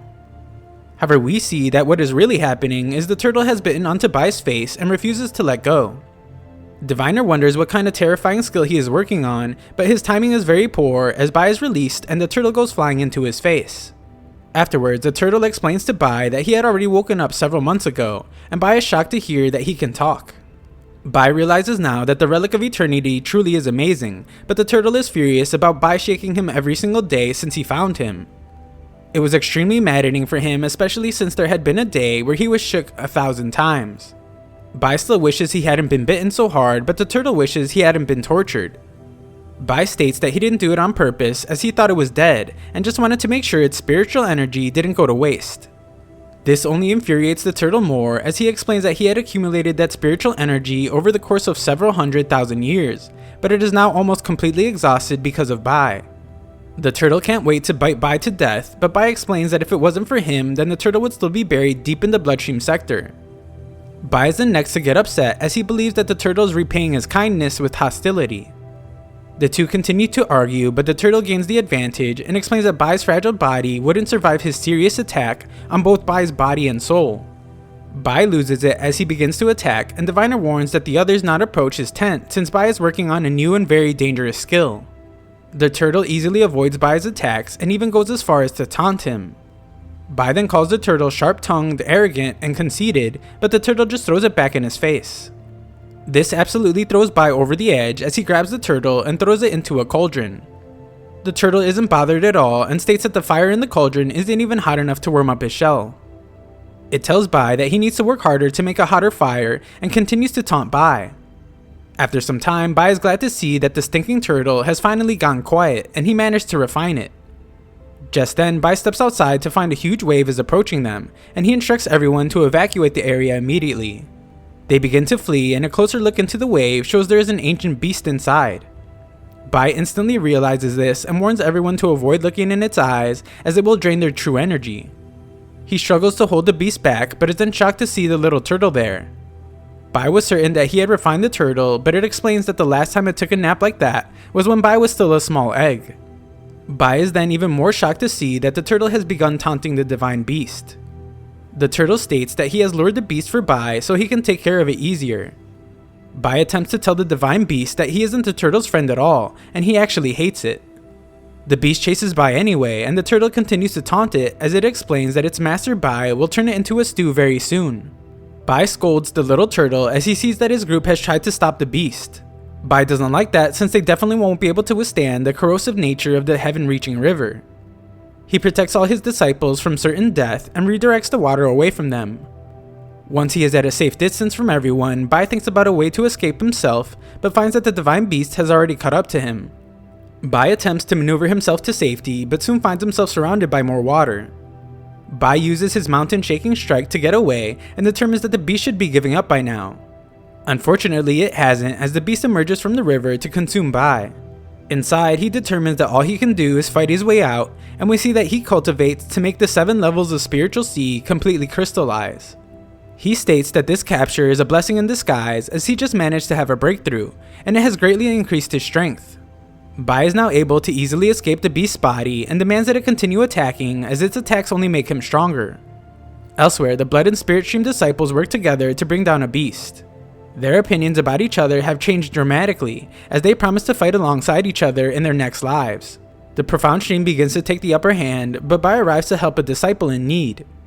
The disciple would rather that the young patriarch not waste his spiritual energy on him, since their comrades on the front lines need his help more. The disciple begins to express confidence that they can win as long as they have Bai, but Bai is surprised to see the man pass away before he can finish his thought. Bai then explains to the others that this is the final battle. They clearly have the strength to crush the profound stream sector, so he can't understand why they have suffered so many casualties. Bai can't stand to continue watching his comrades be hurt, and asks if his group is prepared to protect their fellow sector members and spill blood on the battlefield. They proclaim that they are willing to risk any danger and follow him through the battlefield. Profound stream disciples are shocked to see that their enemy has reinforcements, and Bai and his group make their presence felt instantly. The other disciples' morale rapidly grows when they see that the young patriarch and his group have come to support them. Flight seems to be restricted in the area, so Bai instructs them all to act as they see fit. Bai makes his way to the monster the disciples have been fighting and quickly brings it down.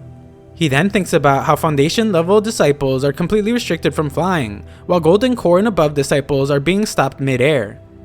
They all severely lack coordination now. Bai then instructs Shali to take a few disciples to attack the green puppet and destroy the thundercloud array.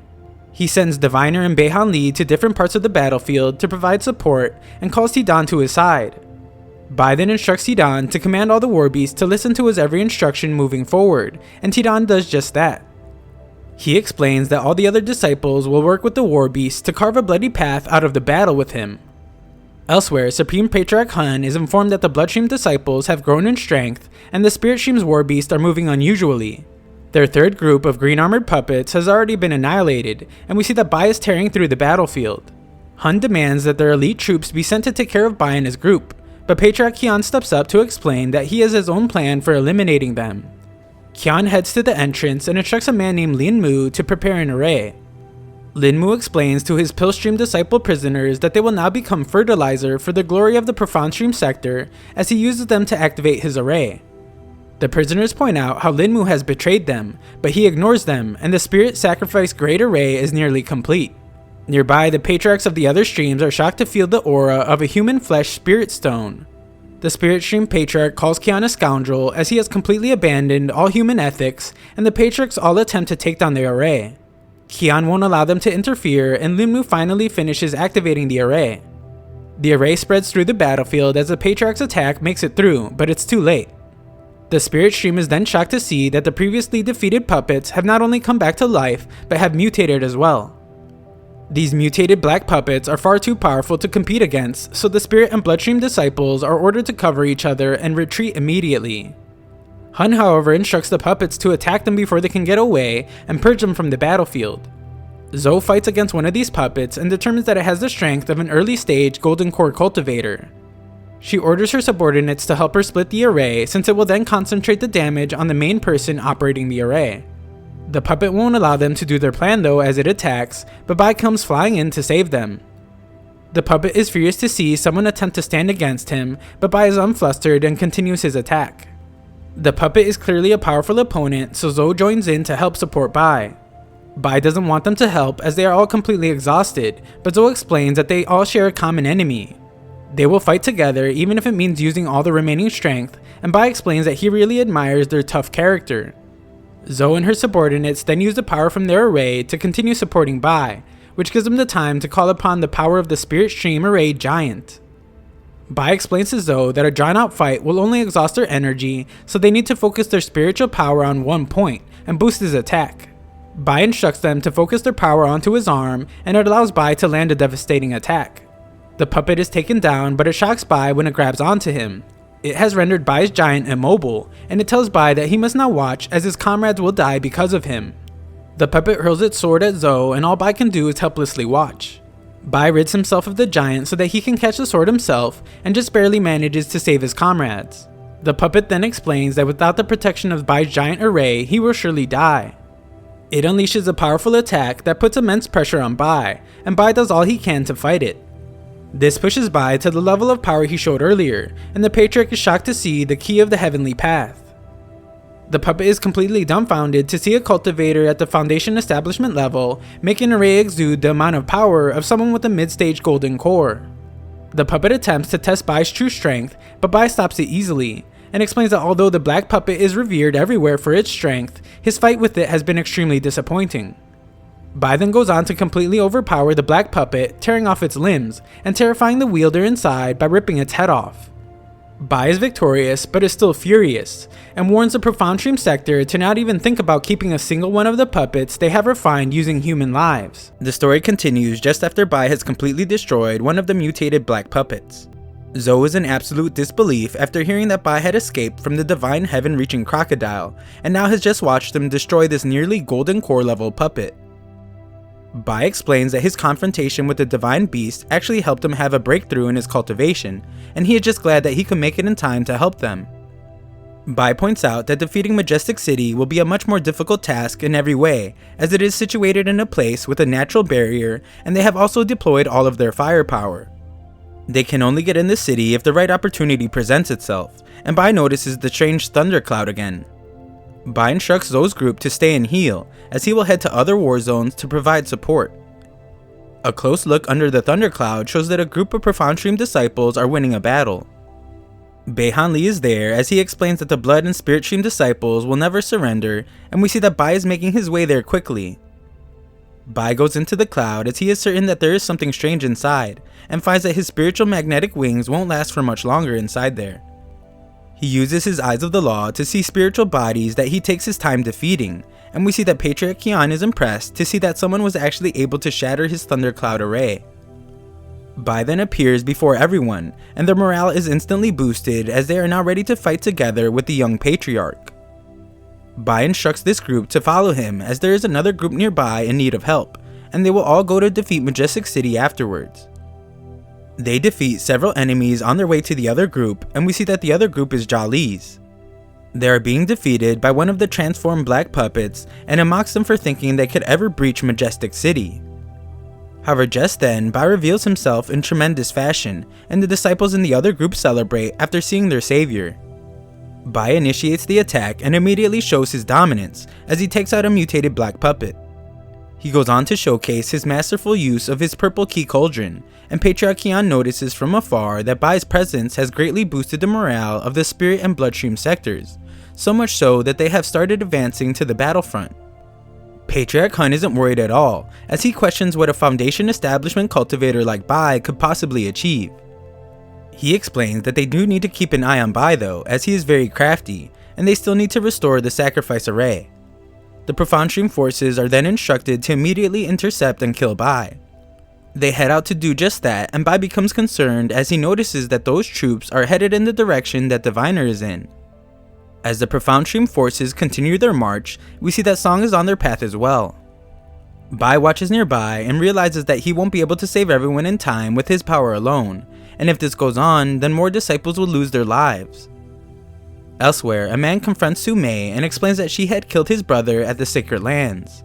He plans to make her watch him kill her comrades, and she can't help but think about how despicable he is.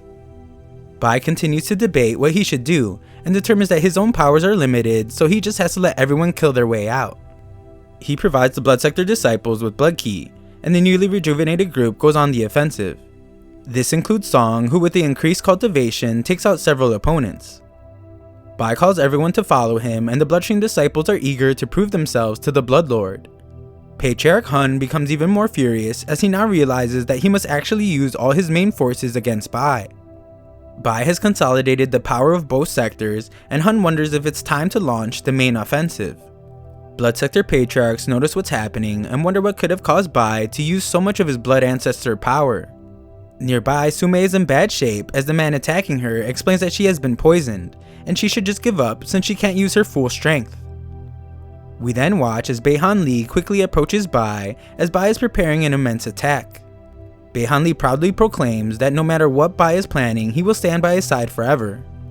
The nearly defeated group from earlier now has taken control of the fight, and Jia Li excitedly states that his fighting power has increased by 30%. After some time, Bai finally finishes his sword and states that it's time to break the deadlock in the war. Bai's demon body grabs onto the immense sword and uses it to carve a path of blood. During his attack, Bai is able to sense that the Bloodstream disciples at the Eastern Front are nearly dead, so he heads there, leaving Beihan Li, Jia Li, and Diviner in charge of the attack on Majestic City. Patriarch Kion watches Bai do this and wonders what could be so important there. As Bai approaches, he detects that the disciples in trouble are actually Su Mei and her team. He gets more serious about his approach as we see that Su Mei has taken considerable damage. She is seemingly near death, so Bai states that he will destroy anyone that gets in his way. Su Mei has never admitted defeat though, and her attacker is shocked to see that she has begun burning her own life force. In exchange for her great sacrifice, Su Mei is rejuvenated and now fights her opponents equally. The man won't be denied revenge for his brother though, and lands a powerful attack on Su Mei, but Bai is there to catch her. He apologizes to her for being so late just as she passes out, and promises not to let anyone hurt her anymore. Bai is furious at the three culprits, and they instantly realize that they must retreat to Majestic City when Bai prepares his attack. Bai's attack is devastating as the man just barely manages to make it to Majestic City, but unfortunately for him, the attack still kills him. With the gravely wounded Su Mei in his hands, Bai decides to attack the barrier directly. Everyone is shocked to see him do this, and Bai states that he will annihilate the Profound Stream's Majestic City in the blink of an eye. All the Patriarchs are in disbelief to see that Bai has single-handedly breached the outer city, and Patriarch Kion orders that the sword array be turned. He is warned that changing the target of the sword array now will remove their ability to hold down the nascent soul and core formation forces in the battlefield. Kion explains that the eastern city wall has been breached and their enemy's morale is at an all-time high. Their battle strength is soaring and it's all because of Bai. If they can just kill him, then the entire crisis will be resolved in an instant. Kion then orders all battle puppets and cultivators to coordinate with the sword array in order to finally kill Bai. Everyone can tell that the Profound Stream sector has finally had enough, as troops are clearly headed in Bai's direction, so Beihan Li heads to intercept them. Elsewhere, Sume tells Bai to put her down, as the battle he was just in consumed too much of his spiritual energy. Bai, however, reveals that he has only suppressed the poison in her body, and they need to find a safe place for him to take care of her. Unfortunately, they are not able to do so as they are quickly found by several war puppets. Bai does his best to use his remaining strength to fend off the army of puppets, and manages to take out several of them. Mid-battle, he reminds Sume to concentrate on her breathing to help slow down the poison, as he assures her that he will handle all the puppets. Bai then comes under attack from every direction, and Sume can only watch as she has a strange vision of Bai doing something similar before. As if fending off the army of powerful puppets wasn't enough, Bai sees in the distance that the Profound Stream sword array is being activated. Patriarch Kion states how he is prepared to sacrifice all lives to kill Bai using the array, and Bai points out how he is going too far. Bai manages to block the attack while also protecting Sume, and she once again sees more images. Bai assures her that things will be okay, and since her memories have been repressed, she can't understand the images she is seeing. The patriarchs are furious to see what is happening, and order all disciples to finish the battle at Majestic City so that they can assist the young patriarch and bloodlord Bai. Supreme Patriarch Hun fears that they are experiencing the worst case scenario, and orders Kion to return to the inner city so that he can summon the Supreme Treasure.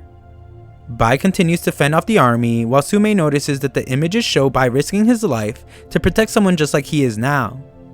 Sume thinks that these memories are not hers, and wonders how nice it would be if she was the one Bai was always trying so hard to protect.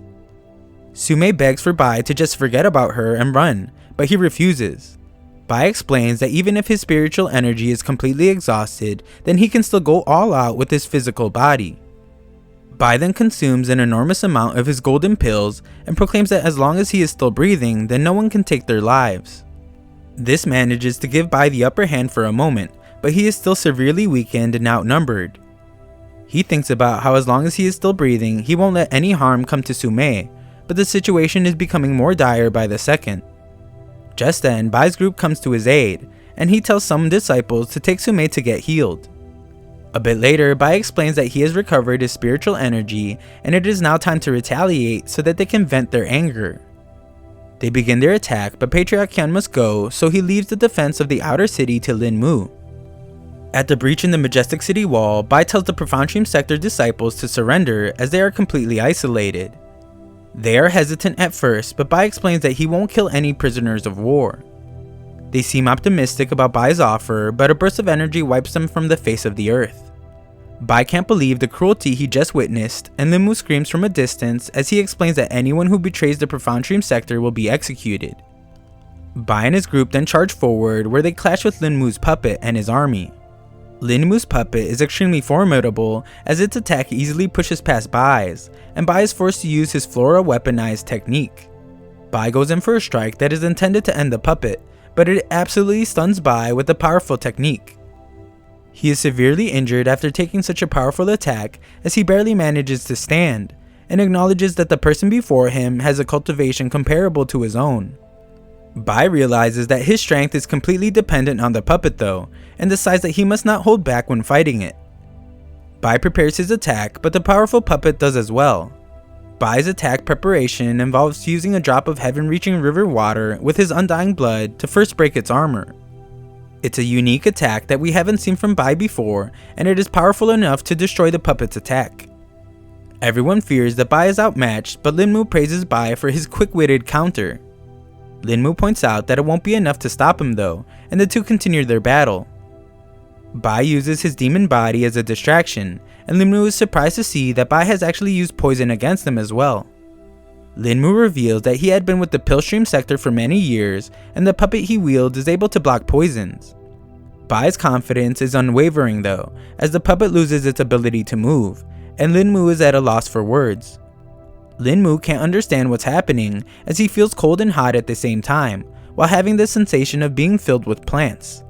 Bai then reveals that his plan from the start was to create cracks in the puppet's armor so that his poison could take its effect. Lin Mu realizes that he had been careless, but determines that he hasn't been completely defeated and attempts to flee. He tries to have the sword array protect him and kill Bai, but Bai won't be defeated just yet. He acknowledges that Lin Mu is able to control the ultra powerful sword array, but explains that he has his own methods that are just as powerful. Bai then shocks everyone as he calls upon the undying bone that stops the sword array and completely destroys it. With the sword array taken care of, the undying bone then takes out Lin Mu and frees the prisoners being used in the array. Bai proclaims that the outer city has been completely conquered. He states that it's now time to take over the entire majestic city, and everyone cheers about how their bloodlord has boundless fighting power and an all-encompassing benevolence. Moments later, we watch as the two sectors continue their assault on the Profound Stream sector, and one of the patriarchs gives the signal revealing that they have taken the outer city. A new group has been waiting for this signal, but their leader explains that the Profound Stream sector hasn't used all their foundational powers yet. Patriarch Song explains that the founders of their sectors will be arriving soon, but the Profound Stream is still trying to drag the battle on for some reason. He determines that as long as they do not put Bai in danger any longer, then everything will be under control. We then watch as Bai tears his way through the battle and strikes fear in every disciple he comes across. Just as he is about to be attacked by a puppet, Tian arrives to save him. Bai praises his loyal Beast King's son for the rescue and assures him that nothing will happen to him again. Elsewhere in Majestic City, we see that Supreme Patriarch Hun calls upon the Profound Stream Holy Spirit to obey his command. The summoning can be seen from everywhere, and Kion explains that the trap has finally been set. Bai notices that the Profound Stream Patriarch has finally made his move, and everyone is shocked to see the ground beneath their feet begin to crumble. Bai attempts to warn everyone to run away as he suspects something is wrong, but it's too late and something strange emerges from the ground. It's huge, but Bai isn't able to determine what it is. The Patriarch reveals that the Profound Stream has resorted to using their heirloom, and they instruct everyone to retreat. We then see that Bai does his best to escape the strange being, and those watching nearby wonder what on earth it is. Bai tries everything he can to fend it off, but it does absolutely nothing, and everyone realizes that it would be best to just run away. A single touch from the powerful entity is enough to send Bai flying, and he must be saved by Tian. His loyal son does his best to keep Bai safe, as Bai explains that he is okay now thanks to him. The being is able to attack from every direction, however, and eventually takes down Bai and Tian. Just as the creature is about to land a devastating blow on Bai, Tian once again jumps in to save his father. While Tian's attack is very powerful, it isn't enough to stop the attack, but luckily something else does just in time. The saviors are the patriarchs, and they tell Bai to get away as they can't hold it back for much longer.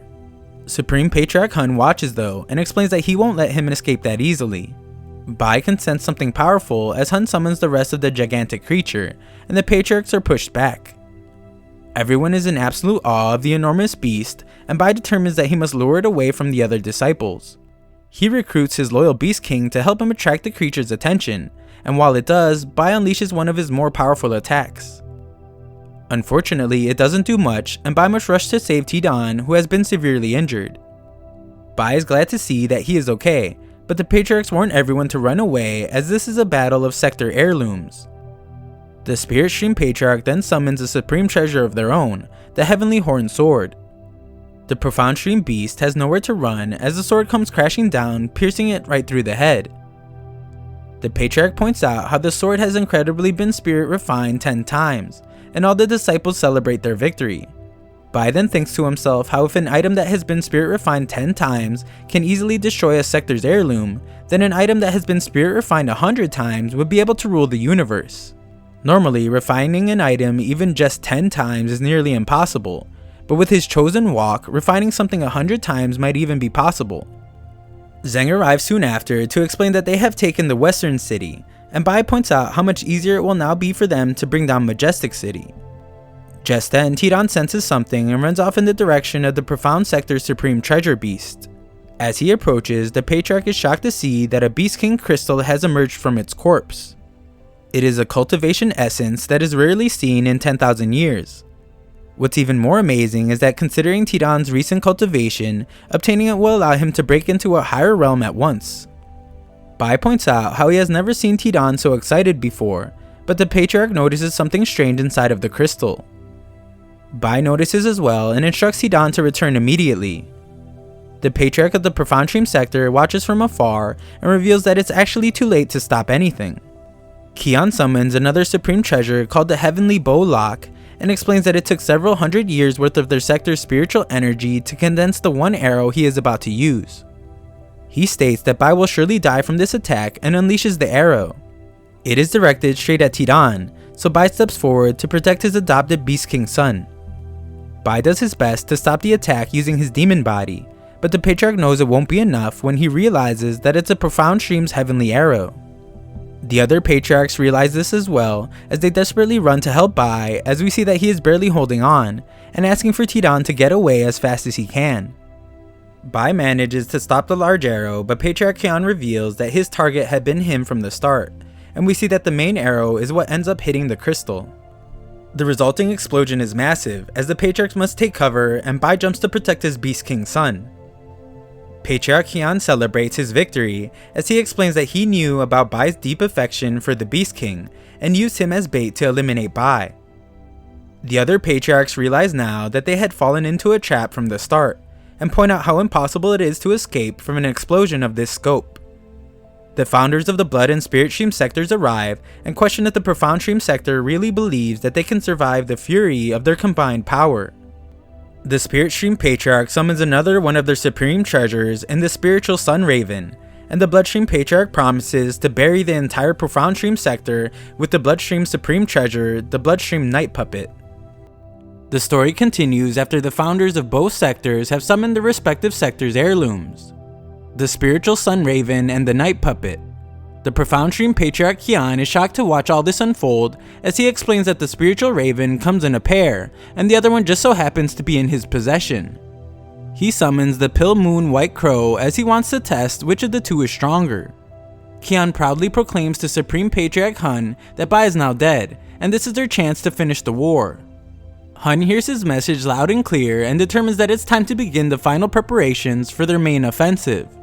He then lights the celestial incense in front of him, and it begins to alter the weather. Nearby, Bai's group frantically heads to the area of the explosion he was in. Song and Lee arrive there as well, and are disheartened to see the massive flames that cover the entire area. It's clear that nothing could survive, but Lee refuses to give up, and disperses the flames. Bai is nowhere to be found, but Lee then spots Bai's chosen walk. Inside, we see that Bai and Tidan are okay, and he scolds his son for chasing after the obvious trap. Bai explains that if it weren't for his quick reaction, the explosion would have been strong enough to send them both to the underworld. Everyone is then relieved as Bai shows himself. Beihan Li points out that Song used to be Bai's enemy, but he was running to Bai faster than he was just now. Song states that he was just coming to check if Bai was dead though. Bai explains to everyone that he is extremely lucky, and it will take a lot more than that to kill him. Bai is furious at Kion, as he explains how excited he is to watch as his sector's patriarchs dispose of him using their heirlooms. The Night Puppet begins to do something, and Kion can't understand what is happening, as explosions surround him. Hun knows exactly what is happening, as he explains that once the weighing action the Night Puppet is doing is over, the Majestic City will be annihilated. There is no time to waste, so Hun awakes the Celestial Deist. As soon as it is awakened, this powerful entity attacks the Night Puppet, and the Patriarchs are shocked at the power of the celestial being. Bai witnesses its power as well, and realizes now that this is why they were not afraid of being trapped in Majestic City. The Night Puppet receives a boost of power from the Bloodstream Patriarch, and the attack of Supreme Beings continues. Lee explains that the war is at its most critical point, and heads off to battle. Bai states that the heirlooms are now in a desperate battle, and he and his group are the only ones that can rapidly breach their defenses. He commands them all to follow him in the attack on the inner city, and their attack proves to be so successful that Profound Stream disciples are instructed to retreat into the barrier. The barrier begins to weaken to the point where they can no longer retreat, and decide that they must strengthen the barrier together instead. They manage to do exactly that, but Bai won't allow them to have their way. Bai gives the Bloodstream disciples a burst of blood ki to bolster their strength, and instructs the Spirit Stream disciples to line up the arrays. With all the preparations made, Bai then instructs everyone to attack with their full combined strength and breach the barrier. The Supreme Birds fight above them, and Bai rains down blood swords onto the battlefield. The attack is powerful, so the Profound Stream disciples must do all they can to keep Bai's swords from breaking through. Bai continues to put immense pressure on them though, and eventually manages to break through. The fight between Divine Birds continues above them, and we see that the Spiritual Sun Raven completely overtakes Kion's Moon Crow. The fight between the other Supreme Treasures continues on though, and so does the war. Kion has his hands full with hand-to-hand combat as he realizes that the war has become a desperate struggle, and he must first return to the inner city to wait for a better opportunity. Unfortunately for him, he is quickly captured, and the Patriarchs point out how they won't fall for the same trick twice. They want to settle the score for him attacking Bai so much and use a devastating attack on him. Moments later, Bai and his group breach the inner city and demand that the Profound Stream sector finally surrender. Hun is shocked to watch all this happen and states that the foundation of tens of thousands of years, constructed of many efforts of many generations and painstaking dedication, gave rise to what the Profound Stream sector is today. He thought that with the impending demise of the Sky River Court, it was the chance for his Profound Stream sector to take over the other three sectors and advance to the middle stream. Unfortunately, his plan was turned completely upside down and became a disaster that will wipe out his sector completely. All this because he overlooked the strength of one immature boy. Nearby, Bai instructs the commander of the Profound Stream army to stop being stubborn and have his troops surrender. The commander refuses as he points out that their heirloom has yet to be defeated. Bai acknowledges this and decides that he must just destroy the Profound Stream's last support to finally end this war. His attempt to destroy it fails as he is shocked to see that there is yet another barrier. However, just then, the talking monkey arrives and summons his immensely gigantic weapon. Supreme Patriarch Hun is in utter disbelief as this weapon completely destroys his barrier. The next ally to show up is surprisingly the talking rabbit, who jumps in to destroy the incense. Hun is unable to stop him and their sector heirloom is destroyed.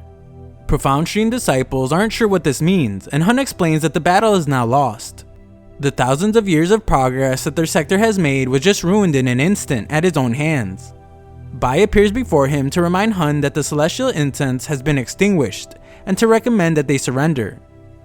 Bai's group begins chants for surrender as the Profound Stream disciples beg that Supreme Patriarch Hun continue fighting. Bai settles his group down, and Hun states that he has committed crimes that he cannot atone for, but a fight to the death now might be able to preserve the sector's last bit of dignity. However, doing this will also sever and erase the Profound Stream's legacy. The other Patriarchs explain that if the Profound Stream surrenders, then they will not continue attacking, and it will allow them to begin a new path. Supreme Patriarch Hun thinks about this difficult decision, and his disciples beg him to stop as he begins to kneel in defeat. Hun then surrenders, marking the end of the war, as everyone celebrates. Bai acknowledges that it is all finally over, and proclaims to everyone that they are victorious. Troops across the entire battlefield then begin a chant about how their great leader, the young Patriarch and Bloodlord Bai, inspires awe everywhere. Bai then takes this moment to state that within the blink of an eye, he has wiped out the Profound Stream's majestic city. A while after, Bai thinks about how the war is finally over, but wonders how many people had to lose their lives to get there. There is still a long road ahead, and he questions if the sacrifice was even worth it. Nearby, disciples cry for their fallen comrades and wonder how things ended up this way. Even though they were victorious in the war, the disciples still want revenge for their fallen teammates. One man's attack on the Profound Stream's disciple must be stopped by Bai, who reminds him that the war is already over and no one else will be dying today.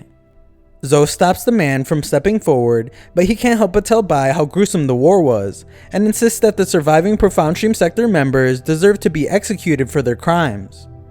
The Profound Stream disciples beg for mercy as they explain that they were forced to activate the array against their will. The array was created by Kion and they didn't know that it would be as dangerous as it was. He tells Bai that their minds were being controlled and begs that he spare their lives. He questions what Bai would do if things were the other way around, and Bai was the one who had lost those close to him. This only reminds Bai of the cruelty of war. He points out how there is now hope for the four sectors to be united and share the same destiny. Bai states that he will definitely not spare anyone who proves to be harmful to the harmony between the 4 sectors, and explains that Kion, the mastermind of the spirit sacrifice array, will receive the punishment he deserves. Bai then reminds the profound stream disciples that surrendering will protect them from being killed, but they must still redeem themselves with good deeds in the future. Zhou admires Bai's character, and the profound stream disciples praise Bai for allowing them to live. She puts one of the corpses to rest, and Bai takes his leave. That night, Bai receives a report stating that Kion is nowhere to be found on the entire battlefield. Bai commands them to continue the search, and the messenger also informs him that Su Mei has been placed in spirit housing to recuperate. Bai heads there sometime later and wonders if she will still refuse to see him after they have been through a war together. Bai changes his mind and begins to leave, but is shocked to see that Su Mei has come to the gate. Bai tries to say that he only stopped by since it was on his way, but Su Mei just wants to pay her respects to him as the Blood Lord. Bai then attempts to help her as she is clearly still injured, but she states that he mustn't as she is not the person he yearns for. He explains that her identity doesn't matter, and all he knows is that she is the same person that he went through a life and death situation with during the Lucian incident. She is also the same person he swore to protect in Donglan City, and their affection is definitely real. Unfortunately, she explains that this affection he speaks of is not hers. She states that her name is Su Mei and she is known as something else that we don't get to hear. This secret statement shocks Bai, and she states that they should not see each other again from now on. Bai isn't ready to give up as he explains that he doesn't believe anything she is saying, but Su Mei tells him to look very closely as she reveals her face. Bai is shocked to see that it isn't actually his long-lost friend Fei, and he begins to wonder if he had been mistaken all along. Patriarch Wuji appears to break the two up, but Bai insists that they look into what happened to Su Mei. He wants to get to the bottom of it, but Wuji explains that Bai already has the answer inside his heart. Wuji reveals that he was the one who failed Su Mei, since it was only after the trial had ended when he found out that she was being manipulated by a mysterious power since Donglan City. The mention of Donglan City makes Bai remember his encounter with Fei, as Wuji wants to know more about her. Bai disheartedly explains that he isn't sure if he knows who she is, or even if her name is real or fake. Wuji acknowledges that this girl must come from a high status as she was able to hide from him for so long, but believes that she does not intend to stir up chaos in the sectors. There does seem to be several secrets still hidden though, and Wuji determines that Bai might be the only person that can uncover them. Wuji explains that uncovering these secrets would not just be for his sake, but for the sake of the entire sector. Bai states that he will try to put his emotions to the side so he can focus on this responsibility. He will need some time to do so, but as he leaves, Wuji points out that they don't have much time left. Elsewhere, Blood and Spirit Stream Sector Patriarchs discuss how Patriarch Kion has gone missing, and how they must quickly unite all the downstream sectors. The Master Sector has limited patience, so they must issue the challenge now to show their resolve.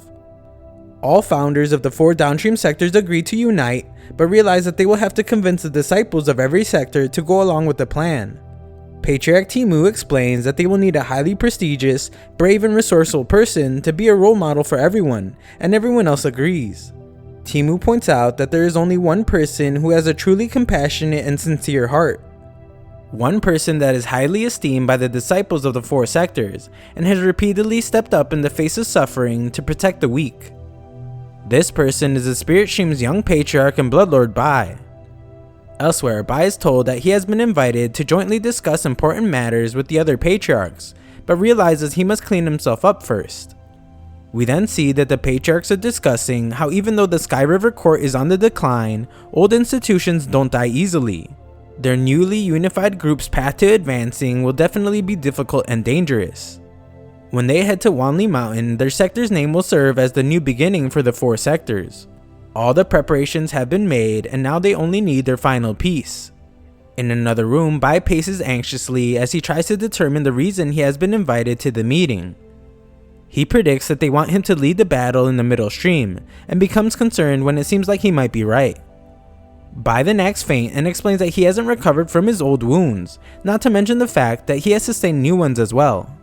He explains that he has also been working non-stop for days and is now completely exhausted.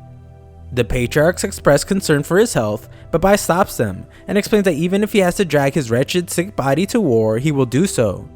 He does understand if they change their mind though, considering his current state, and Bai promises to accept their decision if they want to let another disciple have a chance to make their name. Bai completely changes his tone, however, when Timu explains that they will have to search for another candidate for the position of young patriarch of the 4 sectors. Bai realizes that this is an extraordinary role that definitely won't involve charging into dangerous places, and it's actually the safest role to have. The patriarchs reveal that the 4 sectors will be combined to form a new sector, and the plan was to make Bai the young patriarch of it. Bai internally wants this role badly, and tells the patriarchs he accepts, but they point out how he was just too injured in battle. They couldn't allow him to drag his wretched body to shoulder such a heavy responsibility. Bai's attitude has completely changed, and he now explains that the exhaustion he feels is nothing. Timu doesn't want Bai to push himself too much, and states that they can just find another disciple to take the role. Bai is certain that no one would be better suited for the role, but Timu explains that he should think about his decision first, as it could lead to even worse injuries in the future. Bai doesn't back down though, and states that all the disciples of the 4 districts are his family, and he doesn't want to see any of them shed tears because of the loss of lives again. He vows to do everything he can to protect them all, and have them see the day when their new unified sector advances to the midstream. The other patriarchs all agree that Bai easily stands out among all the rest. It is then decided that he will be the young patriarch of the new sector, and is told that he will be the one to grant it its new name. Bai explains that they do things differently while sailing against all currents, and asks that the new sector be called the River-Defying Sector. The patriarchs all like the name and explain that they will request permission from the Master Sector to challenge the Sky River Court as the River-Defying Sector. Sometime later, all disciples of the 4 sectors are told that in 7 days a sector unification ceremony will be held. The top patriarchs then activate an array that allows them to request permission from the Master Sector to challenge the Sky River Court. Elsewhere, leaders of a terminal sector discuss how if the River-Defying Sector manages to move up to the middle stream, then they can take the spot left by them in the downstream sector. One of the men calms his brother's ideas by explaining that while the river court's strength has been cut in half after being punished, its foundations are very deep. The first man states that either outcome will be good for them, since if the River-Defying Sector succeeds, then a spot will be vacant, but if they fail, they will be severely weakened and easily defeated. The other man is convinced and insists that they go to the River-Defying Sector's unification ceremony to determine its strength. Sometime later, these 2 men are greeted by Man Yi as they arrive for the unification ceremony. Bai watches from above and points out that most people invited aren't going to be able to make it since it was such a short notice, and states that those that have made it on time only did so since they must have inside information. Bai then explains that if they fail their attack on the Sky River Court, then they must be prepared for a likely invasion when they return. He is told not to be concerned as Man Yi has been tasked with investigating all the terminal sector leaders one by one. Man Yi explains to the 2 men that they are almost at capacity, so they might have to stay outside the city walls, and they agree to do as the higher sector instructs them. Nearby, a fight breaks out as disciples from different downstream sectors still have very bad blood from the war. Man Yi manages to break it up for the time being, but we see that the grudges between them are still as strong as ever. The terminal sector notices that the downstream disciples are not getting along at all. They point out how the war against the Sky River Court is the least of their concerns and wonder if this new sector will even manage to get through the ceremony successfully. The night before the ceremony, a group of men are stopped by Man Yi as she realizes that they are still seeking revenge against the Profound Stream sector for all the horrible things they had done during the war. She reminds them that the ceremony will be good for all the sectors including their own, and they should be careful not to ruin the new sector's plan. The disciples are furious though as they don't care about the ceremony. They have lost several people close to them and are reluctant to let go of such a deep grudge. Man Yi explains that everyone has been warned to not try to punish anyone for the war, and Kion, who is now gone, was the one that was most responsible. One of the disciples doesn't care about any of what she says and refuses to be stopped. They start a fight, but Man Yi warns that she will execute anyone that disobeys the orders of the new sector. The disciple desperately wants revenge though, and reveals that he can't stop thinking of the tragic circumstances of his family's sacrifice every time he closes his eyes. This man refuses to let the Profound Stream go unpunished, and everyone is stunned when they see how Man Yi stops him. She explains that the dead cannot be brought back, but what is most important is that they remember what the deceased died for. They died to preserve their sector. The ceremony will do just that, but this man's actions now will only ruin it and bring more death.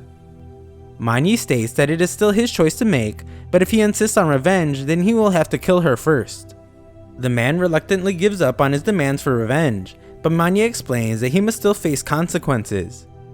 His only two options are to leave the sector immediately or to refine elixirs that he will give to the disciples of all 4 sectors. He selects the refining path, and Manyi is left wondering how she just stopped her fellow Pilstream members from getting revenge that she even thinks about. Bai arrives soon after as she asks him if he thinks that the Pilstream disciples will ever to come to accept the merger with the Profound Stream sector. Bai explains that both sectors are not strong enough to stand on their own, and things only look worse for each going forward if they don't merge. Many sectors have extinguished in the past, but unifying will allow the sectors to preserve their own legacies. After advancing, they will even be able to gather resources to help them develop and expand. Manyi wants to make sure that the other sectors will treat the Pilstream sector as an equal, and fears that they might end up being used like the Profound Stream sector used them. Bai vows that as long as he is alive, that will never happen again. Manyi points out how Bai was the one that ultimately saved her in the Pilstream sector, so she will choose to trust him this one time. Elsewhere, patriarchs admire Bai for his vision and ambition.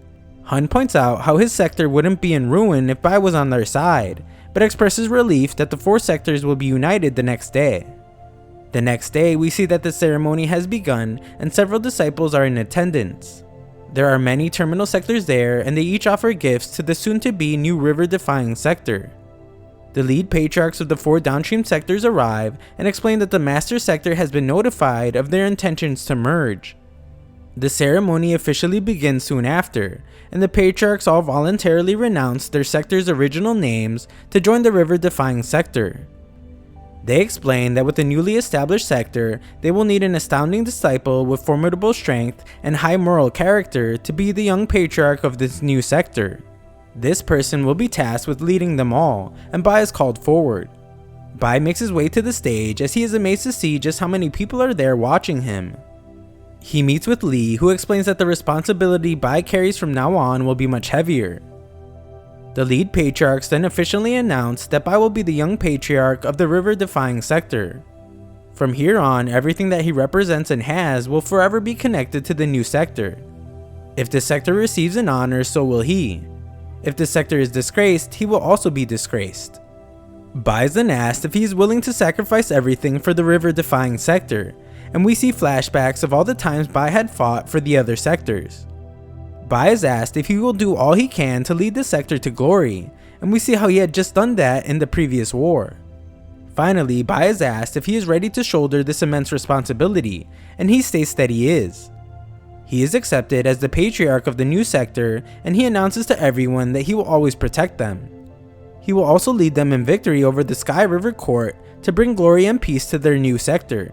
Bai then vows that as long as he is alive, the new sector will live on, and everyone celebrates him as the official young patriarch of the river-defying sector. The talking bunny and talking monkey discuss from afar that this must be fate. If Bai is the one to lead the new sector, then perhaps they can really evolve into a new glorious sector. Just then, everyone is shocked when the moon eclipses the sun and lightning begins to strike. A voice states loudly from above that the river-defying sector's application for war has been accepted. They will have to set out for the middle stream within a month to destroy the Sky River Court and take its place. As the sun begins to re-emerge, Bai confidently thinks about how that is exactly what they are planning to do.